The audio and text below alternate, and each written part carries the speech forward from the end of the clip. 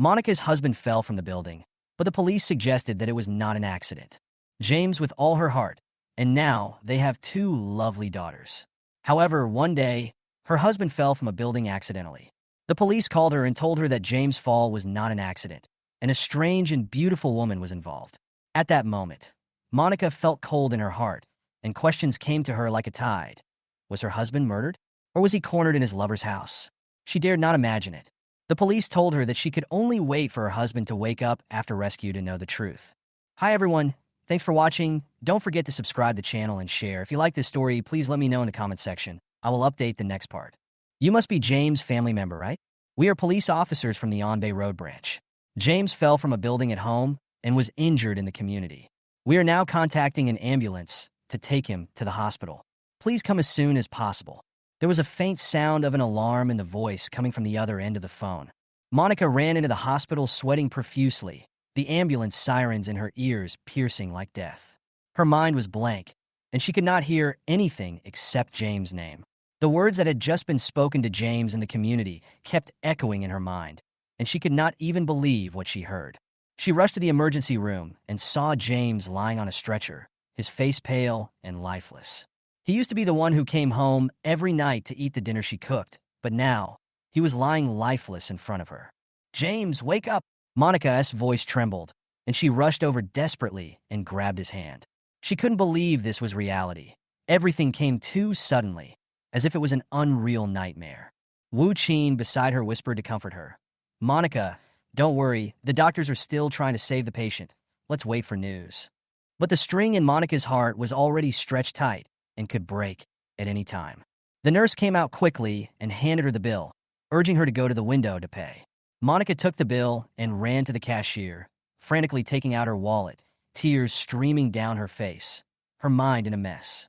It all happened so fast. From the moment she received the call until now, she had no time to react, not even the chance to take one last look at James.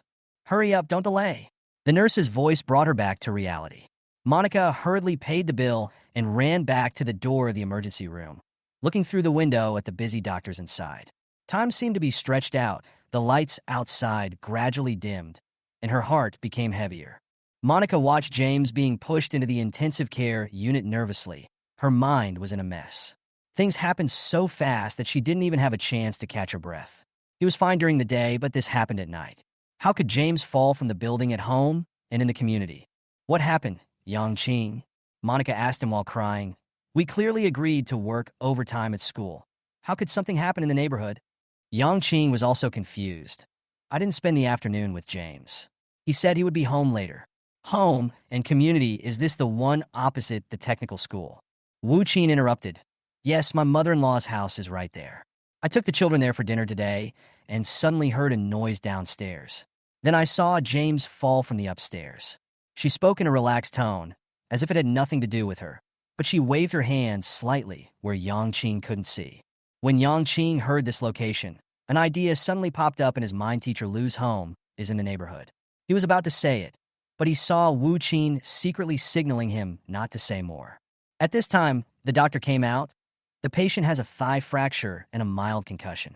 He will be transferred to the intensive care unit first, and surgery will be arranged as soon as possible." After the doctor gave the instructions, he asked Monica to go through the formalities, while Wu Qin and Yang Qing pushed James to the intensive care unit. Along the way, the sound of wheels echoed in the corridor, and the atmosphere was so oppressive that it was hard to breathe. After James was pushed into the ICU, Yang Qing couldn't help it anymore and whispered to Wu Qin, "Do you know something? Did he have an accident at Teacher Lu's house?" Wu Qin hesitated for a moment, but finally said, "Yes, everyone downstairs saw it, saying that James jumped from the third floor. They were at Teacher Lu's house at the time, and James was caught by her husband jumping out of the window.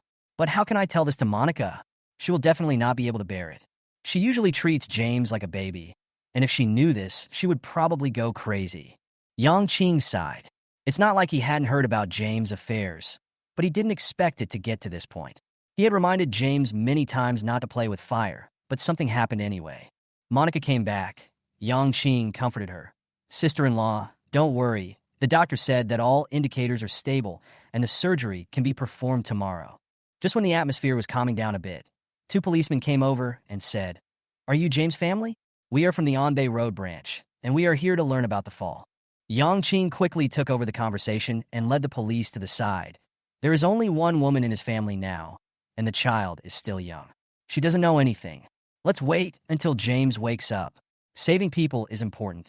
The family members are already devastated enough. Don't stimulate her anymore. The police looked at Monica and finally nodded. Okay, let's wait until the patient wakes up. Mom, why haven't you come back yet? The daughter's voice came from the other end of the phone. Monica covered her mouth and burst into tears. Wu Qin took the phone and comforted her softly.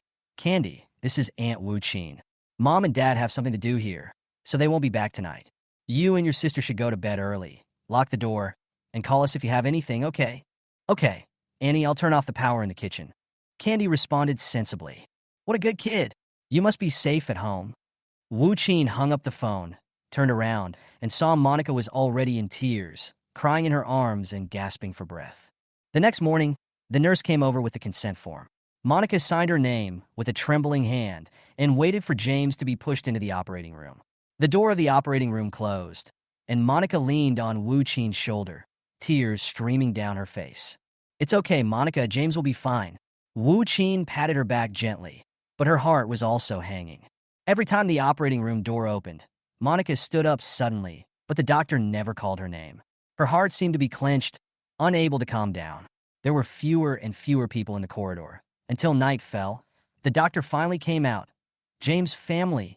Monica rushed forward, holding the bed rails tightly with both hands, and her tears fell on James' bed sheets.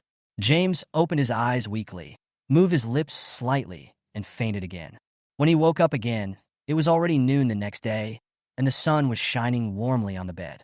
James turned his neck and felt it was so heavy that it seemed not his own. He reluctantly moved, and the slight movement woke up Monica, who was lying on the bed. You're awake. Does it hurt? Monica stood up quickly and frantically tucked him in, but she couldn't help but let her tears fall again.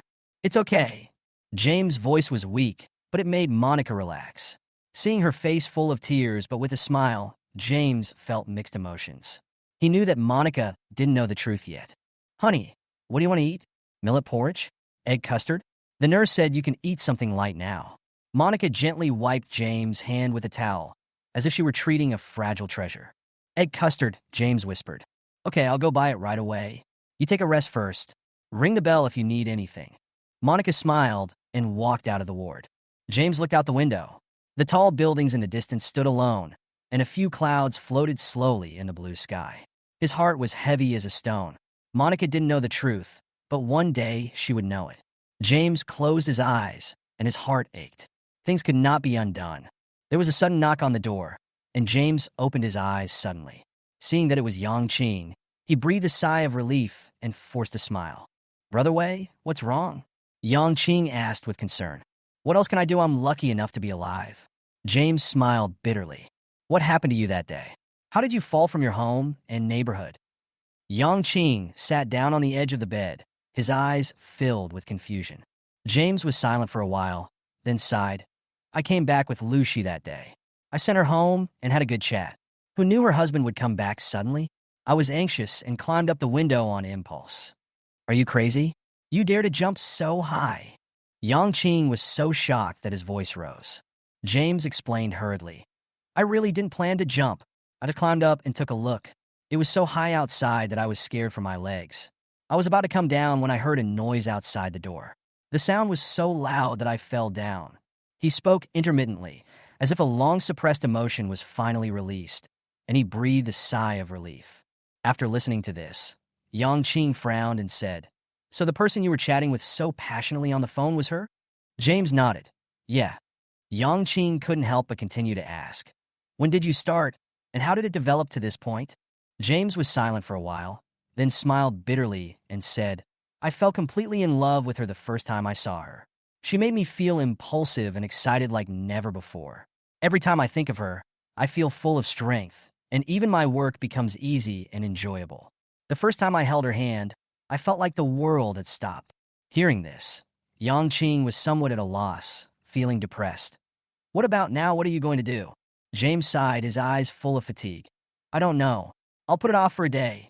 At this moment, the door was pushed open with a creak, interrupting the conversation between the two. When James saw the person coming in, his face changed instantly, his expression was complicated, and he barely managed a smile. Yangqing turned around and looked in the direction of James' gaze, and saw Lu Shi, wearing a white dress, holding a box of milk and fruit, standing timidly at the door. The atmosphere in the room suddenly became heavy, and no one spoke. Yangqing broke the silence, stood up, straightened the stool, and said softly, "Teacher Lu, please sit down." He took the fruit and milk from her hands and put them on the table. Lu Shi forced a smile, slowly sat down, lowered his head, and rubbed the corners of his clothes nervously with his hands. That day, after I got off work, I heard that the balcony light at home was broken, so Teacher Wei went up to help fix the light. He didn't have a ladder, so he stepped on the windowsill, but he lost his balance and fell down. When I came back, I realized something had happened. Lu Shi's voice was low, full of guilt and uneasiness. Yangqing's heart trembled, knowing that this was the excuse that Lu Shi and her husband had discussed. So she continued, "Teacher Wei was also kind-hearted to help, and didn't expect this to happen. Colleagues help each other, and everyone will understand." James's expression relaxed slightly. His tense expression loosened. The corners of his mouth twitched slightly, and tears welled up in his eyes. He hesitated for a moment, but still asked the question in his heart. "Is he still home?" Lu Shi lowered his head, his voice weak but firm. "He moved out, asked for 100,000 yuan, and asked me not to ask about his affairs anymore." James felt a pain in his heart. Tears welled up in his eyes. "Lu Shi, I'm sorry. I made you feel wronged." At this time, Yangqing looked at his mobile phone, stood up and said, "Sister-in-law will be back soon. I'll go out to pick her up." After that, he patted James on the shoulder, looked at him meaningfully, turned and left. At the elevator entrance, Monica smiled happily and came over excitedly with a lunchbox in hand. "Yangqing, let's go back. I bought James his favorite egg custard." Yangqing suppressed the complicated emotions in his heart and responded with a smile. "Teacher Lu is here too, so it's a good opportunity for us to sit together." "Teacher Lu is here? That's great." Monica quickened her pace. When the two returned to the ward, Yangqing deliberately walked heavily, pushed open the door, and said loudly, "Sister-in-law, Teacher Lu happened to be here to visit relatives, and came to see Brother Wei, by the way." "Oh, Teacher Lu, I'm so sorry to have made you run all this way." Monica greeted him with a smile, hurriedly put down the things in her hands, turned around, and went to the bathroom to wash her hands and prepare to feed James. Lu Shi stood up uncomfortably, clasping her hands together, looking a little overwhelmed. Monica chatted with her while she was busy. "Teacher Lu, you were so polite. We really appreciate you coming to visit us." Yangqing watched all this silently, feeling heavy in his heart. He knew that behind this seemingly calm scene, there were too many unspeakable secrets.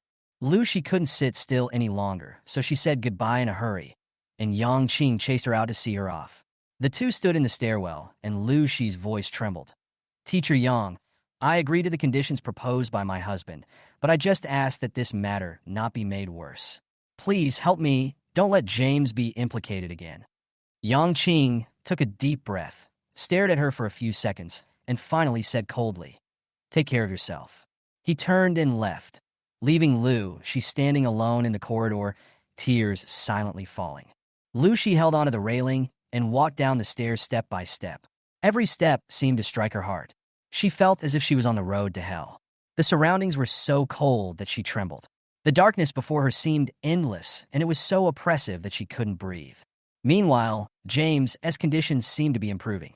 After regaining consciousness, he explained to Monica casually, "I want to help a colleague change a light that day. I was standing on the windowsill, and I lost my balance. I got dizzy and fell down. I'm sorry to have worried you, honey." Monica had tears in her eyes and held his hand tightly. You were so kind-hearted, but you fell like this. Why didn't anyone come to see you? You were so heartless." James chuckled and consoled her.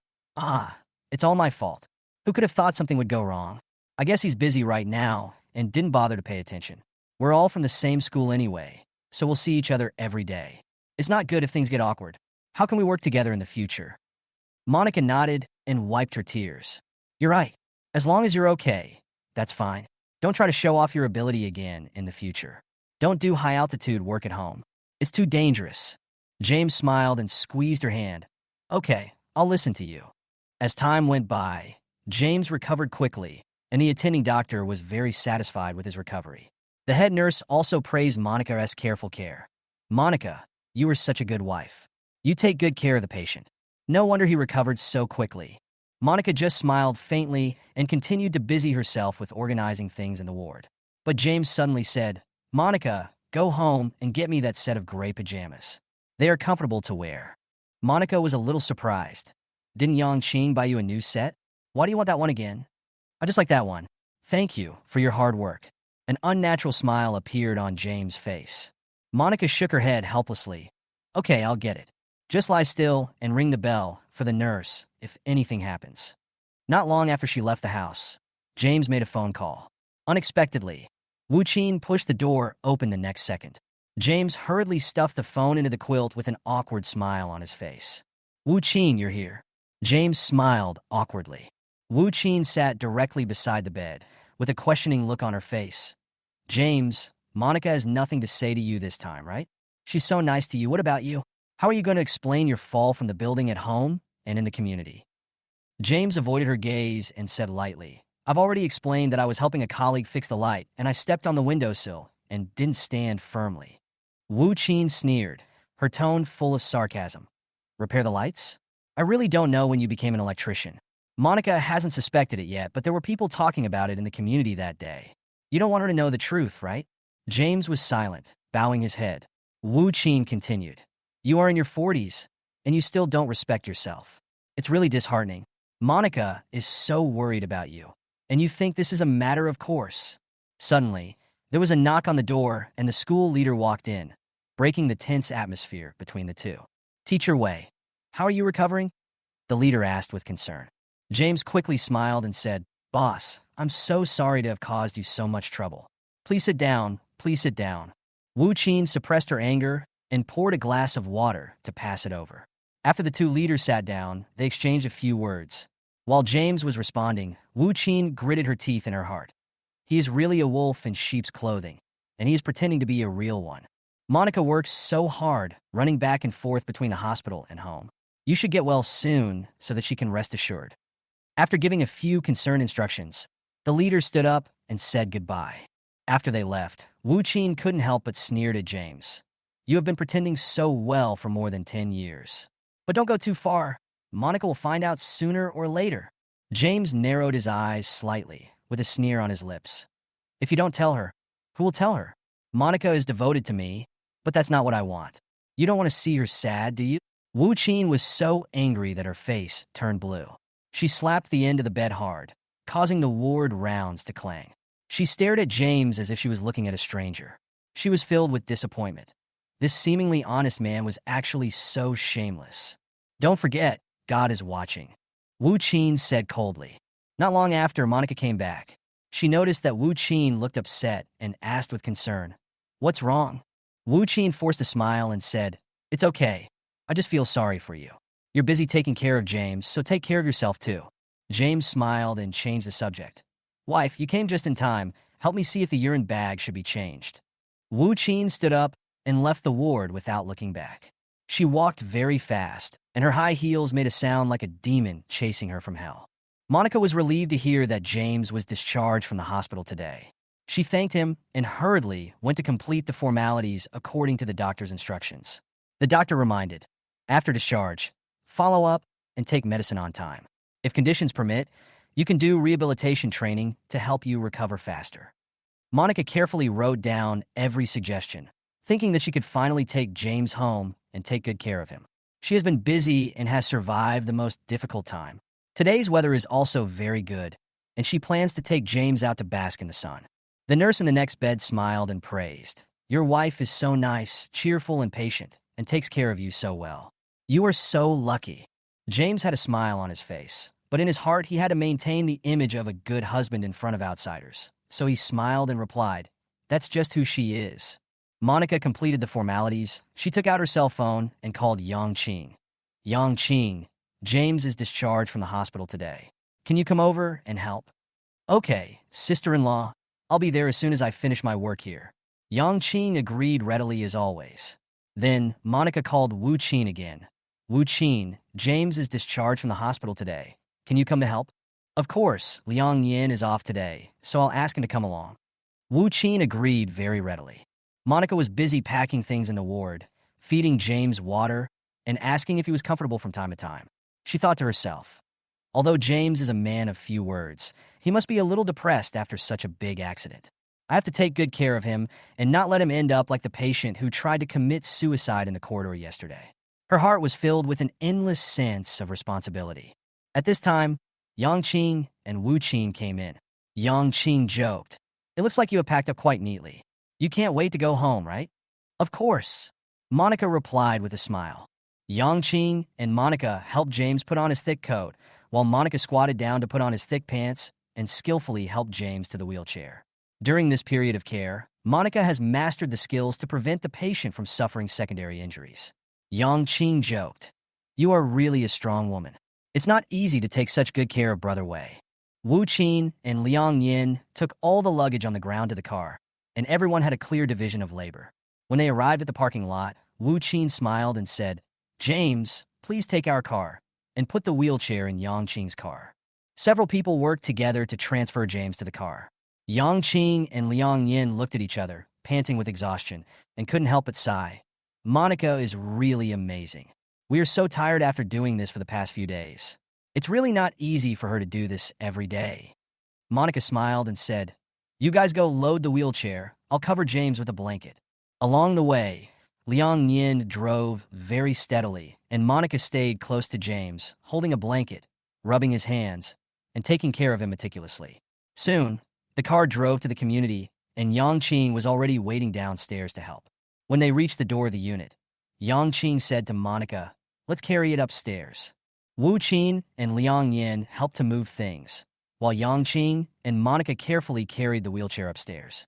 Although the process was a bit difficult, everyone cooperated with each other and smiled all the way to carry James to the fourth floor. Monica opened the door, put James on the bed, and smiled and asked everyone to sit down. Yang Qing and Liang Yin went downstairs to get the remaining luggage, stood in the community, lit a cigarette, and started talking about James. Liang Yin couldn't help complaining. "You know about James, right? Our Wu Qin has been very angry about this these days and thinks Monica is working too hard." "I know. I've advised him before, but he just wouldn't listen. I didn't expect it to cause such a big thing." Yang Qing sighed helplessly. Wu Qin said that he has no intention of repenting and looks like a smug villain. "Monica is really not worth it." Liang Yin shook his head. "I hope he can change his mind this time. Otherwise, Monica will have a hard time." Yang Qing took a puff of cigarettes silently, his tone full of worry. The two returned upstairs and saw Wu Qin and Monica busy in the kitchen. They also sighed at the strength and patience of these women. Monica, who had just entered the kitchen, looked at Wu Qin and said with a smile, "Thank you so much for your help. Are you exhausted?" Wu Qin sighed. "Monica, you are so soft-hearted. James is like this, and you are still so worried." Monica smiled and said, "He is my husband after all. It is my duty to take care of him." At the same time, in the living room, James' mother, Aunt Jean, suddenly came in and saw the two of them on the balcony. She leaned against the shoe cabinet to change her shoes, muttering, "This kid didn't even tell me when he came back. I had to ask the neighbors to find out." Monica came forward and said, "Mom, James just came back and is resting in the bedroom." Several people looked at each other, knowing that the war between mother-in-law and daughter-in-law was about to begin again. Sure enough, Aunt Jean entered the bedroom and rushed over as soon as she saw James lying on the bed. "James, what's wrong with you?" "Let me see," James hurriedly advised. "Mom, be gentle, my legs hurt." Aunt Jean looked at her son distressfully. "Look how thin you have become." Wu Qin rolled her eyes beside him. "She is so plump and white. How can she lose weight?" She couldn't help but laugh.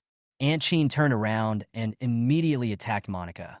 "Monica, how can you be a wife? You didn't even tell us that a healthy person was injured like this." Monica hurriedly explained, "Mom, I didn't tell you because I was afraid you would worry. The doctor said he's recovering well. Don't worry."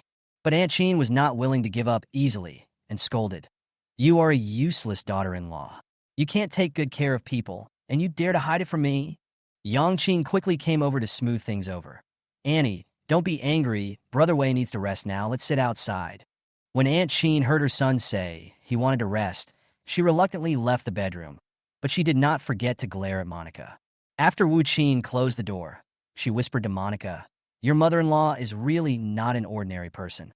You have to be more careful." Monica smiled helplessly. "It's okay. I'm used to it." The kitchen was busy, while in the living room, Aunt Qin was still nagging about James. Yang Qing and Liang Yin were trying to persuade her, while secretly feeling lucky that the storm had finally calmed down. Chapter 10. My daughter's class teacher called. After returning home, Monica's life almost revolved around James. She cooked all kinds of delicious food, massaged him, fed him medicine, and even went to the hospital to learn rehabilitation techniques, and came back to do rehabilitation training for James every day. James' recovery speed was faster than expected. He was able to stand up on his own and even walk slowly with the help of something. Summer was gradually fading away, the weather was getting cooler, and there was a drizzle the night before, with a slight chill in the air. At night, James tossed and turned because of the pain in his legs. Monica massaged him and felt distressed when she saw his pain, until James finally fell asleep. "Don't go, don't go!" James suddenly shouted, grabbing the quilt tightly, and Monica was so scared that she quickly turned on the bedside lamp and patted his face gently. James, wake up. Are you having a nightmare?" James was sweating all over. He opened his eyes and looked dazed. "Yeah, I was dreaming. It's okay. Go to sleep." Monica stopped asking questions and carefully opened the quilt he was holding tightly and let him lie down again. After James fell asleep again, Monica laid down tiredly. But James couldn't fall asleep again for a long time. He opened his eyes and looked at the ceiling. His mind was not at home. Lu Shi's tearful appearance during the hospital stay kept lingering in his mind. He remembered that day she cried silently, and he was so heartbroken that he couldn't breathe. These days, he secretly found the bank card with 100,000 yuan in it, tied it to his mobile phone, and transferred the money to Lu Shi just to make her husband stop bothering her. Thinking of this, he felt mixed emotions, as if an unsolved nightmare was haunting him. In that dream, Lu Shi was grabbed by her arm by her husband, struggling desperately, but he was powerless to save her. A truck rushed over, and the scene was so terrible that he broke out in a cold sweat. He secretly decided that he must recover as soon as possible so that he could see Lu Shi again and give her the first cup of milk tea in autumn. Monica, who was standing by, had no idea of the turbulent waves in her husband's heart. After dawn, she made breakfast, gave him medicine, and went out to buy groceries as usual. As soon as she left, James immediately took out his phone, opened the food delivery app, and ordered Lu Shi's favorite white peach milk tea. Monica was busy picking vegetables. She received a call from Candy's class teacher. Candy's mother, "Hello, I am Candy's class teacher. I want to communicate with you about something recently." Hearing about her daughter, Monica immediately became nervous. "Teacher He, please speak." Teacher He said earnestly. "Recently, Candy often hangs out with some classmates who have poor grades, and there are also people outside the school involved. I want to remind you that adolescent children are in a rebellious period and need guidance from their parents." Monica was surprised. Her grades have dropped? Although the homework can be completed, it is more sloppy than before. Teacher He explained patiently. Monica became nervous when she heard this. "Thank you for reminding me. I will talk to her." After hanging up the phone, Monica returned home with a heavy heart and immediately told James, who was sunbathing on the balcony, about the situation. Hearing about the child, James couldn't help but frown. "When did it happen?" "Maybe it's just that I've been busy taking care of you recently and didn't pay much attention." Monica felt a little guilty. James thought for a moment and said, "Ask the kids on the weekend." "Don't worry." Monica nodded, but still felt uneasy and decided to wait until the weekend to have a good talk with her daughter. Time flies, and it's weekend. In the evening, Candy and Angela came home from school and shouted as soon as they entered the door, "Mom, we're back." Monica poked her head out of the kitchen and responded with a smile. "Hurry up and change your shoes and wash your hands. We'll be eating soon. I made a big meal for you today." The family sat around the dining table. Candy saw the pickled chicken feet on the table and shouted excitedly, "Mom, this is my favorite." She reached out, grabbed a chicken foot, and started to eat it. Monica gently reminded, "Your father hasn't even started eating yet. Please be polite." "Mom, this is home. There's no need for so many rules." Candy said this while crossing her legs while chewing on a chicken foot. Monica shook her head helplessly and picked up some cabbage vermicelli for Angela and braised fish for Candy. The whole family was happy, but Monica was worried about what Teacher He said and planned to talk to her daughter after dinner. After dinner, Angela obediently helped her mother clean up the dishes, while Candy lazily lay on the sofa playing with her phone. Angela whispered, "Sister, can we make a video call to Grandpa and Grandma?" Candy rolled over impatiently, mumbling, "Well, you're such a good girl." The two sisters turned on the video and chatted with their grandparents for a few words. After hanging up the phone, the grandfather hung up the video and looked at his wife next to him. The children are all grown up and you are the grandmother. When the children call to say hello, you should at least respond. Excuse me, your attitude is wrong. Children and grandchildren have their own blessings. Just live a comfortable life. What's the point of you always interfering? Is it wrong for me to want a grandson? You saw that Wei Ming was injured. The fortune teller said that she would bring bad luck to her husband, and you said it was superstition. Look, it has come true this time. I haven't settled the score with her yet. I will talk to her after Wei Ming gets better. Aunt Chin put down her phone and said angrily, "You always can't understand. You didn't tell us that Wei Ming was injured because you were afraid that we would worry. Now that we got home, you saw that Li Ying was busy running around, taking care of him eating, drinking, defecating, and urinating. A woman carrying Wei Ming back and forth has become thinner. It's not easy. Wei Ming himself said that he fell down when he was injured, and it had nothing to do with Li Ying. Why do you have to blame her?" The old man really didn't understand. For more than 10 years, his wife has become less and less fond of Li Ying, their daughter-in-law. "Don't worry about it. I know what's going on." Aunt Chin took her cell phone, changed her shoes, and went out to dance square dance. Only my mother is still in the dark. "Sister, why don't you talk to Grandpa and the others? Don't you miss them?" Wei Tian asked her sister in a low voice in the bedroom with the door closed. "Yes, occasionally. But when I think of Grandma, I don't want to talk. Didn't you see she was sitting next to Grandpa just now? I could hear the sound of Douyin. Did she talk to you? She doesn't want to pay attention to us, so why are you trying to please her? You are the same as Mom. You are careless and a soft persimmon that can be bullied." Wei Chi was lying on the bed playing with his mobile phone. She knows we are good to her, and she gradually starts to like us. Grandma has a sharp tongue, but a soft heart. When Mom and Dad are not at home, doesn't she come and take care of us on weekends? Wei Tian said as she flipped through the ancient documents. "You know shit. Mom told her that Dad was temporarily teaching and she had something to do, so she begged her to come, and she only came to see us on weekends. But what has she done for us? Did we wash our own clothes? Did we brush our own shoes? Did we go downstairs to buy meals? Did you even mop the floor? Tell me, besides having another person in the family, what else did she do? And since I can remember, can you feel how much she loves us?" But Mom said she is Grandma. Wei Tian watched her sister debate with a lack of confidence. "It's true that you are the same as Mom.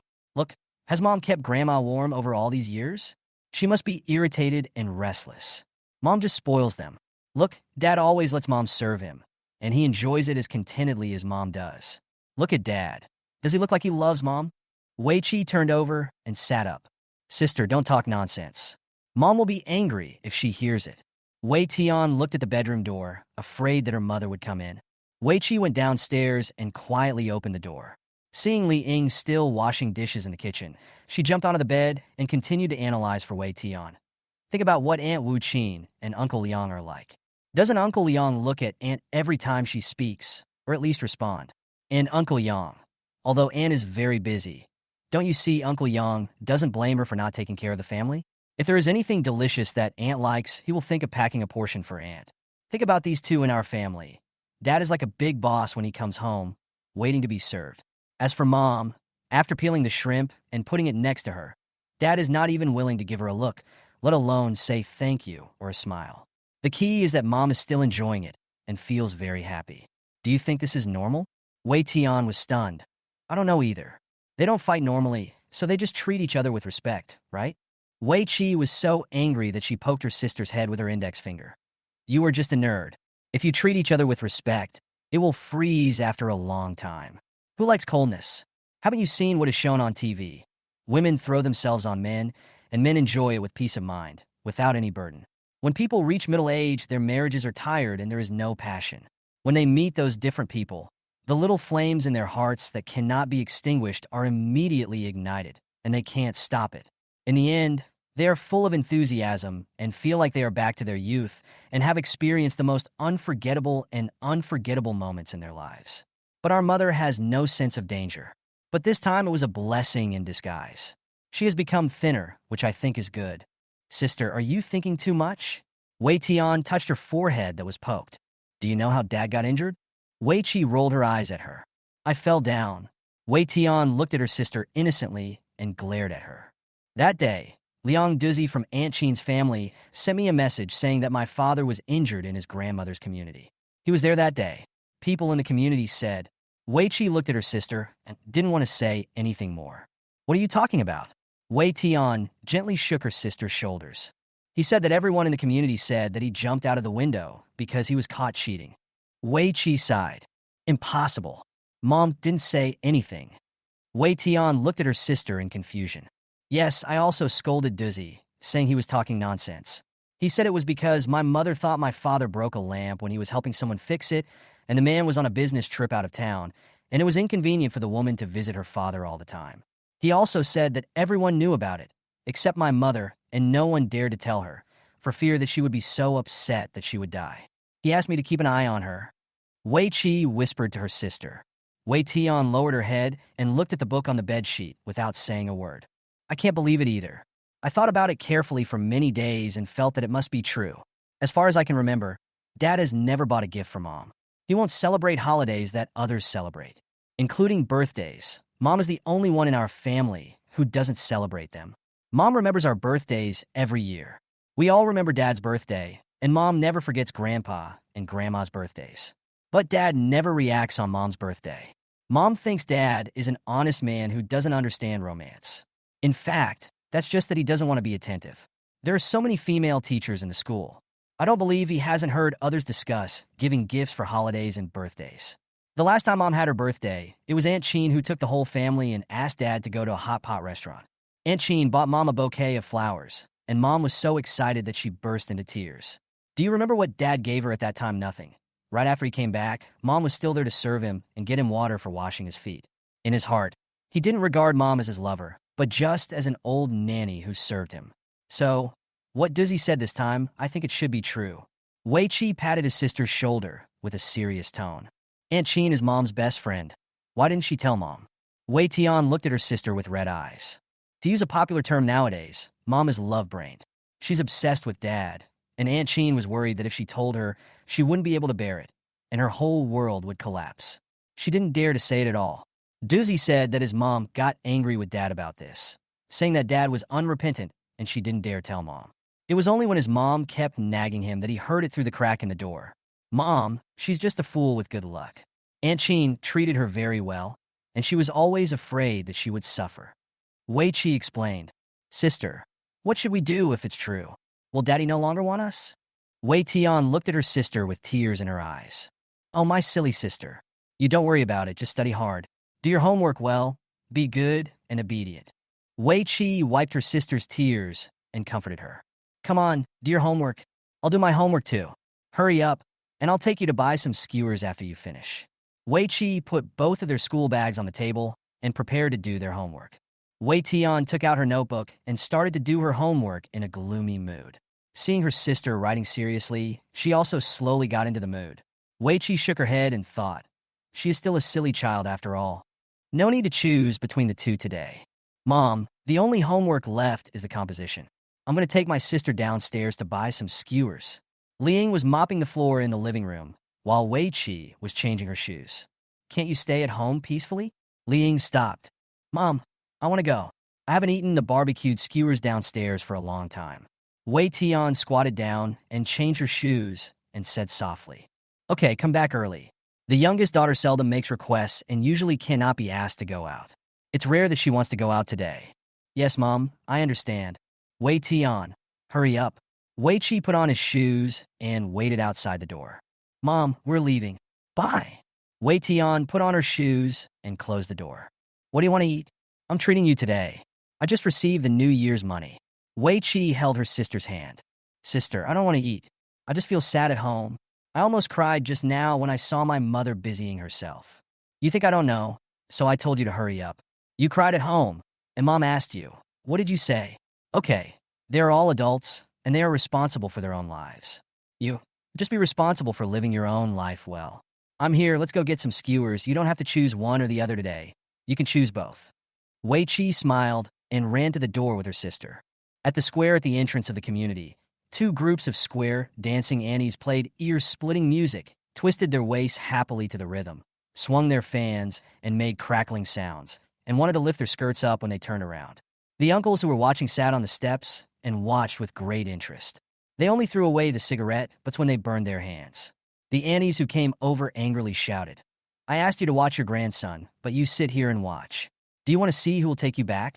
The old man stood up, smiled awkwardly, and followed the old woman to chase his grandson. At night, the kebab shop moved the operating table to the door, with various vegetables and kebabs placed in front and 2 pots of hot oil in the back. Wei Chi and her sister went straight to the stall. "Hello, uncle. Hey, you're here. What are you choosing today?" The boss greeted with a smile. "Today I'm treating you. Let my sister choose whatever you want." Wei Chi turned his head proudly, making the boss laugh.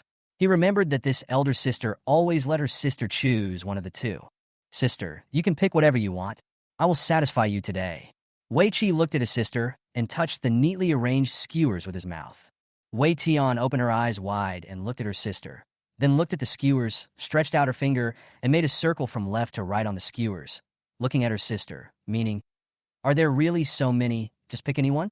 Wei Chi nodded vigorously and stretched out his right hand in a gesture of invitation. "Go ahead." Wei Tian slowly picked a bunch of oyster mushrooms and a bunch of chicken fillets. She turned her head to look at her sister standing next to her with her hands in her pockets and pointed at the bean curd skewers with lettuce. "If you want to eat, just take it.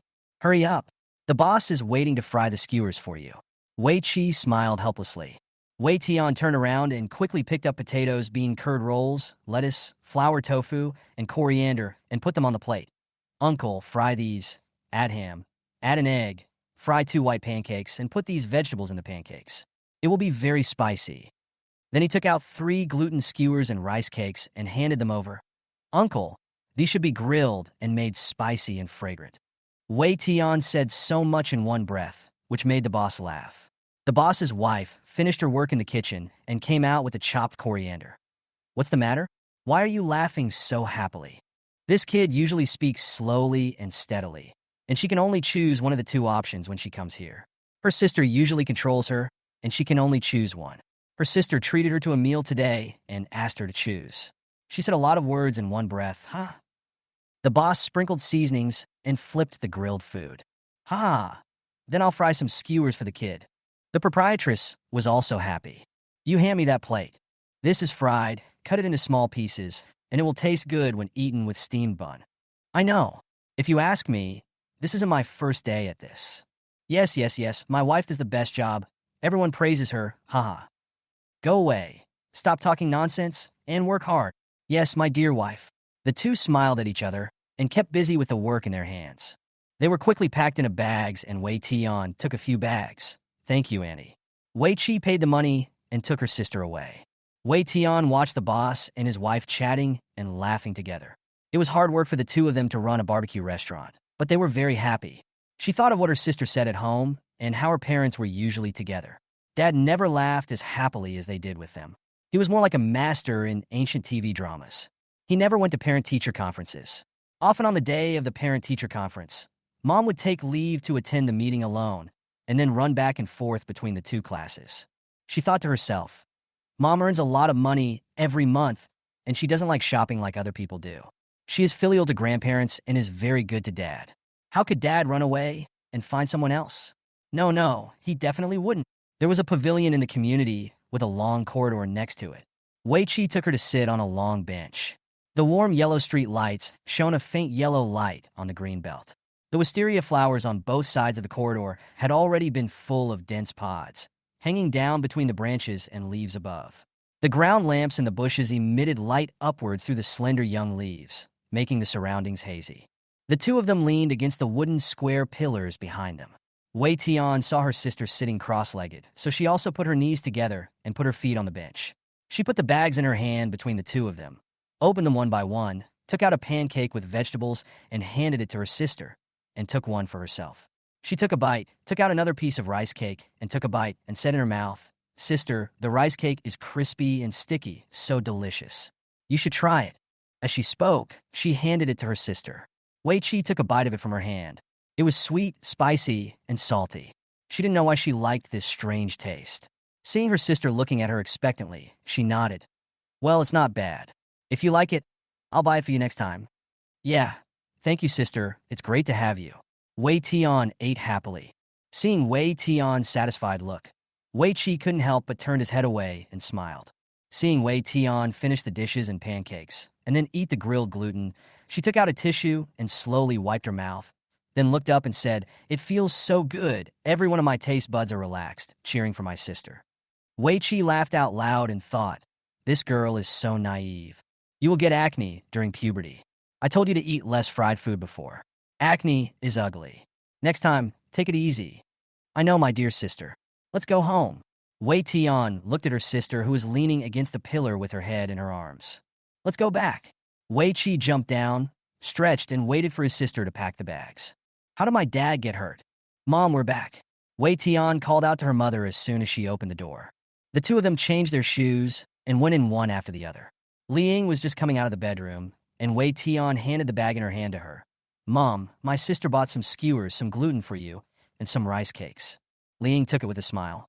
"Why are there still some left today?" "No, I bought it especially for you.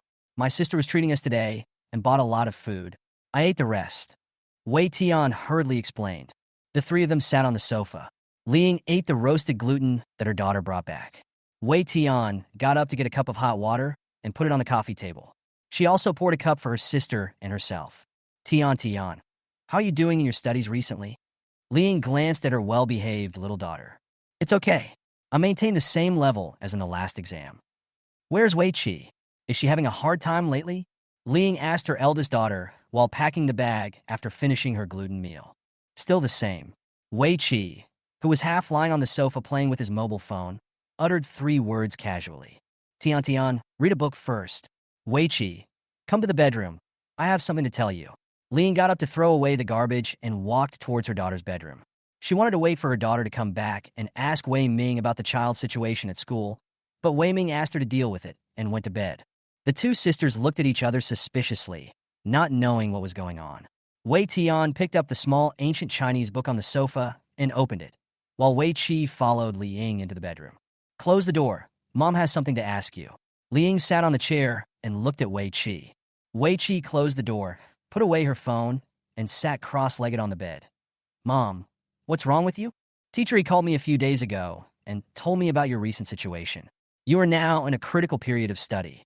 Whether you can be admitted to a good high school has already determined the direction of your future life. How can you hang out with those poor students?" Ling looked at Wei Chi with a look of disappointment. Wei Chi said nothing. Seeing her daughter silent, Li Ying continued to speak earnestly. "You have been smarter than Wei Tian since you were young, but you have to use your brain in the right way, on studying, and not ruin yourself, you know? Your sister is focusing on studying. I don't worry about that. I'm just worried that you won't study well. You will graduate in half a year. If you don't work hard now, you will regret it in the future and you will have nowhere to cry." "Mom, don't make a fuss. I know my studies well, and my grades won't be bad." Wei Chi said perfunctorily. "What's the fuss? You play with those kids and people from society. Do you know what those people are thinking?" Li Ying was very angry. "What are you thinking? Don't I have to grow up? Won't I face it? It's just that the time has come earlier." Wei Chi argued. "What do you think about all day? Huh? I sent you to school, not to let you do whatever you want." Li Ying couldn't help but raise her voice. "Mom, take care of your own life and stop finding fault with me all the time." Wei Chi looked at her roaring mother and shrugged helplessly. "What's wrong with me? Am I lacking food for you or clothes for you? Oh, tell me." Li Ying felt that she was trying hard to control the burning anger in her heart. "We all have hands and feet. We don't need you to serve us like a maid every day. I don't want to live like you in the future." Wei Chi stopped looking at her after he finished speaking. "I served you wrongly, didn't I? Ah, what else do you want to do? You're so young, but you've become so independent and picky, right?" "Wei Chi, I'm doing this for your own good. Don't be ungrateful." Li Ying finally couldn't resist the urge to scold. "You keep saying that everything is for our own good, but have you ever asked us? Is this what we want? Then tell me now, what do you want? I want you to speak out something fancy today." Li Ying asked her daughter with her hands on her hips. "Mom, I just want to ask you one thing. How did my dad get injured?" Facing Li Ying's questioning, the stubborn Wei Chi did not back down. "Let's talk about your own business. What does it have to do with your father's injury? Stop talking nonsense." Li Ying felt that her blood pressure was rising rapidly because of Wei Chi's anger. "Do you not want to face the reality? Or have you never thought about this problem at all? What are you talking about? You're becoming more and more rebellious. Mom, for so many years, you never doubted anything my dad said. Let me tell you, his injury was not caused by slipping while changing a light bulb. Would he be able to change the lights and faucets at home? The light on the balcony has been there for 3 months, so you should go to the property management to find tools to change it yourself. Besides, why didn't the other party come to visit him at home after he was injured while helping to change the light bulb? Did he pay for his medical expenses? He was out fooling around and was blocked at home, so he couldn't jump out. It's a pity that you still take care of him day and night, and Grandma still scolds you for causing his injury. Others are worried about you, and I feel sorry for you. Wei Qi mustered up the courage to say these words, not daring to look at Li Ying's face again. I don't allow you to slander your father like this. A slap woke Wei Qi up and also woke up the angry Li Ying. For a moment, Wei Qi felt sad and aggrieved. Li Ying looked at her daughter helplessly, touching her right cheek with tears rolling down her cheek, regretting her impulsiveness. Mom, you hit me? Did I say something wrong? Wei Qi cried angrily. Wei Qi, it was wrong for me to hit you, but think about what you said. Is it appropriate to say that? Li Ying asked, trying to calm herself down. Mom, I'm telling the truth. Wei Qi stood there neither humble nor arrogant. What is the truth? Li Ying asked her with trembling lips. Do you know what people in Liang Duzi's community said? Didn't the police go there at that time? And later went to the hospital. Do you think they were all idle? That's because someone called the police to sue him. As for why there was no movement later, you can ask them yourself. Things are far from that simple. Either they were paid to keep the mouth shut, or the other party's family was really afraid of losing face, so they didn't make a fuss. Wei Qi looked at the ground steadily, speaking word by word. How do you know all this? Li Ying's mind was in a mess. If you have time to worry about me, you should worry about yourself and your life. You are my mother, and I just don't want you to be kept in the dark. I can't stand their attitude towards you. They enjoy your service, but they also bully you in a condescending manner. When you have time, go to the community and ask around to find out how my father was injured. It would be best if these are just rumors.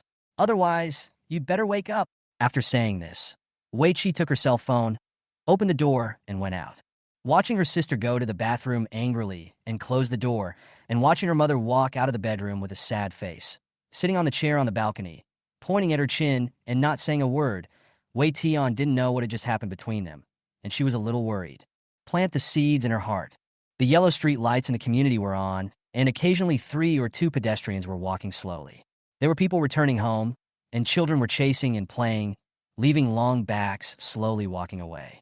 Li Ying recalled when was the last time her family took a walk together. After thinking for a long time, she actually had no memory. It must have been a long, long time ago. The children had grown up and no longer needed her to hold their hands.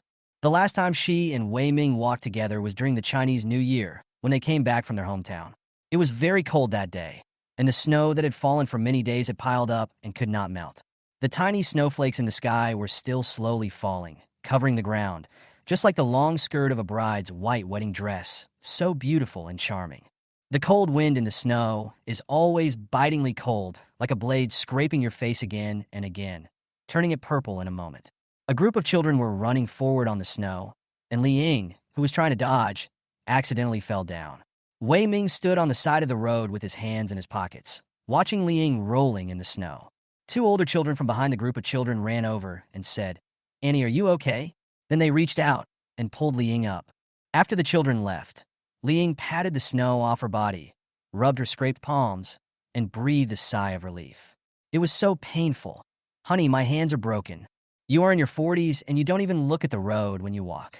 After saying this, Wei Ming walked home on his own, without caring at all that she was injured. Really? What a straight man. Li Ying staggered forward and chased after him. A child downstairs was riding a bicycle in the community like the wind, and a woman screamed, ah. Li Ying, who was in a daze, looked in the direction of the sound and saw a man who had protected the woman behind him and grabbed the bicycle. The boy was also very scared and just stood there apologizing. The man waved his hand to let him go. Then he pulled the woman's hand up and looked around, probably to say hello. Li Ying could only see the woman's back and couldn't hear what she said. She just watched the man holding her hand and walking away. What a familiar scene, but the ending is so different. In the past, Li Ying always felt that she had to be a good wife and mother, and that men were everything to her. It seemed that the shadow of an ancient lady lived in her bones. Wei Qi's words tonight deeply hit her, and she was overwhelmed with a myriad of thoughts, unable to calm down. In this quiet night, she suddenly wondered, did she really do something wrong all these years? Mom, drink some water. Wei Tian handed over a cup of hot water and put a small blanket on her mother's knees. Sit there, Tian Tian. Mom wants to ask you, what kind of life do you want in the future? Liang held the cup of water, and the warmth slowly spread to her palms. I want to be a psychologist, with an office with floor-to-ceiling windows, facing the sun, and a bamboo forest outside the window. When the wind blows, the sound of the bamboo poles colliding with each other is like a piece of music. The bamboo leaves move with the wind, and their shadows fall on the gray carpet in the office. The shadows float like a natural ink painting. I will heal many people who are suffering in their hearts here and lead them to the bright sunshine. Wei Tian raised her head and fantasized about the beautiful scene in her mind and her future with a smile on her lips. Mom believes that you can do it. From today on, you will work towards your goal, and Mom will not interfere with you. Originally, I was thinking, when you and your sister grow up, come back after graduation to take the civil service exam, have a stable job, find a good family to marry and have children, and live a stable life for the rest of your life. I never asked you what kind of life you want. Maybe I am really too selfish and impose my ideas on you. Times are different now. Liang sighed while looking out the window and seemed to have made a great decision. Wei Tian stopped fantasizing and looked at her mother in surprise, who was a little different tonight. Go and see Wei Qi. Help me close the curtains. I'll sit here for a while. Liang told Wei Tian to close the curtains between the living room and the balcony. Wei Tian saw that the light in the bathroom was on, so she walked over and heard the sound of water splashing. She knocked on the door gently. Sister, have you got your pajamas? I'll get you a bath towel. Okay. Wei Qi responded after hearing her sister's soft voice. Wrapped in a bath towel, Wei Qi gently opened the bathroom door and poked her head out to look into the living room. Wei Tian, who was waiting at the door, whispered, Come out, Mom is sitting on the balcony. Wei Qi walked quickly into the bedroom, dried her hair, changed into pajamas, leaned against the head of the bed, and curled up in the quilt. Wei Tian washed up and cleaned the bathroom before entering the bedroom. Sister, what did you and Mom talk about tonight? Wei Tian asked softly after closing the door. Nothing was said. What does a child know? Wei Qi flipped through the book in his hand and didn't want to answer. You are less than 2 years older than me, so don't always call me a child. Mom just asked me what I want to do in the future and said that she had never asked before and would not interfere with me in the future. I think you must have talked about something important. Wei Tian changed into pajamas and got into the quilt. Don't worry, go to sleep. Wei Tian crawled into the quilt and stopped talking. Seeing Wei Qi sleeping on his side, Wei Tian had no choice but to turn off the lights, lie down in the quilt, and slowly close his eyes. That night, the 4 people in the room had their own thoughts. Wei Ming, like he had done in countless days and nights before, stayed in the bedroom and did not participate in the war between the mother and daughter. He did not care about the children's affairs. He was missing the white moonlight in his heart. He didn't know that in the next room, his daughter had already made a scene. Liang sat on the balcony thinking about her life and where she went wrong. Wei Qi tossed and turned, thinking about what would happen if Liang really went to Liang Duzi's community to find out the truth. What would she do? Would she still trust her father as always? And her father would definitely protect another woman? She was a little scared, but she didn't regret it. I can't let my mother be bullied like this for the rest of her life.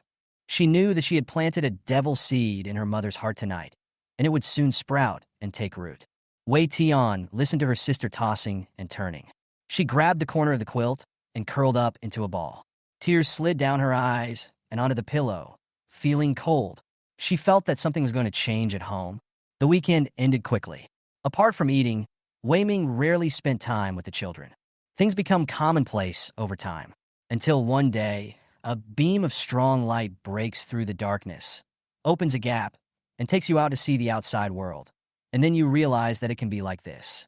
For more than 10 years, Liang had been used to serving the family like this, and she didn't think it was wrong for her husband to do whatever he wanted. After that night, she always consciously or unconsciously compared her husband's behavior with his. She felt very conflicted, the substitute in the dark night. After returning to the community, the 2 of them supported each other and walked slowly towards home. Wei Ming stopped because he was tired. The sky was high and the clouds were light. The sun was warm and shining on the body. There was an orange bench not far away. Liang helped Wei Ming over, and they sat on the bench. The midday sun was warm, On the lawn, a white cat stood up and lifted its tail. It stretched its body and walked a few steps, rolled a few times, lay down and looked around, and then stretched its limbs lazily and fell asleep.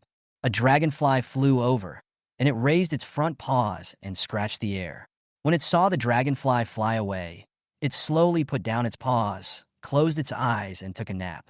The sun is warm on my face, and I look up at the deep blue sky. The community is very quiet. Occasionally, yellow leaves swirl and fall, and the crisp sound makes people relax both physically and mentally. Liying stretched her waist and smiled happily. It had been a long time since she had sat quietly in the sun like this. She turned around and saw Wei Ming looking at the lazy cat with a smile on his face. "Honey, after the checkup today, do you feel a lot more relaxed?" "Yeah." Wei Ming nodded. "Then you should take good care of your injuries and try to recover as soon as possible." Liying smiled and patted the back of his hand. Wei Ming held her hand with his backhand and turned to look at him with a smile. "Maybe it's because I haven't been stared at like this for a long time, or maybe it's because the sun today is really charming. The surroundings are like a fairyland, and the air seems to be full of marshmallows, soft and sweet." Liying knew that she had fallen into this man's eyes again, and the air was filled with a faint floral scent. On the orange bench, two figures leaned against each other.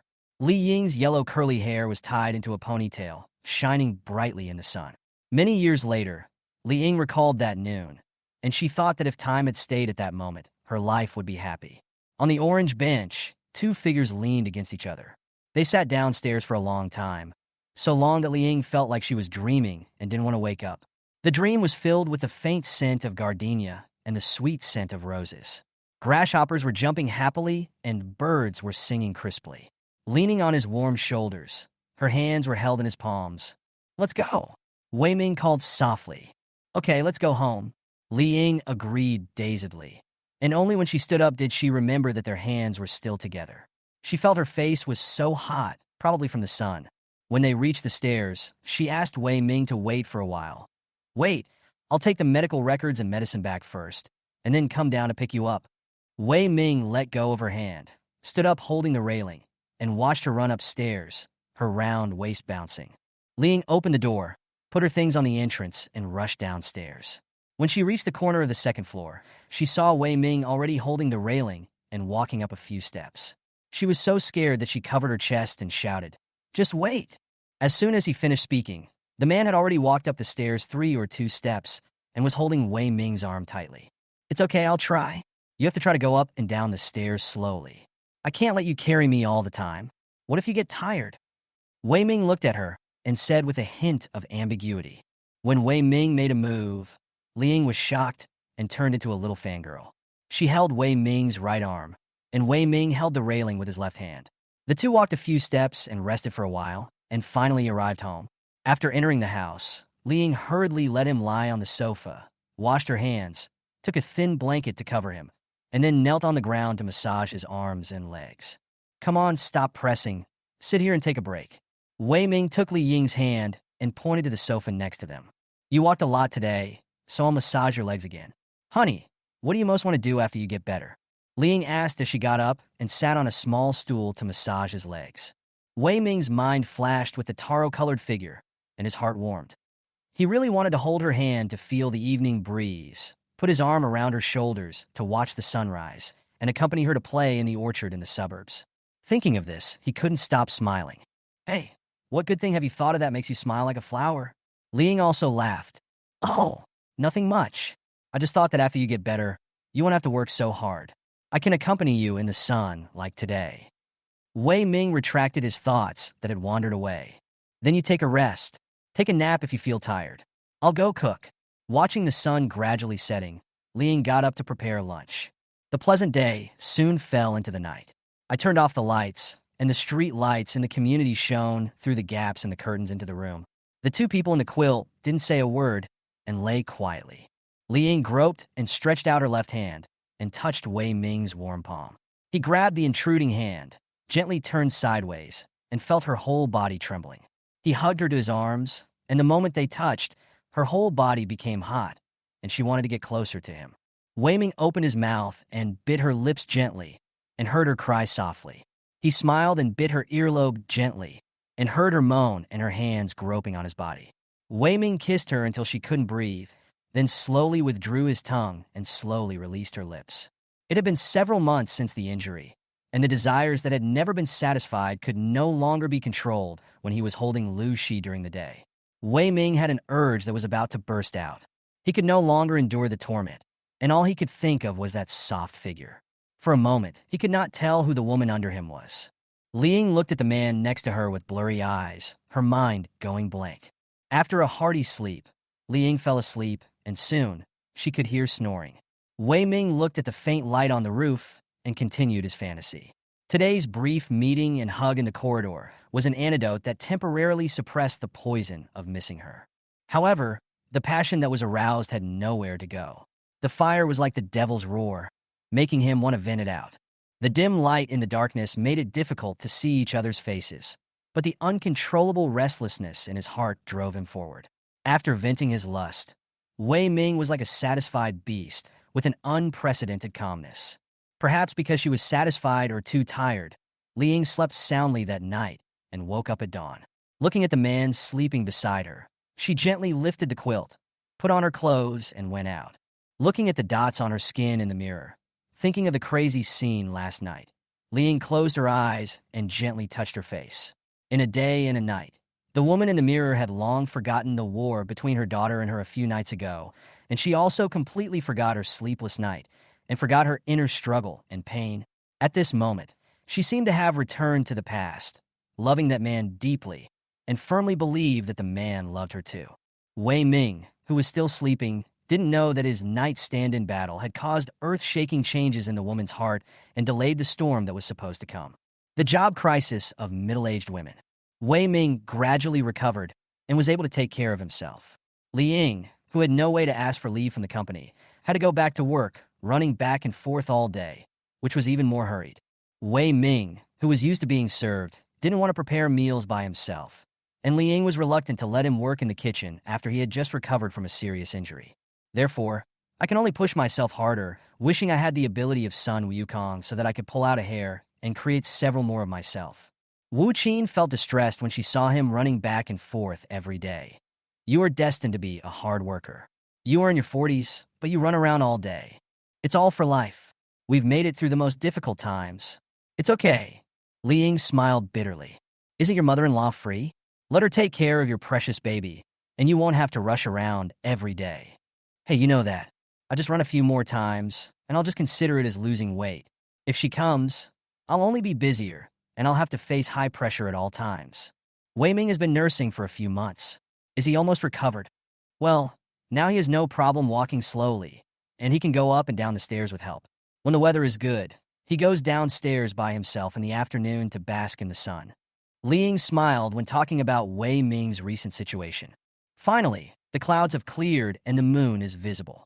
You should worry more about yourself in the future. Let's go out for a chat on the weekend. Thinking of Liang, who has been extremely tired in the past few months, Wu Qin felt angry for no reason. Well, she couldn't say anything. She might as well take her out for a good meal and reward her. Wei Qi and her friends are on holiday at home on the weekend, and I still have to cook for them. Wei Qi is as big as a bean and can take care of himself. You think about the old and the young all day long. Can you please think about yourself? Wu Qin looked at the WeChat message with a look of disappointment. Women are like this, worrying about their lives all their lives. I'm used to worrying about it all the time, and I'm worried. Have you ever thought about this? Children have to grow up, and you can't take care of them for the rest of their lives. Men have hands and feet, and they all work. Why should they expect you to take care of them? If you take care of every detail, they will get annoyed after a long time. Wu Qin really wanted to get in to see what was going on in her best friend's stupid head. Wei Qi also had a quarrel with me about this the other day. How about this? Let's meet and talk about it this weekend. Liang thought of the unpleasant conversation with Wei Qi that night and suddenly wanted to find someone to talk to. It seemed that the uneasiness that had been suppressed in her heart began to show its fangs again. Okay, I'll arrange a place and send it to you later. As long as she agreed to come out, Wu Qin would be happy. Sister Li, are you busy now? Well, the report submitted that morning is archived with you. You can check it out. If the circled areas don't match, you can check them again. Xiao Yang took the form that Li Ying submitted at noon and placed it on her desk, pointing to the places marked with pencil. Okay, I'll take another look. Li Ying quickly put down the phone. Xiaoyang thought about it, smiled, bent down, leaned over her desk and whispered, "Sister Li, this is urgent. Give it to me when you're done. Check it again and print it out if there are no problems. If there are any more mistakes, the director will yell at you." Li Ying is older, and these young people usually respect their seniors in the workplace and kindly reminded her. Li Ying smiled and said, "I see. Don't worry. I promise to do it well and make no mistakes." Just then someone called him. Xiaoyang stood up straight and answered, then turned around and gave Li Ying a gesture of encouragement. Li Ying smiled and shook her head. She opened the file, looked at the data and the corresponding directory, and modified them one by one. She scanned it and thought it should be fine, so she printed it directly. Li Ying took the printed document to Xiaoyang, who happened to be busy handling business for a client. Thinking of how anxious the director was, she said to Li Ying, "Sister Li, I need that document urgently. I can't leave now. After you have revised it, please help me run over and hand it over directly to Director Fong." "Okay, you go ahead." Li Ying turned around and went to Director Fong's office. After a while, Li Ying came out dejectedly, with drooped shoulders, and stood in front of the corridor window, looking at the people and vehicles coming and going outside, unable to move. The scene in the office just now replayed in her mind again and again. Li Ying, as a person who has been on the job for many years, you must know the importance of this form, right? Come, take a look here, and here. You can see obvious mistakes at a glance. How many times have you done this month? You took a few months off for family matters, and everyone helped you share the work at hand, and no one complained. This is difficult, and it is natural for everyone to help each other. But now that you are at work, you should do the work at hand seriously and stop multitasking, okay? Because of your continuous mistakes, everyone has done overtime to rework the work several times. Li Ying, you can't go on like this. You were not like this before. Put the form here and go out and think about it carefully. Director Fong's words were a bit harsh, but when she thought about it carefully, she realized that none of them were wrong. It was all her own fault, and she had implicated everyone again and again. What happened recently? After standing for a long time, she returned to her seat listlessly, sorting out documents aimlessly. Xiaoyang sent the client away, and when he came back, he saw her in a daze, so he took a glass of water and brought it to her. "Sister Li, drink some water." Li Ying looked up at Xiaoyang, forced a smile, took the hot water, and took a sip. "I'm sorry, Xiaoyang, I've caused trouble for everyone recently." "Don't think too much. No one blames you. Problems happen in everyone's family from time to time. You've been too tired in the past few months. Relax, have a good rest, and you'll be fine slowly." Xiaoyang patted her shoulder gently. Li Ying knew that no one would blame her openly, but no one wanted to work overtime again and again because of someone else's fault. Everyone had their own things to do. And if she continued like this, not only would she have no hope of getting a professional title in a few years, she would only be transferred to a low-paying job with no hope of promotion. She was only in her 40s, and there was still more than a decade left. She didn't want to start living a life of waiting for retirement now. For the first time, she felt a sense of urgency about the current situation. Perhaps because of the injury and the accident. Wei Ming cherished her family more and wanted to take better care of her family and give her husband and children the greatest satisfaction. A person's energy is limited, and the balance tilts to the center of gravity of the family. She is always thinking about her family and working day and night, and often she seems to be unable to do her job. Colleagues who entered the company in the same year have been promoted or transferred to other leadership positions one after another, and it has become increasingly difficult for her to move forward in recent years. The children have grown up and now live in the school during the week. They don't need her to pick them up for tutoring on weekends. Li Ying thought, maybe I should really plan my life well. It seems that it's not that they can't live without me, but that I can't live without them, which is hindering me. The Chicken Soup article says, middle-aged women start to look sallow, they have to deal with daily necessities, they frequently make mistakes at work, they have no work plans or arrangements in their minds, and they have begun to enter a semi-dead state. Li Ying feels that this is her current situation. Discovering the cheating WeChat. After get off work, she returned home lifelessly, changed her shoes, curled up her legs, and sat on the sofa, hugging her doll, not wanting to talk or move. Slowly it got dark outside, the lights came on, and the light coming in through the window shone on the curled-up figure. Wei Ming opened the bedroom door and walked out, only to see that there was no light outside and no food on the dining table. He turned on the light in the living room and saw Li Ying sleeping. He was stunned for a moment. When Li Ying came back, he heard the door open. Seeing no one coming into the bedroom, he played with his phone while waiting for dinner. Until now, when it was completely dark and Liang didn't come in to call him for dinner. He put down his phone and walked out. Liang, what's wrong with you? Why aren't you cooking? Wei Ming reached out and shook Li Ying's shoulder. Oh, I fell asleep. Liang sat up slowly, rubbing his face and eyes. What are we having for dinner? It's so late. Wei Ming asked while standing there. Let's order some takeout. I'm not feeling well today. Liang looked at him and searched for her phone, only to find that it was out of battery and turned off. Please sit here for a while. I'm going to charge my phone. I'm turning it off. Liang stood up and walked towards the bedroom. She turned around and asked, What do you want to eat? Let's stir-fry the pork slices. Wei Ming leaned back on the sofa. Okay, Liang responded. Liang walked to the bed, picked up the charger, plugged it in, and waited for it to turn on. She felt dizzy after sleeping for a while. She sat on the edge of the bed and waited. Suddenly, the light of her cell phone came on, which was extremely eye-catching in the dark room. Liang thought her phone was on, so she picked it up and saw it was Wei Ming's phone. Just as she was about to put it down, she saw a message on the screen. Good boy, give me a kiss. Liang held the phone tremblingly and slowly entered the password to open WeChat. She had never checked Wei Ming's WeChat before, so she entered the password from a long time ago, but it showed an error. She tried several commonly used passwords in succession. Wrong password. Liang looked at the 10 numbers on the screen in a panic, and her hands and feet instantly turned cold. At this time, Wei Ming's voice came from the living room. Have you ordered? Liang was so scared that the phone in her hand fell to the wooden floor with a bang. She quickly picked it up, pressed the power button, and placed it next to the pillow. She took a long breath, picked up her mobile phone, looked at the turned-on interface, and forgot about the dizziness she was feeling and became fully alert. Not yet. The battery ran out and I just turned on my phone. Well, I'll go out and buy some. It's faster than takeout. As she said that, she picked up her phone that had just been charged for a few minutes and walked out of the bedroom. I went to the door, changed my shoes, took my money and cell phone, and left. Watching her fleeing figure disappear with the sound of the door slamming shut, Wei Ming was a little confused. She was staggering into the bedroom just now. How come she is so full of energy in just a few minutes? What is Liang made of? Liang outside the door suddenly felt like a deflated ball, leaning against the railing, not knowing what to do. I'm sorry. Hearing the voice beside her, Liang came to her senses and had already walked to the door. She was bumped by someone who came in hurriedly. Oh, it's okay. She walked out expressionlessly.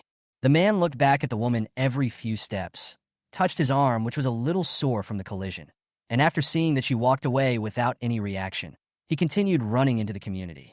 There is a fried pork slices restaurant opposite the community. When she crossed the road, she saw the signboard of a newly opened large pharmacy next to it, which was bright and eye-catching. Hello, what could you order? The shopping guide asked enthusiastically. Looking at the neatly arranged and bright shelves around her, Li Yingkai was surprised to find that she had walked into a drugstore. She looked around. Hello, did you sleep well? Seeing that she didn't speak or look at anyone and looked dazed, the shopping guide asked tentatively. Oh, not so good. Is there any medicine? Li Ying suddenly thought of something. Yes. Do you have any medical history? The shopping guide asked kindly. No, Li Ying answered truthfully. Okay then, come with me. This medicine is effective in treating insomnia and has no side effects. If it is mild insomnia, 1 drop at a time will be enough. This is very safe, 1 pill at a time, 3 pills in a box. The shopping guide took out a very small box of medicine, and through the transparent part of the box, there were 3 transparent particles inside. Is this bitter? Li Ying asked while looking at the instructions. It's colorless and odorless. You can mix it with water before going to bed or drop it directly into your mouth. It's very convenient. The shopping guide explained carefully. After paying in cash, Li Ying went to the fried pork slices shop again and ordered half a pound of fried pork slices, 2 servings of white noodles, and asked the boss to pack a bowl of noodle soup. It was ready soon and packed to go. Li Ying walked quickly towards the community with the meal in her hand. She walked to the pavilion, looked around to see if anyone was passing by, sat on the stone bench, and put the food in her hand on the table. She slowly took out the medicine she had just bought from her pocket and fumbled to take out a pill. The dim street lights in the distance cast shadows of the trees, and the sparse branches and leaves of the wisteria blocked the weak light. She gently opened the lid of the lunchbox, crushed the medicine, and dripped it into the noodle soup. She looked around, her hands moving. She put the medicine skin into the box and closed the lid of the lunchbox. Ling looked around casually, stood up, picked up her things, and walked out of the pavilion. Her back was long under the streetlight. The community was so quiet that she could hear her own footsteps, and occasionally the crisp sound of leaves falling on the cement floor tiles, as if falling on her heart. Ling opened the door, changed her shoes, put the food on the coffee table, and went to wash her hands. Then she went to the bedroom to charge her phone and poured herself a cup of hot water. Wei Ming, who was extremely hungry, opened the lunchbox and added fried pork slices to his noodles. When Liang sat down, he had already started eating. Liang unhurriedly peeled a few fresh garlics for him and placed them on the lid of the lunchbox, and then opened the noodle soup and placed it in front of him. He ate the hot fried pork slices with fresh garlic and drank a mouthful of hot noodle soup. The more he ate, the more delicious it became. After eating and drinking to his heart's content, the bowl of noodle soup with medicine was soon finished. Wei Ming burped contentedly and leaned back on the sofa, stroking his round belly. After a while, Liang saw how sleepy he looked and shouted, "Husband, if you are sleepy, pack up and go to bed." Wei Ming, who was already beginning to feel drowsy, slowly stood up and walked towards the bedroom. He felt his eyelids drooping and soon fell asleep on the bed. Liang drank some water, picked up the lunchbox, garlic peels, and bags on the coffee table, and threw them into the trash can. After brushing her teeth, washing her face and feet, Liang turned off the light and went into the bedroom. She saw Wei Ming lying on the bed with his clothes on, half of the quilt pressed under him. She patted his face and said, "Hubby, get up and take off your clothes before going to bed." The other side of my husband. Wei Ming didn't say a word or move. Liang pulled his sleeves to take off his clothes, then his pants, and pulled the quilt over him. After all this, Liang touched his forehead and found it was damp, and his back was hot, but Wei Ming didn't wake up. After settling Wei Ming down, Liang sat by the bed and took a break. She saw that he was sleeping soundly and showed no signs of waking up. She gently took the phone from the pillow and opened it. She pulled Wei Ming's right hand, stretched out her index finger, and unlocked it with the fingerprint. Soon WeChat opened. She opened WeChat, stood up, and walked to the other side calmly. She sat on the edge of the bed, found the message she saw at night, and slowly flipped through it, breaking her heart bit by bit. "Dear baby, I miss you so much. I want to hold you so much. You are my goddess. I present you the first cup of milk tea in autumn. I'm going crazy if I can't see you every minute. In the years without you, I hypnotize myself, close my eyes, and imagine the air with you. I miss you again, baby. We just met then, and you're missing me so soon? It's hard to relieve the pain of missing you. We just met, I hugged you, and then we separated. I feel like every cell in my body is struggling to follow your footsteps. No, I miss you too much. I want to kiss you. I want to eat you. I'm greedy for you. You were so mean, you rascal. I couldn't breathe at that time. I am only a hooligan to you, and I devote my body and soul to you. Take good care of yourself and wait for you. Okay, wait. Next time I will satisfy you and hear you call for mercy." Liang looked at the chat time.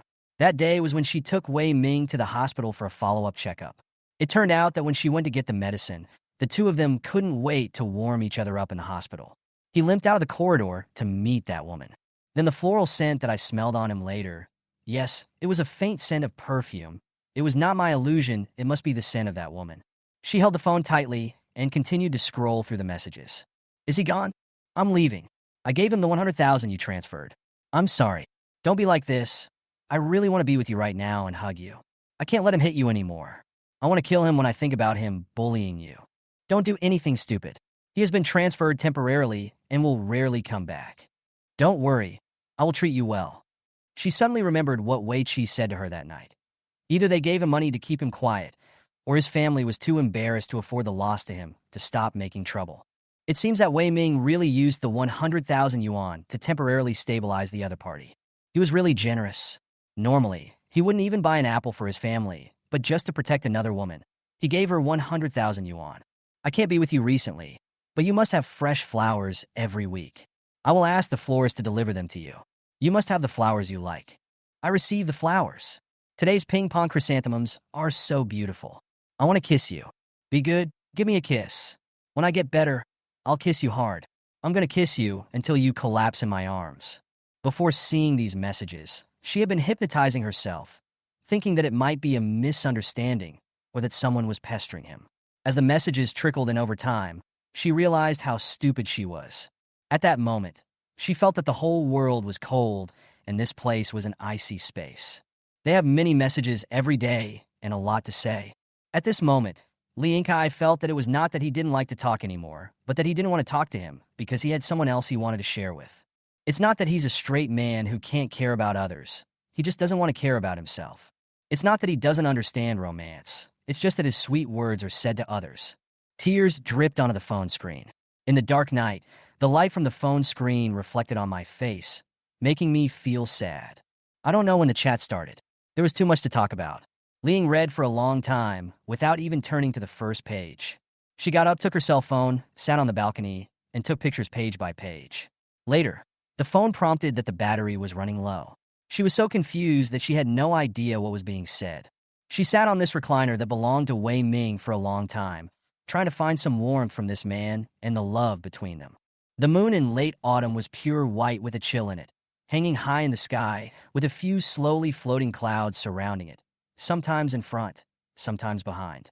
The man sleeping soundly on the bed was clearly very close to her, but at this moment he seemed far away, as if she had never really gotten close to him. Lean got up early and packed up the food as usual and called Wei Ming to get up. "Hubby, get up and eat." "Oh, I slept so soundly last night." "It's really good to sleep when you're tired in spring and autumn." Wei Ming half closed his eyes and stretched lazily. Li Ying's eyes changed, and she took out a pair of clean socks and handed them over. After packing up her things, Li Ying sat at the door, lowered her head, and changed her shoes. "Take your time to eat. It's getting late. I have to go to work." After saying that, she picked up her bag and left. The sound of the door closing was heard, and Wei Ming choked on the egg he had just taken a bite of. He hurriedly picked up the soy milk in the bowl and took a big gulp, then patted his chest and coughed it out, then let out a long sigh of relief. The ordeal made the confused Wei Ming sober up a lot. After breakfast, Wei Ming got up and walked to the balcony of the living room. He rubbed his eyes several times and muttered, "My left eye twitches for good luck, and my right eye twitches for disaster. I choked while eating today, and my eyelids kept twitching. It's so uncomfortable." As soon as he sat down on the balcony, he sneezed suddenly, and his bones were aching. Wei Ming rubbed his nose and said to himself, "Hey, maybe I caught a cold last night." Li Ying, who had left early, called her boss and asked for leave as soon as she walked out of the community. "Director, I'm really sorry about what happened yesterday. I haven't been in a good state recently, and I keep making mistakes. You don't take it so seriously. I'm doing this for your own good. We're already old enough, and if you don't move up, there will be people coming after you. You always make mistakes, and it makes me anxious. You've had a lot of things going on at home lately, and we all understand. But you're not a full-time housewife, and you have to balance your family and work. Don't you agree?" Having worked together for many years, the director was worried sick about this careless subordinate. Some people are more cunning than a sieve, while others are as solid as the large bluestone by the river. Li Ying belongs to the second type. "Director, I understand, thank you. I would like to take a day off today, as I have some things to deal with. I promise that I will work wholeheartedly and seriously when I get to work." Li Ying wanted to do something big. "Well, okay, go ahead. Come back and work properly when you're done." The director agreed without asking any questions. After getting approval, Li Ying hung up the phone and walked to the intersection. She took a taxi to her home and community, leaning back in her seat, watching the tall buildings outside the car window recede. The tops of many leaves on the roadside had fallen off, and the yellow leaves covered the green bushes. The bus passed by, blowing a gust of wind, and the leaves on the branches fell again, being crushed by the speeding vehicles. Some of the fleeing ones flew up and fell down. On both sides of the long road, the sycamore trees were stunningly yellow, different from the green in summer. Only when you lie down in the soil can you be honest. It has been a long time since I have carefully looked at the grass and trees on the roadside. The high-rise buildings that have sprung up like bamboo shoots after a rain, the shops and roads that have been renovated time and time again, and the tall trees that have grown tall without knowing when. Everything is changing quietly, just like the relationship between people is slowly changing. Soon they arrived at their destination. After paying and getting off the car, she was reluctant to enter the community. She stood outside for a long time, looking at the golden words on the door, home and community, feeling mixed emotions. Do you really need to go in and find the truth? Do you really need to ask? Now that I know what I'm going to do, how should I face it? What should I do if I meet the woman I saw on WeChat last night? Should I divorce him? What to do with 2 children? All the problems come to mind, and there is no solution now. Li Ying finally walked into the community with heavy steps. She decided to live her life to the fullest. In the morning, there were old men and women exercising in the community. Liang found a seat near the corner and sat down, watching the old women stretching their arms and legs and dancing. There was only this row of seats here, so when they got tired of dancing and took a break, they sat down next to her. I will feel uncomfortable if I don't exercise for a day. People still need to move around, the aunt in the red coat said, tapping her arm. Yes, they become stiff if they don't move. My old arms and legs are useless. The curly-haired aunt smiled. What nonsense are you two talking about? You're not ashamed to call me old in front of an old woman like me. The gray-haired aunt sneered while pounding her leg, causing several people to laugh. Did you hear any noise last night? I woke up in the middle of the night and heard some people crying and making noise in the neighborhood. Was there another fight in Building 5? I was listening too. I'm old and sleep lightly. I wake up as soon as I hear any noise. It's not safe. Without an elderly person at home, no one is watching over them, so they just do whatever they want. Sigh. The family will eventually fall apart. Who said it wasn't? The wife looked quiet and pretty, but she often came back from outside in the middle of the night, and the man would get angry and scold her. The husband has his own reasons, and the wife has her own reasons. It's hard for a judge to judge family affairs. The incident on the third floor caused such a big fuss last time. We reported it to the police, but later they said it was a misunderstanding and withdrew the case. Who knows what happened? That's right.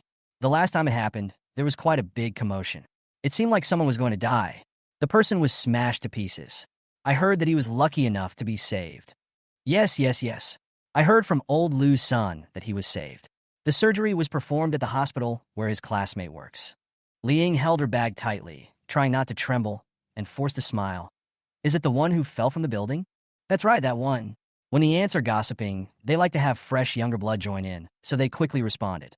What happened at that time? I heard that he fell from the third floor. I came back late that day and overheard a few words at the door. I didn't know what happened. Seeing the aunts respond, Liang continued to ask, enduring the pain in her heart. Hey, you didn't see what happened that day. The man was lying on the ground as if he had died.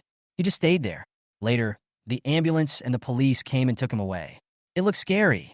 Our grandson had a fever that night. It must have been because of the fear that day. The aunt in red clothes said, pointing in a direction. Hey, that's because the kid was scared and frightened. I was scared when I saw it. It's retribution. That's right. I heard that the man was a married woman with a job, and it was not decent for him to do such a thing. The man caught her red-handed when he came back, and she jumped out of the window out of fear. The man was so angry that he called the police right away. I saw that there was no news later. What happened? Some people said that they all worked in the company and wanted to save face, so they didn't dare to make a big fuss out of fear of being embarrassed, so they just let it go. Some people said that they paid money to settle it privately. Who knows about the twists and turns? Anyway, I've seen that woman being sent back by a man before, so it's probably not a good thing. I've seen it a few times when I was buying groceries. I've seen it too. Once I saw two of them hugging and kissing. The woman was pretty. She looks pretty and doesn't talk much, so she doesn't look like a vixen. Hey, the vixen is still putting a mark on her forehead. The more taciturn she is, the more capable she is of accomplishing great things. Yes, the man is tall. I heard he works in another city and doesn't come home every day. After the incident, he hasn't been seen coming back in the past few months. Have you seen him? No, I haven't seen anyone either. That's right. I'm afraid they're divorced, right? If they get divorced, it's the woman who leaves. Why did the man leave? Well, who knows? Maybe after the incident is past, we can reconcile again someday. There are always big injustices in the family life. Forgive those shameless ones. Hey, after all this commotion, that man probably won't dare to come after this woman again. He almost lost his life. It's hard to say. Some men are only obedient when they lie down in the dirt. Several aunts were still talking about it, but Li Ying sat there blankly without saying a word. She was already very sure. The man who was caught cheating and forced to jump off the building was Wei Ming, and she was the unfortunate victim. She finally understood why Wu Qin had been hesitant in speaking on the phone that night and didn't let her contact others. Later, the police came and left, and then she was busy taking care of Wei Ming, so she forgot about these things. And what Wei Qi said last time, Liang Dizzy knew about it, so he told Wei Qi again, and the WeChat messages he saw. These are all true. Wei Ming cheated on his wife a long time ago. There are some men who are only obedient when they lie down in the dirt. Even though he almost lost his life, it still couldn't stop his enthusiasm. and now he still talks sweetly to me every day. The aunties dispersed, and Li Ying sat like an old monk until the aroma of food slowly wafted from the community. Then she looked around as if awakened. The warm sun shone on her body, but she felt as if she was falling into an ice cellar. Her fingers were cold, and her hands and feet were numb. Her heart felt as if a large lump of ice was stuffed in it, making it heavy and cold. She stood up and felt her surroundings spinning. She held onto the back of the chair to steady herself, and then she heard someone shouting, "Li Ying, why are you here? When did you get here?" "Wu Qin, Annie." She raised her head and saw Wu Qin and her mother-in-law standing not far away. "Go quickly and hold on." The mother-in-law pointed at Li Ying. "Okay, Mom, you wait here first." Wu Qin ran over quickly. Li Ying's legs were shaking so much that she was about to fall. Wu Qin grabbed her arms, let her lean on him, and patted her back gently. "Okay, don't be afraid, let's go." Li Ying calmed down and let Wu Qin lead her away. Her mother-in-law patted her hands and said, "Come on, kid, let's go home." Wu Qin and her mother-in-law, Aunt Lu, accompanied Li Ying on both sides as they slowly walked home. The shadows cast by the sun behind them were very long. How could she be a mistress? After arriving home, Wu Qin helped Li Ying change into comfortable slippers. Aunt Lu washed her hands and made a pot of rose tea for the three of them. "Come, Li Ying, try this flower tea. Drink some tea to warm your body." "Thank you, Annie," Li Ying said weakly after taking the tea. "The aroma of rose tea wafts into my nose, and the light taste is almost imperceptible. After taking a sip, a warm current surges from my throat to my stomach. Come, add another cup. The taste will be stronger. This tea, the first taste is fresh, the second taste is tasty, the third taste is mellow, and after that it gradually becomes tasteless. Drink something quickly. It won't be cold anymore. Your hands are ice cold. My mother is very good at making tea. Sit for a while. I will cook for us." Wu Qin said with a smile while holding Li Ying's hand. "You guys sit and talk, I'll go cook. Mom, you should take a rest." Wu Qin looked at her mother-in-law with some concern, and then looked at Li Ying, who looked dazed. "It's okay. The doctor said it's okay. You guys sit for a while. Li Ying has been busy this year and rarely comes over." Aunt Lu said with a smile. "Li Ying, what would you like to eat at noon? Let's eat together, three of us."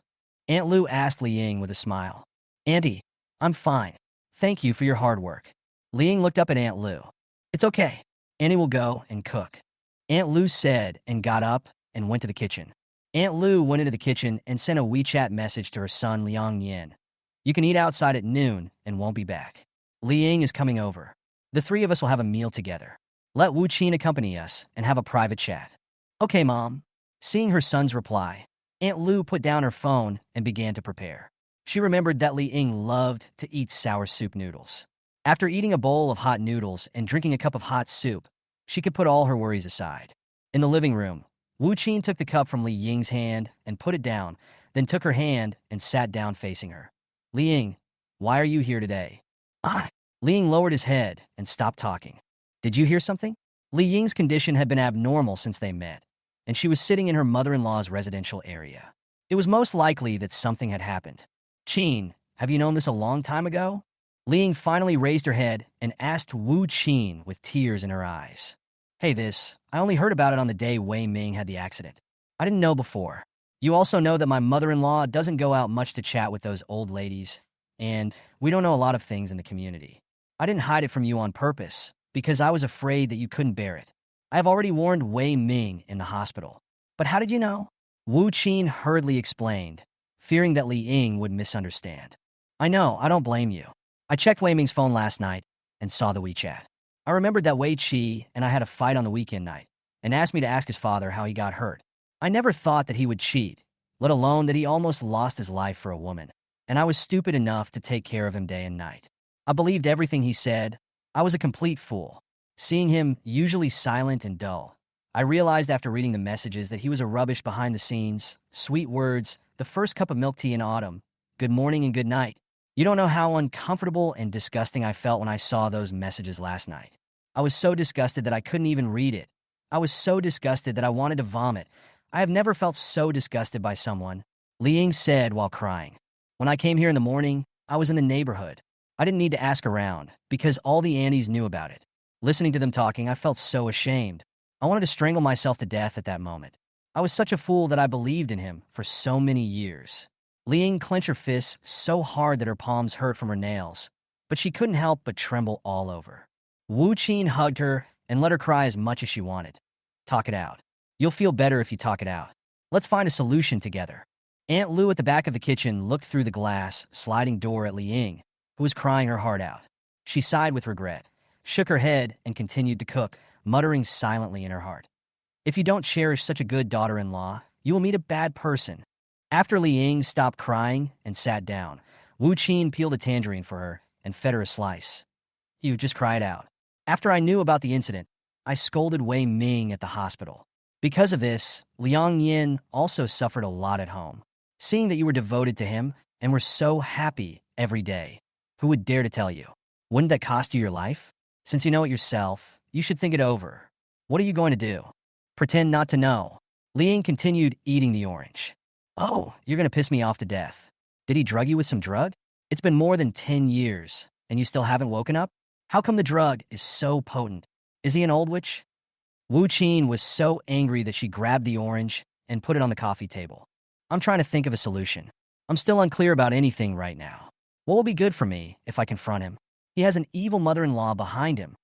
Liang picked up the orange and continued eating. That's more like it. Wu Qin smiled and then asked. Then Wei Ming doesn't know that you know all this about him? He probably doesn't know. Last night, I accidentally found the message on his WeChat and then found that I couldn't unlock it. I did something big. You would never have thought that I could do it. Liang looked at Wu Qin. What are you doing? Wu Qin asked nervously. I took the opportunity of going out to buy food and bought some sleeping pills. I put them in the noodle soup. He drank it and slept like a dead pig. I took his hand and unlocked his phone. I looked at it enough, and it made me sick. Last night, I killed him, and he didn't even know it in his dream. Liang said slowly. You, Liang, you really impress me. You'd better take it easy. It's not worth it to be with a scumbag. For a moment, Wu Qin really couldn't connect the scene on TV with Liang, this carefree woman.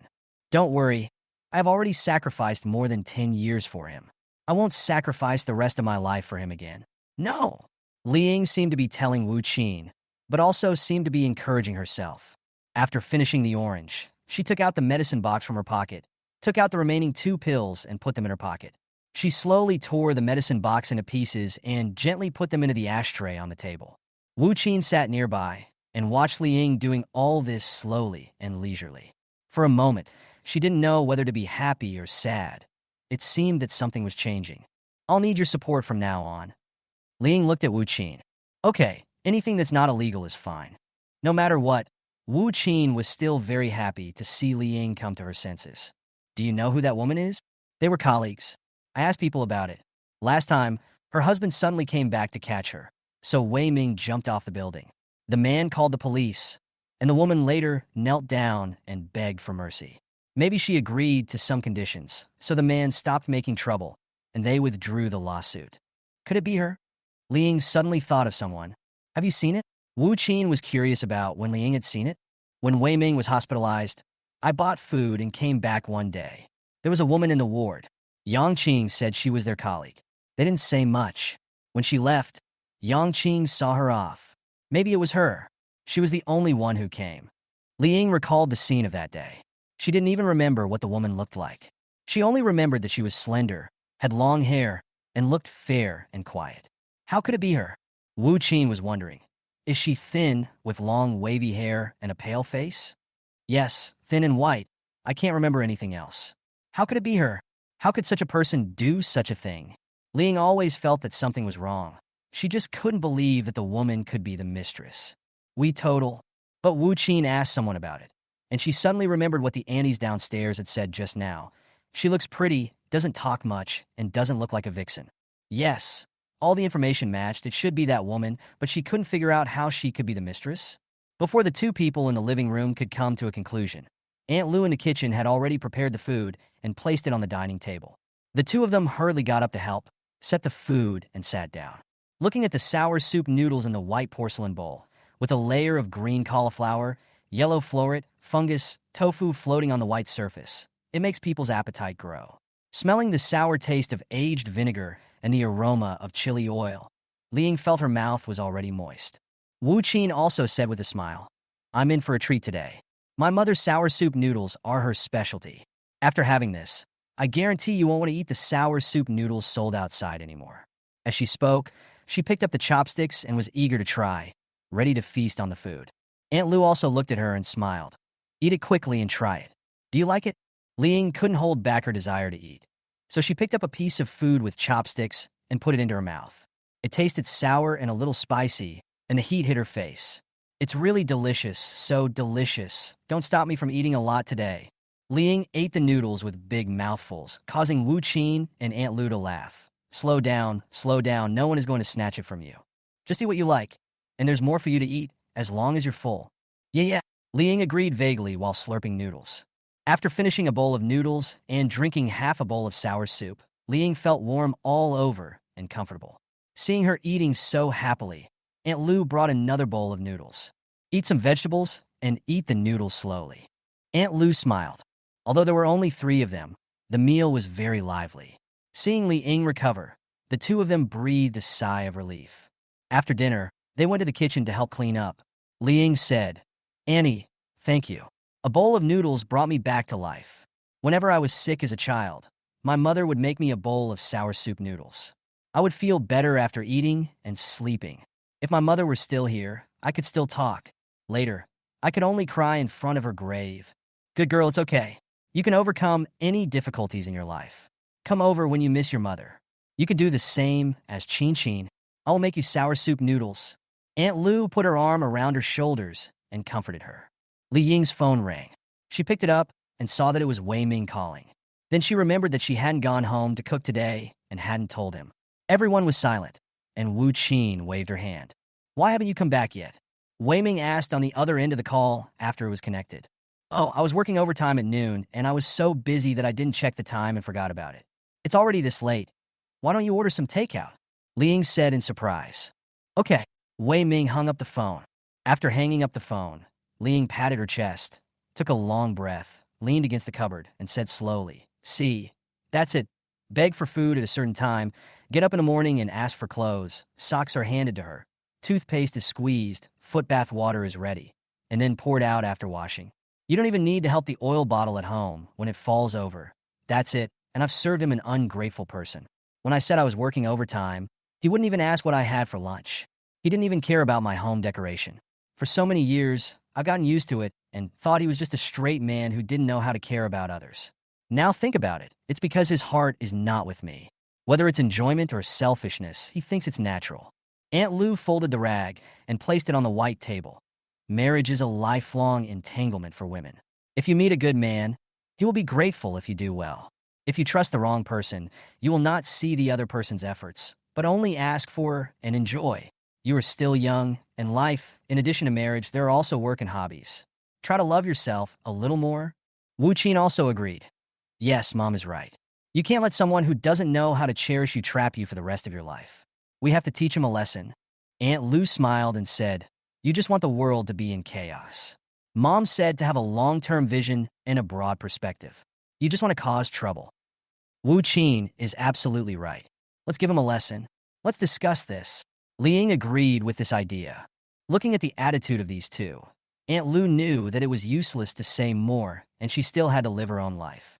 Many people have read many books and understand the truth, but still find it difficult to live a good life. Seeing that the sun was shining brightly outside, Aunt Lu always had the habit of taking a nap.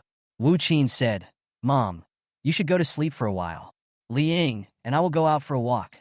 "Okay, go ahead." Aunt Lu's smile is like a spring breeze. Life has not left too many scratches on her. She has a calm temperament, as if nothing can shake her, but she is soft and not sharp.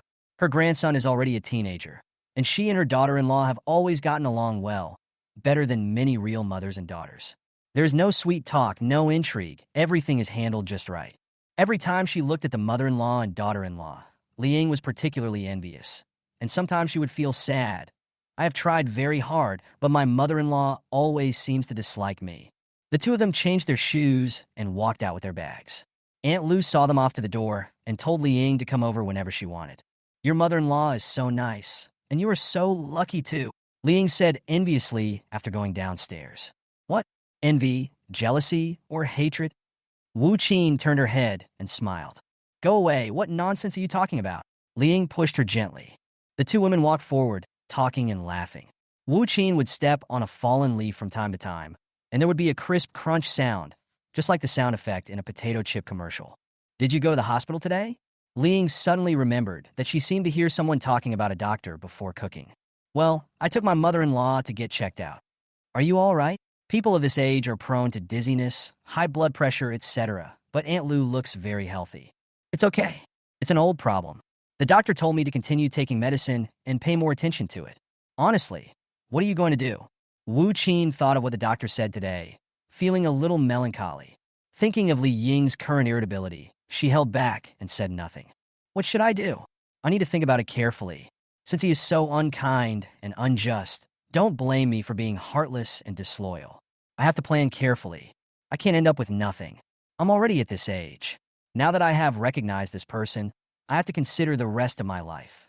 Li Ying looked ahead, as if thinking about something. Do you want to go out and relax? I plan to take my mother-in-law to have a physical checkup. It happened that I haven't taken the annual leave yet, so I did it. Let's go. There's no need to wait for the weekend. Let's do it today. Wu Qin reached out and smoothed her hair behind her. Let's go. I've taken a day off today. I don't want to go home, and I have nowhere to go. I don't want to go to my mother's place and cry in front of her cold tombstone. Let's go have a drink. Li Ying made up her mind to change and give herself courage. I'm a joke. The two went to the bar street and found a bar that opened early to take care of business.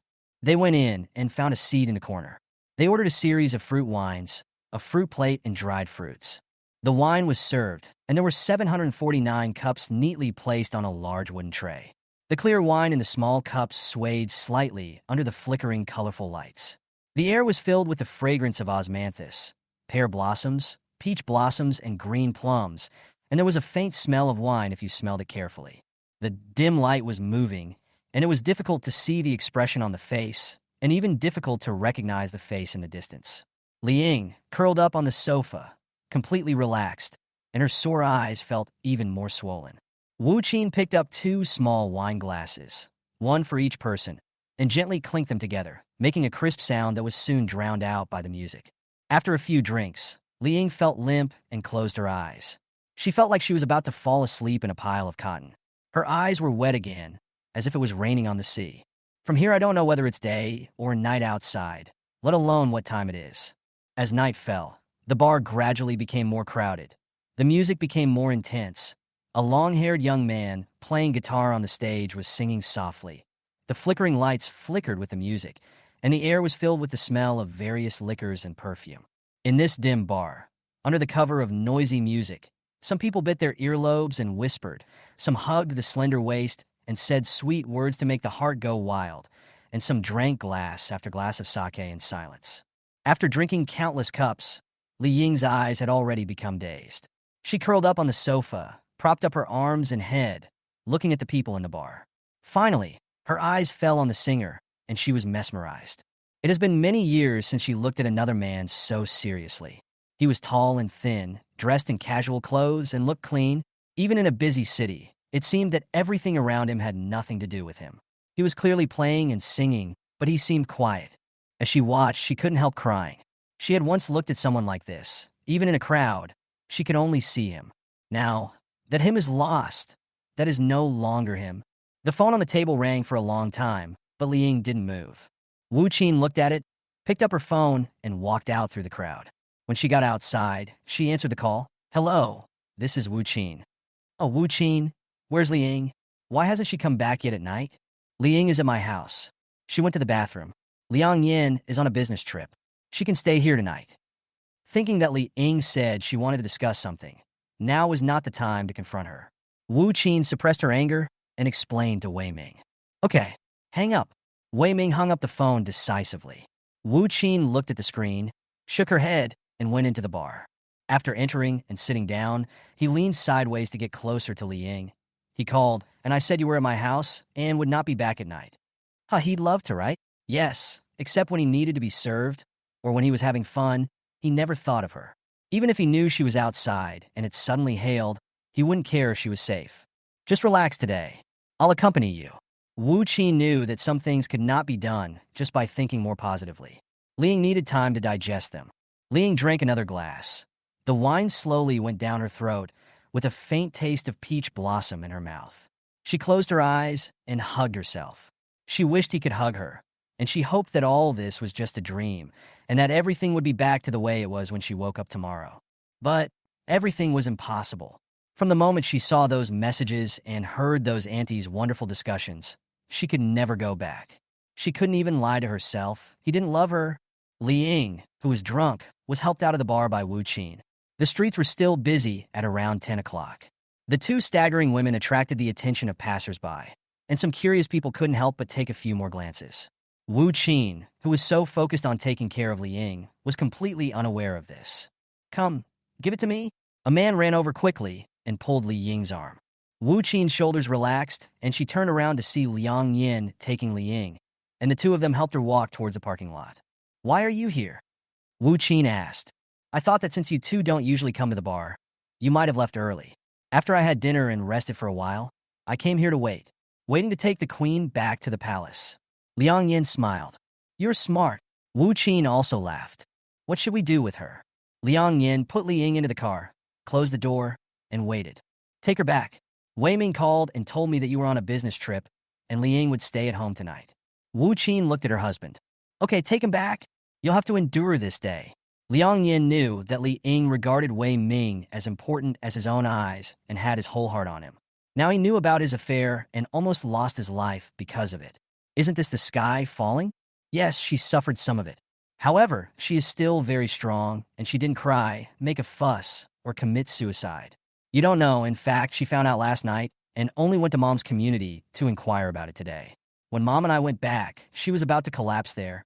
She cried for a while, ate 2 bowls of sour soup noodles, and then seemed like nothing happened again. I was still worried, so I brought her here to drink and let her relax. She sat there and cried blankly without saying a word. It was heartbreaking to see. Wu Qin leaned against the car door and said to Liang Yin, "She's been holding her breath, and she has to digest it herself. Don't worry too much. Li Ying is capable, and she will get over it." Liang Yin touched his wife's head and comforted her softly. After returning home, Wu Qin helped Li Ying lie down, changed her clothes, and wiped her face with hot water. Slowly, Li Ying woke up, and Wu Qin took the hot water in the cup and fed her a few sips. "When I saw you and Liang Yin before, I only thought you were in love." Wei Ming never asked about the family matters, nor did he care about me, but I never noticed anything wrong. It's true that beauty is in the eyes of the beholder. He was all in my eyes, so his existence was beautified with a filter in my eyes. Now when I think about it again, it's so ridiculous. I'm just a joke. Li Ying laughed while crying. "It's a good thing that you can see clearly. How you live in the future depends on your choice. No matter what you do, I will support you." Wu Qin said to her while sitting beside the bed.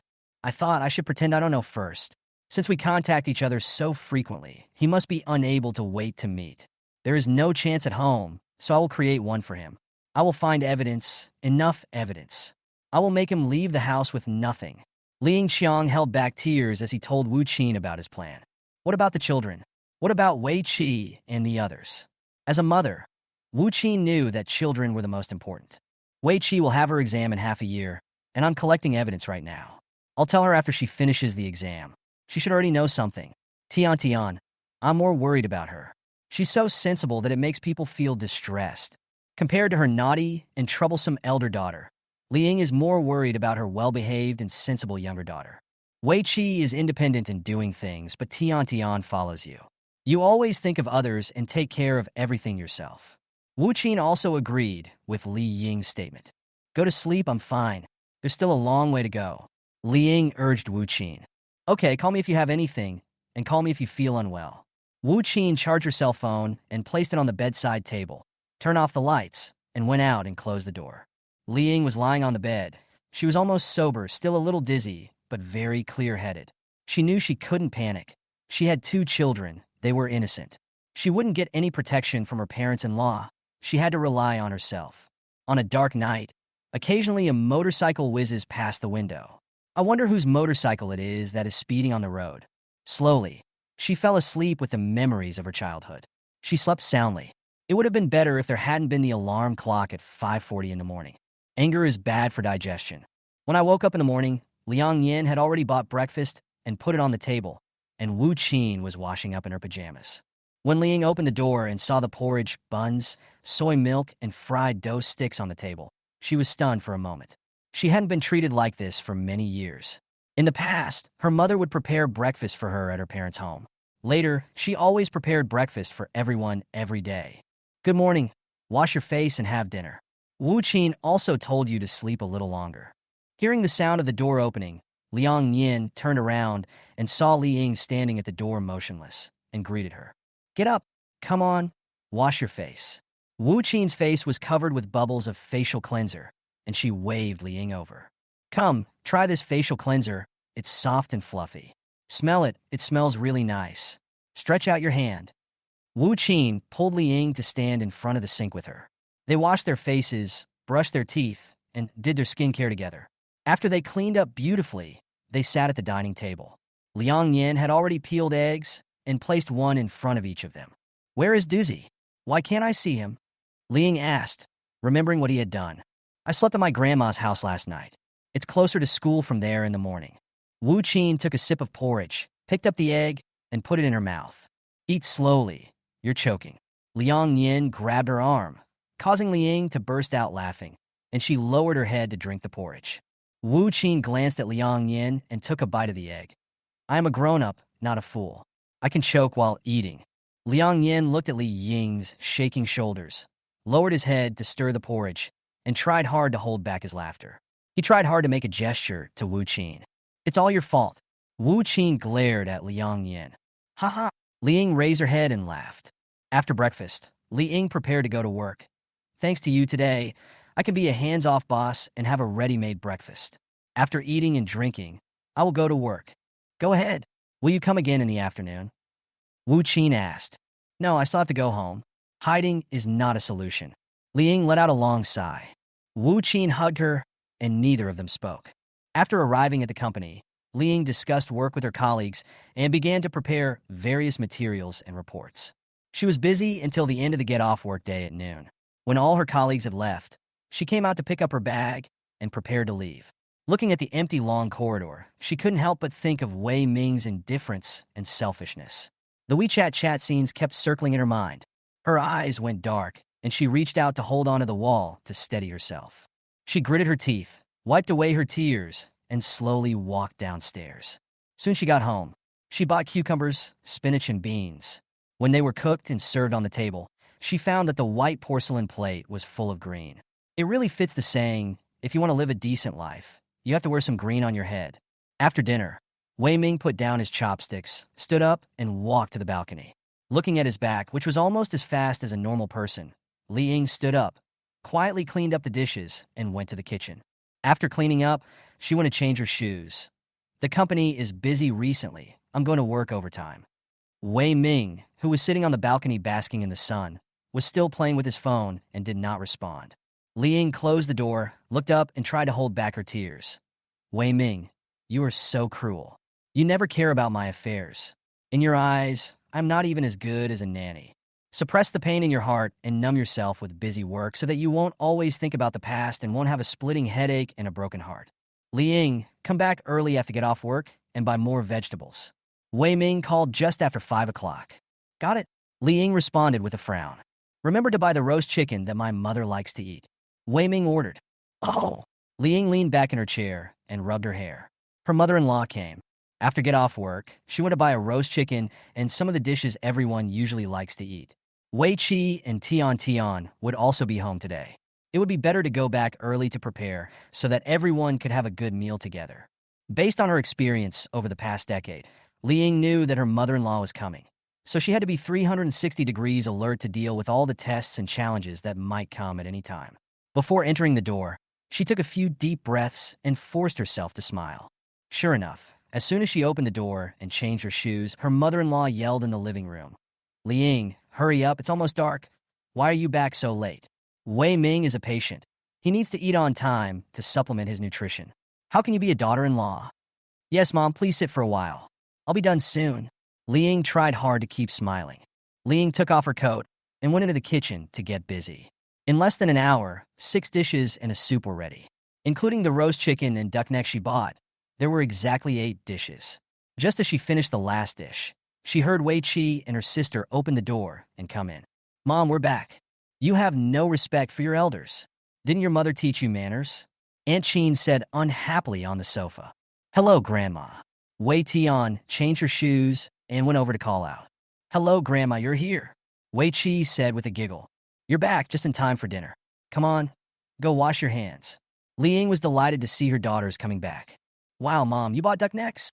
After washing his hands, Wei Chi saw the duck neck on the plate and reached out to take a piece. "Oh, look at what you have been brought up with. You have no manners at all. Can't you see that your father and I haven't sat down at the table yet? Besides, you are an adult, but you still eat food with your hands. You don't behave like a girl." "Really?" Aunt Chin stood up and walked towards the restaurant, scolding Wei Chi with a look of disgust on her face. Wei Tian went to the kitchen to help her mother serve rice. Listening to her grandmother's nagging, Wei Chi didn't say anything. He continued to chew on the duck neck and went into the kitchen to get chopsticks. "Grandma, this is for you." Wei Tian took the first bowl of rice and handed it to her grandma. "Dad, this is for you." Then he handed his father a bowl of rice. Wei Chi stretched out her arms and placed a pair of chopsticks in front of each person. As soon as they sat down, they heard a slap sound. Aunt Chin slapped the chopsticks on the table and said, "Are you dumb? You can't hand the chopsticks to people. Can you say something?" Li Ying and Wei Tian came out of the kitchen with rice. Without saying anything, she placed a portion of rice in front of Wei Chi and sat down. Wei Tian looked at everyone and slowly sat down. "Mom, let's eat. It's your favorite roast chicken." Li Ying picked up a piece of skinless chicken and put it in her mother-in-law's bowl. "Wei Chi, eat quickly. Being angry is not good for digestion," she said to her angry daughter. After saying that, she picked up a piece of green vegetable and put it in her mouth, then picked up a piece of duck neck and started to chew it. The 4 people at the table looked at her, all stunned, each with their own thoughts. Aunt Chin and Wei Ming felt that she was different today. In the past, she would bow and scrape to wait on her mother-in-law to start eating, and then she would eat carefully. The 2 daughters looked at their mother, who was leisurely gnawing on the duck neck in astonishment. As far as they could remember, when their grandmother was around, their mother had never eaten in such a bold manner. "Eat! The food is on the table. Why are you looking at me?" After finishing a piece of duck neck, Li Ying looked at everyone. No one spoke, and they finished their meal in silence. Wei Tian ate the rice in her bowl with her head down, looking at her grandma and dad from time to time, fearing that her grandma would jump up and scold her mom. But Grandma didn't say anything until the meal was over. Wei Chi felt relieved. "I only go out to digest my food when I am full." It was already dark when they finished cleaning. In the past, Li Ying would prepare foot bath water for her mother-in-law and Wei Ming, wait for them to wash their feet, and then pour the water out. Then I made each of them a cup of hot scented tea, peeled some dried fruits for her, and massaged her shoulders. She watched TV in a comfortable and helpful manner, drank scented tea, ate dried fruits, and then made some sarcastic remarks, using the characters in the TV series to criticize Li Ying on how to be a good daughter-in-law. She was satisfied only when Li Ying agreed. But today, after dinner, Aunt Chin was sitting on the sofa waiting for her daughter-in-law to serve her, but Li Ying never came to serve her. It was 7 o'clock when Li Ying called the children. "Wei Chi, Wei Tian, are you guys going out?" "Mommy is going out for a walk. Do you want to come with me?" "Okay, take me one." "I'll go too," the 2 sisters said and came out of the bedroom. "Why are you running? Are you bored?" Aunt Chin was anxious and finally couldn't help but yell. "Mom, why are you so excited? We just ate a lot and are feeling bloated, so we went out to digest the food." Li Ying said seriously and went to change her shoes. "You." Aunt Chin, who had never been refuted by Li Ying before, was so angry that she was speechless. Li Ying pretended not to hear, put on her shoes, opened the door, and went out. Wei Chi ran out dragging Wei Tian, who didn't even have time to tie her shoelaces. As the door closed, Wei Chi bent over, covered her mouth with one hand and her stomach with the other, and couldn't stop laughing. Aunt Chin was so angry that she fell on the sofa and pointed at the air. "None of them are good." She remembered that every time she came, Li Ying would serve her well. "Mom, do you want to eat this? Mom, shall I take you shopping for clothes? Mom, let me massage your shoulders." After returning, she can show off in front of those people. After Wei Ming finished his meal, he closed the door and stayed in the bedroom. Aunt Chin was bored in the living room alone, and the more she thought about it, the angrier she became. I thought to myself, I must give her a good beating when I get home tonight. She simply doesn't take me seriously. What will happen if she continues like this? Having made up her mind, Aunt Chin leaned back on the sofa and watched Doeen, the sounds of the lively skits echoing in the house. The two children went downstairs and caught up with Li Ying, and then they held her arms, one on each side. Wei Chi smiled happily and gave Li Ying a thumbs up. Mom, you were such a hero today. I am impressed by you. I give you a thumbs up. Keep it up. Mom, aren't you afraid of Grandma anymore? Wei Tian looked at her mother with a puzzled look on her face. She also has 2 arms and 2 legs. Why should you be afraid of her? Li Ying said indifferently. Then you weren't like this before. Wei Tian couldn't tell what exactly happened, but it was just different. Yes, yes, yes. In the past, you were the bullied daughter-in-law in ancient TV dramas. You were submissive and willing to be squeezed and flattened by your mother-in-law. Today, you finally have the aura of a modern woman. Wei Chi echoed her sister. Are you happy making fun of me? Li Ying asked. No, we are happy that you have finally learned to change. I feel a bit like the feeling when Concubine, she returns in the legend of Zhen Huan. Yes, yes, that's the feeling. Looking back, everyone shuddered.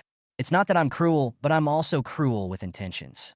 What the queen wants to do is to be cruel but heartless. The two children imitated the lines from the legend of Zhen Huan and performed them in an imitating tone. Mom, just be like this from now on. Grandma won't dare to bully you anymore. Wei Chi said.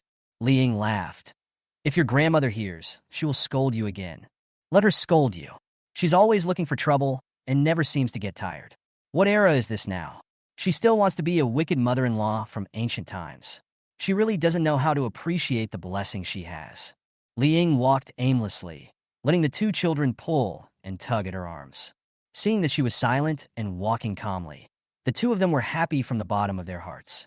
Maybe it was because of her mother's change. Maybe it was because her grandmother's authority was challenged. Maybe it was because they were together. The three of them left the community and walked along the road, passing the bustling night market and going to the bridge. Standing on the bridge holding the railing, I looked at the slowly flowing water in the river below the bridge reflecting the light of the street lamps. Vehicles passing by on the roads on both sides of the river were speeding past, and the asphalt road was covered in white light by beams of white light. The ancient locust trees on the roadside were dimly illuminated by the yellow street lights, as if covered with a layer of veil, shyly waiting for the arrival of their lover. The autumn night was getting colder, and Li Ying stared into the distance without saying a word. Wei Tian put her hands into the sleeves of her sweatshirt, put on her hat, gently poked her sister, pointed at herself, and then pointed at her mother. Wei Chi understood what Li Ying meant and dressed in the same way. The two turned around and bared their teeth and claws at Li Ying, pretending to be tigers. Who was in front? We're gonna eat you. As they spoke, the two men started to tickle Li Ying's waist, causing her to laugh nonstop until tears came out of her eyes. She was busy begging for mercy, and the three of them squatted on the bridge and laughed together. It was almost 9 o'clock when the three of them walked back slowly. Passing by the night market, Li Ying asked them, Do you want to eat? Eat, eat, eat. The two looked at each other, smiled happily, and nodded. What do you want to eat?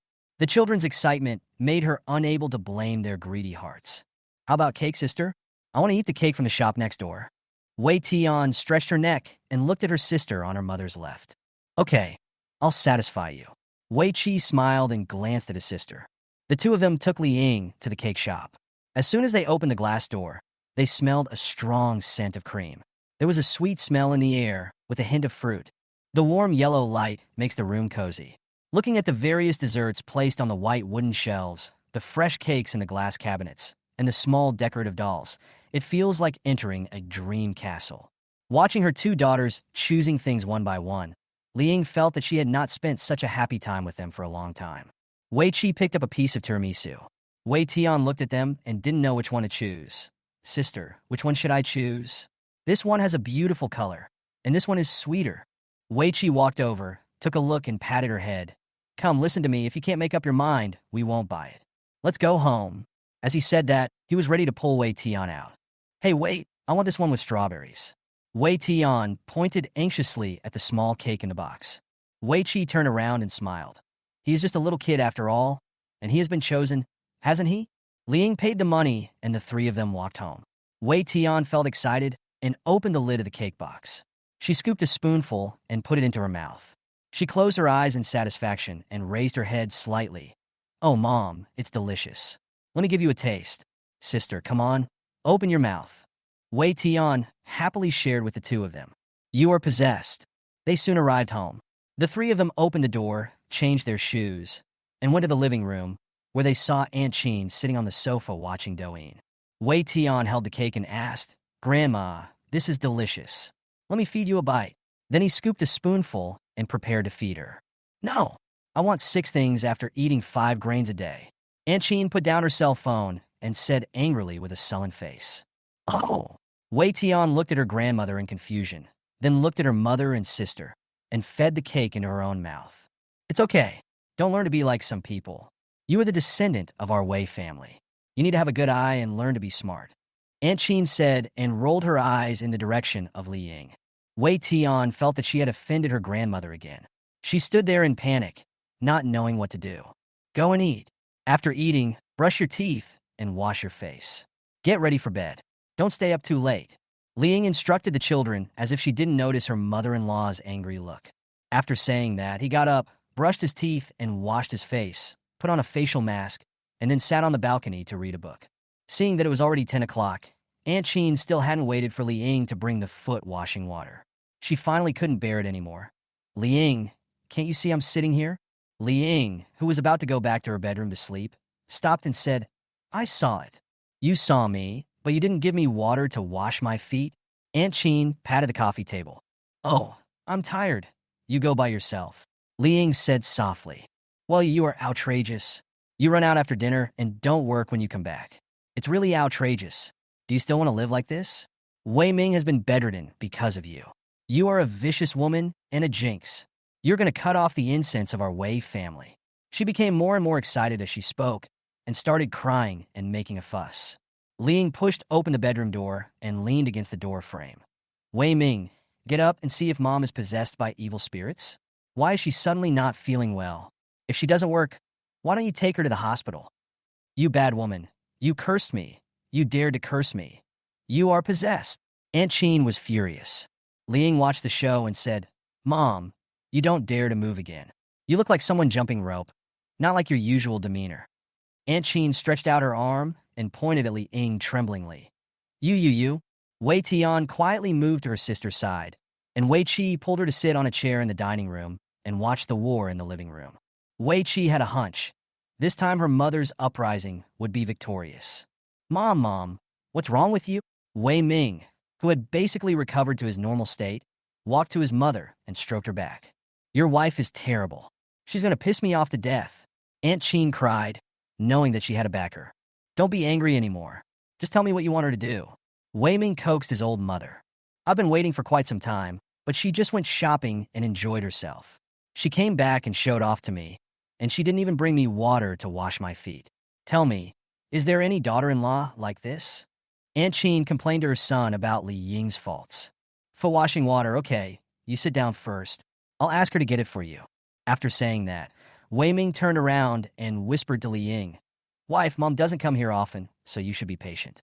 If she's happy, she'll go back after 2 days, so you can be less worried if she leaves. If she stays for a long time, won't you still have to serve her every day?" Li Ying raised her eyelids and looked at Wei Ming. For the first time, she clearly felt the selfishness, cold-bloodedness, and cunningness of this man. She suddenly smiled and said, "Okay, I'll go." After saying that, she turned around to get the foot-washing water, brought it to the living room, and placed it respectfully at her mother-in-law's feet. Aunt Chin held her head high, her sagging chin stretched out. She hummed, took off her shoes and socks, and soaked her feet. Wei Ming was sitting on the sofa looking at his phone, while Li Ying was standing in front waiting. She deliberately washed slowly until the water was cold before wiping her feet and putting on her shoes. Aunt Chin said, and motioned Li Ying to get the foot-washing water. Li Ying smiled without saying anything, squatted down, bent over, picked it up, and took it to the bathroom to pour it out. Although there were twists and turns in this round, Aunt Chin still won. The flame ignited by Li Yingkai was extinguished by her mother-in-law and husband. Wei Qi looked at Li Ying's expression. The same ending, but she seemed to have changed. She seemed less timid in front of her grandmother. Wei Qi felt that something must have happened, and maybe things would change in the future. Aunt Sheen also knew that she would not be able to wait for her daughter-in-law to give her a massage, so she walked into the small bedroom like a proud peacock, ignoring her relatives. It was not until she closed the bedroom door that Wei Tian hurried to Li Ying and whispered, "Mom, I was scared to death. I thought you and Grandma were going to have a fight."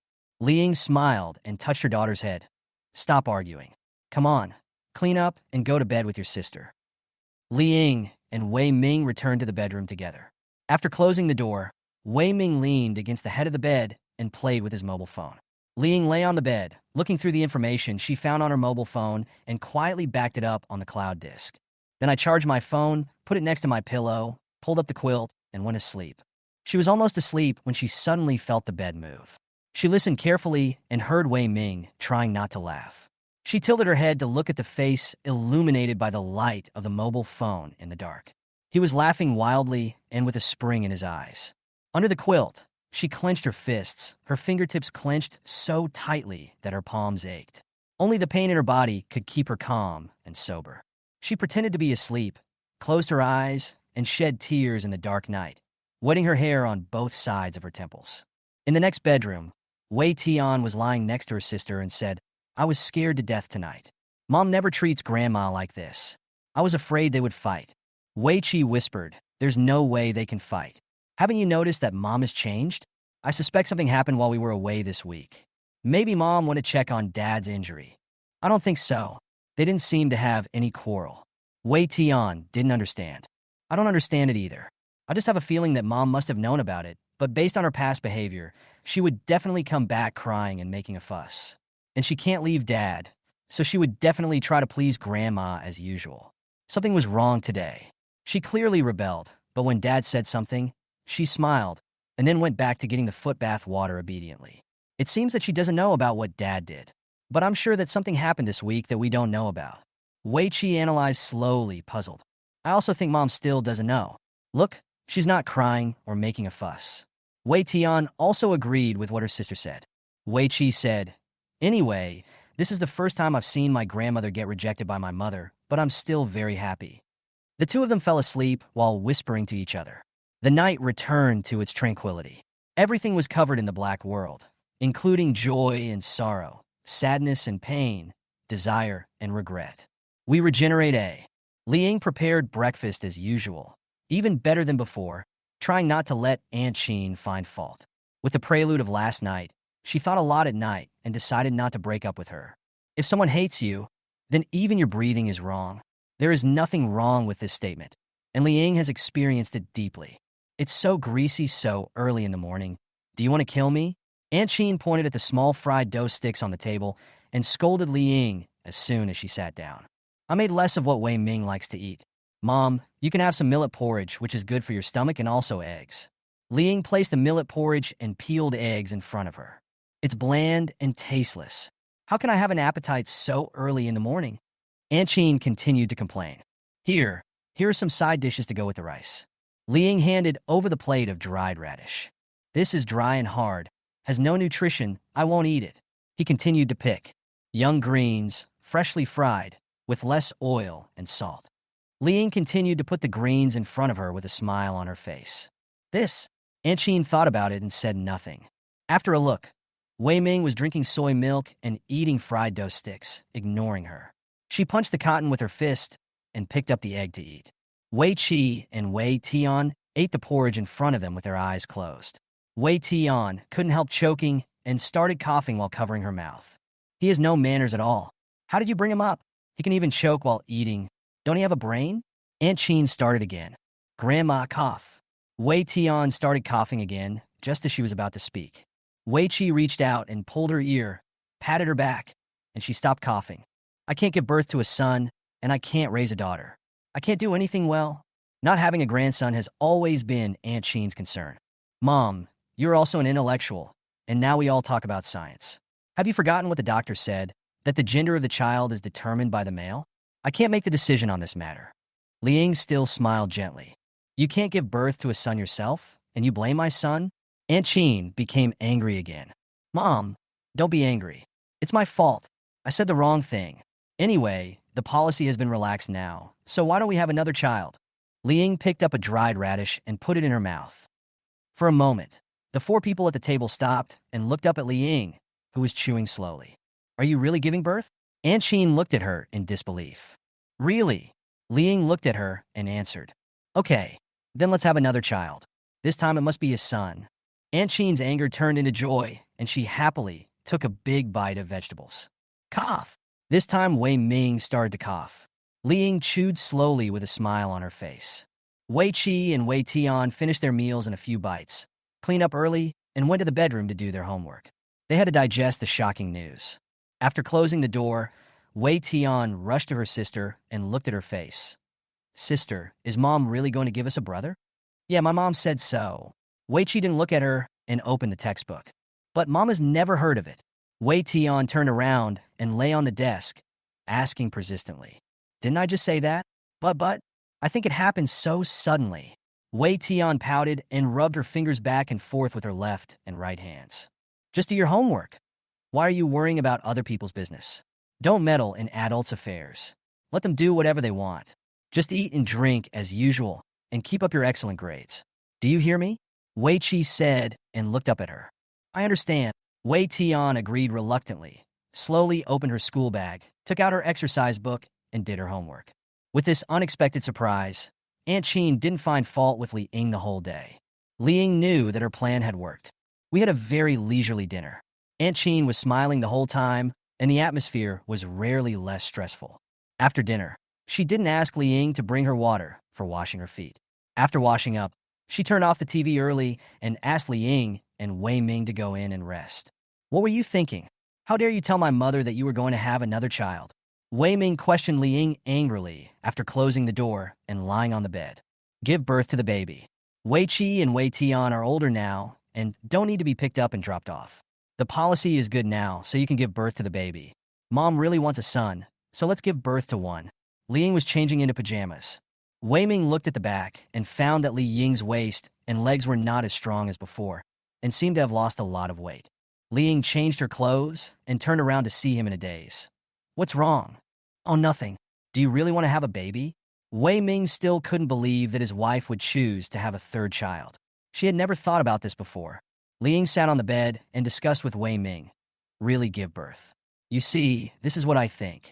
When the two children grow up, we have the time and ability to raise another one. Just like Mom said, we can't cut off the incense. Daughters will get married when they grow up, and there is hope with a son around. They will have a place to go when they return to their parents' home, and it will be lively with more brothers and sisters, and they won't be as lonely as us. In the past, the policy did not allow it, and we didn't have enough financial resources. Now it's not a problem. Think about it, right? Wei Ming sat down and said nothing. He didn't know why Li Ying suddenly changed her mind. Was she provoked by her mother? She never thought that having two daughters was bad, nor would she say that the family line was cut off. She always thought that boys and girls were the same. Why did everything change today? Seeing him deep in thought without saying anything, Li Ying gently took his hand and said, Husband, I don't want to have any regrets in this life, and I don't want Mom to have any regrets either. I also feel regret for not being able to give you a son. Mom will have regrets in her heart for the rest of her life for not being able to hold a grandson. People are getting older, and she is doing this for our own good. She is happy that her wish has come true. Look how happy Mom is today. She hasn't been so happy in a long time. My mom won't be able to see this. I only have this one mom left. I want her to live happily, live a long life, and have 5 generations living under the same roof in the future. When we first got married, we often imagined taking the children out for picnics, watching them grow up little by little, taking them to learn horseback riding, teaching them to read and write, and watching them get married and have children. As she spoke, Li Ying choked up. She lowered her head and sobbed softly, and her warm tears fell on the back of Wei Ming's hand. Although you didn't say it, I know you definitely want a son in your heart. A child is the fruit of our 2 lives, and I am willing to have a child for you. Li Ying spoke intermittently, suppressing her tears. Seeing her shoulders twitching and thinking of her previous life, Wei Ming couldn't bear it anymore. He stretched out his right hand and hugged her in his arms, and held her hand with his left hand. Li Ying leaned in his arms, leaning against him softly and gently, and slowly stopped crying. Feeling the person in his arms breathing evenly, Wei Ming called softly, Li Ying, my wife. There was no response. He gently turned her shoulders and saw that she had her eyes closed, with her black eyelashes covering her big eyes. He raised his hand and gently stroked her face. The traces of tears from her recent crying had not yet dried. Once upon a time, this big face has now become the size of a palm, and the round chin has become thin. Our past. He held Li Ying's shoulders and slowly let her down, letting her lie on the bed. He moved the pillow under her head and pulled the quilt over her. Reaching out to turn off the light, he leaned against the head of the bed and thought back to when they had just gotten married. Knowing that he had always had a bad stomach, Li Ying cooked different kinds of food for him every day. At that time, the internet was not so convenient. So Li Ying went to the bookstore and bought various books on cooking, stewing, and snacks and followed the steps in the books. Li Ying, who seldom cooked when she was a girl, started cooking from scratch. Inevitably, she got her arms burned by hot oil and her fingers cut by a knife. She never cried out in pain and said she would take good care of his stomach. My fingers were cut again and again, leaving layer upon layer of scars, and there are still a few scars left. Over the past decade, Li Ying has learned to cook a variety of dishes, and everyone praises her cooking skills. However, Wei Ming, who has gotten used to the local food, feels nothing like it. When his friends invited him out for dinner on weekdays, he even felt like he was relieved and had escaped from that cage. What he was thinking was, I would rather eat gutter oil from outside than watch Li Ying's round waist dangling between the kitchen and the dining table. They met through a blind date, and he didn't like Li Ying at first. He liked ladies with a scholarly air, just like what Dai Shuang described in Rainy Alley. In the lonely Rainy Alley, I hope to meet a girl who is as sad as a lilac. But Li Ying fell in love with him and contacted him often. Time passed by little, and I saw that children of my peers were already old enough to go out and buy cigarettes for me. Aunt Sheen was so forced that she didn't dare to go to square dancing anymore. She was afraid that people she met would ask her, has Wei Ming found a partner? When are you getting married? With such external support, Wei Ming struggled mentally and decided to marry this woman who was shining around him. Aunt Sheen was also forced to compromise with her life and agreed to the marriage.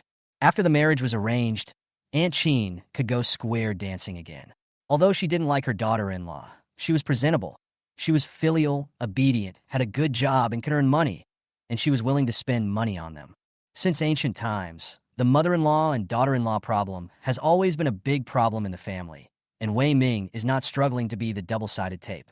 It is not that the mother-in-law and daughter-in-law met their destined person, but that Li Ying has been tolerant for more than 10 years. Wei Ming's mother was a strong person. She didn't like Li Ying from the beginning and even asked a fortune teller to tell her fortune. The fortune teller said that Li Ying was unlucky in marriage. Seeing that Wei Ming was getting older and there was no more obedient girl to choose from, he reluctantly agreed to let Li Ying marry him. After marriage, every time they met, she had to establish Li Ying's prestige and set rules to highlight her mother-in-law's status. During the holidays, she acts like a mother-in-law in front of relatives and neighbors. When going out, Li Ying would support her, carry her bag, and hold hot tea for her at all times. When her mother-in-law goes to dance in the square, Li Ying has to stand by and watch properly. She cannot sit down or droop her shoulders or hunch her back. After the square dance ended, Li Ying quickly served the customers health tea at just the right temperature and handed over a soft towel. Aunt Sheen listened with a smile on her face as the younger sisters praised her for being so lucky and having such a firm control over her daughter-in-law. You are wearing the latest model of this year. This is so expensive. The young lady surrounded Aunt Sheen and shouted, You really know it's good. Aunt Sheen turned around in the crowd with satisfaction, pinching her fingers together. Did your daughter-in-law buy it again? An aunt poked her arm. It's her duty to respect me. If she doesn't have this much sense, don't enter our house, Surrounded by everyone's envy, Aunt Sheen held her head high, but this still couldn't change Li Ying's position in her heart. Just like people love to eat braised pork, but they hate pigs playing in the pig pen. Aunt Sheen compromised from the beginning because of Li Ying's hard work, ability to serve others, and ability to make money. Many years have passed, but there has been no change, and she cannot accept this person. No matter how picky Aunt Sheen was, Li Ying was always respectful, and she had never complained for more than 10 years. The parents-in-law did not live together. Li Ying's mother-in-law, who had always disliked Li Ying, became even more disgusted with her after she gave birth to 2 girls in a row. She was also expected to take care of the mother and help with the baby, so she had to be busy enjoying her old age. Li Ying never complained about this and kept busy all by herself. I remember when my eldest daughter was enrolling in kindergarten in the spring, there was thick snow on the road in the first month of the lunar year, and it was freezing cold outside. Li Ying held her younger daughter in her arms, held her older daughter's hand, and went to the kindergarten gate with a quilt on her back to line up. After waiting for 2 hours, the little girl's face turned blue from the cold, and she cried loudly. The older daughter huddled beside her, and her teeth chattered, which made the elderly people in the queue talk about it. One old man couldn't help but ask her, "Is there no one else in your family? You are a woman taking care of 2 small children in the cold." She coaxed the child in her arms and said, "Everyone at home is busy. It's okay. We will be able to go home soon." From then on, when queuing to pick up the children, if they saw that she was not holding her little daughter, everyone would let her stand at the front so as to waste less time and could rush back to take care of her little daughter, who was sleeping alone at home. Li Ying never complained about these things. She just always thought those parents were particularly nice. After thinking for a long time, Wei Ming felt a little irritable in the dark night. He knew that everyone said such a wife was good and asked him to cherish her. Yang Qing had told him about it several times, and Wu Qin even scolded him. However, he no longer had any feelings of love for her, and there was no stirring in his heart. If there was love, it was only when we first got married and there was a period of freshness. We were a little excited at that time. Now it's like the leftovers in the pot.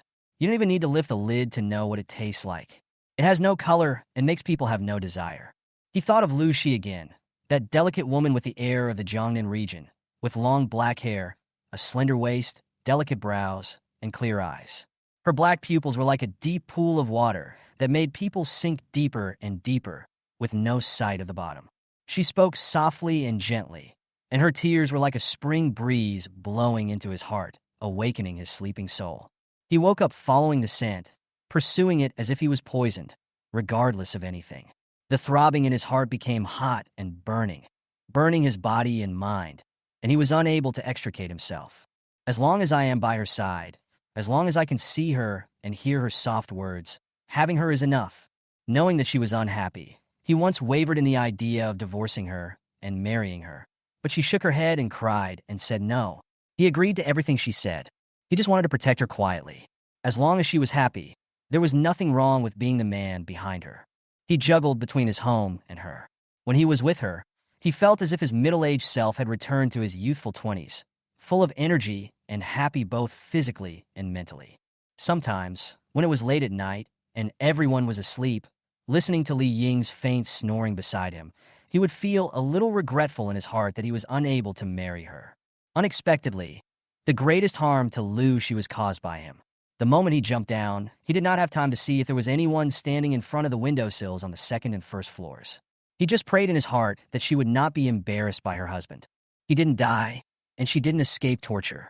Wei Ming rubbed the pitifully thin amount of hair on his head side and lay down to sleep. Most likely it is. Li Ying shivered when she woke up one night and got up to change clothes. I opened the curtains and saw that the sky outside was gloomy and foggy. It was especially cold as winter was approaching. I boiled eggs and porridge, fried rolls for the children, and made shredded potatoes. For breakfast today, Aunt Chin smiled as she drank porridge and ate eggs, and she also made some wraps for the children. Wei Tian looked at the wrap that her grandmother handed over in surprise and stood there for a moment, not knowing what to do. Wei Qi nudged her with her arm, pointed forward with her mouth, and used lip language to signal. Catch it quickly. Wei Tian quickly stretched out her hands to catch the burrito, saying repeatedly, "Thank you, Grandma. Thank you, Grandma." Aunt Chin continued to peel eggs with a smile. "Silly child. Eat well and grow taller." Wei Tian lowered her head and took a small bite of the burrito, feeling anxious. Did Grandma take the wrong medicine this morning? Come on, Li Ying. Eat an egg too. It will replenish your nutrition so that you can give birth to a big fat boy. Aunt Chin put the peeled egg on a plate and handed it to Li Ying. Li Ying took it with a smile. "Thank you, Mom." She picked it up and took a bite, then suddenly covered her mouth with her right hand, and the egg rolled into the porridge and splattered all over the table and the plate. Li Ying covered her mouth, stood up, and ran to the sink. Everyone put down their chopsticks, frightened by the sudden change and at a loss what to do. Aunt Chin took a tissue and wiped the porridge off her face, then threw it on the table in dissatisfaction. "So disgusting." Wei Qi quickly pulled out a few pieces of paper and stuffed them into Wei Tian's hand, then grabbed her arm and pushed her away. "Go." Oh. Wei Tian agreed and ran to Li Ying holding the paper and handed it to her to wipe her mouth. "Mom, what's wrong with you? Are you okay?" She looked at Li Ying worriedly. Li Ying retched and spit out a few mouthfuls of water, rinsed her mouth, straightened up, took the paper from Wei Tian, and slowly wiped her mouth. It's okay, let's go and eat. Everyone sat back in their seats, and Wei Ming looked over. Are you okay? Li Ying smiled and lowered her head, gently tucked her hair behind her ears, and said shyly, It's nothing, I just suddenly felt sick and wanted to vomit. Why do you feel like vomiting? We all had the same meal at home yesterday, and we didn't eat breakfast yet. Li Ying is in good health and hasn't even had a cold in the past year. Wei Ming was also puzzled by the sudden loud noise. I don't know. I just feel sick when I smell the food, but I can't vomit it out. Let's eat quickly, Li Ying said slowly with her head down. After that, she quickly glanced at her mother-in-law and continued to pick up the spoon to drink the porridge. Just as he put the food into his mouth, he dropped the spoon and covered his mouth, retching. Wei Tian quickly handed him a tissue and patted him on the back. Haha, okay. Aunt Chin, who was originally angry, suddenly clapped her hands and smiled. Mom, what's wrong?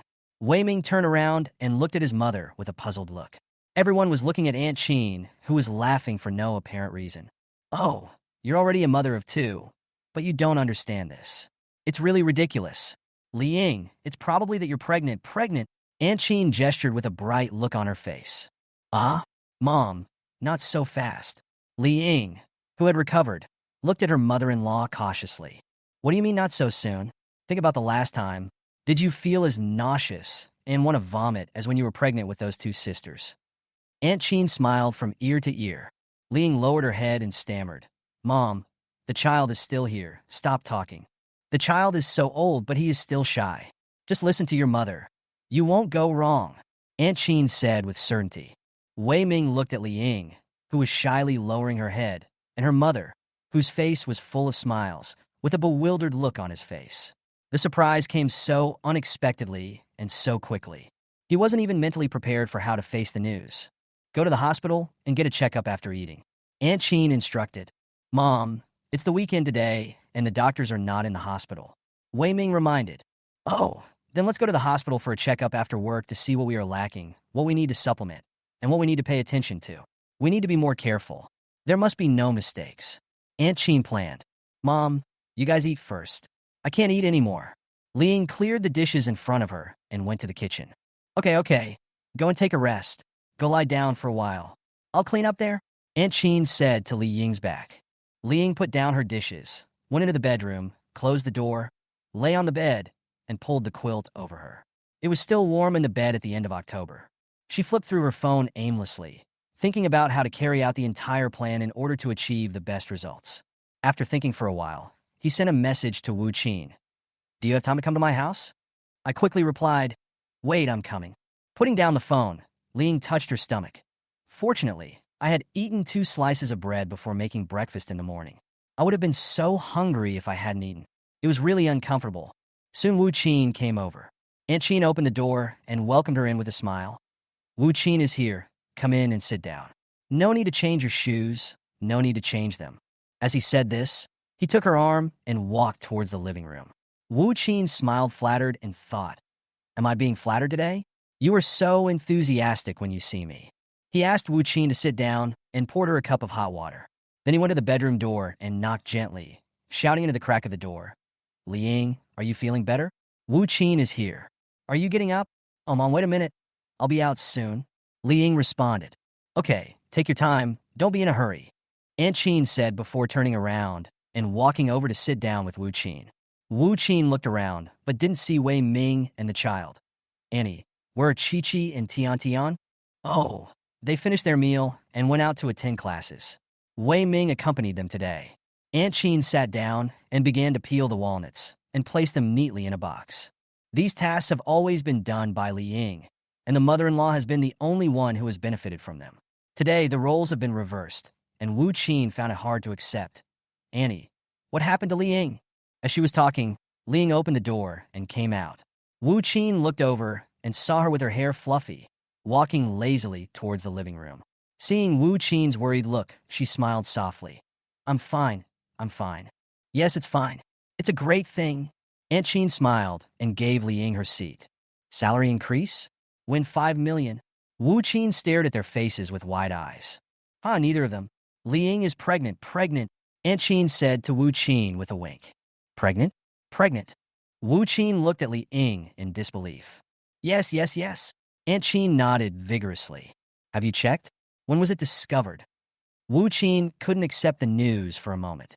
She had never heard Li Ying mention having another child, and now she's an elderly mother. No, I found it this morning. I felt nauseous and vomited during breakfast and didn't eat anything. It's the weekend today, and the doctor is not in the hospital, so I haven't been there yet. Aunt Chin was peeling walnuts for Li Ying. Li Ying kept smiling and didn't say anything, so Wu Qin didn't ask any more questions. After thinking for a while, she said, What do you want to eat? I'll take you to eat something. If you can't eat, it won't be nutritious. Aunt Chin put the peeled walnuts in Li Ying's palm and said, Yes, you have to eat them to get nutrition and grow a big fat boy. Whatever you want to eat, Wu Qin will accompany you. Okay, Mom. Li Ying agreed, stood up, and went to comb her hair. Slow down. You will be a double-breasted person in the future. So remember to slow down in everything you do. Seeing Li Ying walking quickly, Aunt Chin stretched out her arms and shouted anxiously behind her. Okay, I got it, Mom. Li Ying quickly tied her hair up, put on her shoes, and walked out the door. Put on a thick coat. Don't catch a cold. Aunt Chin tiptoed to take down the long woolen coat hanging on the cabinet at the door and stretched it out for Li Ying to put on. Li Ying, who was standing outside the door, had no choice but to stretch out her arms so that her mother-in-law could put her coat on her. Slow down. Remember to go slowly. She leaned on the railing and watched the two people go down the stairs. Only when the sound of the unit door closed was heard did Aunt Chin close the door and go back into the house. You are faking pregnancy? Hey, what's wrong with you? Why did you suddenly think of having a baby? Are you planning to use the baby to tie Wei Ming down? After walking out of the unit door and looking around and seeing no one around, Wu Qin stood in front of Li Ying and asked her anxiously, Why are you in such a hurry?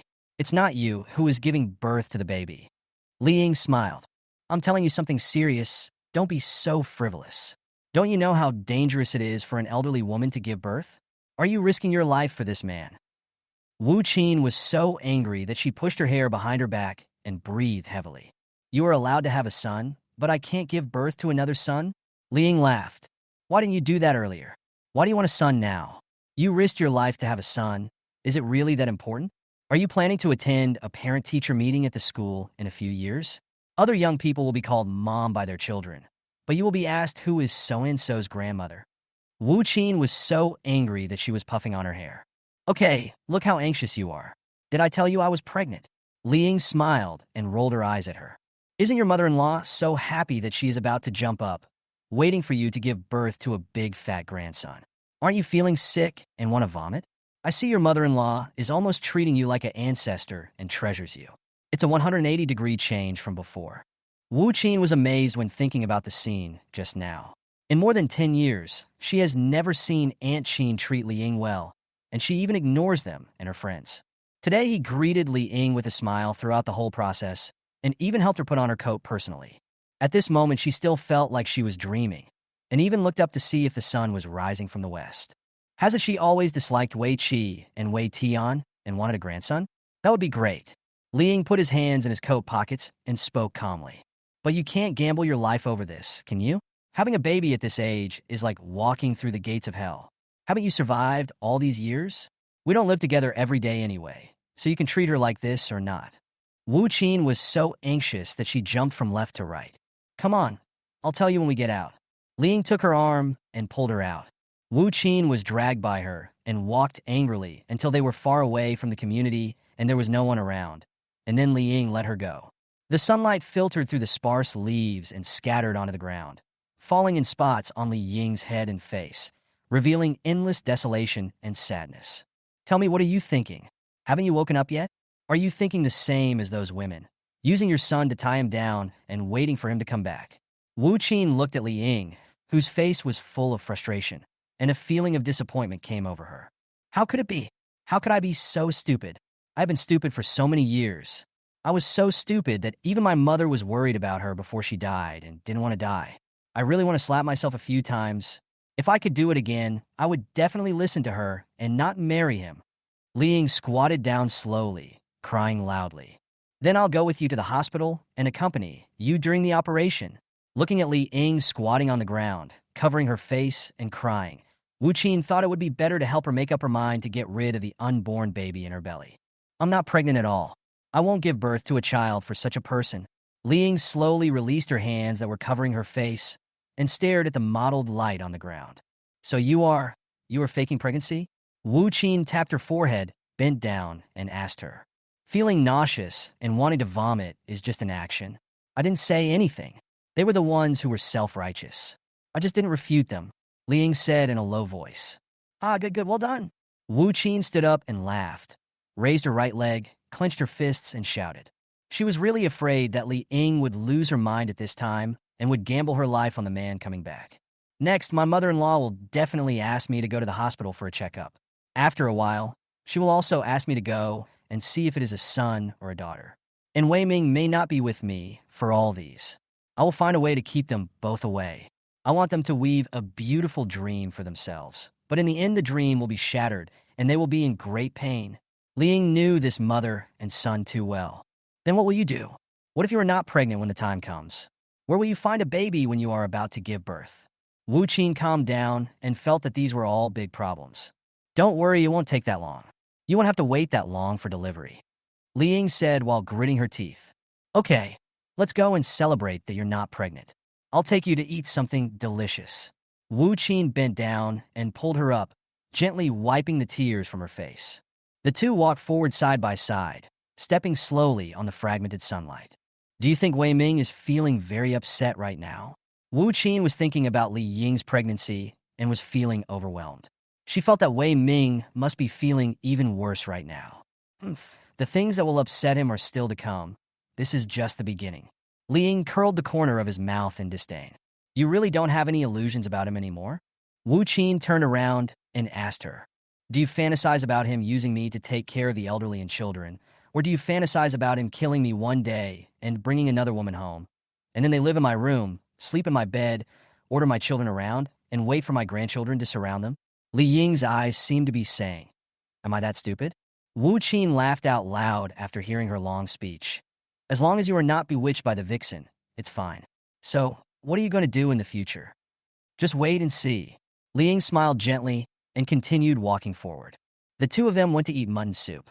The hot soup flowed into their stomachs, dispelling the coldness and making their whole bodies feel comfortable. White transparent vermicelli, fat and lean mutton, a layer of tender green coriander leaves, and chopped green onions sprinkled on the clear soup, and some special chili sauce. It was absolutely delicious, enough to break the thin layer of ice. After eating and drinking, the two decided to go shopping. The newly arrived winter clothes in the mall were dazzling. At about 11 o'clock in the morning, Aunt Sheen called, Li Ying, are you feeling better? Will you come back for lunch? I'll make you whatever you want. Li Ying found a secluded place and said, Mom, I won't be back for dinner. Wu Qin and I can just eat together. Okay. Then be careful. Aunt Sheen's smiling face could be heard through the phone. After hanging up the phone, the two continued to wander around the women's clothing area. Hello, ma'am. Would you like to look at a coat or something to wear underneath? The pretty shopping guide came up and greeted her warmly. Just take a look. Then take a look at this new shirt that came out this year. It's the famous designer's first work after he became single again. It has received unanimous praise since its release and is deeply loved by elite women. The shopping guide stretched out her hand and led them forward. Is this the one? Wu Qin pointed at the white shirt under the spotlight. Yes, you have a good eye. This shirt is well cut with minimalist lines and proportional sewing, which best showcases the figures of women of this age. The fabric has been specially treated, making it very comfortable to wear and relieving stress from life and work. The small design pattern at the neckline is neither ostentatious nor decorative. The designer said that it has a kind of beauty that comes with the passage of time. The shopping guide strongly recommended this shirt to the two based on their dressing styles. This one, get the size I can wear. Li Ying pointed to the clothes hanging on the wall. Okay, please wait. The fitting room is over here, please. The shopping guide took the clothes and took Li Ying to the fitting room. Li Ying pushed open the door of the fitting room. Wu Qin, who was sitting opposite to rest, looked over and said, Not bad. Really not bad, simple, but not dull. Very elegant. Li Ying stood in front of the mirror and looked at herself before and after, and smiled. This was her first hit after she became single, so she should just treat it as a companion on her road to revenge. Let's hide for a while. After checking out, They packed their clothes and continued to look around. When they were tired from shopping, they bought some milk tea and sat down in the rest area in the northeast corner of the mall to enjoy it slowly, watching the passersby. Wu Qin raised her chin and pointed to the corridor. Hey, look at that man. He came in almost at the same time as us when we entered the mall, and now he is still with his wife.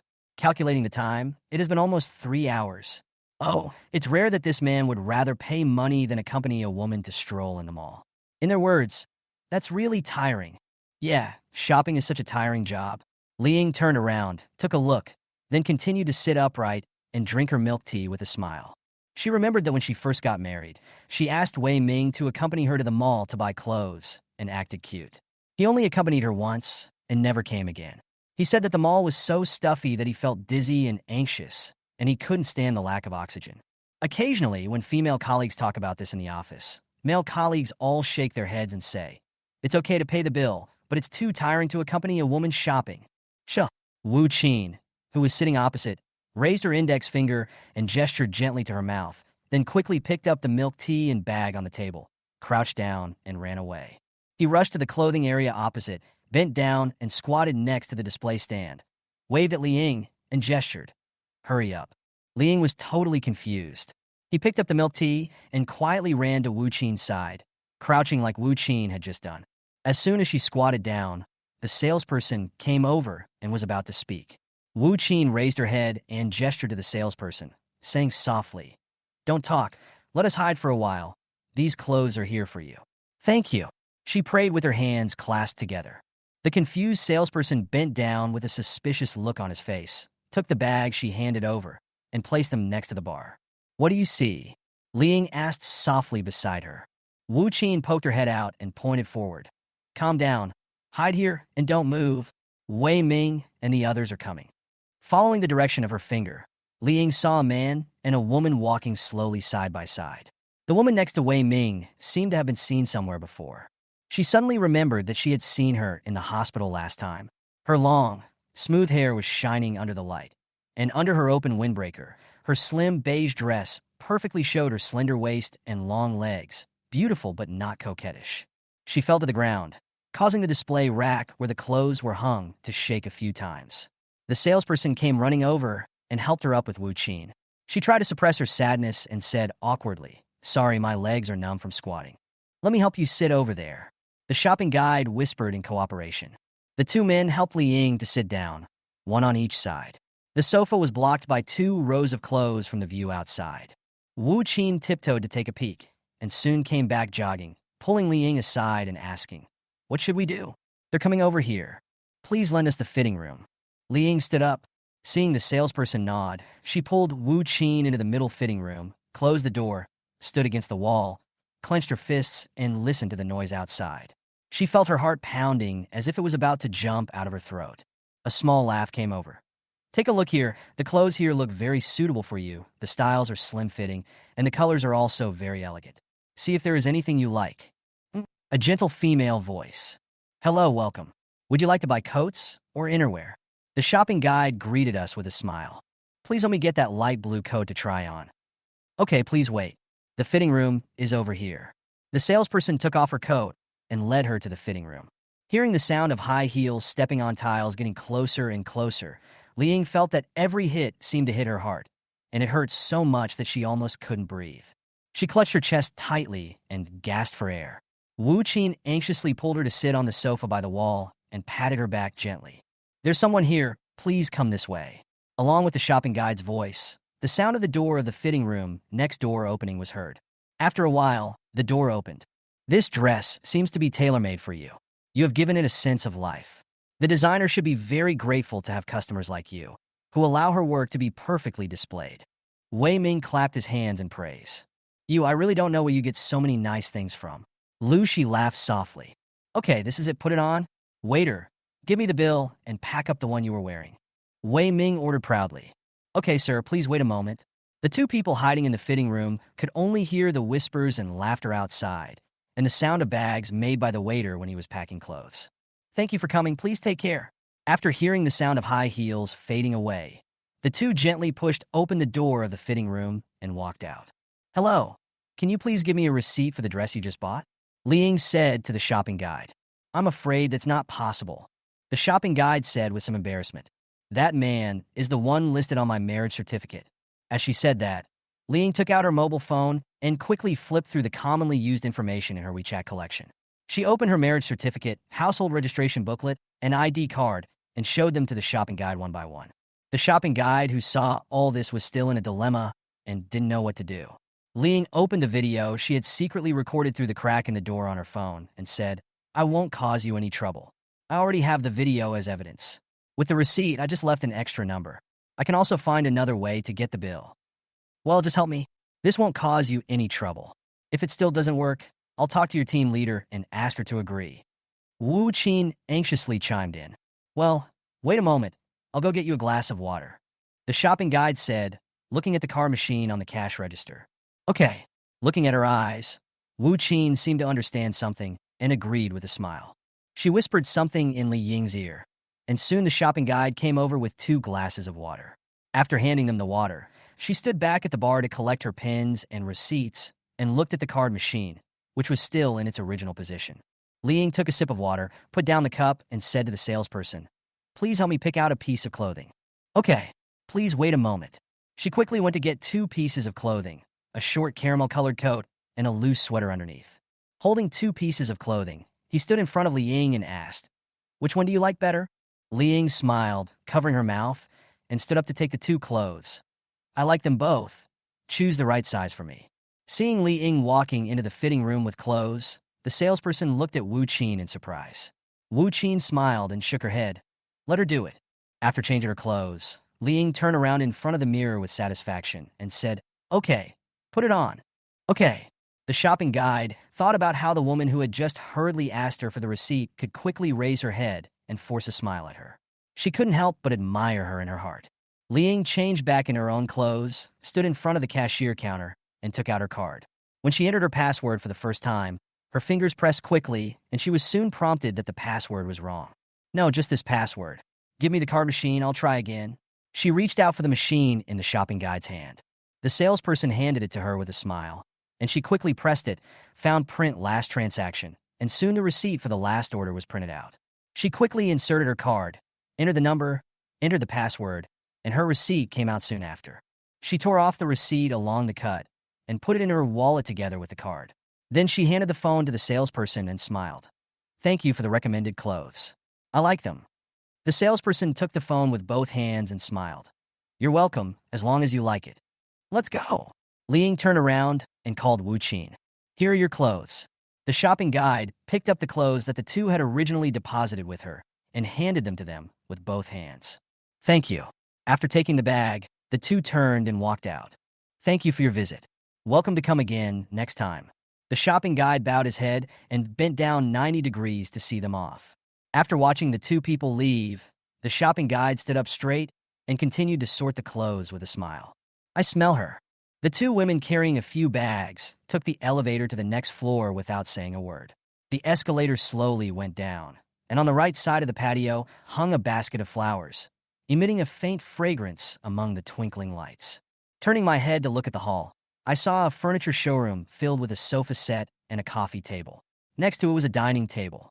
The lilies and roses in a vase on the table had bright and juicy petals. Soothing light music echoed in my ears. When I closed my eyes, I seemed to see a family sitting at the dining table with laughter and joy.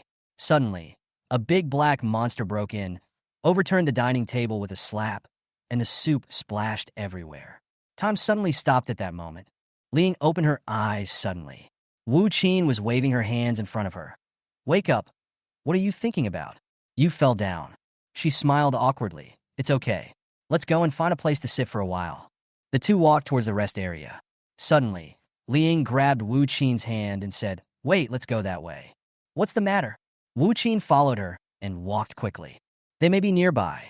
Li Ying turned around and looked for them. Hearing this, Wu Qin also turned around and looked around. Come on, let's not go over there. Let's take the freight elevator down. Be careful not to run into them. Li Ying pulled her and walked quickly. Slow down, slow down. Wu Qin stumbled as she was pulled. Li Ying turned around, took the bag from her hand, and continued walking quickly with her hand. She stopped a shopping guide and asked, Where's the freight elevator? My friend is not feeling well, and I need to take her downstairs urgently. Go straight ahead and turn right, and you will arrive. The shopping guide enthusiastically extended his hand to show her the way. Okay, thank you. Liang continued to pull Wu Qin and walked quickly forward. Wu Qin bent her waist and covered her stomach, almost unable to breathe. After turning around the wall advertisement board, the elevator entrance was behind them. Liang stopped and let go of Wu Qin's hand. Wu Qin put her hands on her knees and said, "Why are you walking so fast? We didn't see anyone. Even if we did, wouldn't they be scared? Why are we running?" Liang thought, "Yes, why am I running? Am I afraid of facing them? Or am I afraid that if I break that window paper, it will be all over?" She didn't know what she was thinking. Since I've already dodged it the first time, it's going to be awkward again. Let's go. I haven't figured out what to do. Fight him? Or cry and make a fuss for others to watch? Liang said angrily as she pressed the elevator button. As they were talking, the elevator door opened. Liang helped Wu Qin in and said nothing more. Wu Qin suddenly remembered something. "I didn't see anyone just now. How do you know they are nearby? Maybe they left long ago." Liang rubbed her nose and said, "I can smell her scent. Let's go out and talk about it." Arriving at the first floor, they walked out hand in hand and found a beverage store. They ordered 2 glasses of juice and sat down in the corner. The waiter quickly brought the juice. After taking a sip of the juice, Liang Kai slowly said, "I've smelled that smell before. I smelled it in the fitting room at that time. When I came out of the fitting room, I was sure it was on her. I smelled it again when we passed by just now. That smell is not the common perfume smell. It is a faint scent of various flowers, a faint fruit scent, and a calm scent similar to sandalwood. It is very unique.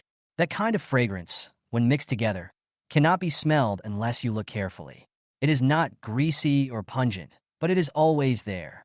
Wu Qin was stunned as she listened to Li Ying's slow and detailed talk, as if she was recalling something. She said to her angrily, "She's your love rival. How can you still be in the mood to study how good she smells? If you don't know, you would think Wei Ming is the third party between you two."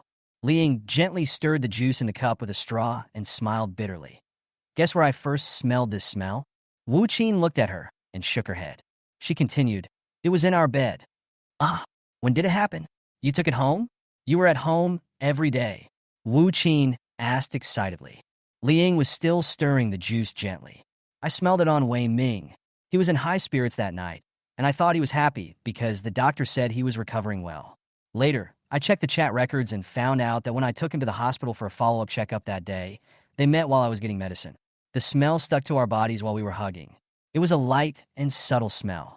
When I was with him, I thought I was hallucinating because I was too happy. That wasn't the scent of flowers that I imagined when I was happy. It was her." Wu Qin watched her tears rolling down and quickly took out a piece of paper and stretched out her arm to gently wipe her tears. Liang took the paper, wiped her tears, and forced a smile. "Okay, this is also a gain.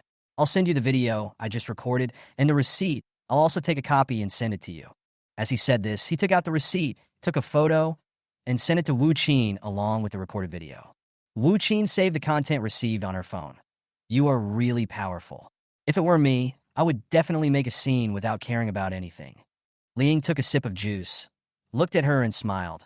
"You have the capital to make trouble only when someone loves you. For me, making trouble would be a joke. In the end, I would end up with nothing and have to watch others live a happy life. So, I can't afford to make trouble. I'm not a little girl anymore. To be honest, when I first found out about this, I was afraid that you would be upset, so I didn't dare to tell you. Every time I went to the hospital to see you, and you treated him like a treasure, I got so angry." Liang smiled and said nothing. "One time you asked me to look after him, and I scolded him that day. He was a dead dog. He even threatened me, knowing that I dared not tell you. I wanted to strangle him to death. Because of this, I scolded Liang Yin several times when I went back." Liang laughed. "Why are you scolding Liang Yin? They have nothing to do with each other." Wu Qin said, "I was just angry.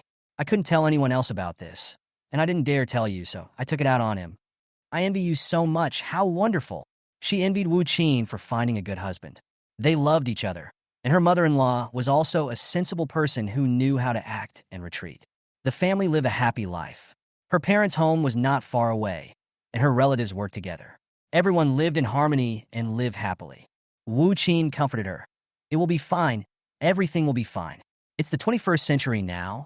Who can live without whom? The children are grown up, and the hardest days have come. We are with you. Didn't my mother-in-law say it?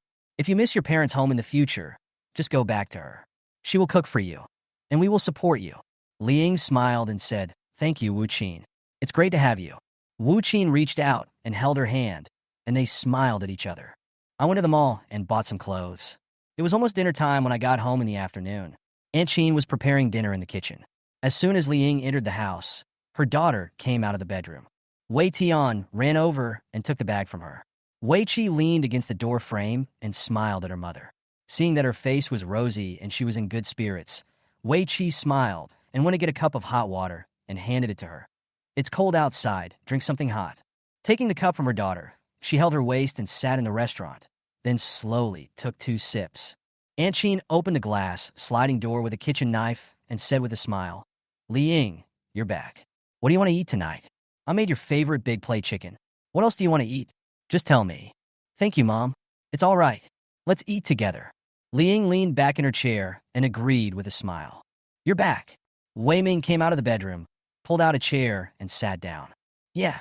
Li Ying smiled. "I heard from Mom that you and Wu Qin went out. Where did you go?" Wei Ming cracked melon seeds on the table. "I went to the mall and bought some clothes." Li Ying said and smiled at Wei Ming intentionally. Wei Ming lost hold of the melon seeds he had just peeled, and one of them fell to the ground. He bent down to pick it up and hit his head on the edge of the table with a bang. Hearing his gasping for air, Li Ying exclaimed, "Honey, are you okay? Are you hurt? Mom, do you have any boiled eggs?" Wei Ming hit his head. "Oh my goodness. How could you hit your head while sitting here?" Aunt Qin rushed out anxiously with a kitchen knife. Li Ying looked at the anxious Aunt Qin and shouted hurriedly, Mom, kitchen knife, be careful." Aunt Qin stopped and looked at the kitchen knife in her hand. Oh, I'll put it down." Wei Qi hurriedly took the kitchen knife from his grandmother's hand and took it to the kitchen and put it down. Aunt Qin looked at Wei Ming's head worriedly. "Minger, how are you? Is it still painful?" "It's okay, Mom. I was picking up something and bumped into it accidentally." "It's okay. You can go and cook." Wei Ming rubbed the place on his head where he had bumped. Aunt Qin went into the kitchen, looking back every few steps. "Are you really okay?" Wei Ming waved his hand and said, "It's okay. It's really okay. Look, I'm fine." Then he bared his teeth and took a breath. Li Ying looked at his face, grimacing in pain, and her heart was filled with a sense of pleasure, just like when she was a child.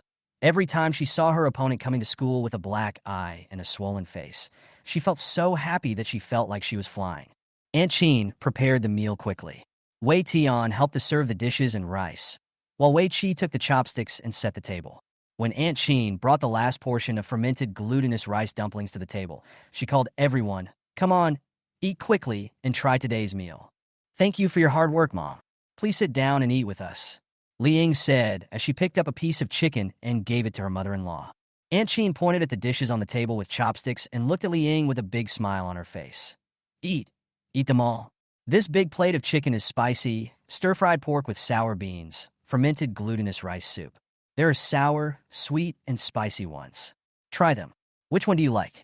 Li Ying picked up a sour bean and put it in her mouth. Mom, this is delicious. It's appetizing." Aunt Qin smiled so hard that she couldn't close her mouth. "Then eat quickly. Eat more. There's meat." Wei Ming watched Li Ying eat sour beans and rice and wondered, could it be that she was too excited that night after returning from the hospital for a follow-up checkup, and she really got pregnant? After so many years, it can't be such a coincidence that she got pregnant without taking any precautions. Li Ying patted her chest gently, and Aunt Qin quickly picked up a small bowl and scooped some fermented glutinous rice soup and handed it to her. "Here, drink some, don't choke." Li Ying quickly put down her chopsticks and took it with a smile. "Thank you, Mom." After taking a sip, he put down the bowl, covered his mouth, and ran to the bathroom. Aunt Qin stood up anxiously and slapped her legs. "Oh, why is the reaction so strong? I just ate half a bowl of rice and vomited again. What should I do?" As she was talking, Li Ying came out of the bathroom, washed her hands, and sat back at the dining table. She took the tissue handed over by Wei Tian and wiped her hands, then said to Aunt Qin, "Mom, I'm sorry. I'm wasting the food you cooked." Aunt Qin slowly sat back in her seat. "It's okay. Mom is just worried that you won't be able to eat enough nutrition. So, you can eat slowly and eat whatever you don't feel sick to your stomach." Li Ying picked up the chopsticks and nodded. "Yeah." After dinner, Aunt Chin asked Li Ying to sit down and rest for a while, and she went to the kitchen to clean up the dishes. When she came out after packing, Li Ying, who was sitting on the sofa, said, "Mom, I went to the mall today and bought you a piece of clothing. Try it on and see if it fits you." Then she asked Wei Tian to bring over all the bags she had brought over. She took out a dark purple sweater from one of the bags, with a hand embroidery on the sleeves. Aunt Chin took the sweater with a smile. "It's really beautiful. The embroidery is handmade. It's not cheap, right?" Li Ying raised her head and looked at her, smiling and said, "As long as you like it, it's expensive, it's worthy of you." Hearing this, Aunt Chin laughed even more happily. She turned to the bedroom and put on a new sweater, then walked out and turned around. "How is it? Does it look good?" "It looks good, Mom. You kept a good figure. You look good in anything you wear." Li Ying looked at her mother-in-law with admiration as she stood in front of the TV with her index finger raised. "Grandma, it's so beautiful." Wei Tian also clapped her hands and praised. Wei Ming, who was leaning on the sofa and looking at his phone, raised his eyelids and looked at it. "Well, not bad, Mom. This color is very refreshing and beautiful." Aunt Chin glared at her son. "Why are you talking? Is Mom not in good spirits?" "I'm wrong. I'm wrong, Mom. I said the wrong thing." Everyone laughed and watched Wei Ming raise his hands to beg for mercy. "This is for you too. Go try it on." Li Ying took out 2 white hooded sweatshirts and gave them to the children. "This is for you. Try it on for size. If it doesn't fit, I'll change it." Then he handed Wei Ming a set of thermal underwear. Wei Ming took it with a smile. "It fits. You can't go wrong with it." Looking at the brand spokesperson advertisement on the box, he stood up, looked at Li Ying and her mother, and raised the box in his hand. "Then I'll go in and try it." "Go, go." Aunt Chin was still admiring the new clothes and didn't notice her son's unnatural expression. Wei Ming was walking so fast that he accidentally tripped and took 2 steps forward to steady himself. Aunt Chin pulled him back anxiously. Slow down, it's only been a few days, don't fall again." Wei Ming pushed his mother's hand away. "I know, Mom. Stop it, don't nag." After saying that, he went into the bedroom, closed the door, and sat on the edge of the bed.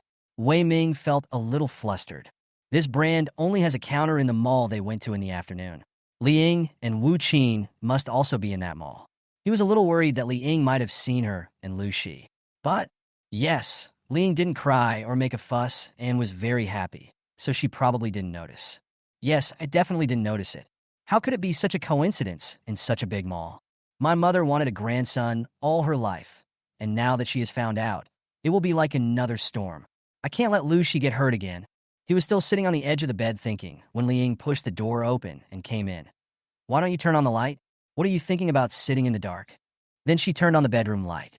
"Ah, oh, I just felt a little dizzy, so I sat down for a while."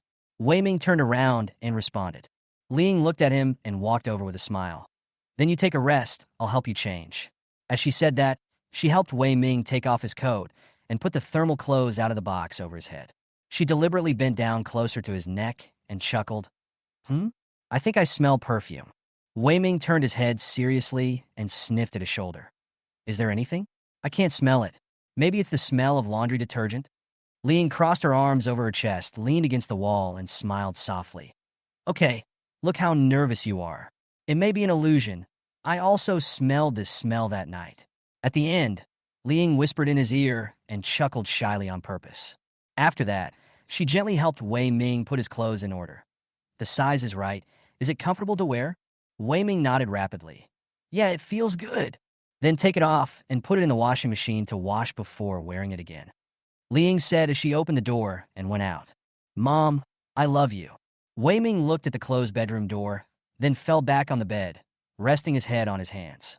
For a moment, he felt that the lights above his head were like countless insects swarming towards his face. He suddenly opened his eyes wide, rolled over, and sat up, patting his chest to catch his breath. He always felt that Li Ying seemed to have changed, which was a bit strange. He couldn't tell what had changed, but it seemed that she felt different. Li Ying and her mother-in-law sat in the living room. Her 2 daughters had changed their clothes and sat beside them. The 4 of them leaned on the sofa, watching TV and talking and laughing. Wei Ming went out and saw this harmonious scene, and was suddenly a little dazed. Her mother and Li Ying never got along. Even though Li Ying treated her better than her own mother, she never looked at Li Ying in the eye.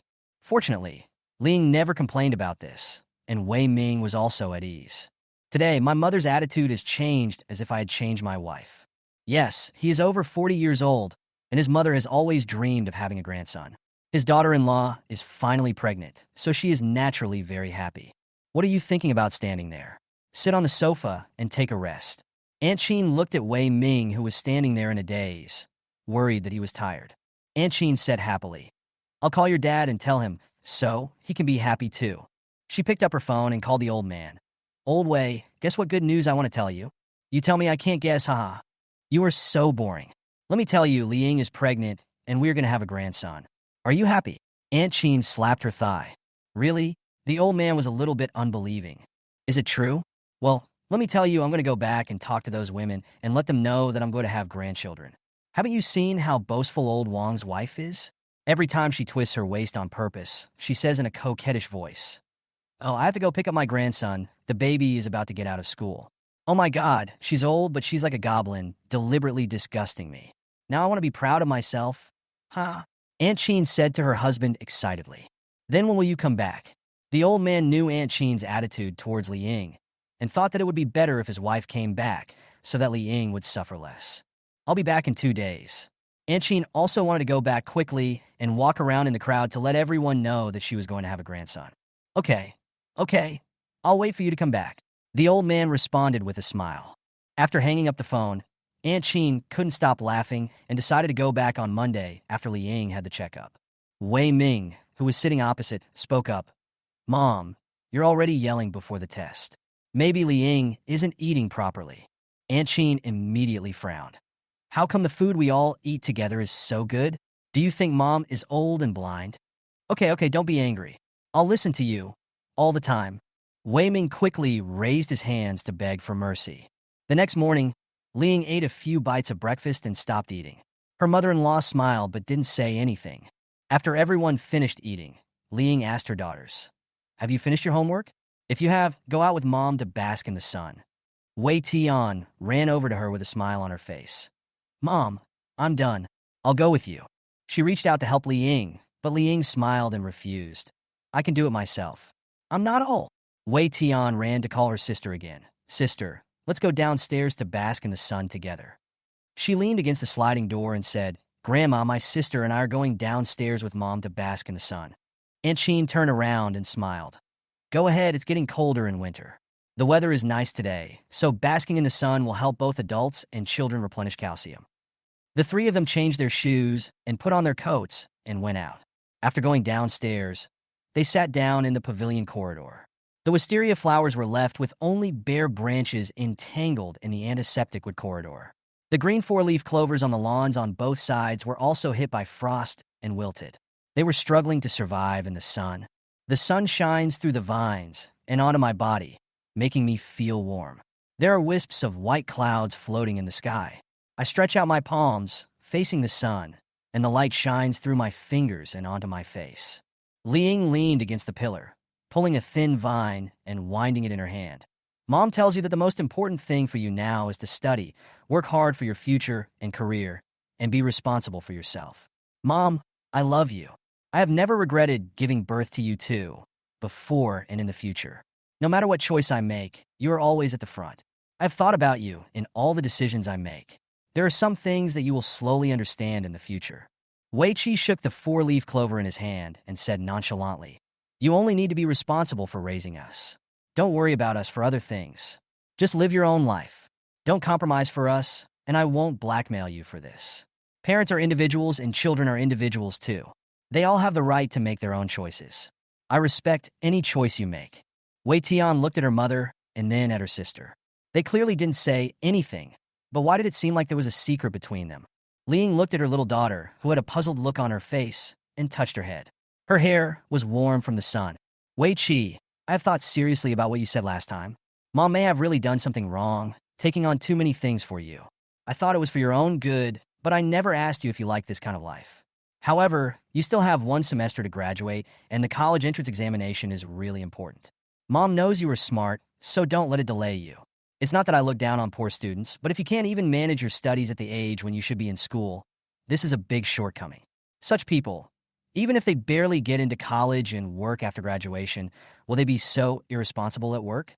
Many people think they are smart, but they are unwilling to learn. There are so many smart people now, and being clever is not smart. It is just making excuses and reasons for their laziness and irresponsibility. The teacher said that you went out to play with them, and you are a girl, and mom will worry about your safety. I don't want you to enter society too early, and I don't want you to regret it in the future. Li Ying said calmly. I know. I'm aiming to get into a good university. Don't worry now that I'm leaving here.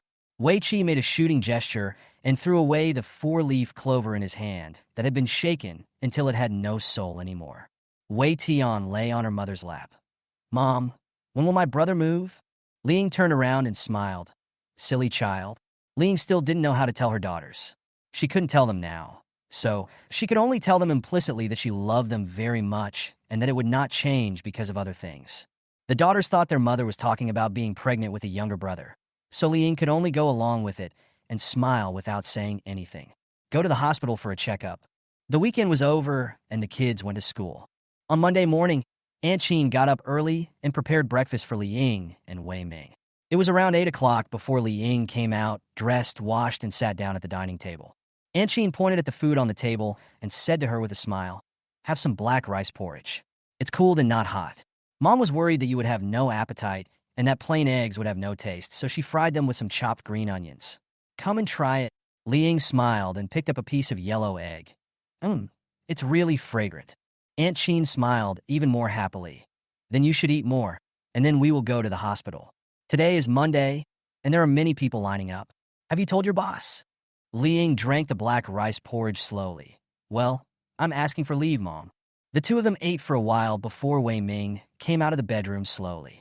Aunt Qin looked at her sleepy son and said, Minger, you're still asleep?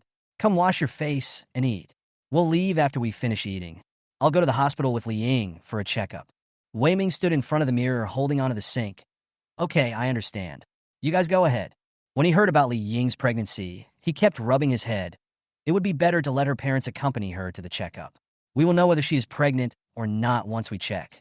After breakfast, Li Ying went to change her shoes. Aunt Qin quickly put on her shoes, opened the door and waited and shouted to the room, Minger, put it there after you finish eating, and Mom will come back to clean it up. Wei Ming, who was eating eggs in big mouthfuls, took a look and continued chewing the scrambled eggs in his mouth. The mother-in-law and daughter-in-law took a taxi and arrived at the hospital quickly. As expected, there was a long line at the registration desk. Looking at the crowded crowd, Aunt Qin pulled Li Ying to find a chair and said, Come, sit here and wait. I'll go to the queue. There are too many people there, and no one will squeeze you. Aunt Qin helped Li Ying sit down before she quickly walked over to queue up for registration. The noisy crowd made Li Ying feel dizzy, and she felt nauseous as she sat there. This time she really felt nauseous and wanted to vomit. She stood up and walked out slowly, breathing the fresh air in the yard, away from the hustle and bustle, and gradually she felt less uncomfortable. Aunt Qin came out with a registration form. Li Ying, it's registered, let's go. Oh, why do you look so pale? Aunt Qin walked up to her and saw that Li Ying's face was very pale. It's okay, I just felt a little nauseous just now. Li Ying took off the mask and took a few deep breaths. Aunt Qin looked at Li Ying's sallow face and pale lips with worry. Are you okay? I'll help you walk slowly and go up to see a doctor. Li Ying slowly put on her mask. Okay, Mom. Thank you for staying with me. Aunt Qin held her arm, and the two of them slowly walked towards the outpatient building. Li Ying, Mom knows that it's not easy to have a baby at this age. It's not like more than 10 years ago, when people were young and vomited and felt uncomfortable, but it would be better in a while, and they could eat after vomiting. You're not like that now, and I'm worried about you. You came out alone, feeling uncomfortable and dizzy, and there is no one around you. Wei Ming is not convenient to accompany you now. Listening to her mother-in-law's slow chattering, Li Ying suddenly felt a sore nose and dared not blink, for fear of tears rolling down.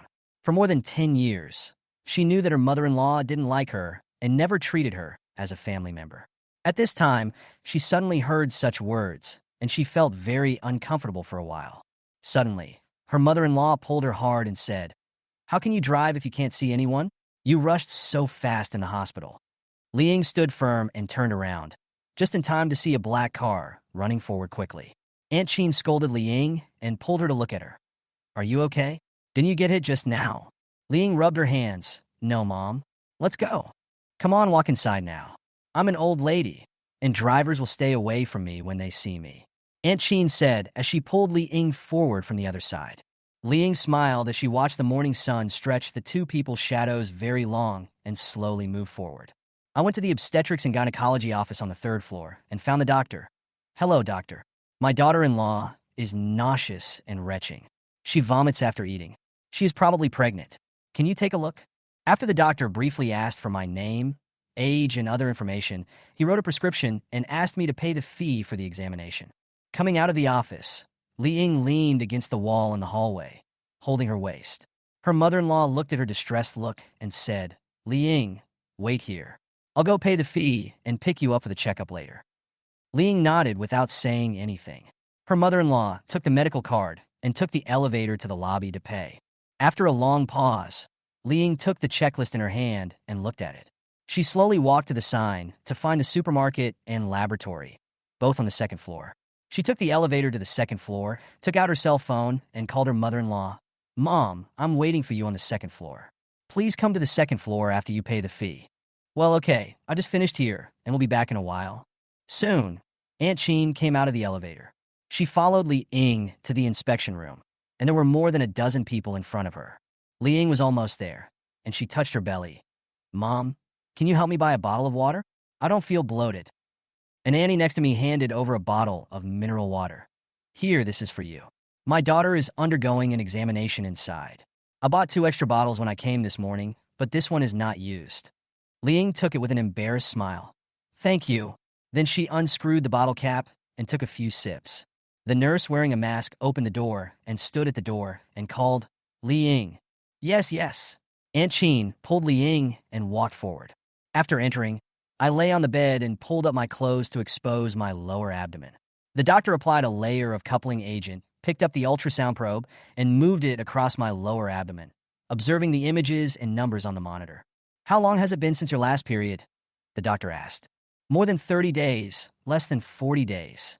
Li Ying turned her head and looked at the doctor and said. The doctor put down the probe, threw her a piece of paper, and began to fill in the information on the keyboard. Aunt Chin asked anxiously, "Doctor, can you see this?" The doctor didn't even look up. "Take the list and see the doctor. I'll check again later." Aunt Chin was confused and didn't know what was going on. Li Ying was relieved. "My period is irregular, often a few days or 14 days late.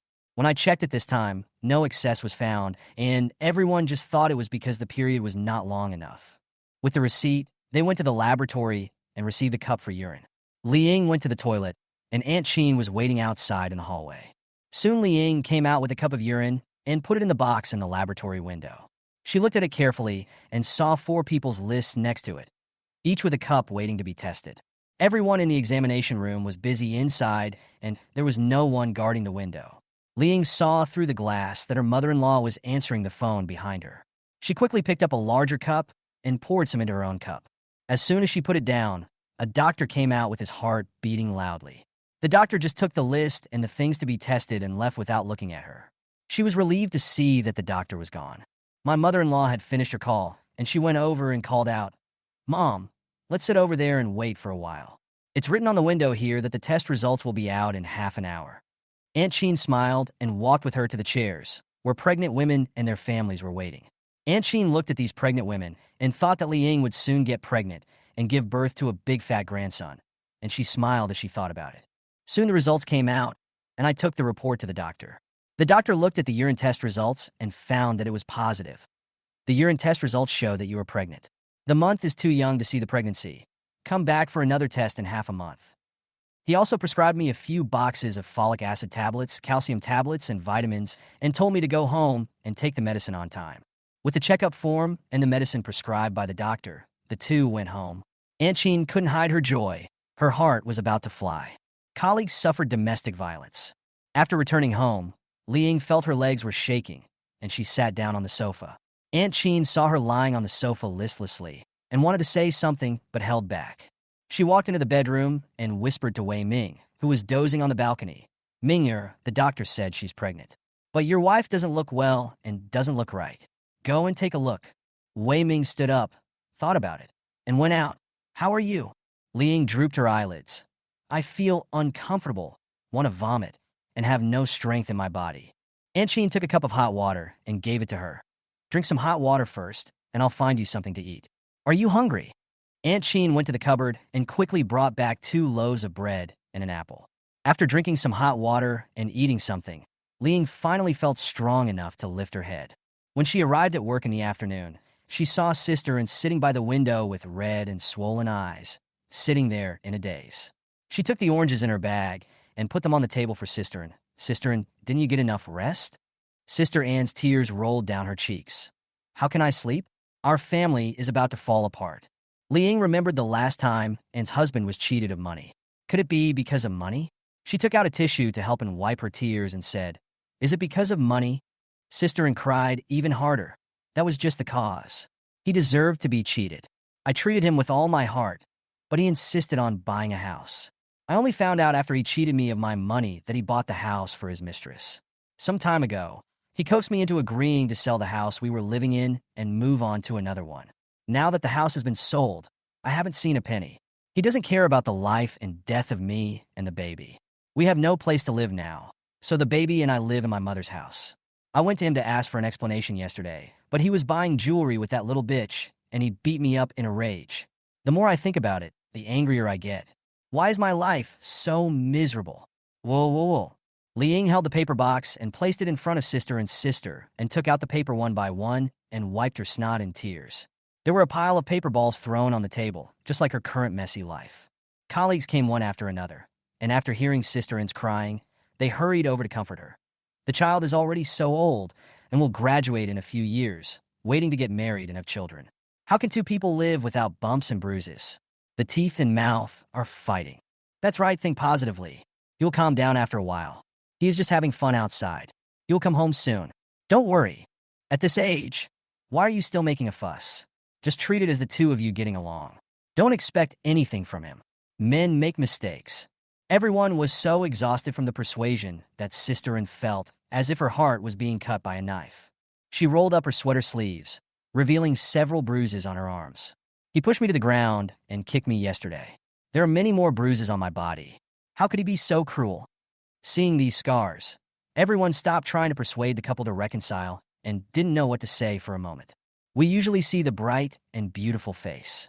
Unless we are forced into a corner and can no longer bear it, no one is willing to peel off the outer coat and let others see the messy inside, crawling with lice and flies. Everyone dispersed in disappointment, returned to their seats, and started sending WeChat messages to their friends to gossip about what had just happened. No one really cared about the pain and sadness in Sister Anne's heart. Sometimes human nature is so cold and indifferent. People turn a blind eye to things that do not concern them and live like a joke, becoming the gossip topic in other people's tea area. On the way back from get off work, Li Ying's mind emerged the despair of Sister Anne, who cried so hard that she rolled up her sleeves to reveal her scars. She was like a trapped beast, unable to find its direction. My colleagues kept telling me, all men are like this. He will go home. His teeth and mouth are still fighting. Everyone has always thought that Sister Anne lived a very lucky and happy life. Her husband's family was well off. Her parents were also from a leading cadre family, and the elders on both sides were eager to help them.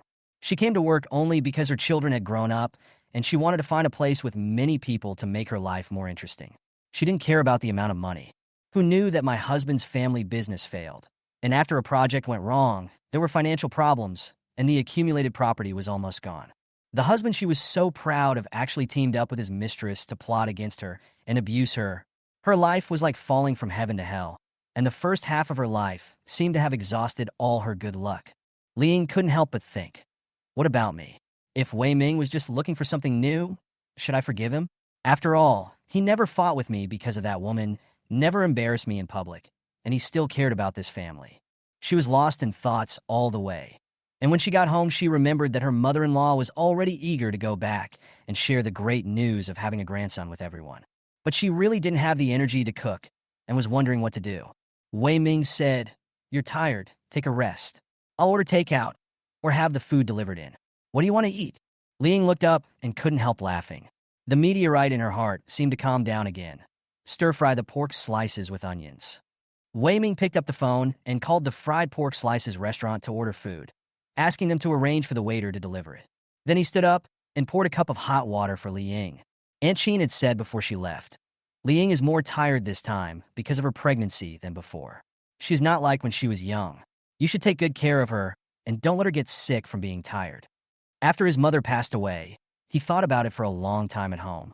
His mother was telling the truth, and Li Ying was right last time. Don't let the old man have regrets. Whether he loves Li Ying or not, she is a good wife and mother, which is undeniable. The fried pork slices were delivered to her home quickly, along with sour radish and pickled cucumbers. Li Ying ate them with gusto. She couldn't help thinking, compared to sisterin, I am still lucky. She still asked, Husband, will you divorce me? Wei Ming chewed some noodles and said, What are you talking about? Why are you getting a divorce?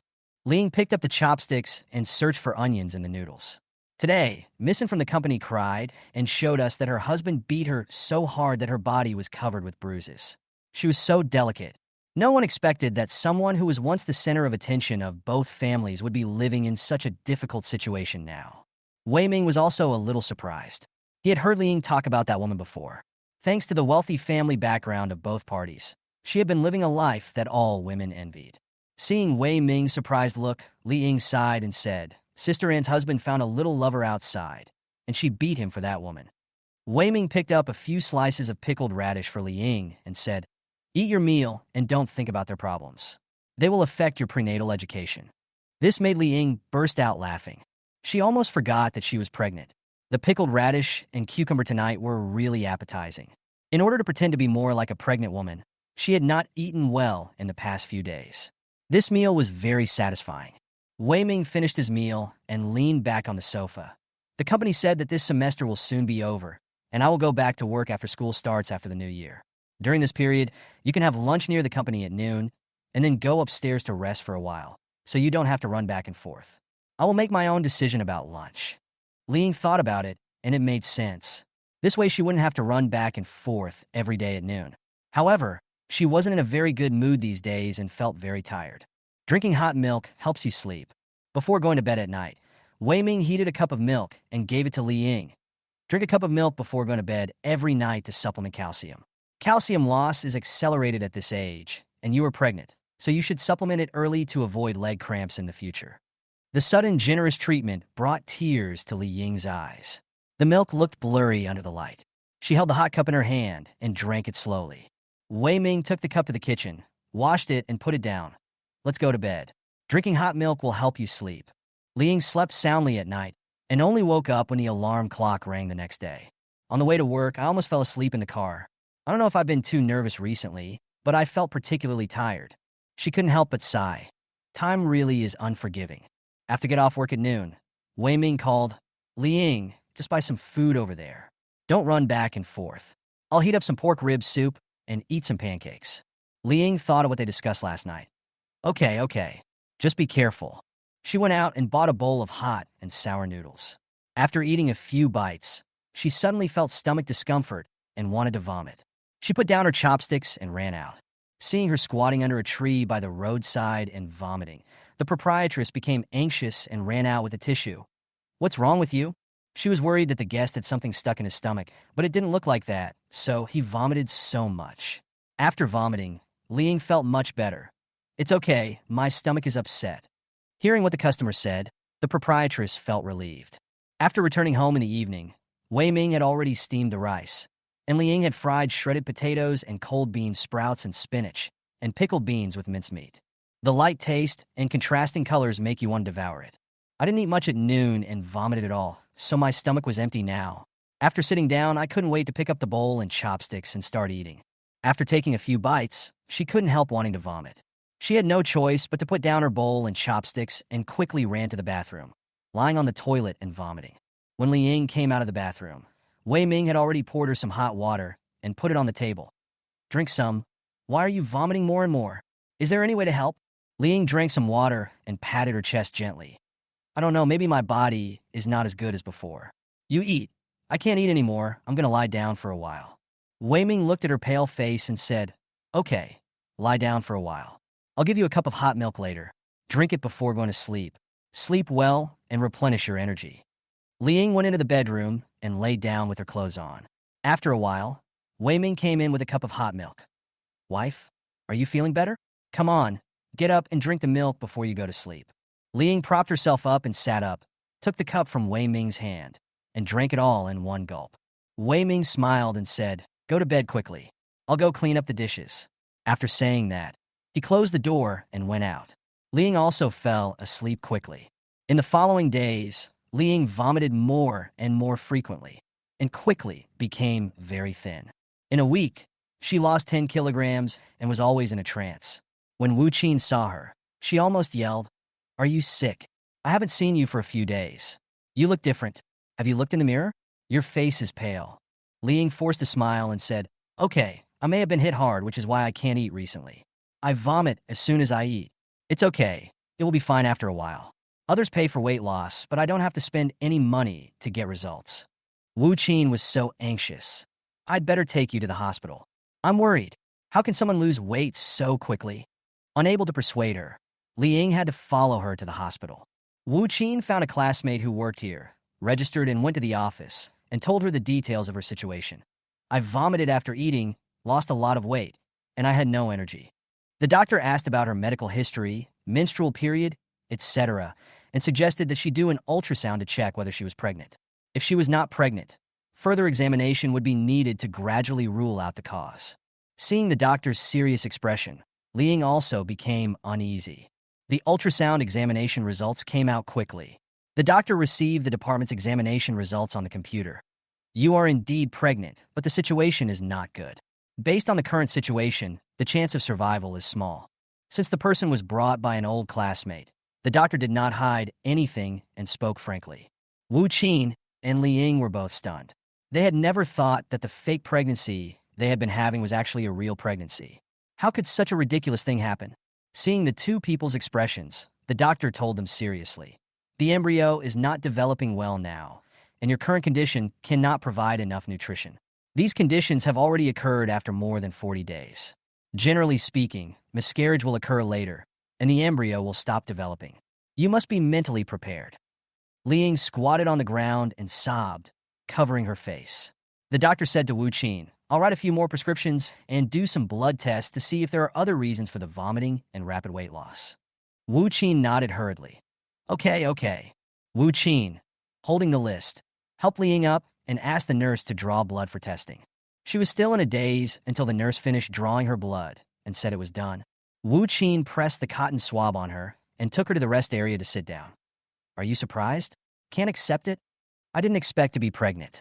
Although I didn't want this child, when I heard the doctor say that it would leave my body, I felt so painful. I really don't know what to do." While we were talking, the test results came out. They took the list to see the doctor.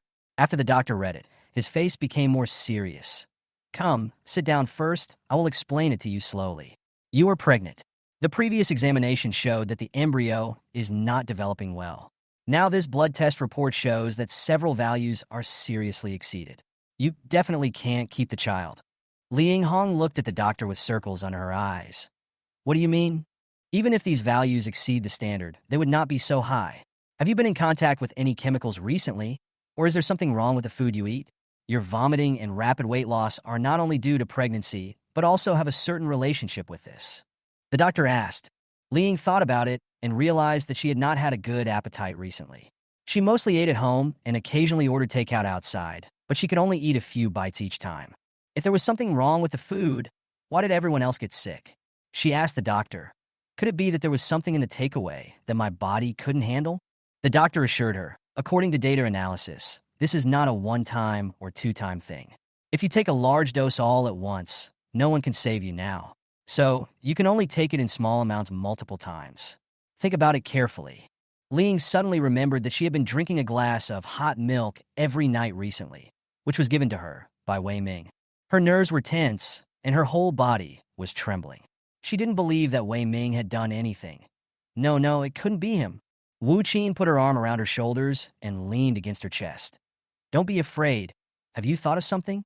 Liang raised her head and stammered. "Since I came back from the hospital last time, Wei Ming has been giving me a cup of hot milk every night.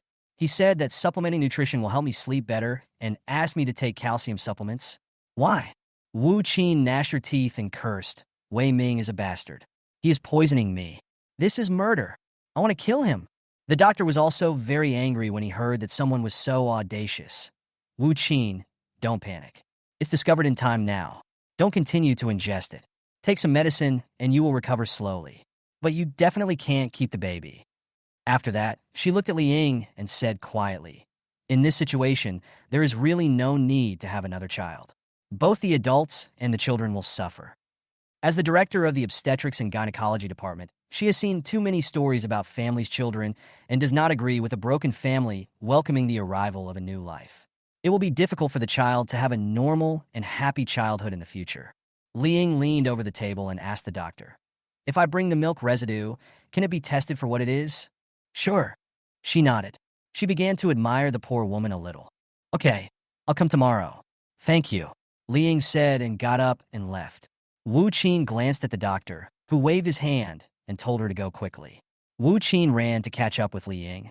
Li Ying collects evidence. After leaving the hospital, Wu Qin accompanied Li Ying to the pharmacy to buy medicine and put the medicine and examination forms in her bag. She felt that maybe one day, Li Ying would need this fatal checklist. I went to the convenience store and bought a bottle of water.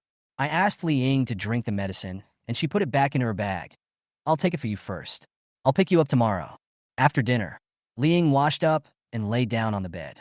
Soon Wei Ming brought her a cup of hot milk. In the past few days, every time she held the warmth in her hands, she felt at ease and happy. She even thought, as long as he knows how to go home, it's fine. I pretend to be blind. So what? But at this moment, the same cup, the same milk, she felt creepy holding it in her hand, as if it weighed 1,000 pounds. Seeing that she was still in a daze, Wei Ming urged her, drink it quickly. It won't taste good if it gets cold. Drink it so you can sleep better. Okay. Li Ying tilted his head back and drank it all up in one gulp. Wei Ming then went out with the cup in satisfaction. Li Ying quietly took out a plastic box from under her pillow, spit out the last mouthful of milk in her mouth, covered the box, and put it back under the pillow. Hearing Wei Ming walking away, she got out of bed and gently opened the door a crack and saw Wei Ming washing the cup that had just contained milk in the kitchen. She used to never work in the kitchen. She remembered that she didn't even know where to put the plates in the cupboard. But recently she washes the cups clean every night. Every day, looking at the clean dishes and glasses, she was happy to think that maybe he had changed his mind, and it turned out that he was just trying to cover up the evidence. I secretly took a picture of her back. She closed the door and leaned against the wall, tilting her head back and trying hard not to let her tears flow. That night, she slept uneasily and kept dreaming that she was being chased. Every time she was forced into a desperate situation and trembling all over, she would see someone walking out of the darkness, and that face would turn into Wei Ming's. After waking up several times, she couldn't fall asleep anymore. Listening to the even and strong breathing beside her and looking at the dark night, she quietly took her clothes and went to the small bedroom. After dawn, she packed up and went out. She made an appointment with Wu Qin, and they had breakfast together and went straight to the hospital. I gave a little bit of milk left over from last night to the doctor for testing, and the results came out quickly, showing that it was a drug that caused vomiting and mental confusion. Long-term use can cause symptoms similar to depression. If no special examination is done, it will only be felt that the person is under great pressure in life. And excessive mental stimulation leads to depression, extreme behavior, and acts that do not cherish life. It is difficult to suspect that everything is caused by the drug. Li Ying was so heartbroken after listening to the doctor's words that she couldn't breathe. He didn't want this child from the beginning. He even planned out my escape plan, making everyone believe that I was depressed. If I had an accident one day, everyone would think that I committed suicide due to depression. He cleared himself of all charges. What a vicious mind. It's hard to believe that he planned so carefully. The doctor told her, you need to arrange a time to come for surgery as soon as possible. In the current situation, you can't keep the baby. If you continue like this, your physical condition will deteriorate sharply. After leaving the hospital, Li Ying went to a small alley, found an inconspicuous old shop, and bought a miniature camera from the owner. The boss had seen many women who bought pinhole cameras to catch their partners cheating, so he carefully taught her how to use them. Li Ying took the camera, unpacked it, threw the box into a roadside trash can, put the camera in her pocket, and the two went back to Li Ying's home together. On the way, the two of them discussed, after we get back, I will hold Wei Ming back, and you go to the kitchen and install the camera in an inconspicuous place. Don't let him find it, because he will definitely ask for hot milk again tonight. So we must get evidence. As soon as he entered the room, Wei Ming greeted him warmly. Wu Qin is here. Please sit down. I'll go get you some water. Wu Qin hurriedly stopped him. You sit down and let Li Ying go. She knows what kind of tea I like to drink. After that, she turned to Li Ying and said, make me some lemon tea with more honey. Go slowly, Wei Ming, and I want to talk for a while. As she spoke, she sat in the middle of the sofa, and Wei Ming then sat facing the balcony. Wu Qin asked him about his current health and some things at work, and they talked about a lot of things. In the kitchen over there, Li Ying took out lemon slices, added honey, poured in half a cup of boiled water, and then added boiling water. Seeing Wei Ming with his back to her in the living room, she took out the miniature camera from her pocket and placed it in the pot of green ivy on the windowsill, hiding it behind the thick and large leaves. She adjusted the angle and even pulled the leaves apart on purpose, and it looked no different from usual. She went to the living room with lemon tea. Wu Qin looked at her and smiled. Li Ying nodded slightly. Wu Qin knew that she had taken care of everything, so she felt relieved. After sitting down and chatting for a while, Wu Qin left with her bag. After dinner, Wei Ming went to the kitchen as usual to prepare hot milk for Li Ying, but he didn't know that this time, the whole process of pouring milk, adding medicine powder, and stirring was under Li Ying's surveillance. Li Ying leaned against the head of the bed, watching Wei Ming processing milk in an orderly manner on his mobile phone, with a barely perceptible smile on the corner of his mouth. Seeing him walking out of the kitchen with a cup full of milk, Li Ying quickly turned off the surveillance on her phone and pretended to watch TikTok. When Wei Ming pushed the door open, he saw Li Ying looking at her phone with a smile on her face. Stop looking at it. Drink it while it's hot and go to sleep. Li Ying put down her phone, took the cup with a smile, and drank it all in one gulp. Hubby, thank you. Wei Ming smiled gently and said, go to sleep quickly. Then he turned off the lights and went out. Li Ying was lying on the bed, unable to hold back her tears which wet her pillow. She took out her cell phone, saved the video, forwarded it to her email, and also sent a copy to Wu Qin. Wu Qin, who received the video, walked around the living room angrily with her phone in her hand. How can there be such a vicious person? He really has the guts to do this. Husband, how about I call the police? Liang Yin stopped her and said, don't call the police yet. Li Ying should be waiting to collect enough evidence. She will only take action when she is sure enough. Wu Qin said anxiously, but drinking poison every day like this, you haven't seen that she has changed. I'm really worried about her. What if? Liang Yin comforted her. Don't worry, Li Ying will know her limits. The doctor also said that the medicine she is drinking now mainly affects the nerves and can be controlled through medication. If you need any help, tell me and I will help you get in touch. Don't be impulsive. Wait a little longer. Liang Yin pulled Wu Qin, who was crying anxiously, into his arms and comforted her gently. Sell old house for new one. The two of them were lying on the bed, and Li Ying said to Wei Ming, honey, the newly opened Fuling Garden has the best kindergarten, elementary school, and junior high school districts in the city. Have you ever thought about moving our house there? Wei Ming looked at his phone and said slowly, it's not necessary. The housing prices there are so high. Li Ying came over and said, I asked, and a vice president there can give me a preferential price. I have helped him before. He promised me a discount of 4,500 per square meter, and I can use the Housing Provident Fund. Hearing this, Wei Ming was also tempted. There were not many rooms in Fulinyuan, and even if you queued up, you couldn't get one. Basically, all the rooms were reserved by the leaders. If you can book a room at such a favorable price, even if you resell it, you will make a lot of money. Seeing Wei Ming's excitement, Li Ying continued, but there is a problem. If we buy a second house, we have to pay the full amount. We don't have that much money. The vice president said that if we buy a first house, he can help us get a 50% down payment and then use the Provident Fund, plus the preferential price he gave. The remaining mortgage payment will only be around 1,000 per month. Isn't it a good deal? Hearing this, Wei Ming was a little unhappy. He didn't want to sell the house, even though Fulinyuan was the most popular place in the city. Li Ying said, look, if we move the house there, our son will be able to go to the best school when he is born, and he won't have to ask for help every time. Others will also look up to him because he lives in Fulinyuan. If you miss this great opportunity, it will be gone. I'll call Mom and discuss it with them. Seeing that Wei Ming couldn't make up his mind, Li Ying picked up her phone and called her mother-in-law. She briefly explained the situation, and Aunt Qin immediately made the decision. Switch. The son of the neighbor next door works in the municipal government. He was still there yesterday. It's a pity that the community is so good that they can't get it. We have such a good opportunity, we can't waste it. Besides, It will be very convenient for my grandson to go to school in the future, and it will be near home. With the help of her mother-in-law, the sale of the old house was quickly finalized, and Li Ying fell asleep happily. The next morning, she started contacting real estate agents. At noon, she came back with 8 real estate agents to take photos and negotiate prices. More than a dozen people looked at the house inside and out, took photos, videos, and drew pictures, and were very busy. After everyone had finished their work and left, Wei Ming sat on the sofa with a sullen face and kept silent. He felt that Li Ying had disrupted all his plans this time.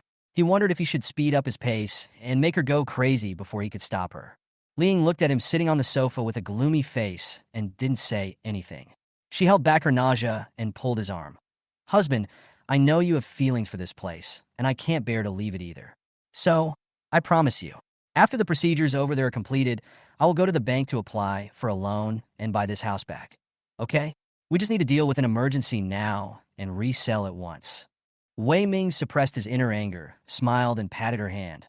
"Well, I'll do as you say." Li Ying quickly stood up and said with a smile, "Okay, you just stay at home and rest. If you're hungry, order some takeout. I'll be late if I don't leave now." After that, she picked up her bag and left, leaving Wei Ming sulking on his own. As soon as she arrived at the company, she began to collect clues and look for buyers, while also urging the agency to speed up. The house is convenient for shopping and markets, and with multiple real estate agents recommending it highly, we quickly found a few buyers who really wanted to buy it. The 5 families made an appointment to view the house together on Friday. On Thursday afternoon, Li Ying hired a housekeeping company to come to the house. Her employees worked hard for 3 hours, cleaning every corner of the house spotlessly and making the windows and tables bright and clean. The day for house viewing arrived. Li Ying hurried back from work and took the owners and people from the agency home with her. "Wow, the lighting here is great and bright. I like it." A woman walked in and was attracted by the balcony and living room filled with sunshine at noon. Li Ying checked the weather forecast and found that it was going to be a sunny day today. She made an appointment to view the house at noon, knowing that few people would refuse this picturesque afternoon. "This floor is very shiny. Is it from a famous brand? The color is nice and high-end." Li Ying smiled and thought to herself, "I had someone clean and wax it last night, so of course it's very shiny and looks good. You're not going to move this sofa and dining table away, are you? If I buy, I'll buy these furniture together. New furniture contains a lot of formaldehyde. These ones look pretty good." A woman touched the dining table and chairs and thought the quality was pretty good. "Can you negotiate on this price? To tell you the truth, I like this house. The floor is suitable too, but this is the price. Can you offer a little less?" An elderly aunt negotiated with Li Ying. "As long as you like it, we can negotiate the price. Let's talk about it after we've all seen it. Living here is very convenient for everything, and we're in urgent need of money recently. Otherwise, I really wouldn't want to sell it. Every bit of this place carries our memories, and I really can't bear to part with it." Li Ying's voice choked up as she spoke. The aunt sighed. "Oh, it's not easy. So, I've decided on the house. You can leave the furniture to me. I'll use them when I move in, and it won't take me any more trouble to buy them." Li Ying wiped the tears from her eyes in surprise. Okay. Annie, do you need to go back and discuss it with your family?" The aunt waved her hand and said, "No need. We worked in other places a few years ago. After our son graduated, he worked here and later got married and started a family. We had a house here before we went out to work, and we also paid for our son's wedding house. After I retired this year, I found that my daughter-in-law's parents and brothers had moved into the original house. We live in our son's house, and my daughter-in-law often speaks sarcastically. A few days ago, she even made my husband hospitalized. I happened to see your house for sale, so I came to take a look. If I think it's suitable, I'll buy it and my husband and I will move out. I'm old and can't stand the tossing. I'll pay you a deposit of 50,000 yuan and sign the contract this afternoon. There's no problem on your side. We can transfer the ownership at any time and settle the payment." Li Ying looked at the calm aunt in front of her. She had gray hair, but her back was straight. Her clothes and pants were neat and wrinkle-free. She looked like a particular person. After listening to her words, she felt that she was also very efficient. She couldn't help but give her a thumbs up. The person from the agency who brought my aunt here came out after a round and saw that the two of them were talking about signing a contract. She was also very surprised and lamented that this was the first transaction in the workplace that she had done without any words, and she could just sit back and wait to get the commission. She has already made up her mind to go to the mountain tomorrow to burn incense and fulfill her vow to thank God for her good fortune. After viewing the house, the other people were ready to bargain, but the two had already agreed to sign the contract in the afternoon.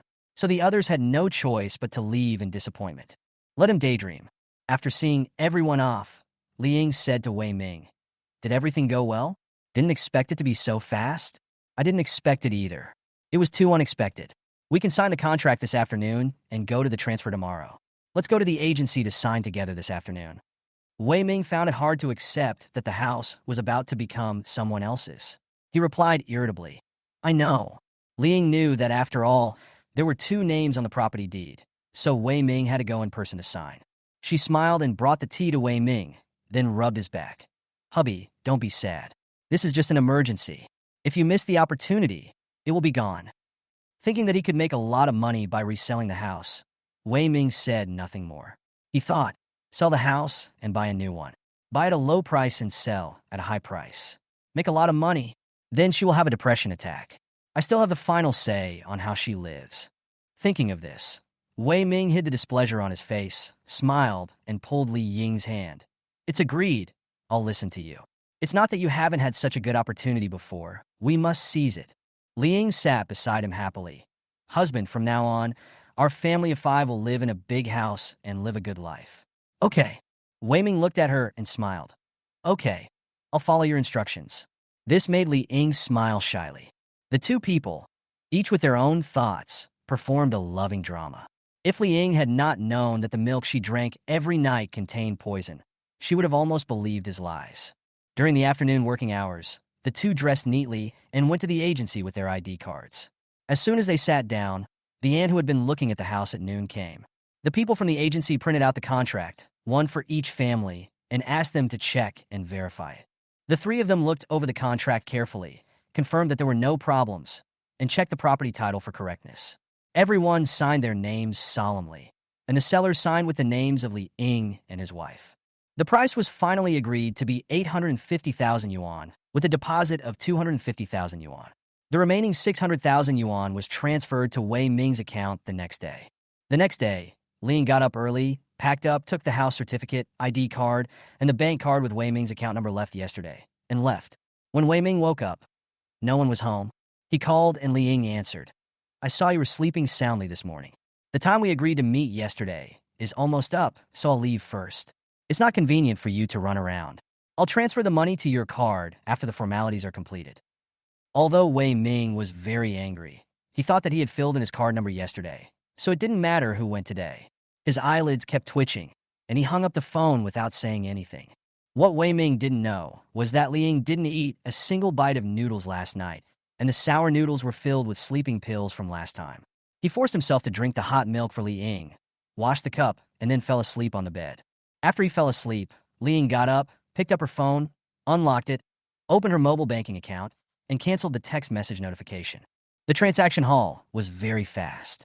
Li Ying, the house-buying aunt, and the people from the agency completed the transfer procedures very quickly.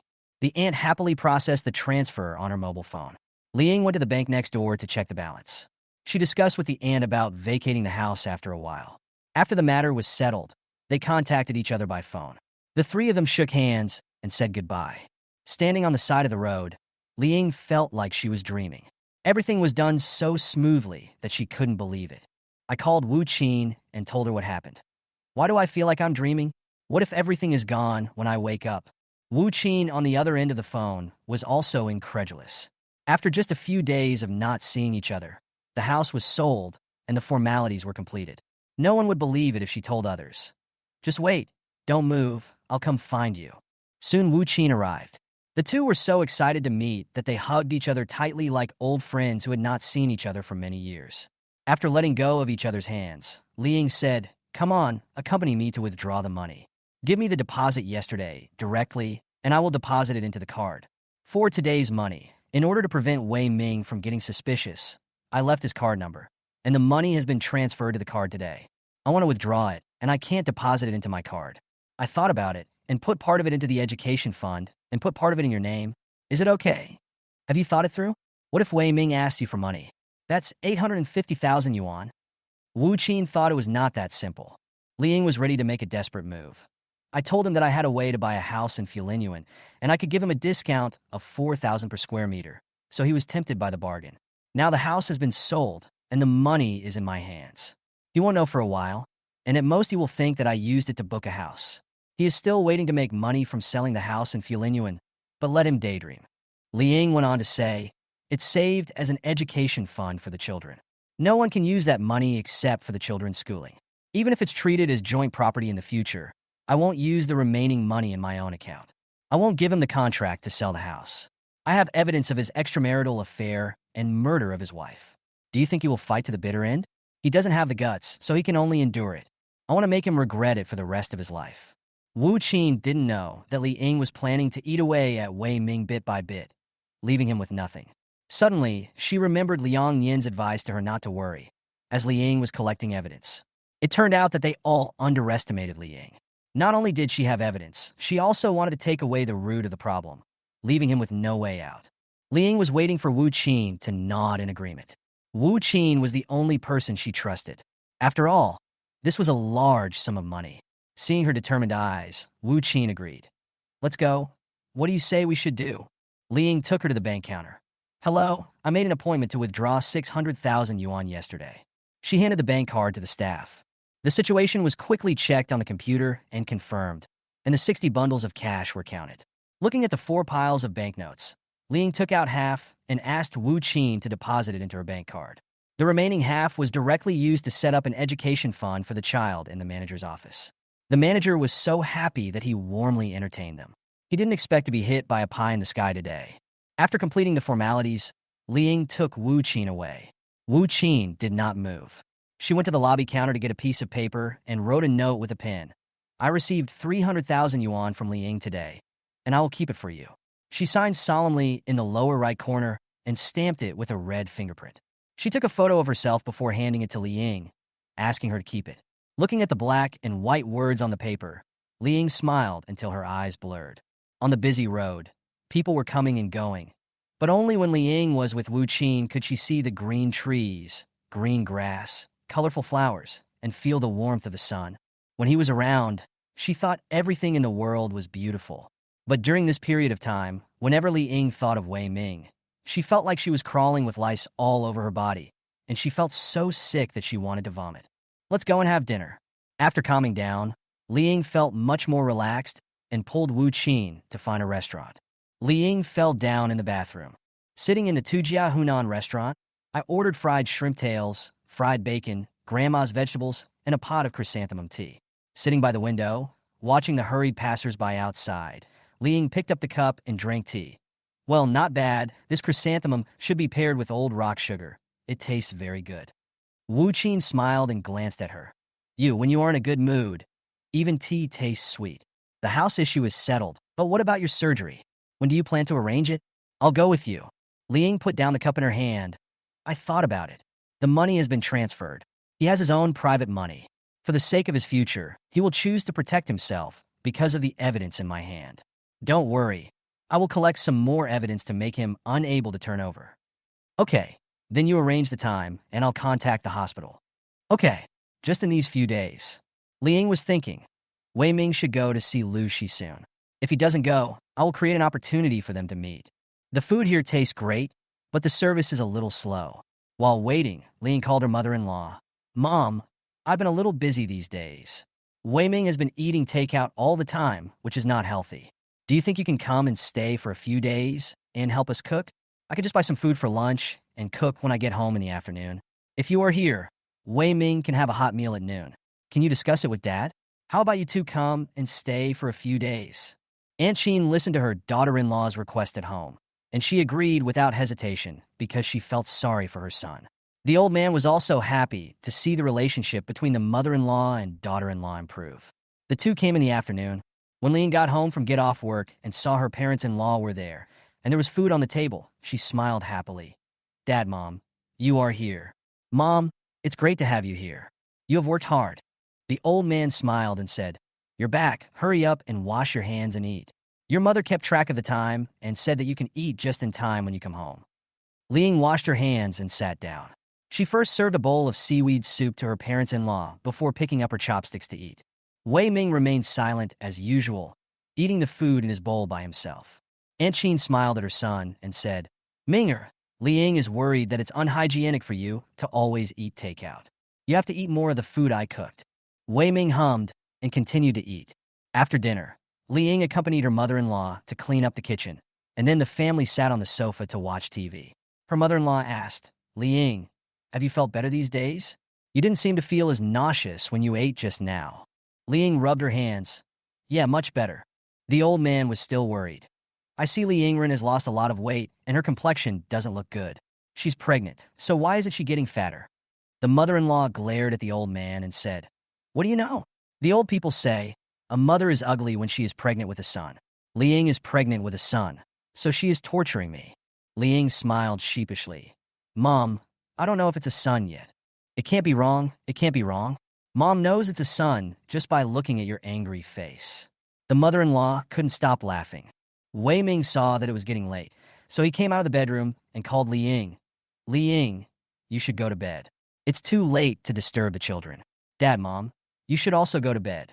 After Li Ying greeted her parents-in-law, she got up and went to the bedroom, while the old couple went to wash their faces and feet. Seeing that they had all gone into the bedroom, Wei Ming tiptoed to the kitchen to warm milk for Li Ying. After a while, the hot milk was delivered to her. Li Ying took the cup and drank it all in one breath, then smiled and kissed her husband. Wei Ming smiled and walked out with the empty cup, and Li Ying followed behind him. He turned around and asked, Aren't you going to sleep? What are you doing out there? Li Ying burst out laughing. I was talking to my parents just now and didn't go to the toilet. You gave me a big glass of milk. If I don't go to the toilet, are you going to make me die of overeating? Wei Ming smiled, thinking that he was a little too nervous. Oh, then go quickly. After saying that, Wei Ming went to the kitchen to wash the cups, and Li Ying went to the bathroom. As soon as the bathroom door closed, Wei Ming heard a bang, and then an ah. He turned off the faucet and leaned over to shout, Li Ying, are you okay? A groaning sound came from the bathroom. Honey, I fell down. It hurts so much. He hurriedly put down the cup and walked to the kitchen. The parents-in-law who were changing clothes in the bedroom also heard the noise and ran out while buttoning their clothes. What's going on? What? What happened to Li Ying? Wei Ming pushed the bathroom door open a crack and felt blocked. Li Ying fell in the bathroom and seems to have fallen behind the door, blocking it. What should I do? The mother-in-law ran over anxiously and squeezed in the crack of the door. Li Ying, can you get up? If you can't, please move slowly. We need to open the door so that you can come in. Li Ying said painfully. It hurts so much. After trying several times, the door wouldn't move, so the old man asked Wei Ming, Do you have a hammer? Bring it here. Dad, where's the hammer? We don't need that thing. Then go get the kitchen knife. The old man said firmly. Although Wei Ming didn't know what his father was going to do, he didn't dare to refute him, so he had to get a kitchen knife from the kitchen and hand it to him. The old man took the kitchen knife and shouted to Li Ying through the crack in the door. Li Ying, cover your face and close your eyes. I'm going to break the door open. After saying that, the old man took a kitchen knife and smashed the glass in the middle of the carbon alloy door facing the bathroom. One hit, two hits, and soon the glass shattered, leaving only the frame. The glass shards were all over the body and fell to the ground.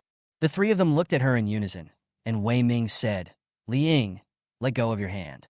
The back of your hand is bleeding. Do your eyes look good?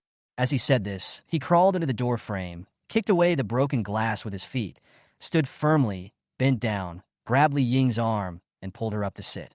Then he slowly opened the door frame, and the mother-in-law came in, together with Wei Ming. They held Li Ying's arm, pulled her up, and walked out. Li Yingwei hunched over and held her stomach. It hurts so much. The mother-in-law was also anxious. Sit down first, sit on the chair. Where does it hurt? Your stomach? The old man looked at the blood dripping on the ground and said, Wei Ming, go get some gauze and wrap the wound on the back of Li Ying's hand. It's bleeding. Wei Ming hurriedly went to find gauze. Grandma helped Li Ying sit down and said, How could you fall down when you were fine? Why were you so careless? Li Ying covered her stomach and whispered, Wei Ming brought me a big glass of milk. I felt a little bloated after drinking it. I was afraid that getting up to go to the bathroom at night would affect everyone's sleep. So I thought about going to the bathroom before going to bed.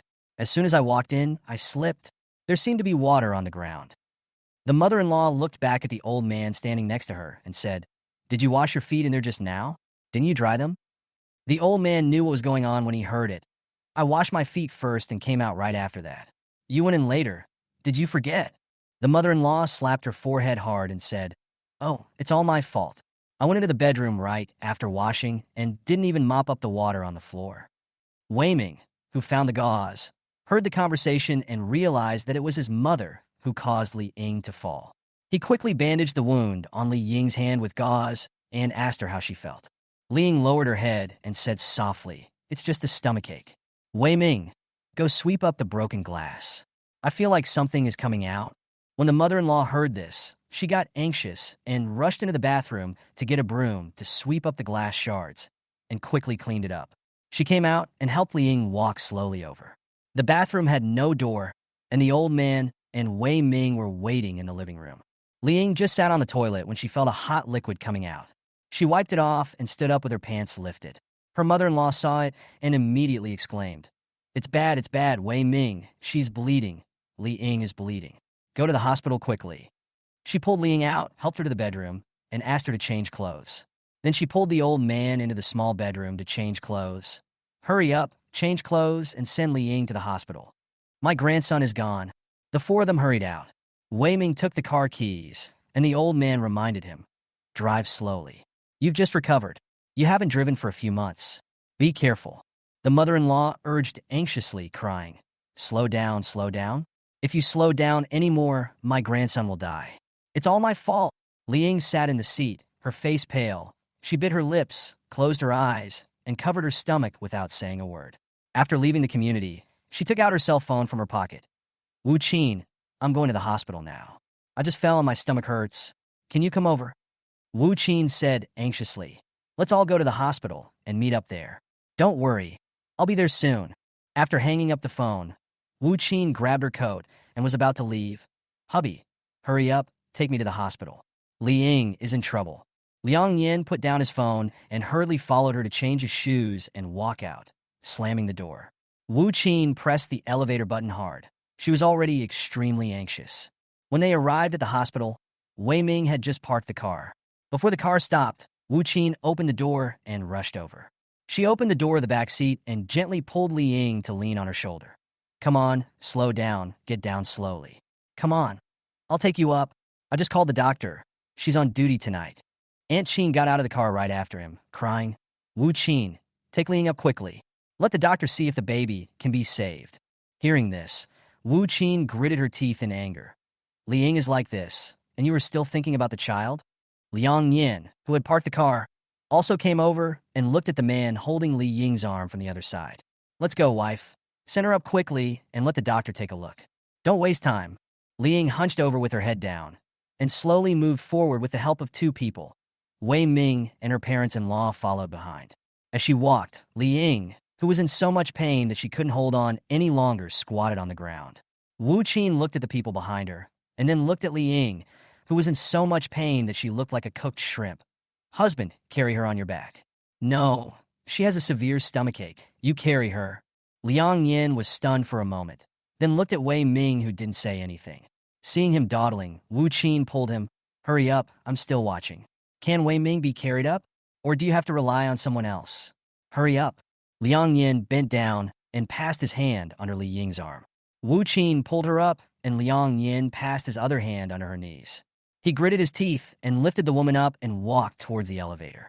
The corridor was very quiet at night, and they soon arrived at the doctor's office. Seeing the person rushing in, Wu Qin shouted, "Old classmate, come and take a look." He fell and is crying in pain. The doctor put on a stethoscope and walked out, pointing to the examination bed by the wall. "Put the patient there, and everyone else go out first. I'll take a look at the situation." Liang Yin put Li Ying down and turned to leave. The mother-in-law also left, looking back every few steps. The doctor pulled the curtain and asked Wu Qin to help unbutton her clothes and pull her pants down a little. He put his hands together and pressed Li Ying's lower abdomen with his fingers. "Does it hurt here?" Li Ying frowned. "It hurts. There was water on the bathroom floor, and I didn't see it, so I slipped and fell. After I stood up, I looked and saw that I was bleeding." The doctor looked at the curtain and whispered, "Then arrange it." She still remembered the last time they came to test the milk. The three of them knew that the child could not be kept. However, she did not expect that it would leave her body in this way. As a woman, she would see countless pregnant women every year, but it was unique for a woman to be poisoned by her husband. She helped Li Ying put on her clothes and pants, pulled aside the curtain, and shouted to her mother-in-law who was craning her neck outside. Family members can come in now. Aunt Chin immediately trotted in and looked at the doctor eagerly. Doctor, how is my daughter-in-law? Can the baby be saved? The doctor shook his head and said, at the moment, the baby cannot be saved. Take the patient for an ultrasound and arrange surgery once the results come out. The doctor wrote out a bill and handed it to Wei Ming, who came in. Go and pay the fee. Then he told Wu Qin, well, you take her to get an ultrasound. After she pays the fee, she will come directly to you and give the bill to the doctor in the ultrasound room. Okay. Wu Qin and Liang Yin helped Li Ying down from the bed. Liang Yin, go push that wheelchair over here and let her sit on it. The doctor pointed to the folding wheelchair behind the door and showed Liang Yin. Liang Yin pushed the wheelchair, and Wu Qin held her hand as they walked forward. After the examination, the doctor handed them the ultrasound report a few minutes later. The results are out. Go find the doctor. Okay, thank you. The doctor had called while we were waiting for the results. We went straight to the operating room when the results came out. We all rushed to the operating room together, and as soon as we reached the door, we took Li Ying in. Looking at the closed door of the operating room, Wu Qin stood there restlessly, clenching her hands. Liang Yin put his arm around her shoulders and said, it's okay, don't worry. She'll be out soon. The empty hallway was so quiet that you could hear a pin drop. It seemed like a very long time had passed, but the door to the operating room had not yet opened. Wu Qin anxiously looked at the time. Only half an hour had passed. Her heart ached like a towel being wrung out of water. The lights in the operating room were bright. Li Ying was lying on the operating table, looking at the white walls around her. Suddenly, she felt very cold and couldn't help shivering. The assistant standing next to her gently patted her shoulder and said, don't be afraid, it will be fine soon. She nodded softly. The doctor prepared everything and was about to start the operation. When the instrument touched her skin, Li Ying tensed up nervously. The doctor reminded her, don't be nervous. It's just a minor operation. This is the result we already knew. It's important to protect yourself. The assistant reached out and held her trembling hand. The warmth slowly passed over her, and she gradually relaxed her body. She felt something leaving her. Although she didn't desire that child very much, it was her own child after all. It would be a lie to say she wasn't sad at all. The door to the operating room finally opened. The nurse helped Li Ying walk out slowly. The doctor followed closely behind her and said, the operation is over. You will stay in the hospital tonight for infusion. You should have a good rest after you go back. After hearing what the doctor said, Aunt Chin fell to the ground crying. My grandson is gone. Wu Qin took Li Ying from the nurse and helped her walk slowly forward. Wei Ming and the old man hurried to help Aunt Chin, who was slumped on the ground. Mom, get up quickly and stop crying. Aunt Chin slapped her thigh and cried bitterly. It's all my fault, it's all my fault. Why didn't I clean the floor? My grandson fell and died. The old man pulled her up and said, it's already this late. Stop making a fuss. Li Ying just had surgery. If you keep making a fuss here, who will take care of Li Ying when everyone is looking after you? Don't be afraid. I'm here. Wu Qin and her husband had already taken Li Ying to the ward and laid her on the bed. The nurse quickly arranged for infor. The three of them came to the ward and saw Wu Qin feeding Li Ying hot water with a straw. She glared at them angrily. No one spoke, and the ward was very quiet for a while. Putting down the water cup, Wu Qin spoke. Wei Ming, I think you are too careless. Your wife is an elderly pregnant woman, and pregnancy is like a matter of life and death. Don't you know? In order to continue the family line of your Wei family and satisfy your idea of favoring boys over girls, she is willing to take risks. What about you? Have you ever worried about her? Several people at home can't take good care of a pregnant woman. Do you want her life? Look at the woman lying here. Are you worthy of her? Think back to when you were injured. How Li Ying took care of you. She took care of you for several months without sleep, and every time you had a checkup, she carried you up and down the stairs on her back. She was so dedicated, but she still had to bear the stigma of husband killing. How can you be so cruel? Does Li Ying owe you? Wei Ming was scolded without saying a word. Aunt Chin watched her son being scolded, and she became furious. She pointed her index finger and scolded. You don't wrongly accuse her. She fell down because she didn't have eyes. She's already in her 40s. Wei Ming can't carry her on his back. Wu Qin stood there with her hands on her hips. Annie, I call you because I respect you as an elder. I would have stopped talking to you if I hadn't. But you're still asking for trouble. Look how quickly you turn hostile. Liang is pregnant, and you act like you found a treasure. Liang just lost her child, and instead of comforting her and caring about her, you're scolding her for being blind. From beginning to end, you've only cared about your precious grandson. When have you ever cared about your daughter-in-law? Liang has endured for more than 10 years. Even if she was a stone in a toilet, she would still be warmed up. Look at your family. You're like blood-sucking worms. You only know how to bully and use her. Who really cares about her? Huh? Tell me. No one had ever scolded his mother in front of him like this before. Wei Ming shouted angrily. Shut up, woman. If you keep talking nonsense, I'll beat you up. You dare to hit me? Have you become so powerful? Wu Qin was so angry that she was spinning around.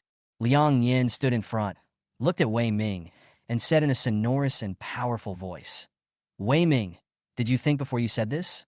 This is my woman. You can't manipulate her as you want. What words of Wu Qin have wronged you? Tell me. After he finished speaking, he stretched out his right hand and gestured, meaning you say it. Wei Ming knew that he would not be able to get away with it with Liang Yin. So, he pulled his mother and turned to leave. Since we can't agree, and my parents are old and can't stand the trouble, I will take you back. He turned and left before he finished speaking, without even looking at Li Ying lying on the bed. After they left, Liang Yin went over, closed the ward door, and sat on the sofa by the window. Wu Qin sat down beside the bed, bent down, held Li Ying's hand, and gently wiped away the tears rolling down her eyes. Don't be afraid, I'm here. I'll accompany you at night. Li Ying sniffed and forced a smile. It's okay. He didn't want it, and it just happened that he got what he wanted. Don't feel sad for me. This is a good thing. God is helping me. I've been thinking these days, should I go to the pharmacy to buy some medicine for myself and let his mother take the blame? Or should I go find that woman and pretend to have a fight and put the blame on her? Now it's good. I don't have to plan. Her mother helped me. Wu Qin felt sad when she heard this. You are just being stubborn. It's so dangerous. You are an elderly pregnant woman. You are different from when you were young. It can really be fatal. Do you know that? Li Ying smiled. I know. Well, you are here. It's too late. You should go back. Lie down quietly. You're still on in 4 drip. I'll keep an eye on you. You're alone. If you fall asleep, I'll draw half a bag of blood from you. I'll have to come and save you tomorrow. Wu Qin teased her. After saying that, she turned to Liang Yin and said, Husband, you go back first. I'll watch over you here at night. Liang Yin raised his head and looked at them. How about you? How do you sleep? After Li Ying finishes the infusion, I will sleep with her. Or I will find a quilt and sleep on the sofa at night. Wu Qin pointed to the sofa he made. Go back quickly, it's getting late. Let's talk for a while. Wu Qin drove him away. Liang Yin stood up, took a look, and closed the door when he left. Soon there was a knock on the door, and then the door opened. Wu Qin looked up and saw the doctor coming in, holding a quilt. This quilt is for you. Liang Yin was afraid that you would be frozen, so he asked me to bring it over. Wu Qin took the quilt and put it on the sofa with a smile. Thank you. I'll treat you to dinner in a few days. The doctor smiled and looked at Li Ying's fluid. How do you feel? Are you feeling better? Li Ying smiled and replied, Yeah, much better. Thank you for today. No need to thank me. We all know that even if we forcibly save the baby after the fall today, the embryo will not develop well. Coupled with those drugs, it will be impossible to give birth to the child in the future. The doctor said slowly. Although there was some bleeding, it did not mean I had a miscarriage. Wu Qin finally understood. Only by performing the operation tonight can Li Ying avoid bearing the infamy of harming the grandson of the Wei family in the future. Thinking of this, she rushed over to hug the doctor and said excitedly, Thank you so much. The doctor patted her on the back and said, Okay, stop hugging her. Take good care of Li Ying. She really needs to rest well. Go to bed early after the infusion, and ring the bell if you have anything at night. The doctor smiled and left. The 2 people who stayed in the single room looked at each other and suddenly laughed. Maybe it's for this friendship, maybe it's for this victory, just because at this moment you are by my side. Now that we're at loggerheads, what are you going to do? Wu Qin asked her. Li Ying turned her head and looked at her. They are in the wrong this time, so they will be quiet for a few days and won't cause me any trouble. I want to take the initiative and catch them off guard. You can't say for sure about this family. Look at how unreasonable and cold-blooded they are. I'll try to stay with you these days." Wu Qin was still worried. Li Ying drew circles on the quilt with her finger. I asked around, and there are those who specialize in digging up gossip. They have nothing to do, so they go around looking for information for people, taking photos and recording videos. Wei Ming is so passionate about that woman that he may have gone crazy thinking about her in the past few months. I'm lying in the hospital, which just gave him the opportunity. Don't worry and do it. I'll get someone to keep an eye on her tomorrow. If you want to hammer her to death. The infusion is almost finished. Let's call the nurse to remove the needle. Let's clean up and go to bed. Ling looked at the little bit of liquid left. Okay, you just had surgery, so have a good rest tonight. Call me if you need to go to the bathroom. Wu Qin pressed the bell and asked the nurse to come in and remove the needle. Temporary closure of hospital. The next morning, Liang Yin brought breakfast early, but the two were still asleep. He knocked on the door gently, and Wu Qin heard his voice and asked him to come in. He pushed the door open and walked to the sofa without looking around and put breakfast on the coffee table. Are you still sleepy? Wash your face and eat something. The doctor will come to check on you later, and you will be too busy to eat. Wu Qin rubbed her eyes. Well, you sit down first, I'll go wash my face. She stretched and went to the bathroom. Ling also woke up. Good morning, Liang Yin. Thank you for your hard work. Hearing Li Ying's greeting, Liang Yin turned around and smiled. When Wu Qin came over, Liang Yin had already neatly dropped the cups on the sofa and held them in his arms, ready to take them to the nursing office. You clean up for Li Ying. You two eat first, I'll go return the quilt. After saying that, he took the quilt and went out. Wu Qin helped Li Ying to the bathroom, rinsed her mouth with hot water, washed her face and wiped her hands, and helped her back to sit on the bed. She opened the small table beside the bed and brought the breakfast over and placed it on it. Li Ying looked at the dazzling array of breakfast in front of her and couldn't help but joked. Liang Yin is worried that you'll be hungry here, so he wants to move the breakfast shop directly into the ward. Wu Qin also smiled. Eat quickly. There are so many foods, but they still can't fill your mouth. I'm afraid you won't have enough to eat, so buy some more. The two were talking and laughing when Liang Yin came back. Wu Qin shouted, Husband, come here quickly, bring a stool, and sit here to eat with us. Liang Yin dragged the stool next to the bed and sat down, took a pan-fried bun, and took a bite. It tastes pretty good. I didn't know what to eat, so I bought a little bit of everything.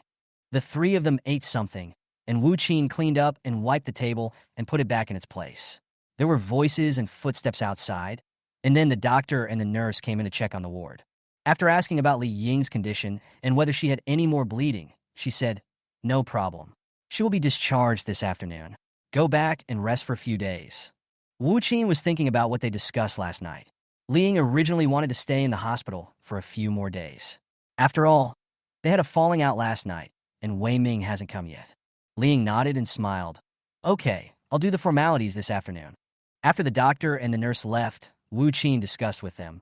Then I'll buy some things and take them back, and then come to pick you up from the hospital. Liang Yin went to work, and Wu Qin went out to buy pajamas, slippers, hats, chicken, eggs. She bought several bags of everything and took the bus home. An emergency meeting was suddenly held in the hospital, and notification was given to block the entrance and exit gates. The half-hour emergency meeting was over quickly. The door of the conference room opened, and the heads of each department hurried to their own departments, calling the head nurse to conduct emergency rounds and not let the patients walk around at will. Hurried footsteps sounded, the ward door opened, and the nurse informed Li Ying. The hospital has issued an emergency notice. Please stay in the ward and do not go out for the time being. Please cooperate. Li Ying looked up at her. What happened? Seeing that she was in a single room, the young nurse wanted to do her a favor, so she told her, We suddenly received a message from the Epidemic Prevention and Control Office. The hospital temporarily controlled and activated the emergency plan. You stay in the ward and don't go out. Well, okay. Thank you. Li Ying thanked the girl and sat on the sofa thinking about what to do next. Wu Qin, don't come to the hospital from home now. She thought about it and contacted Wu Qin first. Wu Qin, who was making the bed, put down the things in her hands and said, What's the matter? Didn't we agree to pick you up from the hospital this afternoon? Don't worry. Let me tell you, no one can leave the hospital now. It's a temporary policy, and the hospital is sealed off due to the epidemic. You can't be discharged in the afternoon, and don't come over. You are not allowed to come in. Li Ying explained to her. Then what should I do? How are you going to eat in the hospital alone? I'll call my classmates and see if they can make some adjustments. Wu Qin was very anxious. Okay. Don't cause trouble for others. They're very busy now, and there's a lot of noise in the corridor. Don't make things difficult for them. I just asked, and it turned out that the hospital cafeteria was contracted last month, so there is no need to worry about food. There is also a supermarket and self-service machines downstairs. Don't worry about it. Ling listened to the noise outside the door. Okay then, let's see how the situation goes. Feel free to contact me if you have any questions. Although he was worried, there was no other solution. Ling held the phone and thought for a long time. Finally, she made up her mind. She took a deep breath and dialed the number. Do what I said last time in the next few days. Don't alert the enemy. I want evidence. Got it, don't worry, the other party agreed. Ling stood by the window and looked downstairs. People in white work clothes were walking in a hurry. The security guards had drawn a red line and put up a sign at the gate. The voice of someone in the next ward talking on the phone by the window came over. I heard that a close contact came to the hospital for nucleic acid testing, so we temporarily notified the control today. Yes, that's right. It shouldn't be too long. It's just a close contact. And the nucleic acid collection point is next to the hospital gate, so there's no need to enter the hospital. There's no problem. Yes, I think it's okay too. Okay, I'll wait. Ling listened to the intermittent conversation next door by the window and got the general idea. Looking at the lush bamboo forest by the window, she smiled slightly. Humph, God is helping me. I can't go back to the hospital. I had a falling out with him last night, and I don't have a child anymore. He must be eager to find a lover, right? I'll give you a chance to let yourself go. Haha, just wait for me to beat you to hell. She had completely given up on this family. When she was in danger last night, they were worried about the baby in her belly, but Wei Ming was as cold and selfish as ever. That's right. What he hoped for was not to have that child. How much hatred could there be between us? As he had been sleeping with me for more than 10 years, that he actually wanted to poison me silently. Until her legs became tired from standing, Ling couldn't understand what she had done wrong that made them treat her like this. During the hospital closure, every meal will be delivered to the ward by a nurse. Except for the time when the nurse came to deliver meals and give infusions, the ward was quiet at other times. Ling felt that she had not lived so quietly for herself for many years. No need to worry about dinner not being made, clothes not being washed, the floor not being mopped, the quilt not being folded. Day after day, it passed quickly. In order to let Wei Ming go out and let himself go as soon as possible, she called her mother-in-law that afternoon. Mom, are you okay? I'm sorry, Wu Qin was too worried about me last night. Please don't be angry. It's all my fault that I didn't save the Wei family's grandson. I will definitely work hard. The mother-in-law listened to her humble plea, thinking about how she was usually submissive around her, and she said with a sullen face, That's outrageous.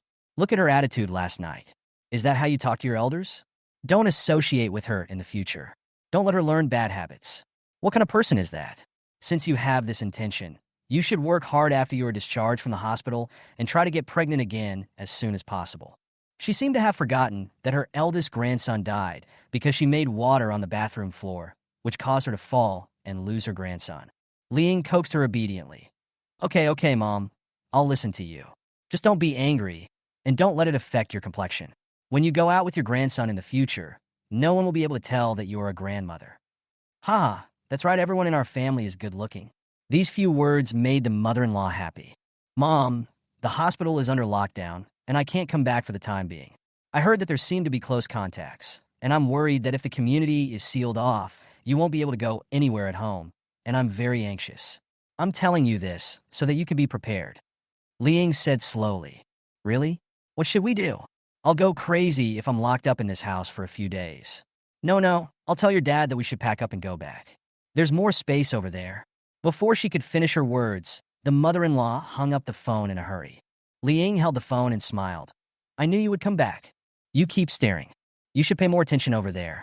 The elderly at home will leave soon, and the children are not at home recently. He is the only one here. Whether he goes out or comes back home, you should keep a close eye on him. Liang gave instructions over the phone. Okay, sister, I know. I'll be waiting in the community and let you know if there's any news. The next day, I received a call from Fan Xiaofei. Sister, the two old people passed away yesterday afternoon, and he went out in the evening. He drove to the intersection and came back and didn't go anywhere else. He didn't go out today and ordered a takeaway, which was Wu Ji fried noodles. I searched based on the mobile phone number and found that he ordered a bouquet of flowers to be picked up at 6 p.m. Okay, I got it. Just keep staring. Liang felt like her heart was being tortured, being cut into pieces. Watching the sun slowly retreat from the ward, the setting sun on the horizon dyed the sky above the mountain purple and red, just like a dancing woman splashing colored ink, spreading a colorful painting, with the last rays of light blooming. She was waiting for that man's call, waiting for the evidence, waiting for the day when she could crush him. At 10:40 in the evening, she was lying in bed watching the news when the phone rang. Sister, at 5:30 in the afternoon, he drove to the flower shop to pick up the flowers he ordered, and then went to pick up a long-haired woman. They went to eat a seafood buffet together, and at 7:30 they returned to the community together. They came out at 10 o'clock, and he sent the woman home and the community before driving back. At this moment, the lights in the house are dark.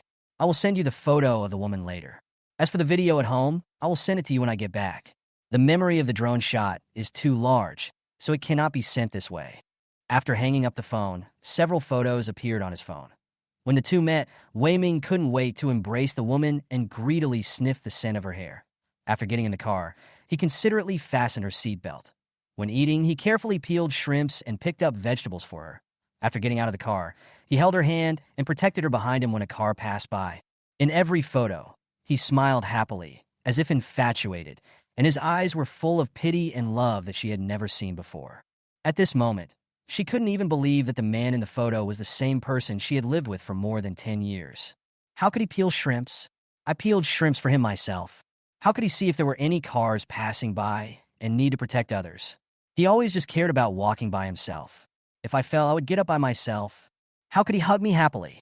I just threw myself at him and hugged him. And he just said, okay, perfunctorily. If you don't wear your seatbelt, he will just curse. Are you deaf? You can't hear the beeping sound. Fasten your seatbelt and sit in the back next time. How could he buy flowers? He has never received a gift as big as a finger.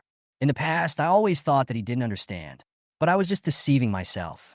It's not that he didn't understand, it's that he didn't love me and was selfish and unwilling to give. That night, Liang was wandering between half asleep and half awake. She saw Wei Ming and the woman return home, and they couldn't wait to hug and kiss each other as soon as they opened the door. There were shoes thrown away on the floor, and there was an indescribable tender scene in the bedroom. A beautiful scenery. The wrinkled quilt on the bed wrapped around the two of them. The floor was a mess, and he was loving her with all his tenderness. She woke up suddenly. The bedside light was still on, and she felt her hands and feet were stiff. It took me a while to come back to my senses. I took the cup and took a sip of water. The cold water gave me a shiver, and I was completely awake. I sat up, propped up by the quilt, and touched my forehead, which was covered with a fine layer of sweat. It turned out to be a dream, yet it was so real, as if I was there, making it hard to breathe. Just after breakfast in the morning, the nurse came to deliver medicine and told her that she didn't need to have it for today and to have a good rest. After pouring hot water and opening the bag of medicine, the phone rang. Sister, I have dealt with the video. You should be more open-minded. It's hard to find a two-legged frog, but there are many two-legged men. That is garbage. Just throw it away. Don't be attached to it. Stop talking so much nonsense. Just send the video to me. Liang interrupted him unhappily. Okay. I'll send it to you. After so many years, you still haven't changed your habit of bullying me. I'm a good man, and I don't fight with women. After saying that, Fan Xiaofei hung up the phone. Soon Liang received several videos sent by him. She was worried that someone would come into the ward, so she put on headphones before opening the video. I miss you so much. My heart is trembling. I miss you every minute and every second. You touch my heart, and it beats so fast. Sometimes I feel like it's going to jump out. Lucy, I can't take it anymore. I really miss you too much. The sounds coming from her ears made her blood pressure rise instantly. She fell into the sofa, feeling dizzy. The scene I captured was even more passionate than what I had seen in my dreams. How could they do this? Without caring about her feelings, she even deceived herself. They might just go back home and sit together without any further communication. She let the tears flow, listening to the intermittent sounds in the headphones, and in the end, only gasps were left. In the picture, those gentle and lingering kisses on the skin were like a dense rain of arrows falling on her heart, making her feel so painful that she couldn't breathe. It was dark, and when the nurse came in to check on the room, she saw it was pitch black. She pushed open the door and let in a beam of light, and vaguely saw a dark figure curled up on the sofa.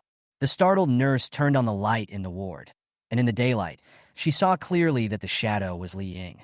She buried her head, hugged her knees, and curled up barefoot on the sofa, motionless.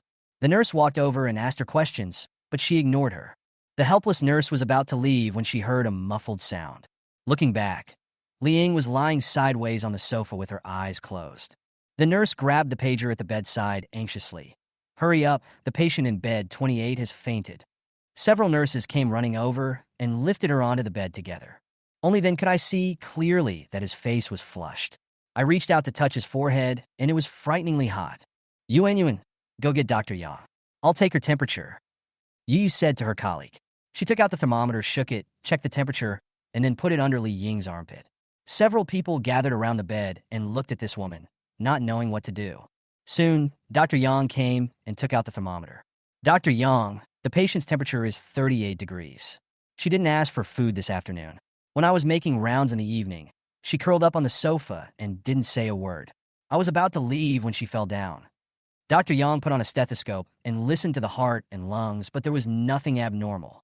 He also took the pulse and found nothing abnormal. The nucleic acid test results were also normal, and he had not been out recently.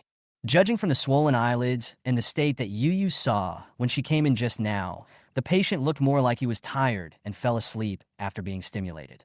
"I want to give him a big gift." "Okay, Yu stay, and the rest of you continue with your ward rounds." Dr. Yang instructed the nurses surrounding them. "Yu, wipe her face with hot water. This is a special period and the patient's family members cannot come in. Please lend a hand." Dr. Wan specifically asked me to help take care of her when he was handing over the shift. Dr. Yang observed Li Ying and spoke to the nurse. Yu came over with a hot towel, bent down, and gently wiped her face. In the dream, she felt like a cat was licking her face. Li Ying reached out to chase it away, and then she heard someone shouting, "Wake up, wake up." She slowly opened her eyes, her heavy eyelids drooping, and saw clearly that it was the nurse wiping her face. "There was no kitten at all? You're awake. Do you feel any discomfort?" Just now, when the nurse came to check on you, you suddenly fainted. Dr. Yang sat on a stool and looked at her. "I'm fine. I sat for too long in the afternoon. I was so sleepy that I fell asleep," Li Ying said embarrassedly. She felt dizzy. "You have a fever, and the nucleic acid tests in the past few days have been normal. You have just had surgery, your body is weak, and your emotions are not easily stimulated. I will prescribe some cold medicine for you. Call us immediately if you feel unwell." After saying this, Dr. Yang stood up and prepared to leave. "Well, okay. Thank you." Li Ying lay on the bed without any strength. The doctor could see that her mood was not right. After a while, the nurse came in with medicine, poured her some hot water, and watched her take it. "Just have a good sleep. If you feel uncomfortable, ring the bell and call us immediately. We will check the room every 2 hours at night." "Yeah, okay. I'm fine. Then you have a good rest. I'll turn off the main lights. If you're scared, just leave the bedside lamp on." Yu said as she turned off the lights, closed the door, and went out. She felt much better now, but she was very sleepy. She just wanted to have a good sleep. She fell asleep quickly. The nurse came to check on her several times during the night and would gently open the notebook and take note of her notes. Seeing that she was sleeping soundly, she was afraid of waking her up. Perhaps she was too tired that night, and she slept soundly. When the doctor was making rounds in the morning, he specifically asked about her temperature and whether she was feeling unwell. "My temperature is normal. I feel a little dizzy, but everything else is fine," Dr. Yang said. "Dr. Wan called me to tell me about your situation. Continue to take the medicine she prescribed for you last time, 1 pill a day. The medicine in the milk you drink also affects your current mood, and it may take some time to eliminate it. During this period, try to maintain a good mood and a calm mind, and don't be too stimulated." Li Ying smiled and said, "Okay, I got it. I'll pay more attention. Thank you, and thank you, Dr. Wan." Dr. Yang took the others away, and Wu Qin called, "Li Ying, I heard you had a fever last night. Are you okay? Has the fever subsided?" "It's back, I'm fine. Maybe I sat on the sofa for too long yesterday and caught a cold without paying attention. I took some medicine and had a good sleep, and I'm fine today." Not wanting to make Wu Qin worry, Li Ying stood up to answer the phone, making her voice sound more energetic. "You scared me to death. This is a special period, just like the confinement period after childbirth. Don't take it lightly," Wu Qin warned like an old mother. "Okay, I got it, my dear housekeeper."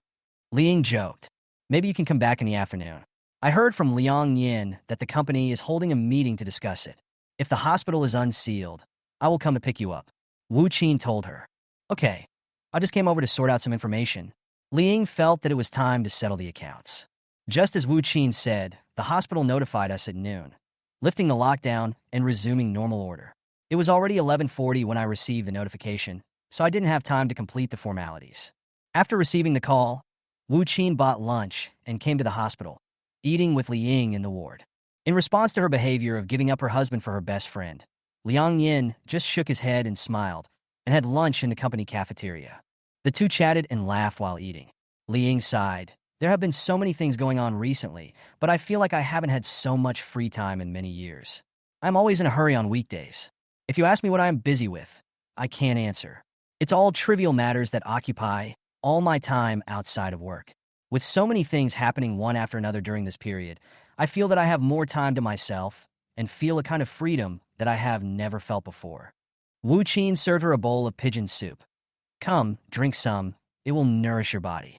You always worry about others and never think about yourself. Now you finally wake up and take good care of yourself in the future. Some people are not worth our heart and soul. Liang drank 2 mouthfuls of soup and gently turned the spoon. You know what? They really met last night. I guess they were eager to meet the night before, and I don't know why they were delayed. Maybe the man suddenly went home.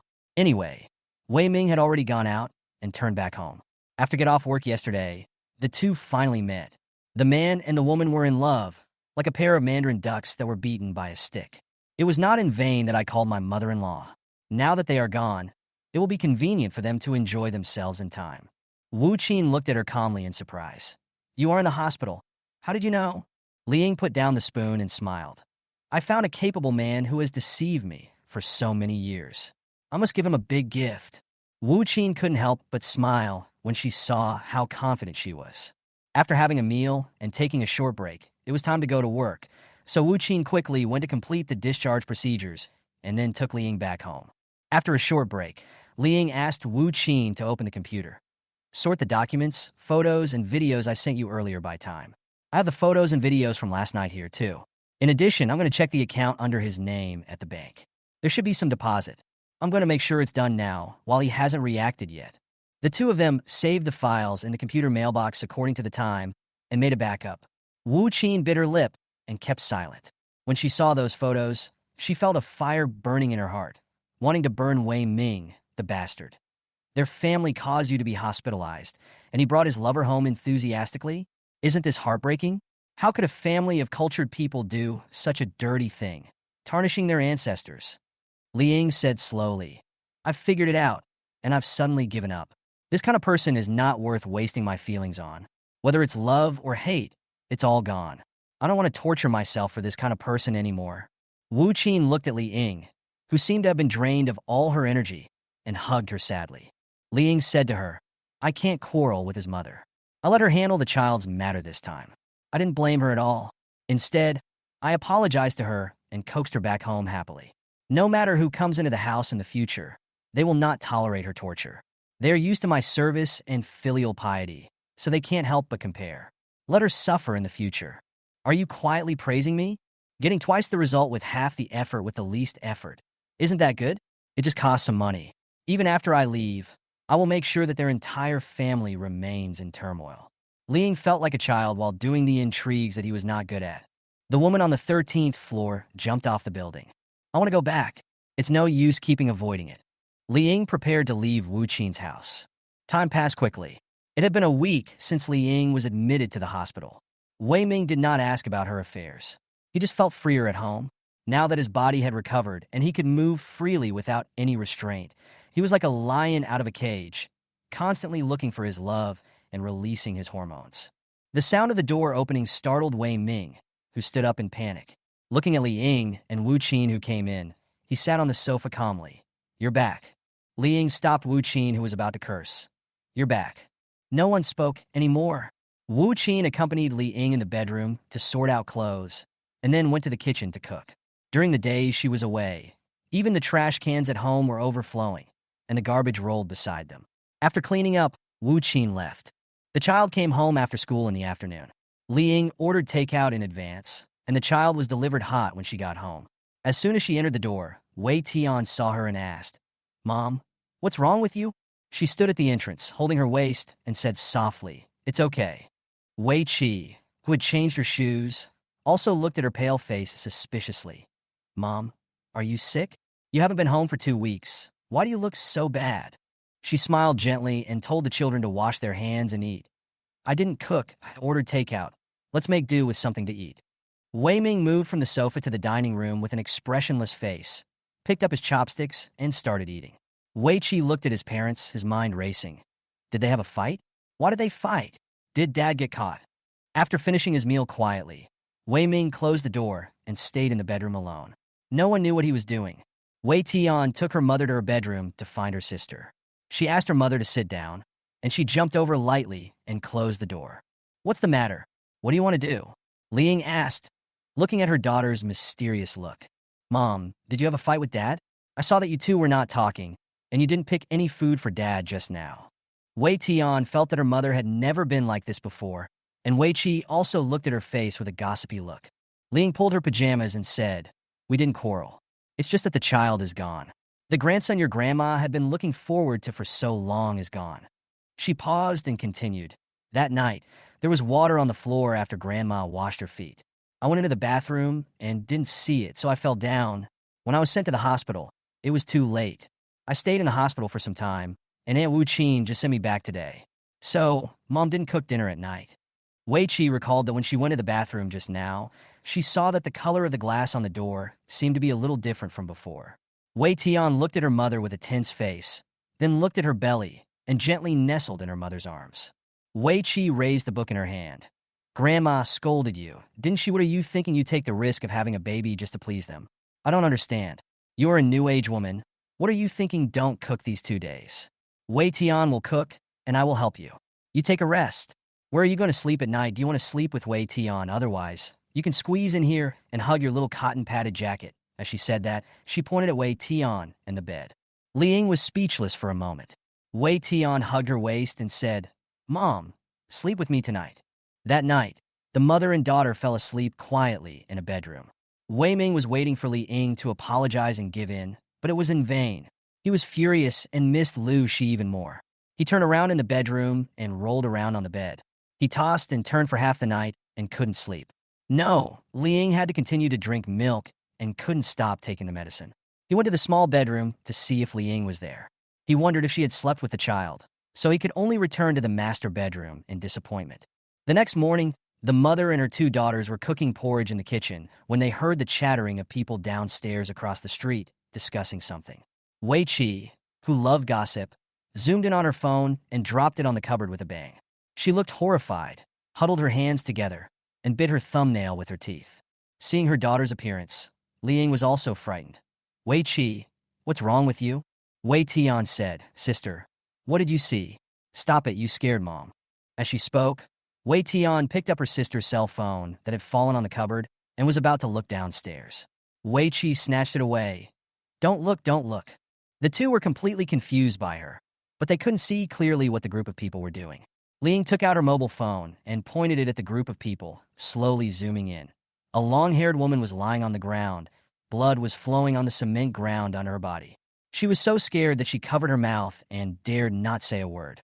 WeChat messages kept ringing one after another. She hurriedly clicked on them, and the community WeChat group was in an uproar. The woman in the building jumped off the building. "I heard someone quarreling in the middle of the night last night. Was it their family? Poor thing. She was only 30 years old and pretty. Look, she fell to pieces, and the flesh flew onto the grass." The picture clearly shows a silent body in a pool of blood, deflated like a deflated ball, with white and yellow things scattered around it. "I'm so scared." "Have you called an ambulance?" The Andes who came downstairs early saw it, and they ran away, crying with their grandchildren in their arms, not even daring to go back upstairs.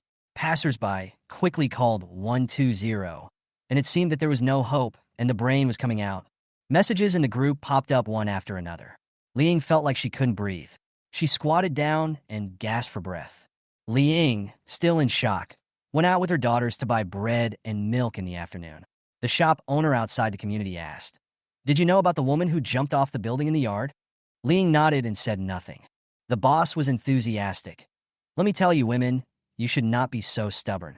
Jumping off a building to commit suicide for a bowl of spicy hot pot. Don't you think it's stupid? Hearing this, the three of them also found it incredible. The boss continued. The couple divorced and have been living together again recently. Last night, the woman was carrying spicy hot pot with the man. In the taxi, the soup somehow leaked onto the seat. After getting off the car at the door, the driver saw it and was not happy. He said that he couldn't pick up passengers in the future and that the car wash mat would cost money. The woman started to curse the driver. The man took out 100 yuan and gave it to the driver to use for the car wash mat. After that, they drove back. The woman was not happy. The more she thought about it, the angrier she became. She cursed her ex-husband. Why should you give him money? Why don't you help me? You can't even protect your own woman. Don't you know how to fight? The more she cursed, the angrier she became. She opened the window and jumped out before dawn. The boss shook his head. Hey, do you think this woman is sick? It's fine as long as the man is willing to pay 100 yuan. Besides, I was in the wrong first, and the driver didn't ask for money randomly. She insisted on instigating the man to fight. This kind of person will either harm others or herself. At this moment, a deep sense of terror came over Li Ying, and she felt something invisible pulling her. You are staring into the abyss, and the abyss is also staring at you. Wei Tian's Depression, Part 1. With their arms tightly pulled, the three of them returned home in silence. After putting down their things, no one spoke. Li Ying sat on the sofa without saying a word, and the two children went to the bedroom to do their homework. It was not until lunchtime that Wei Ming opened the door and walked out of the bedroom. He looked at Li Ying, who seemed to have lost her soul, and asked, "What's wrong with you?" Li Ying came to her senses and didn't know what to say for a moment. She was tongue-tied.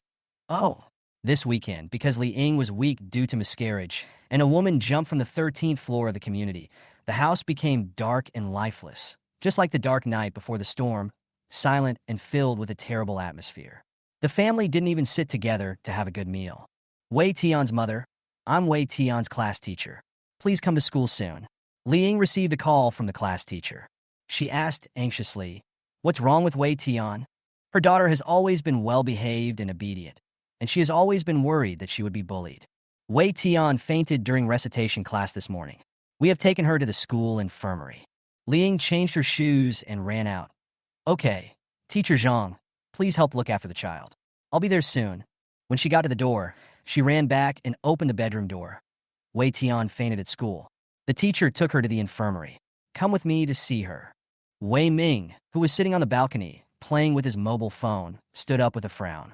Seeing Li Ying's anxious look, he shut his mouth and said nothing, and went out with Li Ying. Neither of them spoke during the trip. Wei Ming concentrated on driving. His cell phone kept vibrating in his pocket, but he pretended not to hear it. After arriving at the school, they told the security guard about the situation and went straight to the infirmary. Wei Tian was lying on the small bed, and Teacher Zhang and the school doctor were sitting next to her.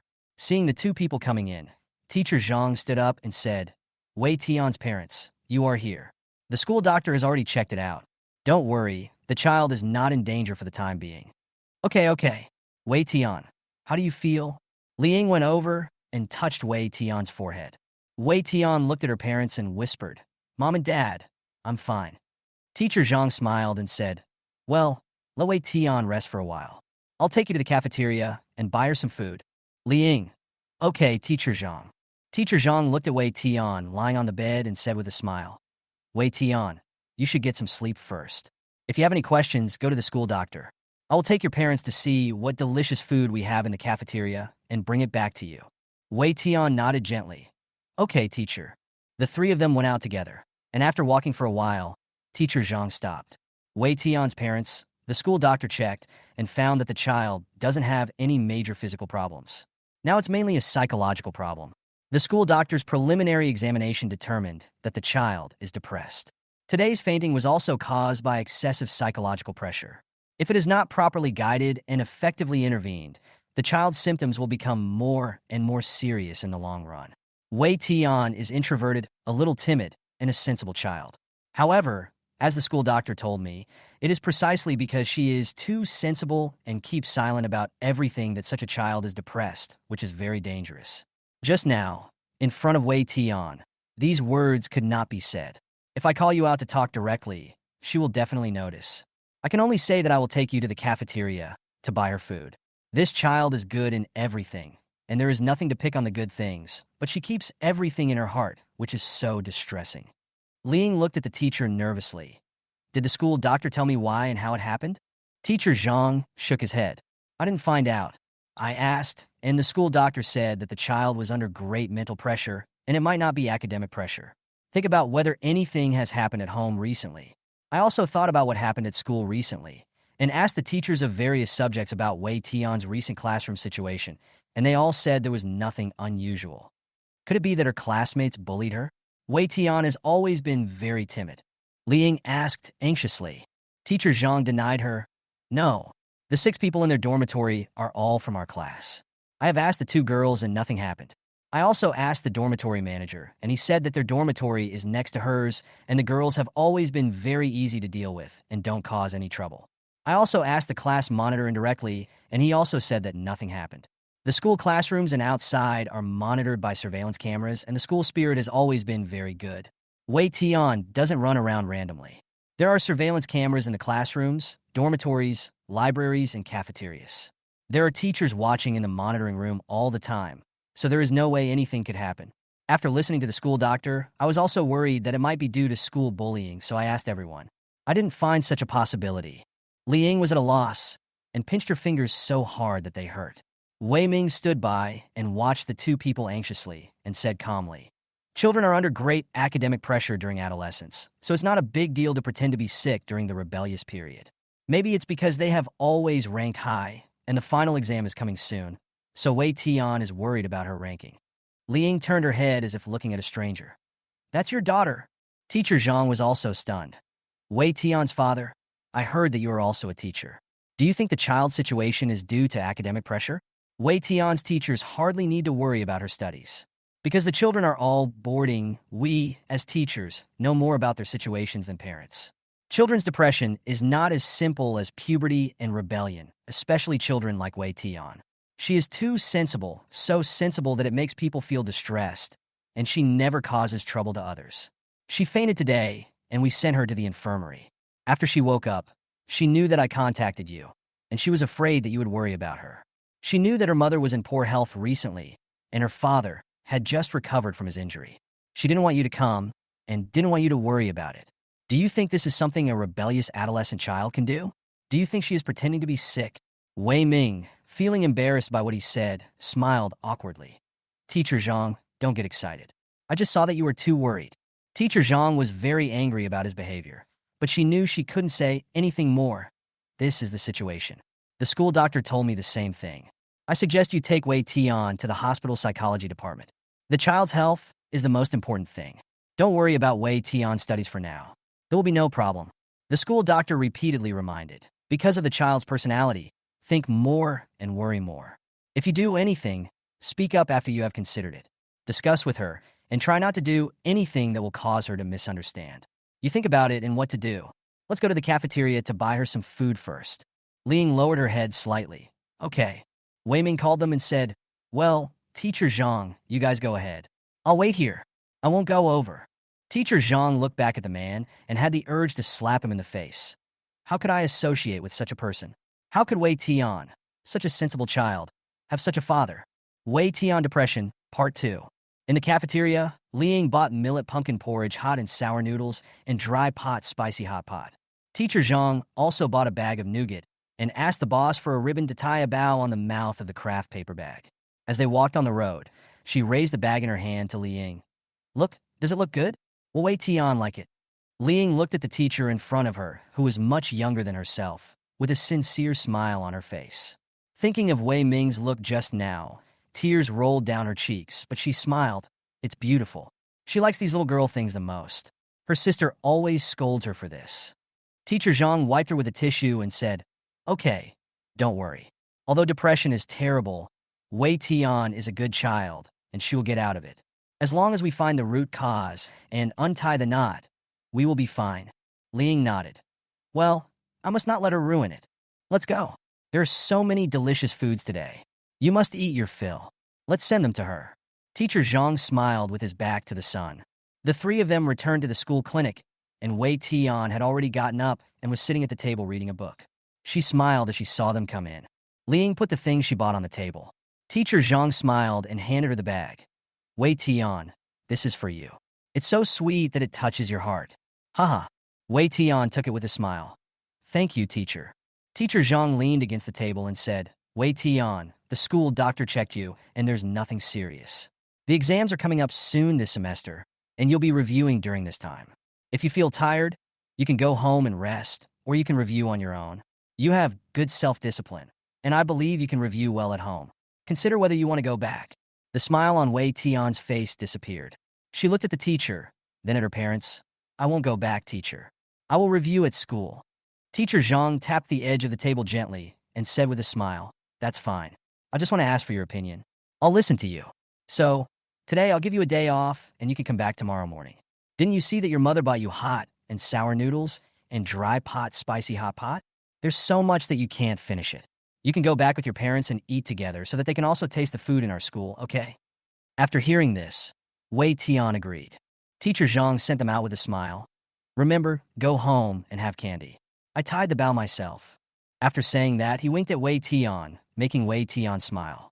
Watching the three people get in the car and leave, Teacher Zhang shook her head and walked back to the campus. She muttered to herself, I really don't know what will happen to Wei Tian, but it's rare for a father to not worry about his child when he's already in this state. He's worse than a stepfather. It's a pity that Wei Tian is still afraid that they will worry about her. Such a good child. How worry-free she is. I need to call my dad and arrange a meal.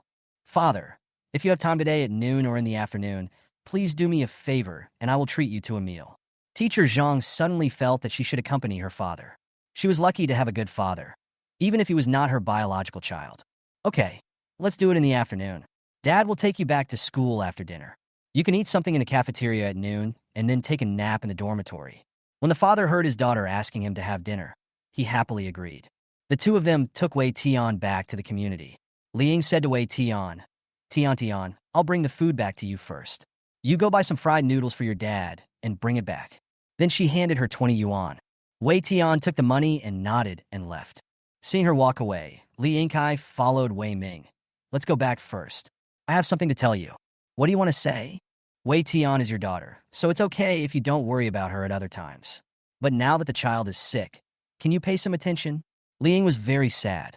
Wei Ming still insisted on his point of view. Puberty will pass on its own. It's not that strange. It's not painful or itchy. What kind of disease is it? It's just a habit. His cold attitude made Li Ying extremely angry. You haven't worried about the children for so many years, I don't blame you. If I could give birth to them, I would be able to take care of them. But now that they are so big, they don't need you to feed them. She knows how to feel sorry for you as a father. Can you also feel sorry for her? She's still a child. You should pay more attention to the children. Wei Ming said impatiently. I know. There are so many things to worry about. You have nothing better to do than to eat. Why do you have so many excuses for not studying hard? Li Ying was furious. Wei Ming, please behave yourself. After saying that, she walked home quickly in anger. Every time she took a step on the stairs, she felt heartbroken. Why was I so stupid to marry such a cold-blooded and selfish man? I carried him up and down these stairs time and time again, and washed his feet for decades. Wei Tian, Mommy wants to take you away from this garbage. After returning home, she was worried that Wei Tian would notice that she had been crying. So she quickly washed her face, rubbed her red face in front of the mirror, took a deep breath, and forced a smile. Wei Ming and Wei Tian came in one after another. Dad, your fried noodles and the noodle soup. This is the peeled garlic. Wei Tian took out the fried noodles, noodle soup, and garlic and placed them on the dining table. After washing her hands, she opened the lunchbox and prepared to eat the hot and sour noodles her mother bought. She put all her favorite vegetables in the dry pot spicy hot pot. She smiled happily and said, Thank you, Mom. It's so delicious. I usually don't buy it because I'm greedy. If you want to eat, just buy it. There's no need to save money. You have plenty of money for food. Liang said as she put a lot of dishes in her bowl. Wei Tian chewed the crispy sausage in her mouth. It's not that I save money, but after school, there are thousands of people in the school, all crowded at those windows, queuing up and wasting time. Sometimes they're sold out by the time you get to the front, which wastes time. Liang knew that her daughter liked to eat it, and she also knew that what she said about not being able to bear to buy it was true. This dry pot dish was more expensive than a day's fast food. Wei Tian was very sensible and never asked for more living expenses every time, and she would not take the extra money given to her. After dinner, Wei Tian helped Li Ying clean up, and Li Ying persuaded her to go to the bedroom to rest. The child was at home, and even if she was very angry, Li Ying could not argue with Wei Ming. She knew that it was impossible to wait for Wei Ming to help take Wei Tian to the hospital, so she had to ask Wu Qin for help. "Hello, Li Ying. I was just about to come see you this afternoon. My mother-in-law has had a cold these days, and I was running around and didn't have time to ask you. How are you?" Wu Qin asked as soon as the phone was connected. "Li Ying, how is your mother-in-law? Is she okay?" "I'm fine. It's fine now. I went to the hospital for a checkup and found that my bronchus was slightly infected. I asked an old Chinese doctor to prescribe some Chinese medicine. After taking it for 3 days, I'm almost healed." "Oh, that's good. Are you home this afternoon? I'll come over to see you. I'll go find you." Li Ying looked back and saw that the bedroom door was closed. Wei Tian might have fallen asleep. She lowered her voice and said, "I'll bring Wei Tian with me. Let's meet somewhere. Today is Monday." When Wu Qin heard that Wei Tian was at home, she was a little surprised. Why didn't Wei Tian go to school? At noon, the teacher called and said Wei Tian fainted. The school doctor checked her body and found nothing wrong. He said she was suffering from depression. "We took her back. Let's meet in the afternoon to discuss some things." Wei Tian's Depression, Part 2. In the afternoon, Li Ying took Wei Tian out. Wu Qin was a smart person. When she met Wei Tian, she treated him as usual and did not ask any questions. "Hello, aren't she?" Wei Tian followed her mother with a smile. "Tian, are you behaving well? Come on, walk with us for a while." Wu Qin smiled and touched her head. These children grow up so fast, and they have grown taller. The three of them went to Pizza Hut together. Wu Qin handed the phone to Wei Tian. Tian, what do you want to eat? Annie hasn't seen you for a long time. Let me treat you to a meal." Wei Tianwei lowered her head and stood there smiling. Ling nodded gently. "Go and see, listen to Annie." She took the phone with both hands, sat down, and ordered a glass of orange juice, a portion of French fries and chicken fillet for herself, and then asked her mother and aunt what they wanted to eat. They each ordered a glass of iced Coke. She returned the phone to Wu Qin. "Mom, Annie, you guys wait here. I'll go to the first floor to wait for the food." Looking at Wei Tian's leisurely back, Li Ying's nose was sour. She looked away and folded the tissue in her hand repeatedly. Wu Qin asked, "Have you figured out what happened?" "This child has always been well-behaved and sensible, and there is nothing wrong with him. He is so thoughtful. Was he bullied by his classmates?" Li Ying shook her head. "No. The head teacher is a young person who devotes herself to her students and is very responsible. Wei Tian fainted this morning. After the school doctor checked her, she contacted her classmates and asked about it. There shouldn't be any. I wonder if there are too many things going on at home this year, and the child is affected? Maybe you and Wei Ming are not on the right track, and the child noticed it. This child has been sensitive since she was young, and doesn't say much about anything, not like a child. Look at the one who walks steadily. She is always well-behaved, and you never see her making trouble or acting crazy. I've been thinking about it too. After all, the last time I went to your community, before that, apart from the messy information I found about Wei Ming, I found out about it myself. It was Wei Qi who told me about it first.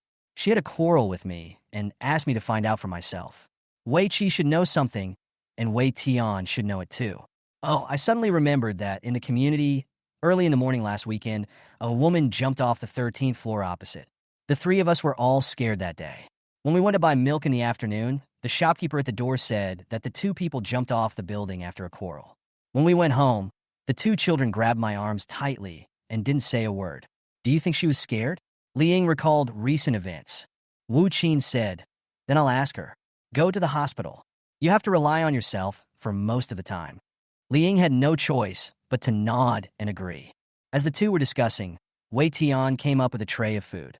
They sat by the window, and the sunlight lazily fell on the table and the floor. Wu Qin picked up a French fry and dipped it in ketchup. Tian, have you been feeling unwell lately?" Wei Tian shook her head. "Annie, no. Have you been scared these days? I heard from your mother that someone jumped off the building in the yard. Are you scared?" Wu Qin asked slowly. Wei Tian held the orange juice on the table with both hands. "Well, a little bit. Are you afraid of that scene? Or is it something else?" Wei Tian lowered her head and said nothing. Wu Qin said slowly, Annie remembers that you said you wanted to be a psychologist. You also know that if you have something to say, you have to say it out loud. You can't keep it in your heart. Otherwise, you will become more and more scared. Liang gently stroked her back, feeling sorry for her daughter. Okay, if you don't want to talk, don't talk. Eat. The three of them were basking in the sun and drinking drinks. The restaurant was very quiet, and the music was flowing slowly. Suddenly, Wu Qin pointed to the small square across the window and said, Liang, look at that. Why does it look like Wei Qi? Liang turned her head and looked in the direction of her finger. Where is it? There by the tree, by the railing, there are three people walking. Wei Tian also stood up and stretched her neck to look out the window. While Liang was still searching, Wu Qin picked up her phone, turned on the camera, zoomed in, and took a photo. Look, it's really Wei Qi. The two of them looked at each other, and Wei Tian also saw where they were pointing. It's over, my sister is exposed. What should I do? Let's go and find her downstairs. The two said in unison. Mom, I feel dizzy and I want to sleep. Wei Tian held her head and sat down on the chair. Wu Qin looked at Wei Tian, whose eyelids were drooping, and said, Liang, go and see what's going on. I'll take care of Wei Tian. Okay, Liang said and ran downstairs. Wu Qin asked Wei Tian, Tian, how are you? Annie, can you take me to the hospital? Wei Tian said weakly. Annie, I don't want to go to the hospital. Then what are you going to do? Wu Qin was really worried about her. Annie, are Mom and Dad going to get divorced? Will Mom not be able to live anymore? Wei Tian sobbed softly, tears dripping on the back of her hand. Wu Qin wiped her tears anxiously and held her in her arms. Don't worry, Mom will be fine. Auntie is here, and so are you. Annie, I'm so scared that Mom will know that Dad did something wrong, and she won't be able to bear it. That Annie jumped off the building after a quarrel. Wei Tian said while crying. Wu Qin patted her back gently. Don't be afraid, sweetheart. Mom is not that fragile. She is much stronger than we think. A mother is strong. She will always be with you. Don't worry. Annie, I want to sleep. Wei Tian had tears on her face, and her eyes were almost closed. Wu Qin looked upstairs and saw that there were no other guests. Lean over here. Annie will watch over you. As soon as she finished speaking, Wei Tian fell asleep on the sofa. She gently took her coat and covered her with it, then went to a far corner and quietly called a friend in the hospital to ask about the situation. The doctor said, sleeping is also a manifestation of depression. It may be that she is avoiding something. If possible, bring her here and I will take a look at the specific situation. Okay, I'll bring it over. After hanging up the phone, Wu Qin turned around and saw that Liang had not returned yet. When she looked at the square again, they were no longer there. She called Liang and asked, Have you found them? Where are they going? Liang coughed and then slowly said, It's Wei Qi. We're on the roadside. Wu Qin looked at the sleeping Wei Tian and said, Then bring her up here. Wei Tian is asleep. Yeah. Liang seemed to have used up all his strength to answer with one word. Wu Qin had a bad feeling that Wei Qi was in trouble too. The two children had completely different personalities. Wei Tian was the kind of other people's child described in books, like a perfect piece of porcelain. Wei Tian was the exact opposite, fearless and willing to do anything, with a bright mind and precocious thinking. Wei Qi's early love affair. She was just thinking about the two children when she saw Wei Qi following Liang up. Both of them were furious. After sitting down, Liang turned around and looked outside. It's so embarrassing. Wei Qi, sit down first. I'll order whatever you want to eat. Annie, I don't want it anymore. Wei Qi sat down and leaned back in the chair, stretching his legs like a big boss. Liang turned around and saw this, and was even more furious. Look at you. You were sitting like a gangster. Tell me, what did you do? Wei Qi looked indifferent and said nothing. Wu Qin smiled and said, Okay, stop scolding. The child is already this old. You should talk to him nicely. Will scolding have any effect? I'm really sinning. Do you know what she did? Today is Monday, and she didn't go to school, but hung out with those kids. The college entrance examination is coming soon, and at this critical juncture, many students would like to split their time into two halves, but she actually sneaked out to hang out. Why did I give birth to her and raise her? I really want to strangle her to death. Liang was extremely angry. Hurry, do it. Come on. I will give your life back to you. When you gave birth to me, you didn't ask me if I was willing to come. Do you regret it now? It's too late. Wei Qi stretched his neck and said. Liang was so angry that her face turned red. Wu Qin looked at her and sighed that this child was really difficult to teach. You two should stop saying angry words. What's the point of seeing each other's faces and necks red with anger, Wei Chi? Why did you come out today instead of attending class just to play? We are a group of classmates. We feel that we have been too stressed recently, so we came out to relax. Who are these students? Are they good at studying? There are 5 of us in the same class. There's a girl whose academic ranking is about the same as mine. And there's a boy who's a very good student. He's a nice person, unlike the other nerds. As Wei Chi spoke, his speech slowed down until he fell silent. Wu Qin approached her, put her hand over her ear, and asked quietly, "Do you like him?" Wei Tian's face flushed. She looked at Wu Qin, who was smiling and winking at her. "Okay, go to school. Go downstairs and buy some Coke, and then see what to eat. Go quickly. I'll persuade your mother." She looked at her mother, who was wiping her tears, then turned and went downstairs.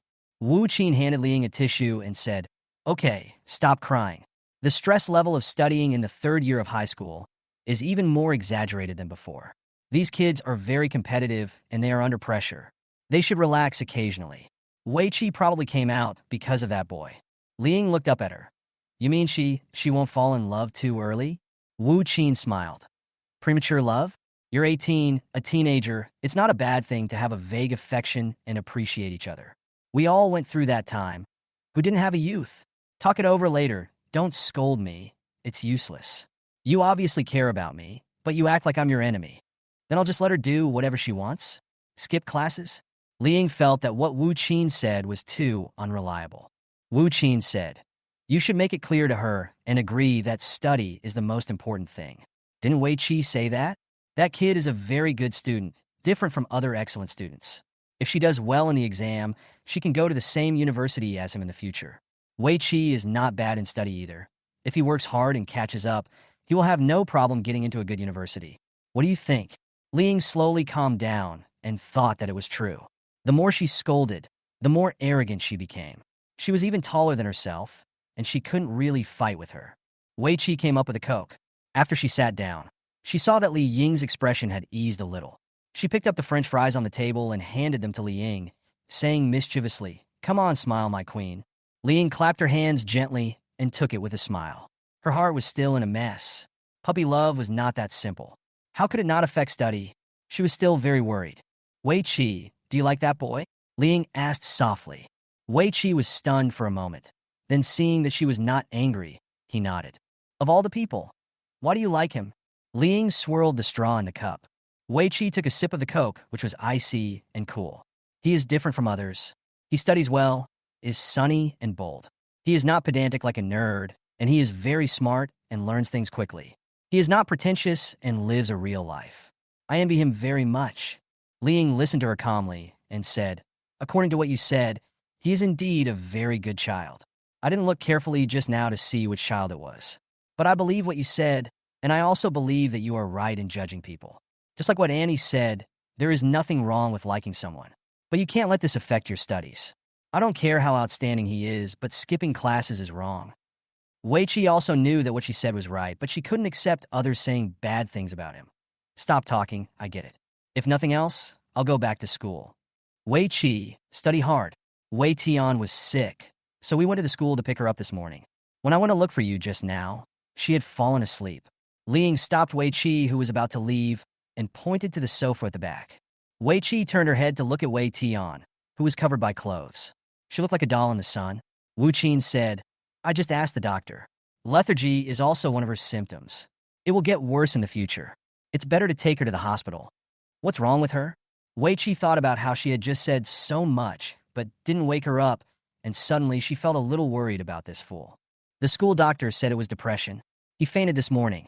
He hasn't gone to the hospital yet," Li Ying said worriedly. Wei Chi suddenly became excited. "What a bullshit school doctor.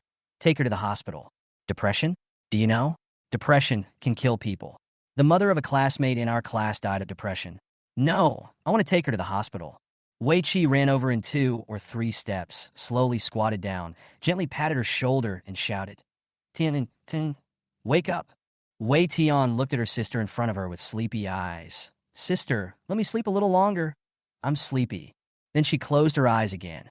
Wu Qin came over and called Wei Chi. "Wait a minute, let her sleep a little longer. It won't be too late to take her to the hospital when she wakes up. It's almost 4 o'clock now. Are you going back to school?" Wei Chi stood up and said, I want to stay with her. I'll go back to school after she sees the doctor. Then tell the teacher? No need. I've taken the whole afternoon off anyway. You took the whole afternoon off? Li Ying was angry again. It's really getting more and more outrageous. No one is worry-free. Maybe it was because the noise was too loud. Wei Tian finally woke up, propped up her arms and sat up, rubbing her head. Wei Chi sat next to her. Are you still dizzy? How could you faint when you were so big? You are useless. Sister, I'm fine. Did you skip class? Did mom catch you? Wei Tian asked her sister quietly. Mind your own business? Come on when you wake up. We'll take you to see a doctor. Wei Chi patted her head gently. I won't go. Wei Tian was unwilling. Are you going? No. Hey, you've lost your temper and dare to challenge me. Come on, I'll treat you to a meal this week. I'll help you queue up and buy you the things you like to eat. How about it, okay? Wei Chi put forward the conditions. Sister, I really don't want to go to the hospital. Wei Tian pouted. Let's go and take a look. Mom said she wanted to strangle me to death. Let her see it too. She pulled Wei Tian up. Wu Qin watched the two children pulling each other forward. She picked up her clothes and smiled. Oh, it's good to have two children. It's a little too lonely for us, Liang Duzi. Let's go. Don't make too much noise. The four of them went to the hospital. On the way, Wei Chi took Li Ying's mobile phone and made an appointment online in advance. When she arrived at the office, Wu Qin greeted the doctor, who then asked Wei Tian about the details. Then she asked the two children to wait outside, and after closing the door, she told Li Ying and Wu Qin, this child is definitely suffering from depression. Most of the problems lie in family relationships. She used to think her family was harmonious, but recently, due to various misfortunes, the child has serious doubts in his heart. Fear, distrust, and confusion have led to depression. I'll prescribe some medicine for her, and she should take it on time. The parents still have to untie the knot in their hearts. Thank you. After coming out of the hospital with the medicine, Li Ying asked, Tian Tian, do you want to go to school tomorrow? Or do you want to rest for a few more days? Wei Tian looked at her sister and said, I'll go tomorrow. Li Ying asked Wei Chi again, what about you? Are you going now or after dinner? Wei Chi jumped up and down. Mom, can you hide your bias a little? It's a discussion with her, but it's an order to me. I won't go. You should ask for leave from me in the evening. It's self-study anyway, not lectures. I'll take her with me tomorrow. You. Li Ying felt like she was going to be pissed off by her daughter today. Wei Chi pulled Wei Tian and said, okay, don't be angry. Annie has been running around with you all afternoon, so treat us to a meal. Then let's go. Li Ying thought about it, and it was almost time for dinner. She asked Wu Qin, what do you want to eat? Wu Qin smiled and said, I'm fine with anything. What do you think the child wants to eat? Then let's go to Guangmingli, a new hot pot restaurant opened on Xingfu Street. I heard it's good. Wei Chi said. The distance was not far, so the four of them walked over. When passing the parking lot, Wei Chi stopped, let go of Wei Tian's hand, stepped back a few steps, and crossed the car. What's going on? Li Ying shouted. Oh no, nothing. Wei Chi replied. Li Ying walked in, and Wei Chi quickly ran back and pulled her. Nothing. Let's go eat, it's just ahead. Wait a minute. Don't pull. Let me take a look. Li Ying stood on tiptoe and looked inside. She saw Wei Ming's car parked in the corner. Did you see your father's car too? Li Ying asked her daughter. Wei Chi shook her head. No, it's the same model, but the license plate is different. Really? She was a little unconvinced, and Wei Chi's eyes were evasive. It's not my dad's, and the license plate is not his. Let's go. If we go too late, there will be no seats left. Wei Chi pulled her away. No, then don't hold me. How can we walk like this? You'll pull me down again. Let go. Li Ying shook her arms. Wei Chi smiled and slowly let go of Li Ying's arm, staring at her. Li Ying smiled helplessly and had to turn around and leave. Wei Chi was relieved. After walking a few steps, Li Ying quickly passed through the gap in front of the car and saw the license plate number of the car. Wei Chi hurried over and stretched out her hand to block the license plate number and stepped on the big words on the ground. Orange Hotel Special Parking Space. She was in a panic for a while, but she couldn't block her mother's sight, and she yelled in anxiety. Hearing the sound, Wu Qin and Wei Tian also ran over and saw Li Ying staring at the car in a daze. Wu Qin, I can't have dinner today. I have something to do. Please help me take the children away. Mom! Wei Chi didn't know what to say. Li Ying looked at the two children and tried to calm herself down. Be obedient. Annie will take you back. I have something to do, and we'll be back later. Wu Qin waved away Chi and said, Come on, Wei Chi. Annie will take you to eat hot pot. Wei Tian, who was standing next to them, spoke up. Mom, are you going to look for Dad? We'll go with you. It's okay, I knew it a long time ago. We're here to protect you. Ling looked at everyone, squatted down and hugged her knees and cried. She even felt like she wanted to disappear from this world completely. No, she wanted to go and see if it was true. Maybe there was no parking space, so she used the hotel's parking space. She stood up, and the two children followed her on either side. Wu Qin wanted to stop them, but she didn't say anything. Perhaps facing reality is better than avoiding it. They went to the hotel front desk, and the girl politely asked, Hello, welcome. Are you staying at the hotel? How many people? Liang said, Hello. Could you please see if there is a Mr. Wei Ming living here? Oh, sorry. We can't reveal our guest's information. Oh, that's right. His car was parked outside, and we accidentally hit it when we parked just now. It was pretty serious. If you don't contact him, you will bear the consequences at your own risk. The receptionist maintained a polite smile and said, I'm sorry. Since you know the name in the car, you can call him in person. They have seen all kinds of people catching cheating, and the reasons are varied. Liang was very angry. Girl, is it that difficult to see which room he is in? If you don't tell me, we will just wait here and he will come out eventually. I'd better knock on the doors of each room and ask. The front desk clerk was also afraid that she would really make a scene. We really don't have the authority to disclose the guest's information. Liang whispered to the two children, Go sit over there first. Seeing the child walk away, Liang lay on the marble at the front desk and whispered to the girl, If you don't tell me, I will call the police now. What should I say? I will say that someone is engaging in prostitution in your hotel. Do you think the anti-prostitution police will do anything? As she said that, Liang took out her mobile phone and prepared to make a call. She looked at the girl. Her hands were shaking with nervousness and said, Please wait a moment. I will ask the manager for instructions. Liang nodded and put down her phone. After a while, the girl came back and asked, Excuse me, what is your relationship with the guest? Husband and wife. Here, marriage certificate, ID card, and household registration booklet. Liang took out the photos of the documents stored in her mobile phone. The girl timidly told her the room number. Don't make too much noise. The four of them took the elevator straight to the 8th floor. Standing in the corridor, they could not hear any sound as they stepped on the carpet. A cleaning lady just came out of her room, and Liang walked over to her. Hello, it's like this. I live in room 805 in front, and I just went downstairs to pick up my child. I left in a hurry and forgot my room card inside. Can you open it for me? Thank you. The cleaning lady looked at the two women with the two students and took out her card without saying anything. She had just pushed the cleaning cart a few steps when she heard screams coming from the room behind. Shut your mouth. Wei Chi, take your sister out and wait. Liang yelled. Wei Chi pulled Wei Tian and turned around to walk out, leaning against the wall in the aisle. Wei Ming, you are too shameless, aren't you? The child was sick, and I asked you to take her to see a doctor, but you refused. How could you have the mood to do something like this? I want to take a picture of your behavior that is worse than that of an animal. Liang turned on her cell phone and pointed it at the two people who were frantically getting dressed on the bed. Lu Shi rushed into the bathroom, wrapped in a bath towel, and lowered her head. Wei Ming put on his clothes hastily and cursed as he put on his pants. Are you crazy? Bringing the child here, you crazy woman. I'm crazy? You're the one who drove me crazy. I took the child to see a doctor and took him out to eat. And when I saw you, the father, fooling around with other people in the hotel, how could I not go crazy?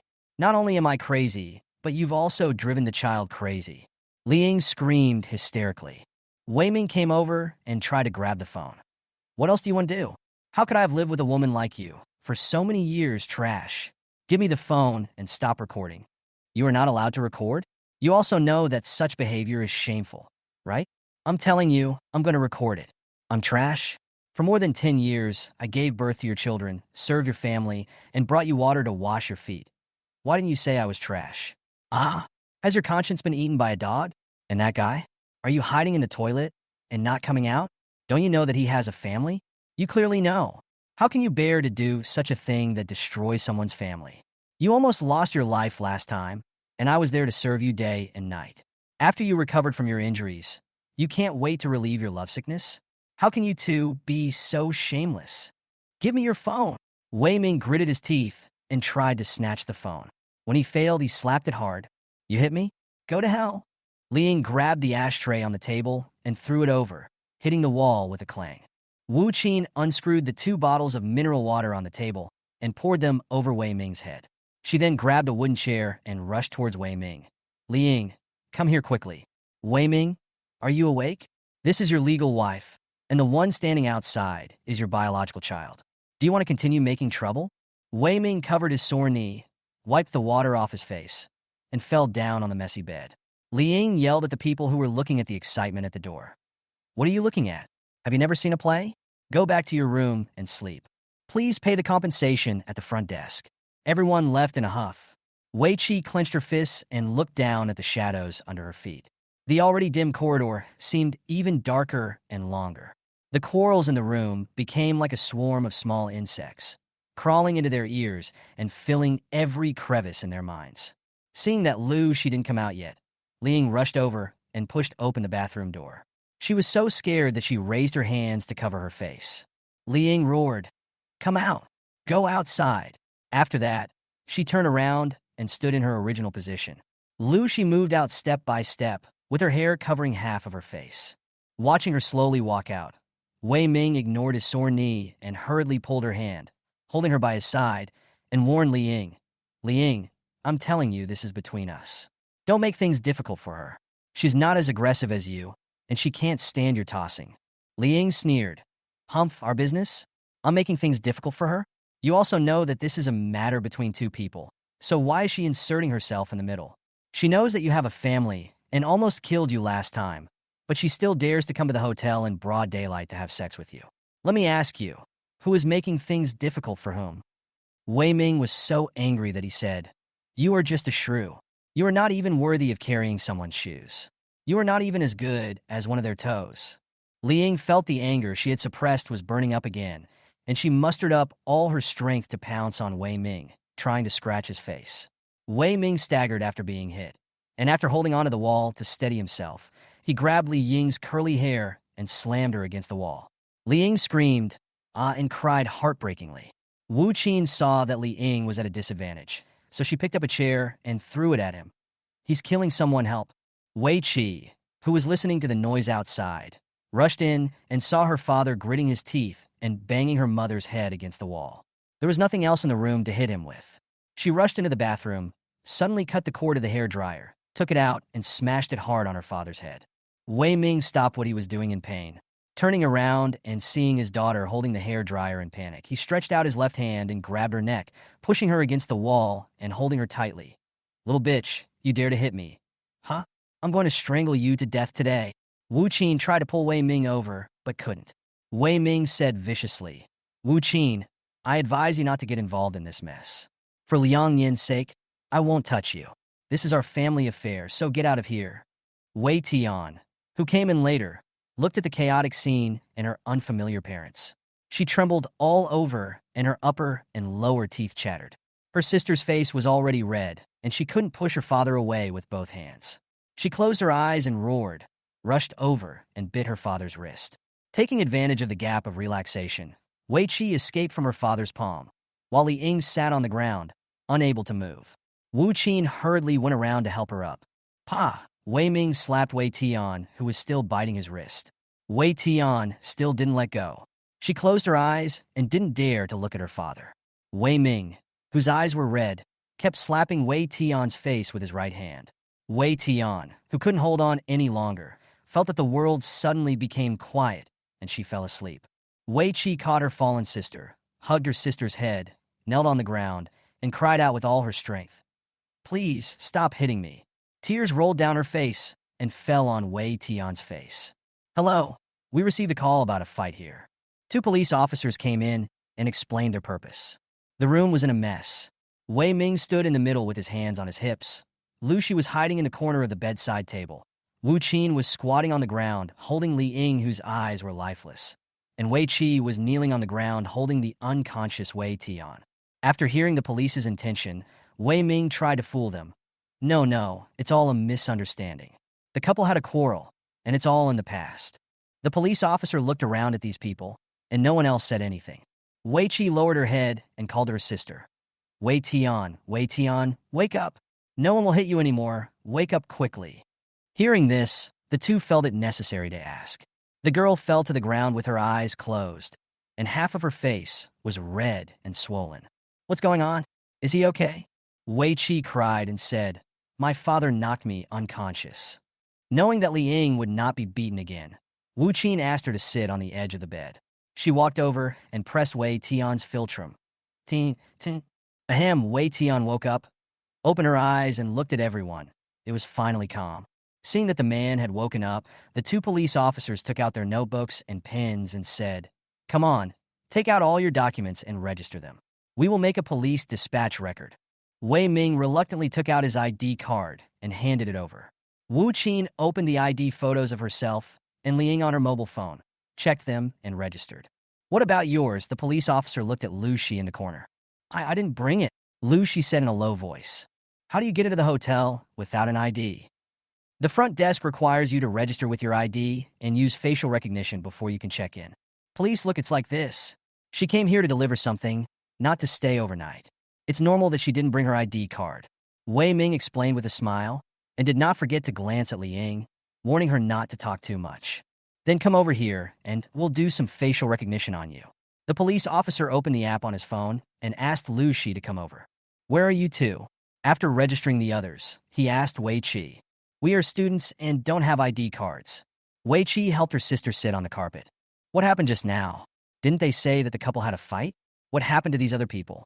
Why is there a child here? The police officer asked while writing. It's just a misunderstanding. It's okay. Wei Ming smiled awkwardly. Misunderstanding? It's okay. If it wasn't me and my aunt, we would have been hit to death by you. If Wei Tian hadn't saved me, I would have been strangled to death by you. Come, look at my neck. Wei Qi stretched his neck for everyone to see, and there were clear red marks from being strangled. And Wei Tian, whom you saw when you came in, was beaten unconscious by him, and her face was so swollen.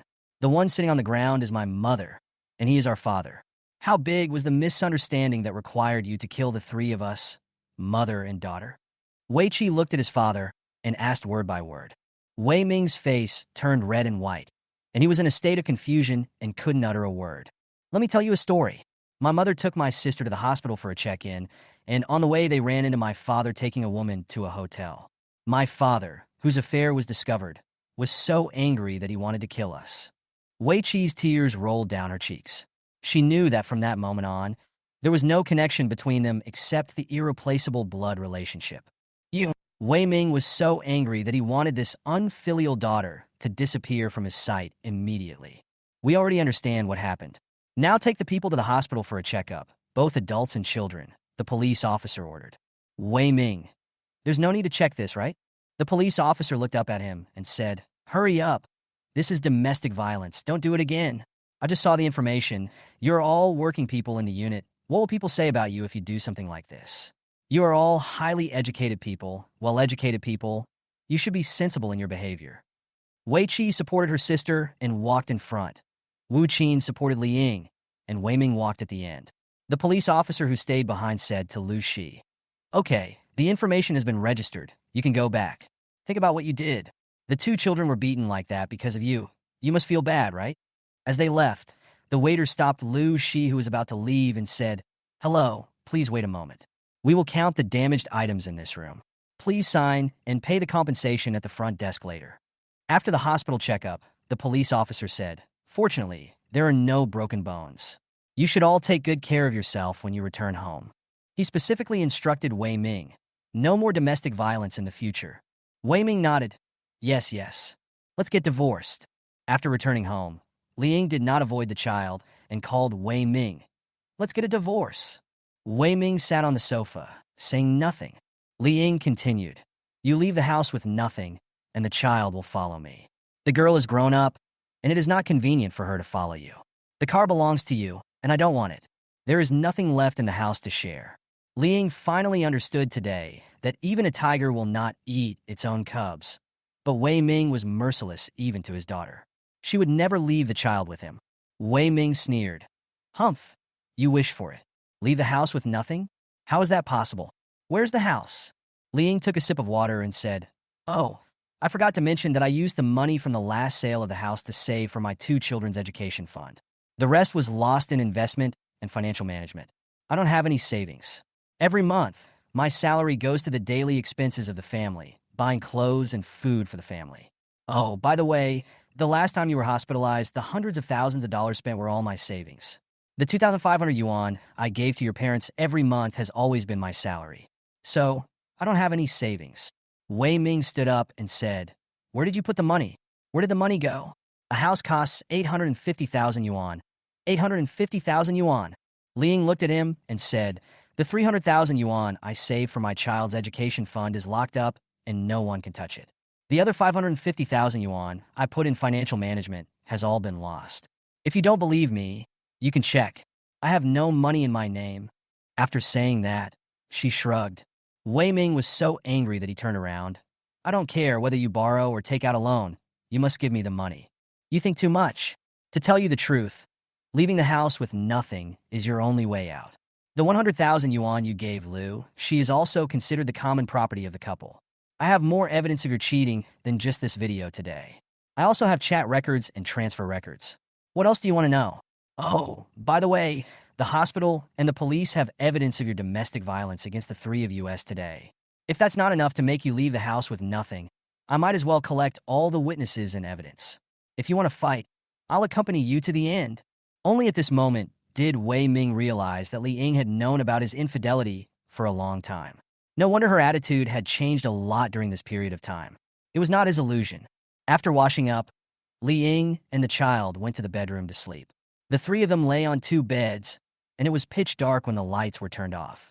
"Mom, do you really want to get a divorce?" After a long time, Wei Tian asked Li Ying in a low voice.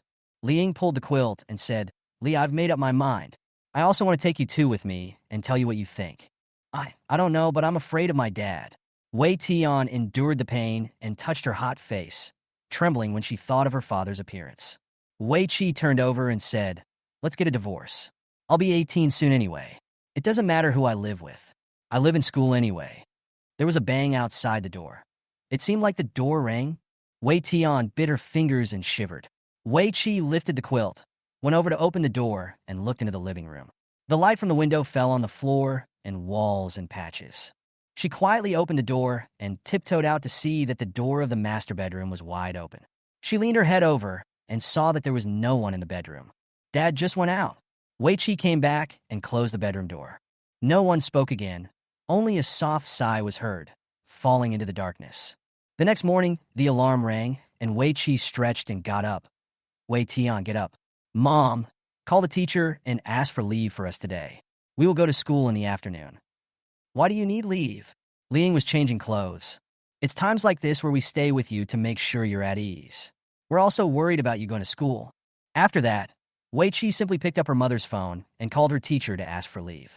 She also called teacher Wei Tian and told her that she would go in the afternoon.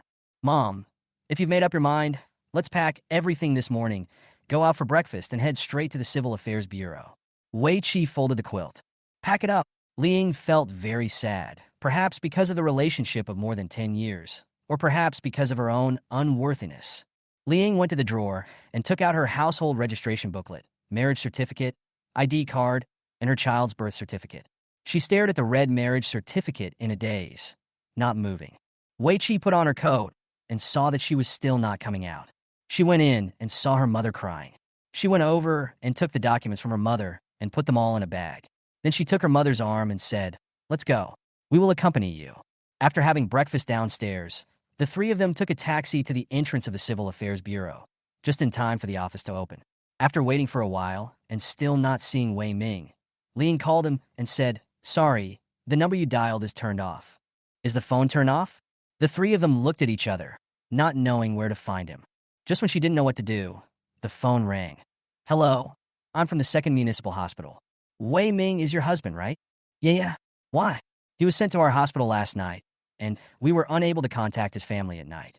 I just found your phone number from previous medical records this morning. Please come over to complete the formalities." After hanging up the phone, Li Ying looked up along the bare tree trunks at the high blue sky, speechless. When they went to the hospital, they found out that Wei Ming was walking on the road last night and was knocked unconscious by glass falling from a high place. It was a place that had been abandoned for several years and no one took over, so naturally no one was responsible for this matter. The doctor said, Wei Ming suffered a head injury after being knocked down and is still unconscious.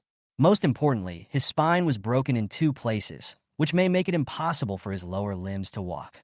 Ling decisively called her parents-in-law to tell them about Wei Ming's injury and hospitalization, and asked them to come over. The old man came quickly, and when they met, the mother-in-law started to curse. You jinx woman, my son just got out of the hospital a few days ago, and you made him hospitalized again. Li Ying said calmly, You need to understand the situation first. Your eldest son was fooling around with someone in the hotel yesterday. He almost beat us 3 to death after being discovered. He didn't sleep in the middle of the night and went out fooling around again. God couldn't stand it anymore and sent a falling object to the hospital. Oh, you don't know? The last time he was hospitalized, it was because he was fooling around and was blocked at home. He jumped from the building and broke his leg. Brave, isn't he? Don't you know how capable your son is? Wei Ming's mother had never been treated like this by Li Ying before, and she was choked for a moment. Li Ying continued, The doctor said that his spine is broken and he may not be able to walk anymore. I just had surgery and I'm not in good health. I can't take care of him. You guys can handle it. You guys should pay for the medical expenses too. After saying that, Li Ying turned and left. It's so unlucky that something happened at this time. I was waiting to get a divorce this morning. Wei Ming's mother stretched out her arm and pointed at her back. You come back here? Li Ying waved behind him and walked away without looking back. After leaving the hospital, she sent the 2 children to school. Go to school and study hard. If you have any problems, contact me in time. He can't do anything to me while he's lying down, and your grandparents can't afford to embarrass me. Don't worry. I have things to do. Go to school with peace of mind, and I'll pick you up on Friday afternoon. Wei Tian, remember, no matter how big the problem is, we are here for you. Just protect yourself, and don't worry. If you have any problems, just ask Teacher Zhang to contact me, okay? Li Ying was worried about her little daughter. Wei Tian nodded and followed her sister into the school gate. After separating from her daughter, Li Ying went home and sorted out all the photos and videos and copied them onto a disc. She took the disc out to burn it into a CD and took the printed complaint to the court. The divorce complaint stated Wei Ming's multiple infidelities and provided multiple video materials. She is indeed excellent. Li Ying? Are you Li Ying? When she came out of the court, she met an old classmate whom she hadn't seen for many years. Who are you? Li Ying looked at the well-dressed and energetic man in front of her and really couldn't remember that she knew him. My name is Wu Qi. We were desk mates in primary school. In winter, my hands were frozen and you helped me with my homework. That's it. Do you remember it? Wu Qi said while gesturing. Li Ying finally remembered the boy whose hands were red and swollen from the cold. It's you, Wu Qi. I remember now. I haven't seen you for 20 years. You look nothing like you used to. Li Ying remembered that at that time, when she saw that he couldn't do his homework, she helped him with it. From then on, there was a big apple in my desk pocket every day and occasionally a few white rabbit bananas. The first time I ate a banana was when he secretly left it for me. At that time, many children had no snacks to eat. Wu Qi's parents were cadres, and he was the only child in the family. So he often brought some snacks and fruits that no one had seen before, and others always chased him for them. Later, whenever he came across some rare snacks, he would quietly put them into Li Ying's pocket. I remember, huh? What are you doing in court? Wu Qi asked enthusiastically. Li Ying smiled awkwardly. I am here to file for divorce. Wu Qi looked at her and said, Is it over yet? Have you sent in a lawsuit? Do you need help? Oh, I'm a lawyer now. I just came back from Jiangsu last month and will stay here from now on. Maybe I can help you. Li Ying took a deep breath and said, Yeah, okay. Wu Qi saw her embarrassment and awkwardness. How about this? Leave your phone number and add me on WeChat. Are you going somewhere else? If you have time, wait for me for 10 minutes. I'll deliver the things in and come out soon. Well, okay. Li Ying thought about it and thought it would be good to have a lawyer to help. Let's go. I'll take you somewhere. Wu Qi came out quickly. Where are you going? Li Ying asked curiously. It's not far. I've seen a place where I plan to set up a law firm. It's perfect. You can help me take a look and give me some advice. Wu Qi opened the car door with a smile. Li Ying got in and fastened her seat belt. I haven't seen you in so many years, and I haven't heard from you. How come you're back all of a sudden? After graduating from primary school, my father was transferred to work, so I followed him to Shaanxi. Later, I followed him to Jiangsu. I was admitted to university in Shanghai, and after graduation, I returned to Jiangsu to work. In the past few years, both my parents passed away, and I was alone there, so I had no worries. As he spoke, he turned his head and glanced at Li Ying and said meaningfully, "After thinking about it, I still want to come back here and stay here. In such a big city, there is no meaning in living without people to care about." Li Ying looked forward. "Time flies. Aren't you married yet?" Wu Qi smiled and said, "No, I didn't want to get married at first, but then I got busy with work. Now, I'm waiting." Li Ying squeezed the seat belt tightly. "Wait, you must be looking for someone very good, right?" The car Wu Qi drives is unassuming, but one look at the paint reveals that it is not cheap. He is over 40, but looks like a man in his 30s, smart and sunny. He wears decent clothes, speaks neatly, has a calm temperament, and a strong aura. Just like the elites in TV dramas, those who return from big cities are different. He has been unmarried for many years, and I don't know what kind of person can catch his eye. Wu Qi smiled gently. She is indeed excellent. Okay, we are here. After getting out of the car and moving away from Wu Qi, Li Ying felt relaxed. Wu Qi led her to a storefront and stopped. He opened the door and said, "This is it. The first and second floors. I want to make the second floor into a private office and activity room, and the first floor into an office area and conference room. Can you help me see how to arrange it better?" Li Ying looked around. The spacious and bright floor-to-ceiling windows let in warm sunlight. "This is the best place for lighting. We can use it as an office area. Next, we can build 3 offices with glass partitions and electric roller blinds. The lighting is good, and it's also fashionable. Here, it will be used as a background wall and a front desk. Over there, it will be used as a reception area. There will be a tea area. These 3 places are just right and not crowded. Tea area, let me think. Well, law firm, you may prefer coffee when you come back from the south. However, here, I suggest that you keep coffee and prepare several kinds of tea. In the meeting room and the front desk, prepare tea according to the guest's preferences. In the private office upstairs, you can prepare a set of Kung Fu tea sets. Drink tea in the office and drink wine at the dinner table, and the business will start like this. There, put a big pot of fortune tree, which will grow luxuriantly, which means to attract wealth and prosperity." Li Ying pointed to the places and talked about the plan as she walked. In her mind, she imagined a bright, sunny, clean, and tidy scene here in the near future. The corners of her mouth couldn't help but rise. When she turned around again, she saw Wu Qi looking at her with a smile. She was stunned for a moment. Sorry, I said too much." Wu Qi raised his hand. "Very good. I like it very much. It's settled. Tomorrow I will ask the decoration company to design and construct according to this plan." "Ah, are you sure this is okay?" Li Ying was surprised. Wu Qi smiled and said, "Of course, I believe you." Li Ying was very suspicious and thought to herself, "You believe me? We haven't seen each other for decades. How can you have the confidence to believe me? Never mind, I don't want to argue. Maybe they're just giving me a way out and not making things difficult for me." She thought again. After all, this man came back from the south. He is a lawyer, and he has been unmarried for many years. He may be flashy, and his words are not true. It turns out that people should not be deceived by superficial phenomena. Wu Qi didn't know that his appreciation made Li Ying's view of him turn 180 degrees, falling from the clouds to the bottom of the valley. When Wu Qi learned about this incident a long time later, he raised his hands above his head and loudly protested his innocence. Wu Qi checked the time and said, "Let's go. It's noon. Let's have a quick meal together." Li Ying waved her hand and refused. "No, I have something else to do.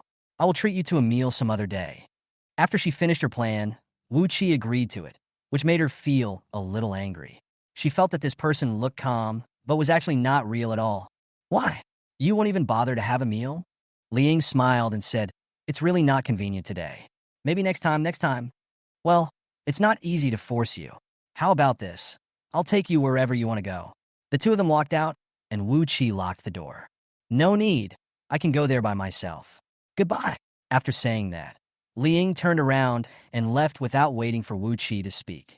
Looking at the receding figure, Wu Qi didn't know why her attitude suddenly changed when she had just said something nice. He thought, maybe she is sad about the divorce? It's okay. There is still a long way to go.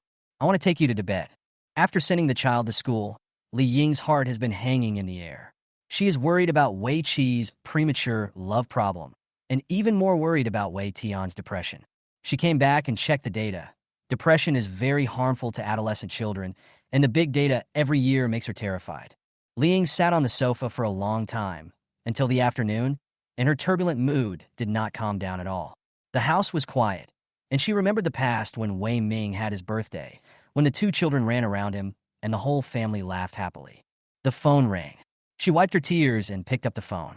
When she saw that it was from Wei Tian's head teacher, her heart skipped a beat. "Hello, Teacher Zhang." Teacher Zhang. Wei Tian's mother. Wei Tian just vomited and fell asleep on the table. She couldn't even lift her head during class, and she was listless. When I asked her, she said she wanted to sleep. Do you think she should take a few days off? Li Ying panicked. Teacher Zhang, how many days can I take leave from school at most? Teacher Zhang said, 5 days, plus the weekend, that's 7 days. You know our class is an experimental class, the progress is faster than other classes, and the requirements are higher. If you take too long off, the students won't be able to catch up when they return to school. Li Ying put on her shoes and walked out. I went to the hospital yesterday, and the doctor said that my sleepiness will get worse. If it continues like this, I'm worried about the child. It will be ruined. She started to cry as she spoke. Listening to the choking voice on the phone, Teacher Zhang put down the pen in his hand and said, Wei Tian has good self-discipline and studies very well. As for the progress, we will find a way to make up for it. So, you go to the hospital to get a certificate, and when you get to school, I will take you to the director of the academic affairs office to discuss it. Wei Tian is a good seedling. Let's help her together. Thank you. Thank you, Teacher Zhang. Li Ying's vision blurred. Teacher Zhang smiled and said, Of course. Go ahead and do it. I'll be waiting. Call me when you get here. After getting in the taxi, Li Ying called Wu Qin. Wu Qin, Wei Tian's condition at school is getting worse and worse. I want to go to the hospital to ask the doctor to issue a certificate and ask for some time off from school for her. Can you talk to the doctor from yesterday? Li Ying heard from others that it is difficult for hospitals to issue a certificate for students' depression.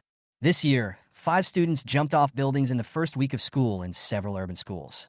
Which child has been suffering from depression and has not left his house for a year? Wu Qin agreed immediately.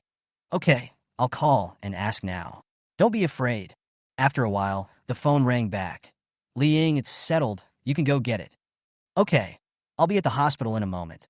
Arriving in front of the hospital, Li Ying opened the car door and ran to the hospital entrance without waiting for the car to stop. As soon as she ran to the outpatient building, she saw Liang Yin. Liang Yin, why are you here? Liang Yin held the list and medicine in his hand. Oh, I'll come over to get some medicine for my mother. What's wrong with Annie? Is she okay? Li Ying still liked his old lady very much. Liang Yinxian smiled and said, It's nothing. My blood pressure is a little high. I'll buy some medicine. I heard Wu Qin tell me about what happened yesterday. Are you guys okay at home? Li Ying smiled bitterly. They had a falling out. He ran out at night, and a piece of glass fell from the upper floor of the residential complex that had been vacant for a long time, and he was sent to the hospital. He was supposed to go to the Civil Affairs Bureau to handle the paperwork this morning, but the hospital called, and he was admitted. Hearing this news, Liang Yin was very surprised. He's hospitalized here? Li Ying shook her head. No, he's in the second hospital. I won't take care of him anymore. I called his parents. I came here to get a certificate for Wei Tian. I'm going to ask for leave from work to take care of the child for a while. Liang Yin frowned. Wei Tian is a rare good kid. Comfort her well. I'm afraid she has a knot in her heart. Go and do it quickly. If you need help, call us. Okay. Please say hello to my aunt when you get back. I'll go see her when I have time. After saying that, Li Ying turned and left. In the office, the doctor instructed her. Take the medicine prescribed yesterday on time.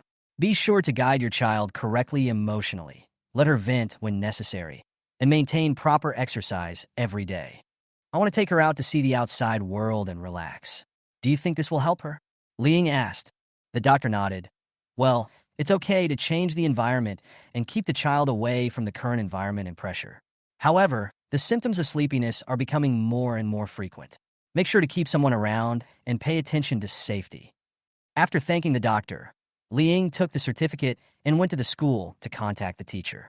Teacher Zhang took her to the academic affairs office and told the director in detail about Wei Tian's current situation. Director, this is the certificate issued by the hospital for Wei Tian today. She fainted yesterday. The school doctor checked her, and her parents took her to the hospital. Wei Tian's studies have always been stable, and she never makes mistakes. She is a good child with good character and good academic performance.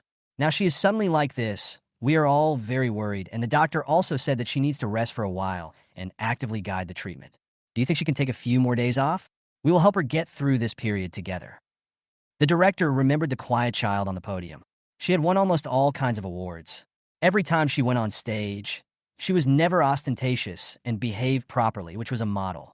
He tapped the table with his index finger and said, "So, here is the certificate. Within 1 month, we will try to get the child back to school normally." Within this month, the courseware of each subject teacher will be contacted by the parents every day to tutor the child. There is no requirement for homework, but the knowledge within the subject must be understood and cannot be left behind.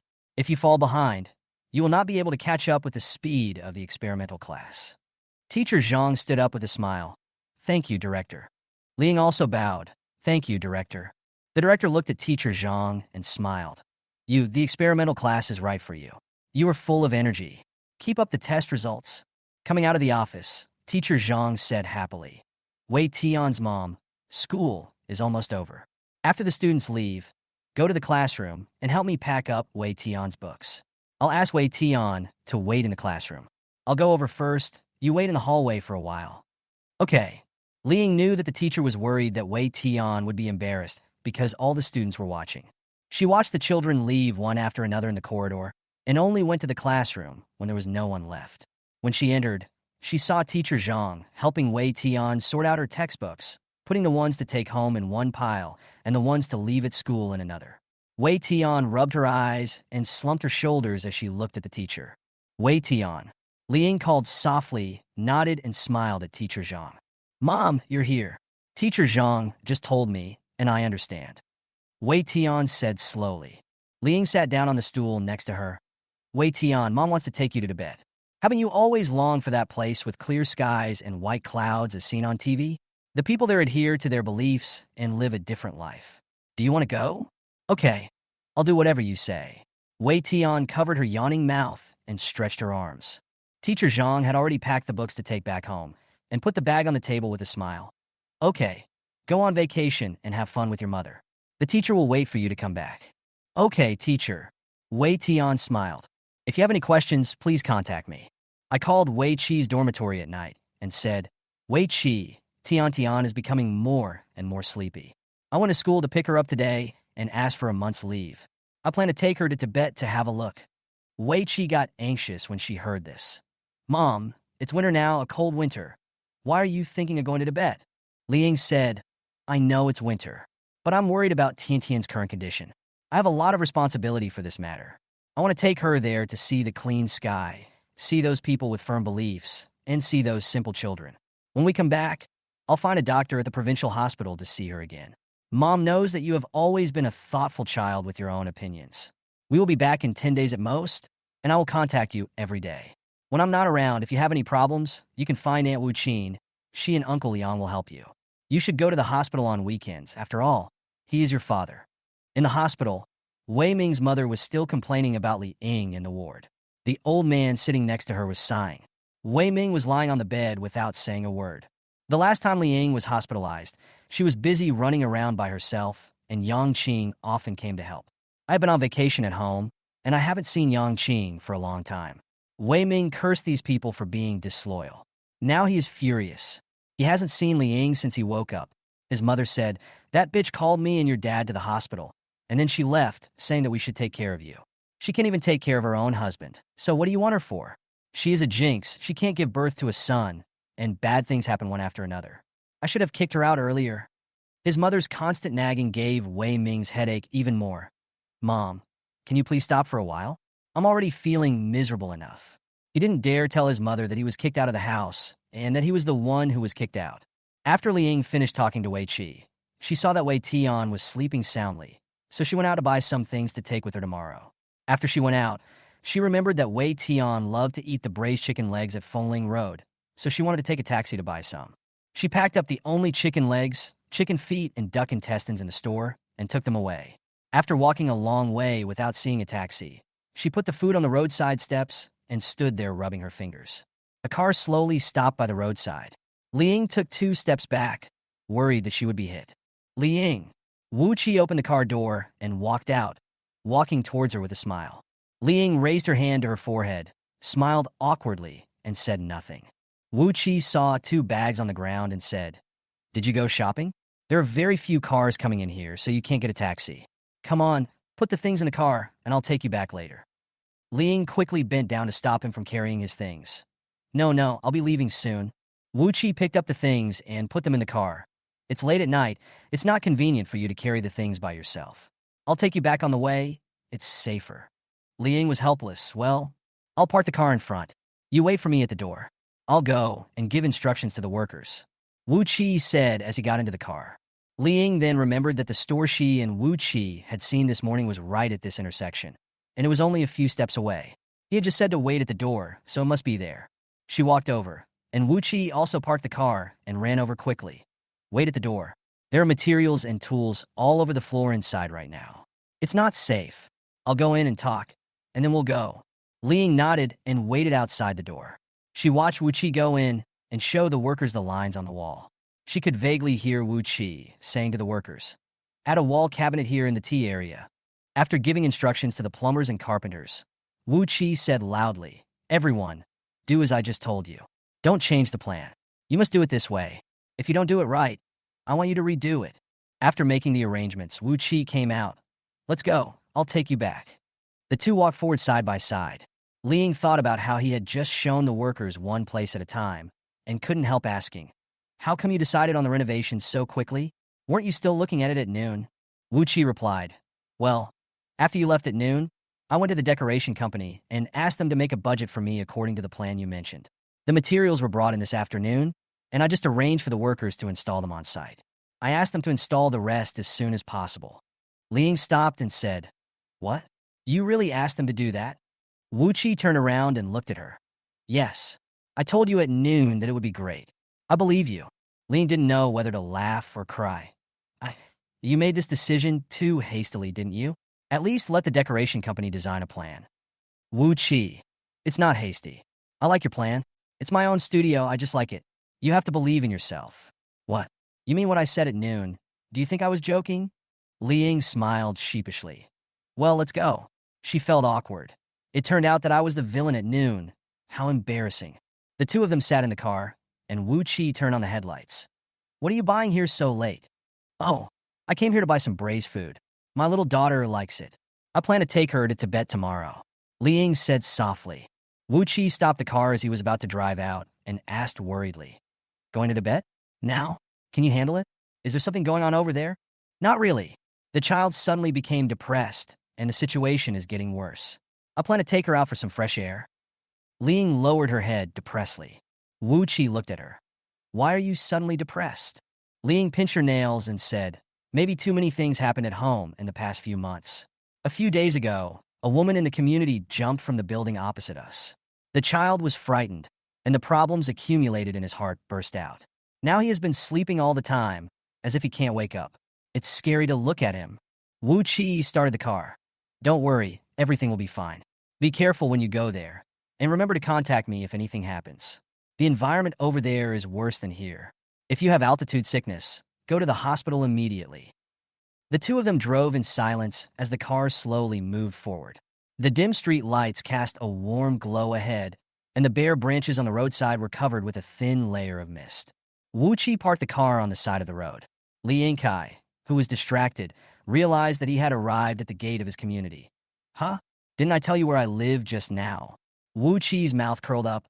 "I know where you live." Liang looked at him in confusion. Are lawyers so good nowadays? Looking up information? Wu Qi didn't explain that he had checked her information thoroughly today. "Don't worry, I'm not a bad person. Go back and have a good rest. Remember to call me if you have anything." Liang lost contact. Liang Bing's ticket was for 11 o'clock noon. After the mother and daughter had breakfast, she called Wu Qin and said, "Wu Qin, I'm going to take Wei Tian to Tibet to have a look. I'll be back in about 10 days. If there's anything with Wei Qi, I'll have to ask you for help." Wu Qin, "Don't worry, I'll take care of Wei Qi. By the way, I heard from Liang Yin that Wei Ming is in the hospital again." Liang, "He's in the hospital again." Wu Qin, "When we separated the day before yesterday, he was fine. How did he get hurt?" Liang sighed softly. "After I came back, I filed for a divorce and asked him to leave the house. He went out at night, probably to see that woman, and got hit by glass outside the abandoned residential area. I was thinking, is God's eyes open? Wu Qin, then you don't care? Liang. I called the old couple and asked them to go to the hospital. I won't take care of him anymore. The doctor told me that his spine was injured and he might not be able to stand up. Wu Qin was a little surprised. Is it so serious? You filed for divorce, and such a big thing happened. I don't know if it's good or bad. Liang took a deep breath and said, don't worry, we can get a divorce. I went straight to the court with the lawsuit as soon as I got out of the hospital and handed over all the evidence of his domestic violence and cheating. When I come back from Tibet, it should be almost done. If it doesn't work, I have another trick up my sleeve. This time, we have to get a divorce. Wu Qin. Okay then, I'll welcome you back when you come back. I hope Wei Tian will be better by then. Liang. I hope so. It was 10 o'clock. She went to the bedroom to call Wei Tian, and the two of them walked out with their luggage. When they arrived at the gate of the community, they saw Wu Qi leaning against the front of the car looking at them, and Liang stopped in surprise. Wu Qi came over with a smile. Good morning. I'll take you to the station. Hello, little girl. Wei Tian looked at him dazedly. Hello, uncle. She then pulled Li Ying's hand. Mom? Liang. Oh, this is my classmate, Uncle Wu Qi. I met him on the road yesterday. Liang didn't expect him to be waiting here to send them off, and she didn't know how much information he had about her. What was his purpose in doing this? This feeling made her very anxious. Here, give me the luggage. Get in the car. Wu Qi naturally picked up the suitcase and put it in the trunk. Liang asked him, I didn't tell you what time the bus would leave. How long have you been waiting here? Wu Qi smiled and said, there are only 2 buses to Tibet. They won't leave late at night. They must be the 11 o'clock bus. I got here at 9:40. Wei Tian closed her eyes and fell asleep again in the car. Wu Qi watched from the rearview mirror. How long has the child been like this? Liang stroked her daughter's hair and whispered, it's just what happened this week. She suddenly became so sleepy.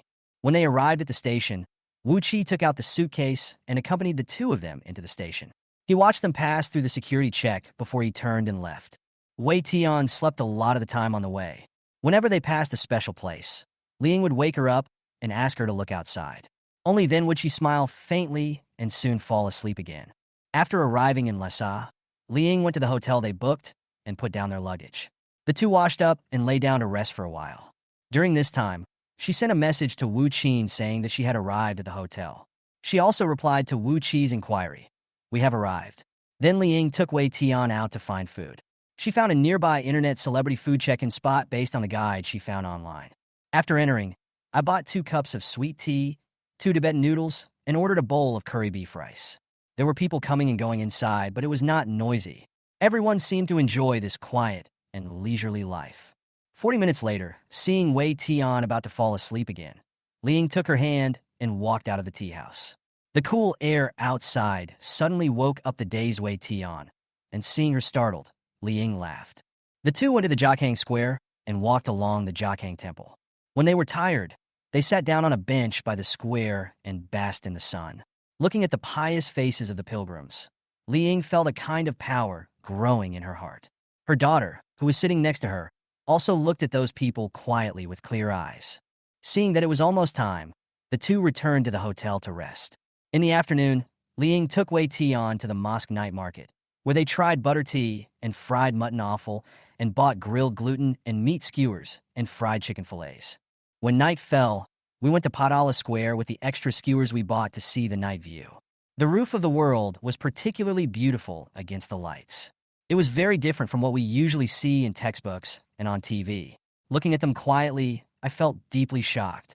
The two of them sat on the bench and looked at the beautiful scenery in front of them. Wei Tian suddenly thought, Mom, take some photos and show them to my sister. She will like them too. Liang took out her phone with a smile. Her daughter finally said a long sentence in the past few days, and she felt relieved. Looking at the prayer flags fluttering in the breeze, she put her hands together and said, If turning the prayer wheel and prostrating can help my daughter grow up healthily, I am willing to pray sincerely. After returning to the hotel, they washed up and went to bed. There was a faint smell of Tibetan incense on the quilt, which made people relax quickly. Maybe it was because of the Tibetan incense, maybe it was the silence here, or maybe it was because of the fatigue of the journey. The two fell asleep quickly. The next morning, when they woke up, they saw that the sun had already risen. They went out for breakfast and discussed where to go. Wei Tian said, "Mom, I want to go to the Tangula Mountains to see the origin of the Yangtze River." Li Ying thought that they had been here for a day and a night, and they didn't feel uncomfortable, so it should be fine, so she agreed. She took some snacks and water and set off in the car. Wei Tian's fair face shone like a porcelain doll in the sun, and her bright eyes stared at the road ahead, full of expectation. Wu Qi sent several messages in the afternoon, but received no reply. Worried, he called Li Ying, but the phone was turned off. He was immediately panicked. It was only half a day. It was impossible for the phone to be out of battery. Something must have happened. He remembered the name of the hotel Li Ying had mentioned and quickly looked up the phone number online and called to ask about Li Ying and her daughter. The other party was not comfortable disclosing information, so he revealed his identity. "I am Ms. Li Ying's lawyer." Now she and her daughter cannot be contacted, and her phone is turned off. Her daughter is sick now, and if she has altitude sickness, it will be very dangerous. Please help me check if they are in the hotel. Upon hearing that the child was ill, the front desk immediately called the floor attendant to check the room. The reply came quickly. Both of them are not in the room. A waiter passed by and heard the children say that they wanted to go to Mount Everest. They went out in the morning and never came back to the hotel. "Okay then, if they come back, please remember to let me know. Thank you." Unable to contact them, Wu Qi immediately checked the nearest flight to Lhasa in an hour and a half. He booked a ticket by phone and drove to the airport in the next city without any preparation. It took him only an hour and a few minutes to get to the airport, a distance of more than 100 kilometers. Even after he sat down on the plane, his heart was still pounding. "I finally made it, Li Ying. I'll be here in 2.5 hours. You must be fine." He had taken many flights, but this was the first time he felt so nervous and impatient. "Li Ying, wake up." After landing, he called again, but his phone was still turned off. He called the hotel to inquire, but they didn't go back either. He found a car and took him to the foot of Tangula Mountain. Seeing that he was in a hurry, the driver asked enthusiastically, "You don't look like you're here to travel. Are you here to work?" Wu Qi was extremely worried, but out of politeness he said, "I'm here to look for someone," but she suddenly lost contact. The driver looked back and said with a smile, "Looking for someone? Then tell me. We know this place better than you do." Wu Qi thought about it and realized it was right. They came here from the city to travel. They left in the morning and never returned to the hotel. Their cell phones were also turned off. "I contacted the hotel waiter, and he said someone heard they were going to Tangula Mountain, so I want to go there to look for them." "How many people?" "There are 2 of us, mother and daughter.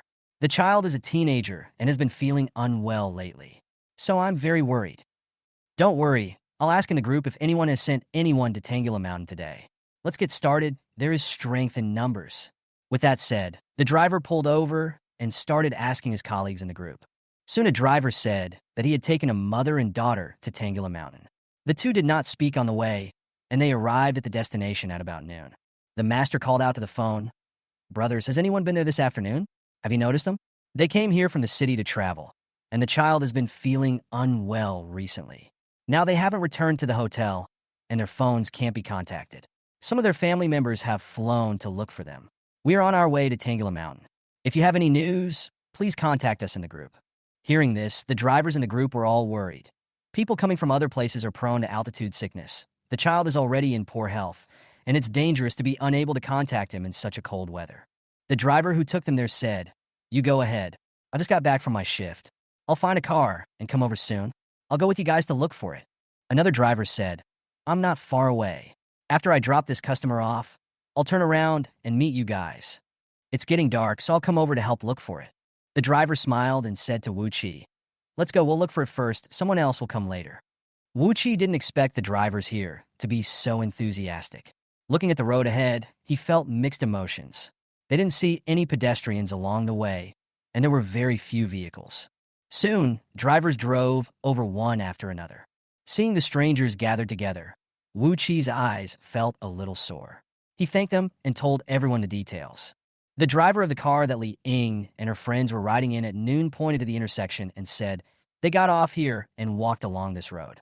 The road ahead was not accessible by car, so the group walked forward. The road became narrower and colder as they walked forward, and gradually dusk fell. They clasped their hands into a trumpet shape and shouted to the front, "Li Ying, Li Ying." It gradually got dark. We had walked a long way and could no longer see the road outside. In the silent valley, Only the voices of people calling for Li Ying echoed, and the light of flashlights illuminated the mottled land. Help! Suddenly, Wu Qi heard a small voice with a crying tone. He stopped and could not hear anything. He turned around and shouted to everyone. Everyone stopped for a moment. Someone seemed to be crying just now. Everyone stood still, holding their breath, waiting for that voice to sound.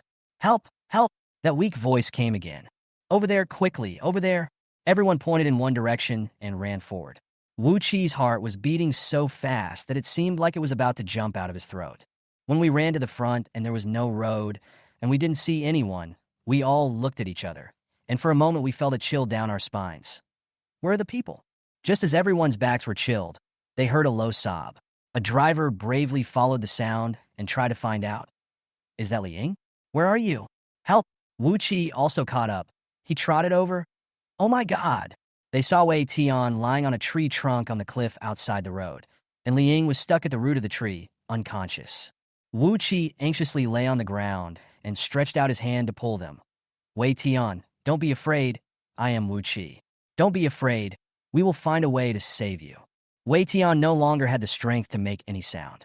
She had just fallen asleep in a daze, but when she heard someone calling her mother's name, she woke up again and screamed for help with all her might. But now she had no strength left. Hey brother, don't panic. You can't reach them like this. We have ropes on the car. Take the ropes, tie the people down, and slowly pull them up. A driver grabbed Wu Qi, who was stretching his hand forward. Brothers, if anyone has ropes, towels, hot water, and white wine in the car, bring them here. He turned and said to everyone, wait. Several people agreed and ran back the way they came. Wu Qi lay on the ground and looked at the mother and daughter. Li Ying, wake up quickly. He called out several times in succession, but Li Ying was still half hanging at the roots of the tree and did not wake up. Everyone used their flashlights to form a circle around the tree. Don't be afraid, kids. We are all here with you. You see, this circle is safe. Wu Qi, Wei Tian, don't sleep. Talk to me. Why are you here? Wei Tian cried softly. It's all my fault. I'm not good. I hurt my mother. Don't cry, it's okay. Wu Qi looked at Li Ying, very worried, but wanted to comfort Wei Tian. The drivers who were fetching the items came back panting. The master who had given instructions said, you guys sit on the side and rest for a while, then someone who is lighter and willing to go down. Tie the rope to the person who beat him first, pull the adult up, and then go down to rescue the child. A tall and thin driver came over, took the rope and tied it around his waist. I'll get off. Everyone helped tie ropes around his waist and thighs. A group of people pulled one end of the rope and watched him slowly slide down. When he reached the root of the tree, he gently stepped on the protruding stone on the side, took off the other end of the rope from his waist, and slowly tied it around Li Ying's legs, waist, and arms like a safety belt. After tying it, he wiped the sweat from his forehead with the back of his hand, bent down and pulled Li Ying up, and everyone pulled the rope up together. Soon Li Ying was pulled up. Wu Qi pulled Li Ying against his chest and untied the ropes on her body. Someone brought a towel and hot water. Wu Qi wrapped the towel around her and patted her back gently. Li Ying. He took the hot water and slowly fed it into her mouth. Ahem, Li Ying swallowed a mouthful of water and coughed it out. Wu Qi shouted excitedly. Li Ying, wake up. Li Ying felt something cold sliding down her face, thinking it was snowing. She slowly opened her eyes and saw the man looking at her with a red face, tears rolling down her face. Everyone over there rescued Wei Tian as well. Unable to stand steadily, she rushed over and knelt down beside her mother. Mom, I'm sorry. I came back this time just for you. Everyone was very happy to see the rescued mother and daughter were conscious. They took turns carrying them out and put them in the car. The driver who pulled Wu Qi over waved to everyone and said, thank you for your hard work, brothers. I'll treat you all to meet later. Wu Qi helped Li Ying sit down and lean back, then got out of the car and bowed deeply to everyone. Thank you, everyone. I really appreciate you today. It was because of you that I saved the most important person to me. It's just a small favor. We are very enthusiastic. Send him to the hospital quickly. Wu Qi said with tears in his eyes, a little overwhelmed. Yes, I will send the person to the hospital with my brother first, settle him down, and then I will treat everyone to dinner. You must come, definitely. The driver patted him on the back and said, let's go to the hospital. Then everyone dispersed and drove away. The driver quickly took them to the hospital. He enthusiastically parked the car in the parking lot and took them to the hospital. He and Wu Qi each carried one child on their backs and went to the emergency room to find a nurse and ask her to help call a doctor. While the doctor was examining the two patients, he told the doctor in detail about the two patients' conditions. Because of his active participation, the whole process went smoothly and quickly. The results of the examination came out very quickly. It was hypothermia and altitude sickness, but fortunately the rescue was timely and there was no major problem. I was hospitalized for infusion at night, and my condition was monitored at all times. Seeing that the nurse had already made arrangements for Li Ying and her daughter, the driver said goodbye to Wu Qi and prepared to leave. Wu Qi walked into the corridor and said, "Brother, thank you so much for today. If it weren't for you, I really wouldn't know where I am now. I came here in a hurry and didn't bring much cash. Take these first. When my friend gets better, we'll have dinner together and invite the brothers from tonight." As he said that, Wu Qi stuffed all the cash in his wallet into the driver's hand. He quickly backed away and pushed him away. "Brother, you are being funny. Anyone who encounters this situation should help. When you are out, we should help each other. Take good care of your friends. I'm leaving." After saying that, he ran away, fearing that Wu Qi would catch up with him. Watching the drivers fleeing back, Wu Qi felt mixed emotions. What happened tonight deeply shocked him after returning from the big city. Having worked as a lawyer for many years, I have seen all kinds of deceptions and intrigues in the business world, where even relatives can fight to the death for their own interests. This group of strangers helped them enthusiastically regardless of their own safety, which made him seem to see a different light.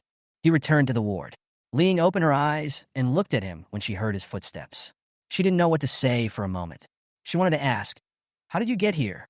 How did you find us? How?" There were so many questions in her mind that she didn't know how to start. "Are you feeling better? Is it still painful anywhere?" Wu Qi smiled and sat on the chair beside the bed. Li Ying shook her head gently. "It doesn't hurt." The two looked at each other for a while, and Li Ying spoke. "I accompanied Wei Tian there. The child was walking and suddenly wanted to jump down. We pulled each other and fell down. At that moment, I thought we were dead. I didn't expect that we were hanging on the tree. Seeing the sun getting farther and farther away, I looked at Wei Tian, who was so close to me, in despair, thinking that the two of us would just dry up here. I didn't expect that when I woke up again, I would see you." Wu Qi gently moved his chair and sat closer, slowly pulling her hand and placing it in his palm. "Don't be afraid. Everything is fine now. Just get some sleep, and you'll be fine. I couldn't contact you this afternoon, so I called the hotel and told them you were out and didn't come back, so I came here. The people here are very welcoming, and I met the driver brother, who heard about the person you were looking for, and it was he who helped me find the driver who sent you there, and we all found you together. Good things happen to those who are lucky, you see. How great it is so many kind-hearted people helped." Feeling the warmth on her hand, Li Ying felt her face burning. She wanted to pull it back, but was held tighter. You." Wu Qi held her hand tightly and said seriously, "Li Ying, I came back this time just for you. I thought, if you are living well, I will quietly guard you in this city. If you are not happy, I will protect you for the rest of your life. You don't know how happy I was when I saw you in the court that day. I think that was the opportunity God gave me to make up for my waiting in the first half of my life." Li Ying looked at the face in front of her in shock, and she couldn't say a word. "Believe me, I'm serious. That little girl has always lived in my heart since school days and has never changed over the years. After graduating from college, I once proposed to come back here. I am the only child of my parents, and they would never agree to my returning to this city as they felt there was no future for me. Unable to resist my parents, I could only let it go silently and not bother you anymore.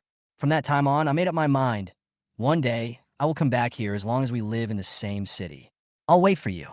I will always wait for you." Wu Qi spoke slowly, as if he was telling someone else's story affectionately. Li Ying didn't dare to look him in the eye. "But Wu Qi smiled gently. "Don't be afraid. Don't feel pressured. If this hadn't happened so suddenly, I wouldn't tell you now. I want to be good to you and protect you, and now I have the ability to protect you. Do you remember that day you asked me? You must want someone who is very good, right? Well, you are indeed very good, ha." Li Ying blushed and turned away from her, suddenly thinking of Wei Tian. "Wei Tian is still outside alone?" Wu Qi chuckled. "Don't worry. She's receiving in 4 in the next ward, and she should be asleep. I contacted a nurse at the nurse station, and someone is looking after her. But I think this time, maybe it's a blessing rather than a curse. After Wei Tian experienced this life and death test, maybe the knot in her heart will be untied. Well, If that's really the case, it's worth it. What I'm most worried about now is her. Li Ying sighed. In the next ward, Wei Tian was already exhausted after the shock and life-and-death experience. Now, after receiving an infusion, she fell asleep peacefully in the quiet ward, breathing evenly. She had a dream. In the dream, she was smiling happily, wearing clean clothes, basking in the warm sun, and the green grass was dotted with white and yellow flowers, which was very beautiful.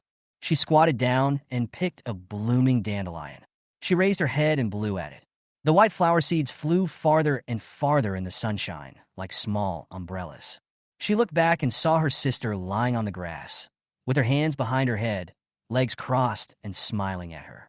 The sky above was azure blue, with a few white clouds floating in it like cotton candy. I love you, and I love the one you love. Wu Qi stayed by Li Ying's bedside all night. He woke up in the morning, rubbed his sore arm, looked at Li Ying, who was sleeping soundly, opened the door quietly, washed his face with cold water in the bathroom, and went out to buy porridge, soy milk, and side dishes. When he came in with the food, Li Ying woke up and smiled at him embarrassedly. Are you awake? How do you feel? Are you feeling better? Wu Qi asked with concern. Li Ying sat up slowly, and he quickly put down the food and picked up a pillow to place behind her. Much better. I should be able to be discharged from the hospital today. I'll go see Wei Tian later. Before I left, I saw Wei Tian was still asleep. The nurse said that the child slept soundly last night and didn't wake up. Eat something and then go see her. Wu Qi opened the porridge and side dishes and placed them on the dining table. He picked up the spoon and gently fed Li Ying. Looking at the porridge in front of her, Li Ying shyly avoided it and said, "Well, I'll do it myself." Wu Qi did not change his mind. "Be good, listen to me. Open your mouth, ah." Li Ying opened her mouth slightly and took a sip from the spoon. Wu Qi picked up some vegetables and fed them to her. She was so nervous that she choked and started coughing. Wu Qi put down his bowl and chopsticks, stood up, and patted her on the back. When she stopped coughing, he had already held her in his arms. "Be good. Don't be afraid. Be obedient. I'm here."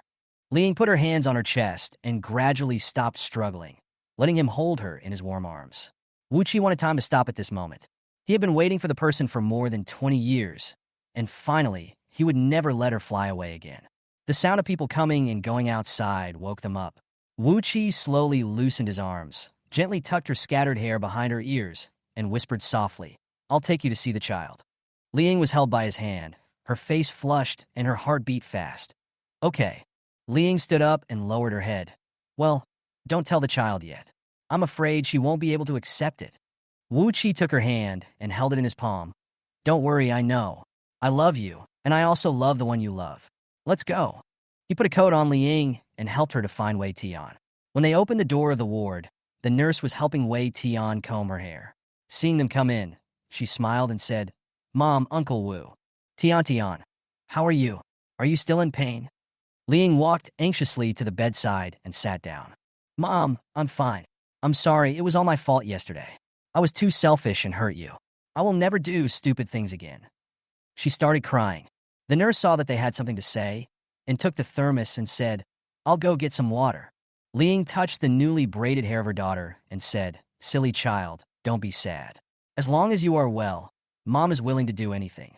Now, everything is fine, Mom is fine too. Uncle Wu brought those uncles to save us. Don't cry, okay?"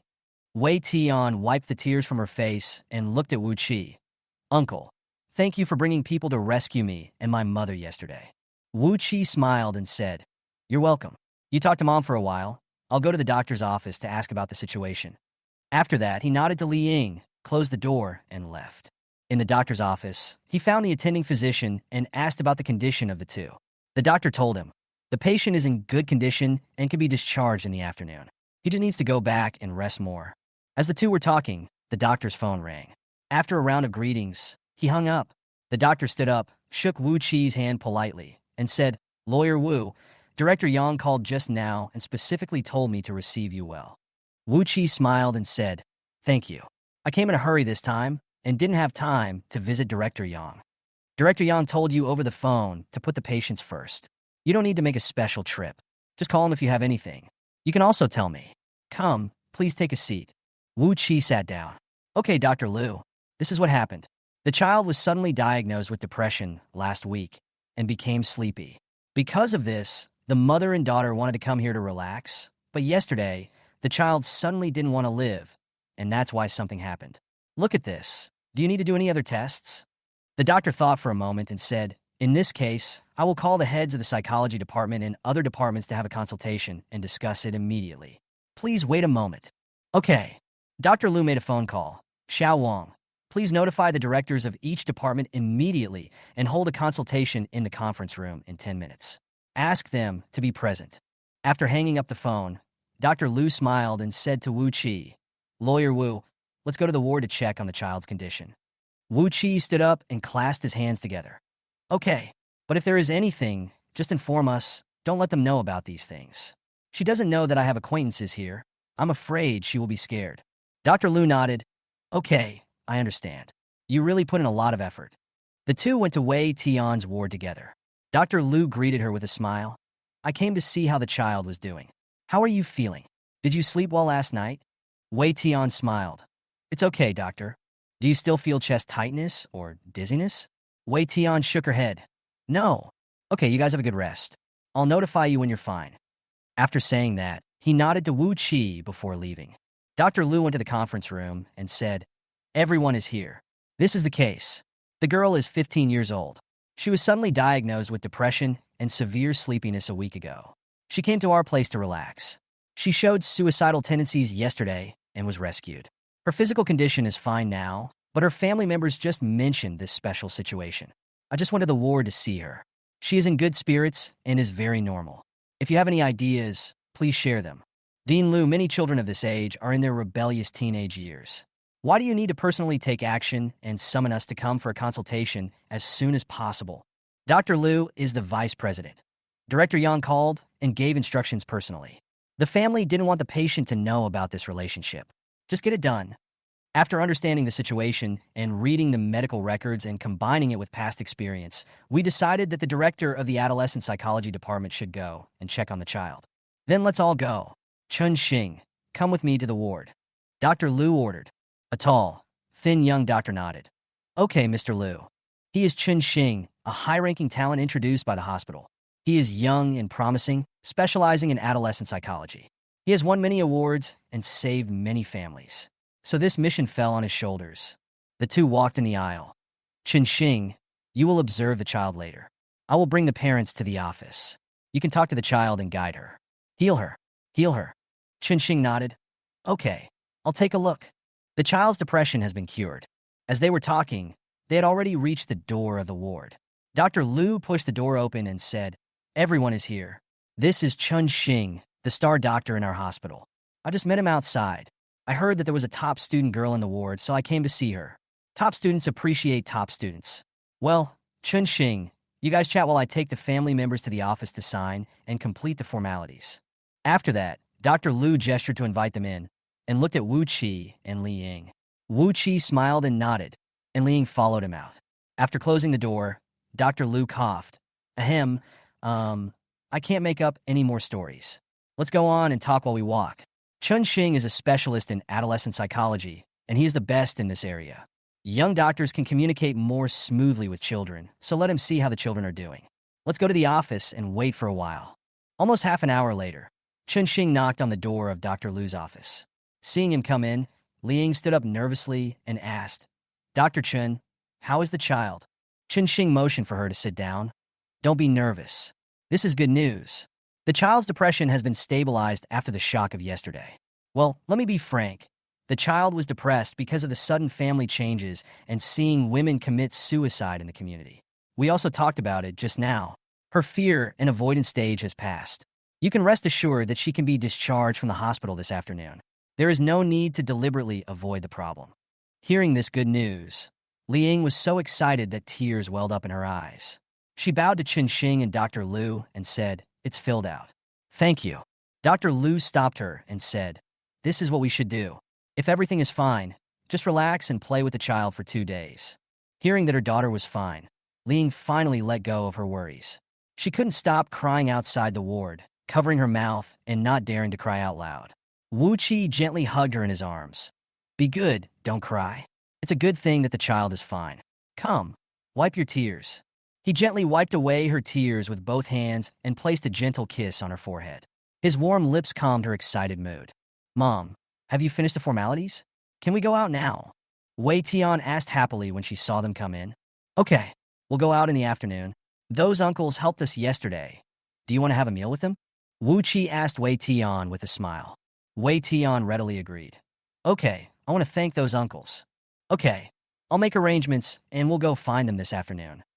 Seeing her daughter smiling and full of energy, Ling also smiled happily. Wu Qi went out to handle the formalities and called the driver to arrange a gathering in the afternoon after he was discharged from the hospital and invited the group of friends from yesterday. The driver could not resist Wu Qi's sincerity and enthusiasm, so he had to agree. Wu Qin, who hadn't contacted Liang for 3 days, called to ask Liang how she was doing, as she had been too busy these 2 days to ask her. Standing in the hallway outside the ward, he whispered, "It's okay. There was a problem, but it's been resolved now, which is good. What about Tian Tian? How is she now? Are you still sleepy? I was just about to tell you, the doctor just said that Tian Tian is in good condition and has basically recovered. She has passed the critical period smoothly. I am so happy." Liang couldn't help crying again. "Oh, stop crying. You're so far away. What can you do if you cry? I'm not around. This is a good thing. Don't be sad." Wu Qin on the other end of the phone comforted anxiously. "Baby, why are you crying again? Stop crying. Your face is all red." Wu Qi, who came back from work, touched her head and comforted her. Wu Qin listened to the gentle and soothing voice coming from the phone and was a little confused for a moment. "Liang, is there anyone else there?" she tried to ask. Liang rubbed her nose and said, "Yes, I'm a classmate. I'll treat you to dinner when I come back." "Okay, then be careful. Call me when you get back." Wu Qin looked at the nurse who came in at the ward door and hurriedly ended the call. "Nurse, how many sets of fluids are available today?" Group 4. Observe the patient's condition at all times. Press the bell if there is any problem. The nurse who had given her the injection gave her instructions. Looking at her mother-in-law sleeping on the hospital bed, Wu Qin rubbed her fingers slowly. "Mom, you have to get better. Liang Duzi is waiting to take you to visit the university when you register. I also want to drink the tea you make and listen to you tell me about the roads you have walked." Wu Qin was very scared when she saw the doctor shaking his head and sighing. Her mother-in-law was like her own mother, even better to her than her own mother. She loved her mother-in-law from the bottom of her heart. Liang said to Wu Qi, "It's Wu Qin, my best friend. No matter what happened over the years, she has always been by my side and accompanied me through it all. I'll take you to meet her when I get back." Wu Qi was very happy when he heard this. "Okay, of course I want to meet you. I'll be the host. Please come and meet me, both beauties." Liang was amused and laughed. "Look how happy you are." Wu Qi smiled and said, "Finding you is the happiest thing for me. Seeing that you and the child are fine, I feel relieved. I am happy, which is priceless. I feel relieved." Liang didn't know how many times her in-laws and Wei Ming had called her frantically after she blocked their numbers. Unable to contact her, Wei Ming lay in bed without saying a word. Her old father stayed by her side without saying a word every day, and her mother often kept scolding Liang in her ear. Listening to his mother cursing Liang viciously, Wei Ming thought about what the doctor had told him. The lumbar spine is injured, and it is possible that you will not be able to stand up with your lower body in the future. He felt extremely irritated inside, as if a ball of fire was burning every inch of his flesh. He clearly felt the pain, powerlessness, and fear. After the last injury, the sick leave was not over yet, and this time he was injured again. The last incident later caused a lot of uproar in the city, and many people alienated Wei Ming because of it. Later, Yang Qing's relationship with him was not as close as before. After the injury this time, Wei Ming had no choice but to find Yang Qing again. After getting the news, he came to visit once with gifts and never came again. "Brother Wei, what happened to you? Your old injury hasn't healed yet, and you're injured again." Yang Qing didn't understand. How could someone who was recuperating at home suddenly lie down? "It's all because of Liang, that unlucky star. She caused Wei Ming to go out late at night and suffer this unexpected disaster." Wei Ming's mother scolded her daughter-in-law. Yang Qing asked, "What happened? Did your sister-in-law kick you out?" Wei Ming's mother rolled her eyes. "She dares? She's hiding. I'll tear her skin apart if I find her." "Mom, please go downstairs and buy me some yogurt." "Dad, please go with my mom." Wei Ming really couldn't stand his mother's appearance, so he found an excuse to go. After watching them leave, Wei Mingkai said, Li Ying was pregnant, but she had a miscarriage after falling down at home. Wu Qin ran to the hospital and had a big fight with my mother. When she came home, she wanted a divorce. I was walking on the street and was hit by glass. She wants to divorce you just because Wu Qin had a fight with your mother? Yang Qing felt something was fishy. Wei Ming curled his lips unnaturally. She took the child to the hospital that day, and when she came out, she blocked Lu Shi and me in the hotel room. He didn't say that he almost beat his wife and child to death that day. From his evasive expression, Yang Qing knew that things must not be as simple as just a few words. At this time, Wei Ming didn't know that his wife and daughter had gone through a life and death test. No, I'm not divorced yet. The discharge procedures have been completed. Come, put on something warm. I'll take you out, Wu Qi said as he handed Li Ying a few handbags filled with down jackets and warm clothes. Li Ying took the bag and opened it one by one. There were 2 long white down jackets, warm clothes, thick pants, several pairs of thick socks, and boots. Her eyes were sweating from the heat, and she didn't dare to raise her head for fear of tears rolling down. You have to wear these things for now. They're the warmest recommended by the store. I don't know if you like the color. The hospital has heating, and it will be cold outside when you go out. You can't get sick again right after being discharged from the hospital. What's the matter? You don't like them? Then I'll go buy them now. Which one do you like? Wu Qi looked at Li Ying with her head down and not saying anything, and asked anxiously. As she was about to leave, Li Ying spoke up. No, I'm just touched. I used to prepare for everyone, but since my mother passed away, no one has been so kind to me except Wu Qin's family. Wu Qi turned around and gently held her in his arms. Okay, be happy. I will always protect you and treat you well as much as I can. Li Ying took a step back and separated from him. No, I'm not divorced yet, and you have your own bright future. I can't. Wu Qi held her shoulders and looked down into her eyes. Don't worry, I will always wait for you, waiting for you to accept me. You don't know how difficult that family is. They won't agree to a divorce now. Li Ying shook her head. I'm here. I'll help you. I went to the hospital before leaving. Wei Ming went out in the middle of the night and was injured. The doctor said he might be paralyzed. My mother-in-law has not been well for so many years, even if I cut off my meat for her to eat. But this time Wei Ming is really paralyzed and needs someone to take care of him all the time. She will not let me leave in order to have someone take care of her son. Li Ying expressed her guess. It's okay, don't worry. If a lawyer can't protect the one he loves in a case, then he should reflect on his mistakes. Do you want to play for a few more days? Have fun, and we'll talk about it when you get back. I have a way. Go and change your clothes quickly. I'll wait for you outside. Wu Qi comforted her with a smile and turned to go out. Li Ying held the socks and thought for a long time, then slowly changed out of her hospital gown. She put on her clothes and went out. Wu Qi, who was standing outside the door, saw her and smiled. Seeing her wearing the clothes I chose makes me happier than buying anything else. You go find Wei Tian. I'll wait for you here. I'll take you around the neighborhood later, and at 5 o'clock, we'll go meet the drivers who helped us yesterday. Wu Qi said to her gently. Wei Tian is a girl, so he won't go in at this time. She is a sensitive child, and he needs to get along with her slowly. Okay. Li Ying nodded gently, picked up her clothes and pants, and pushed open the door of Wei Tian's ward. Wei Tian, get up and change your clothes. We'll leave the hospital after you've packed up and take you out for a walk. Li Ying put down the bag and took out the clothes and put them on the bed. Mom, when did you go out to buy these clothes? Well, this one and the one you're wearing are parent-child styles. I like them. Wei Tian smiled while holding the clothes. Li Ying touched her ear, feeling a little uncomfortable. These things were bought by Uncle Wu Qi just now. The clothes we brought yesterday are all wet and torn, and the other clothes we brought are still in the hotel. Come, try the size. Wei Tian lifted the quilt. Oh, okay. Hiss. Wei Tian pulled the wound on her arm when she changed clothes. Li Ying took over her sleeve anxiously. Slow down, be gentle. She squatted down again to help her daughter put on her boots and sighed in her heart. He didn't even ask me. How come he bought them so fit? He is really an extraordinary person. Wu Qi was indeed not an ordinary person, but she didn't know it at the time. Mom, the size is just right. Wei Tian stood up and walked a few steps. The boots were very comfortable and the clothes were very warm. Well, let's go, Li Ying said as she took Wei Tian out of the ward.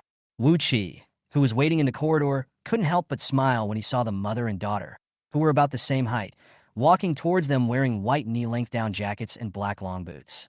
Wei Tian, let me take you out to have a look. Do you feel okay? Wu Qi discussed with Wei Tian. Wei Tian smiled. Sure, Uncle Wu. Then let's go. With that, the three of them walked out. He had already completed the formalities in advance. The three of them took a car to the Jiakhang Temple Square. After walking for a while, Wu Qi took them to find a dessert shop. Since they had just come out of the hospital, they had to be careful to keep warm. I ordered desserts and milk tea, sat by the window, and looked at the girls outside wearing ethnic costumes with dreadlocks and colorful ribbons in their hair, which looked very beautiful. Wu Qi looked at the child sitting opposite him and asked seriously, Wei Tian, I have an appointment with the drivers from yesterday to get together at the restaurant at 5 o'clock to express my gratitude. Do you want to go? Are you feeling well? Well, okay. I'll go with you. I can do it, Wei Tian said, holding a cup of milk tea. There's still an hour left. I'm going to go buy some things nearby and give them to those uncles later. You and Mom can rest here for a while. I'll come pick you up after I buy the things, okay? Wei Tian looked at Wu Qi with her eyes wide open. Okay, we'll wait for you. The two of them remained silent for a long time as they watched Wu Qi disappear. Wei Tian saw a bookshelf in the corner, put down her milk tea, and went over to read. Liang remembered that she hadn't contacted Wu Qin in the past 2 days, so she picked up the phone and called her. It rang for a long time before the call was connected. Liang, are you and Tianyang doing well over there? Wu Qin asked her. Liang smiled lightly. Yeah, it's okay. Where did you go?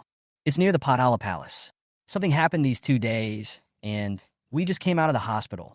She saw Wei Tian sitting there reading a book and whispered to Wu Qin. Wu Qin asked anxiously, What happened?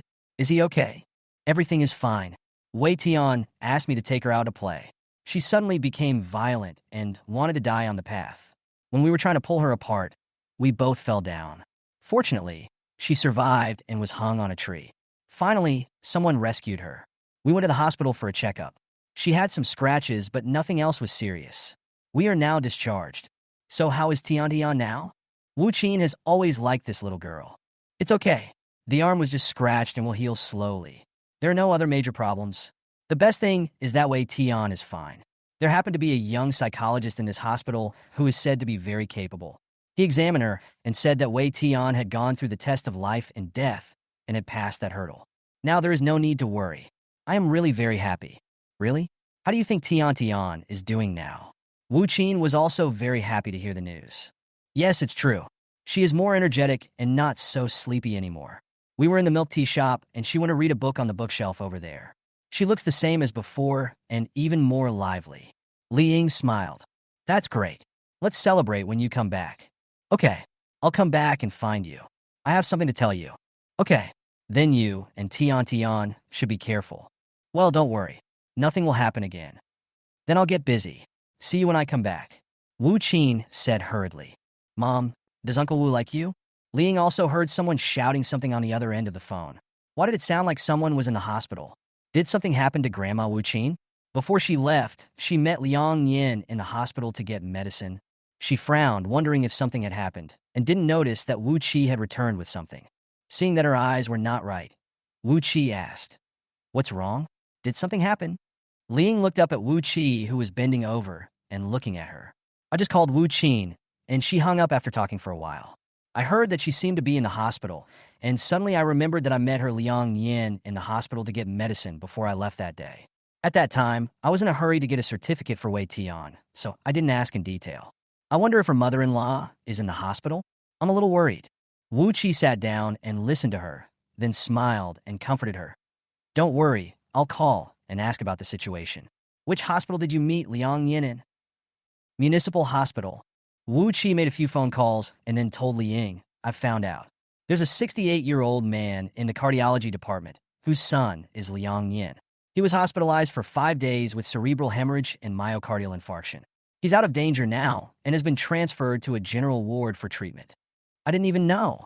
Every time I had something to do, I would call Wu Qin, and I didn't know such a big thing in her family. Her mother-in-law is a very nice person. Every time I go there, she treats me like her own daughter. Liang couldn't help crying as she said this. Wu Qi wiped her tears and said, Don't cry. The situation is stable now. I'll go with you to see her when we get back. Seeing that Liang had gradually calmed down, he asked, Then let's go to the restaurant. Good. Wei Tian, let's go. He stood up and called Wei Tian. Oh, okay. Wei Tian stood up and put the book on the bookshelf. What kind of books do you like to read? I'll bring them to you next time. Wu Qi asked Wei Tian, who was walking over with a smile. I like to read history, psychology, and philosophy. Not simple. He will definitely be a wise man in the future. Let's go and meet those uncles. Wu Qi smiled. Let's go. Wei Tian smiled and made a pleased gesture, making everyone laugh. The three of them quickly arrived at the restaurant and went to the private room they had booked. Wu Qi called the driver again and told him to come over when he was done. Soon, several drivers arrived. Wu Qi stood up, invited them to sit down, and asked the waiter to pour tea.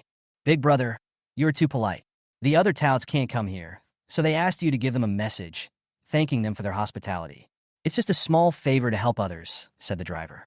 Okay, let's serve the food and chat while we eat. Wu Qi smiled warmly. Soon the waiters brought all the dishes to the table, and the large round table was filled with more than a dozen dishes. Wu Qi asked everyone about the local area, and soon they became closer, and everyone had a great time chatting. While eating and drinking, Wu Qi stood up and raised his glass. Brothers, thank you for your rescue this time. I toast to everyone, and thank you for saving us. Liang also stood up and took the tea. Thank you all for saving me and my child. I am grateful. Wei Tian stood up, pulled out a chair, stood out, and bowed deeply, looking at everyone with tears in her eyes.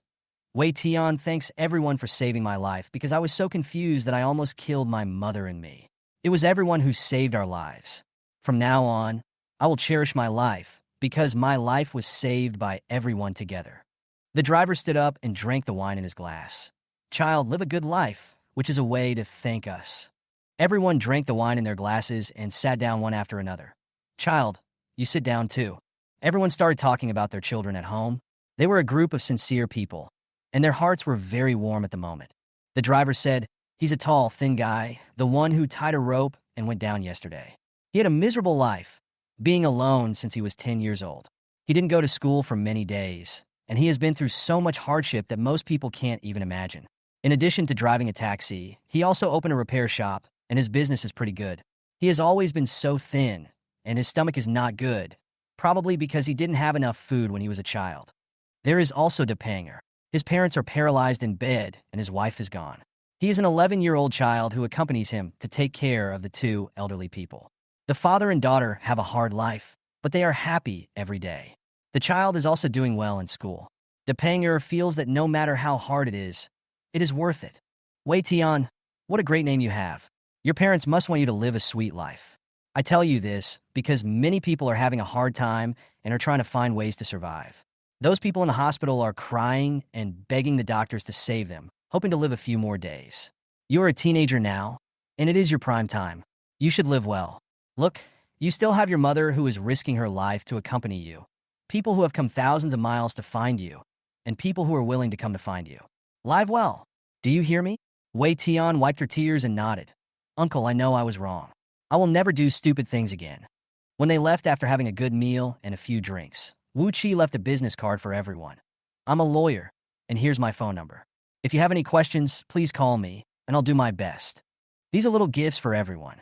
Don't refuse them today. Give one to each person. For those brothers who didn't come, you can give them to them later. Wu Qi distributed the gifts he brought to everyone. Everyone declined to take it. It's just a small favor for us. We've eaten the food and drank the wine. We don't want the things anymore. Wu Qi placed the box in front of the driver and said, take it and tell everyone. This is not a very valuable item. Just for your enthusiastic help yesterday, and for saving my people, any amount you ask for is not too much. Liang looked at the embarrassed driver and said with a smile, take it. Wu Qi drank a little too much today. We have something to do at home, so we plan to go back tomorrow. We will come again during the summer vacation, and we will contact each other and meet again. I will still drive you next time. Okay, fine, take it everyone. We welcome you to come again, next time. After seeing everyone off, Wu Qi and the other two stood outside the hotel. Let's go back to the hotel. Let's take a taxi. Liang stopped him and said, the hotel we are staying in is just in front. We could just walk over there. Wu Qi had indeed drunk a little too much, and he didn't say a word, just walking slowly with Liang and the others. After returning to the hotel, the waiter took Wu Qi to the room to rest, while Li Yingkai and Wei Tian returned to their room. Mom, does Uncle Wu like you? Wei Tian asked Li Ying in the dark night. He said yes. I didn't know. We haven't been in touch for many years. After experiencing Wei Tian's depression, Li Ying decided not to hide it from the children anymore and would discuss everything with them in the future. You can see that he likes you. Since he couldn't contact you, he came here directly to save us. Resign and take a long vacation. Wei Tian, I want to go back today. Grandma Liang Duzi is seriously ill, and Aunt Wu Qin is always with me whenever I have something to do. I want to go back and see her. Li Ying said after getting up in the morning. Wei Tian packed her clothes and said, okay, I don't want to delay any longer and want to go back to school early. We'll come together after my sister finishes the college entrance examination. Then I'll go tell Wu Qi about it. Li Ying was about to go out when she heard a knock on the door. Who is it? Wu Qi. Li Ying, are you guys up? Li Ying opened the door. I was just about to look for you. I just discussed it with Wei Tian and plan to go back today. Wu Qi picked up the phone. Okay, I'll book the ticket. No, I'll buy the ticket. Wu Qi asked Wei Tian directly. Wei Tian, what's your ID number? Let's go back and take a plane. This way we'll arrive in the evening. Wei Tian smiled and told him her ID number. Wu Qi finished it quickly. We still have 4 hours. Let's go.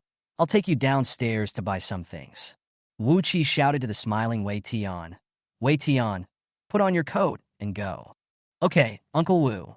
Seeing them laughing happily, Li Ying followed behind helplessly. After having breakfast downstairs, Wu Qi took them to a specialty store. Wei Tian, do you like this? Wu Qi picked up an ethnic-style ornament.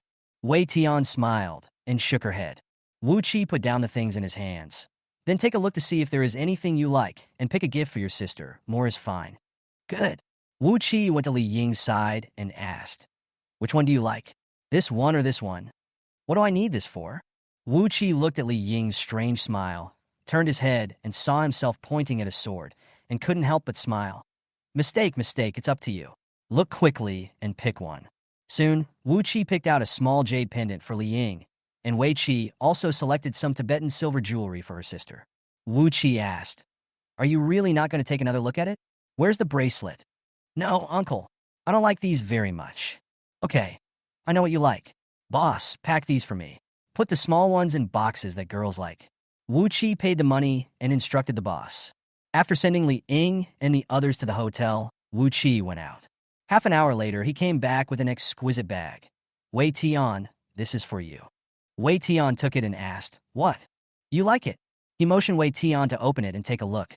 Wow, hardcover editions, that's great. Thank you, uncle. Wei Tian looked at these hardcover books and hugged them happily in her arms. Then let's pack up and go to the airport. I want to resign. While waiting at the airport, Li Ying said to the people sitting on both sides. They both turned to look at her. Wei Tian. Mom, don't you want to go to work? I've been taking leave for the past few months because of family matters, and I have been making mistakes when I have been there. After I go back, there will probably be a long time and a lot of things to do. So, I am considering resigning. Wu Qi said seriously, what you said makes sense. Just think about it carefully. Give yourself a break first and rest up. Well, I'll go and handle the formalities when I get back. Good. Many people did not understand Li Ying's resignation. Others were trying their best to get a job in the system, so it would not have a big impact if she took a leave for something. But she resigned at this age, and everyone was puzzled.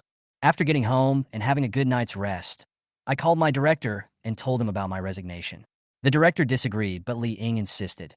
It's embarrassing for everyone if I don't work while occupying the position. There have been many changes at home recently, and I feel at ease if I resign. Since you have made up your mind to leave, you can come back to complete the formalities when you have time. You can reconsider before then. The next morning, after breakfast, Li Ying took a taxi to send Wei Tian to school. Teacher Zhang, Wei Tian, and I came back last night. I just sent her to school. If there is anything, please contact me. Li Ying looked at her daughter's receding back and called the head teacher. Okay, how is Wei Tian doing now? The doctor said she has passed that hurdle and has gotten over it. She seems to be in better spirits too. When she said she was coming back yesterday, she was anxious to go back to school. That's good. I'll keep an eye on it. Well, if anything goes wrong, please let me know. Okay, don't worry. After hanging up the phone, she took a taxi to the cardiology department of the municipal hospital and asked at the nurse's station about Aunt Lu's ward. Why are you here? Wu Qin asked in surprise as she looked at Li Ying, who pushed the door open gently. Li Ying held her hand and said, I came back last night and just sent Wei Tian to school. Why didn't you tell me about such a big thing? Hearing the voices, Granny Wu Qin, Annie Lu woke up. Li Ying is here. Li Ying hurried to the bedside and took her hand. Well, I'm here. I didn't know you were sick, and I came just now. How do you feel? I'm fine. I'm old. It's just an old problem. Sit down and talk. Are the children well behaved? Annie, the kids are well behaved and going to school. Soon, the doctor on rounds came in. As usual, he asked about the old man's sleep and diet, asked him to pay attention, and left. The old man drank the milk and fell asleep. Li Ying stood up and gently pulled Wu Qin out. Standing in the aisle, she asked Wu Qin, "What did the doctor say?"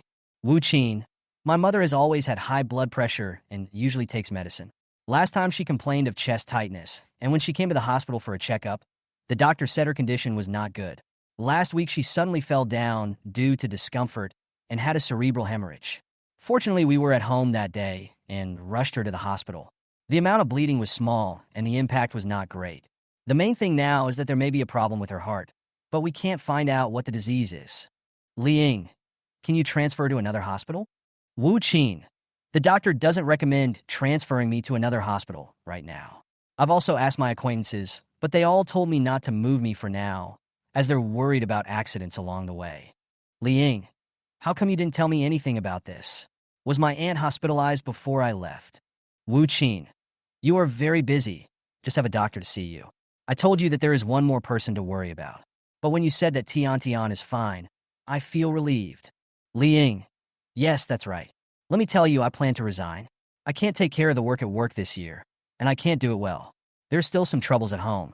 After considering it, I decided to resign so that I can focus on these things and take care of the children." Wu Qin, "Resign? Have you thought about it? Others are thinking of ways to get in." Li Ying, "I've made up my mind. Wei Ming's problems won't be resolved in a short time. In a year or so, Wei Tian will finish the college entrance examination, and I will find a job and work peacefully." Wu Qin, "That's fine. You want a divorce? No way." Wu Qin suddenly remembered. "Hey, you haven't told me yet. How did you know that my mother-in-law was in the hospital?" Li Ying smiled and said, "I met Liang Yin before I left. He said he was going to get medicine, but he didn't say that my aunt was in the hospital. When he called you that day, I heard it sounded like the hospital, so I was worried that something might have happened. Someone else asked for me. I said I'd treat you to a meal when I got back, and I wanted to take you to meet someone." Wu Qin asked, "Who is it?" Li Ying, "I was a primary school classmate. I hadn't seen him for more than 20 years. I ran into him when I went to the court to file a complaint that day, but I didn't recognize him." Wu Qin, "Anything else?" She knew that based on these alone, Li Ying would not say that she would take her to meet someone. Li Ying smiled. His name is Wu Qi, and he's a lawyer. He went to school here when he was young, and later moved to Jiangsu with his parents' job changes. Now that his family is gone, he's back here, planning to open a law firm. He looks very capable and efficient.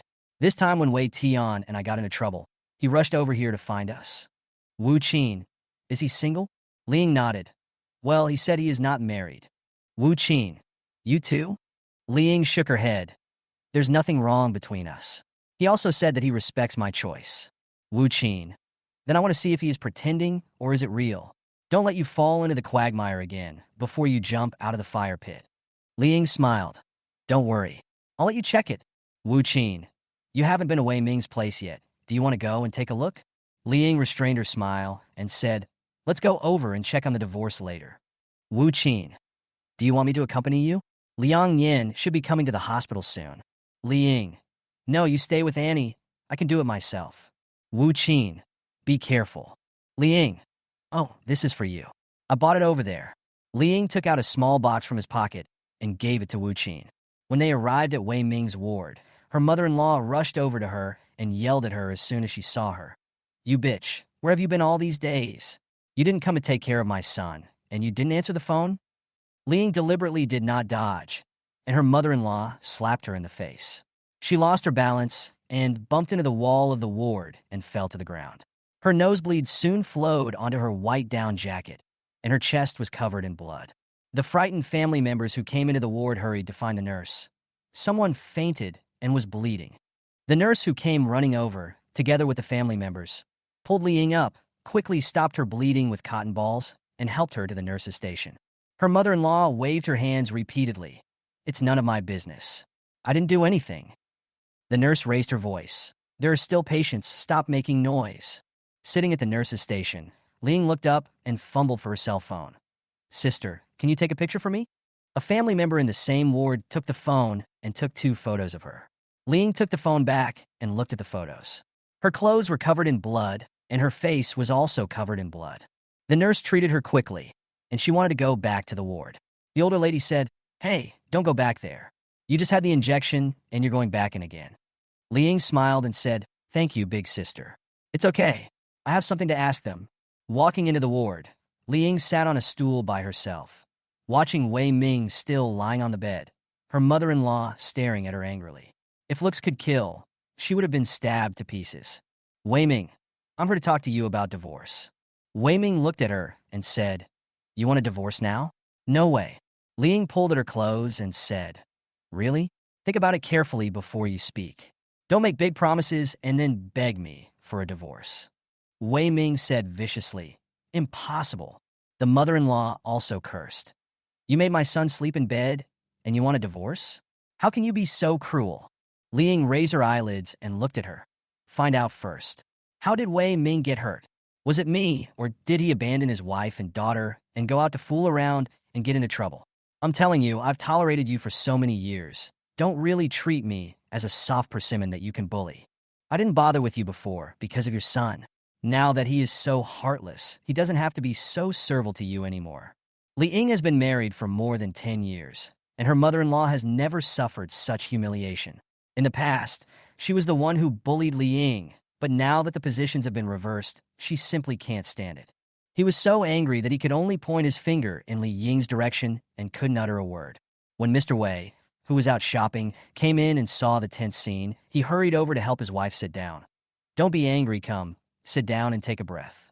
After settling his wife down, he turned around and spoke to Li Ying. "Li Ying is here." Li Ying's expression softened a bit. "I'm here, Dad." The father-in-law is a henpecked husband. Over the years, he has advised the mother-in-law, but she didn't listen. Li Ying respects him because he doesn't add fuel to the fire. Mother-in-law, she wants to divorce Minger now. What do you think she is thinking? Father-in-law, Li Ying, is that so? Dad, I want a divorce. We had already discussed this before Wei Ming got into trouble. I'm not getting a divorce because of what he's doing now. My father-in-law asked, "Can you tell me why?" Li Ying said calmly, "Do you remember the last time Wei Ming got hurt? He went to someone else's house to hang out and was blocked at home, so he jumped out of the window and fell. I took care of him day and night for several months, carrying him upstairs and downstairs for examinations. What did he do? He secretly transferred money to others, 100,000 at a time." My father-in-law sighed and said nothing. Li Ying continued, "When the child was sick, he didn't accompany her to the hospital. He went to check into a hotel with someone else in broad daylight. When he found my child and I in the hotel, he almost beat us to death.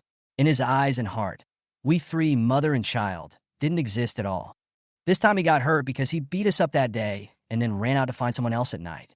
Dad, do you think I can still live with him?" Mr. Wei turned around and asked Wei Ming, "Is what Li Ying said true?" Wei Ming didn't look at him or speak. The old man knew it was all true. "Dad, my parents are both gone.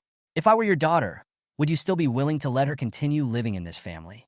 Li Ying looked at him and asked, "After so many years of marriage, I have never asked for anything. I raised the child by myself, and Ali has always given you gifts during the holidays. My monthly living expenses have always been provided by my salary. He never cares about the expenses of our family. I have no complaints about these. Now I have only one request. I want a divorce." Li Ying counted calmly. "Mother-in-law, I don't agree." Li Ying, you can't disagree. The law is based on evidence, not your unreasonable arguments. What did I do wrong? Everything on your body, from top to bottom, was bought by me. Why didn't you show any mercy when you beat me just now? There's so much blood. Are you trying to kill me? I've kept all the evidence. Think about it carefully. She is unkind. Don't blame me for being unjust.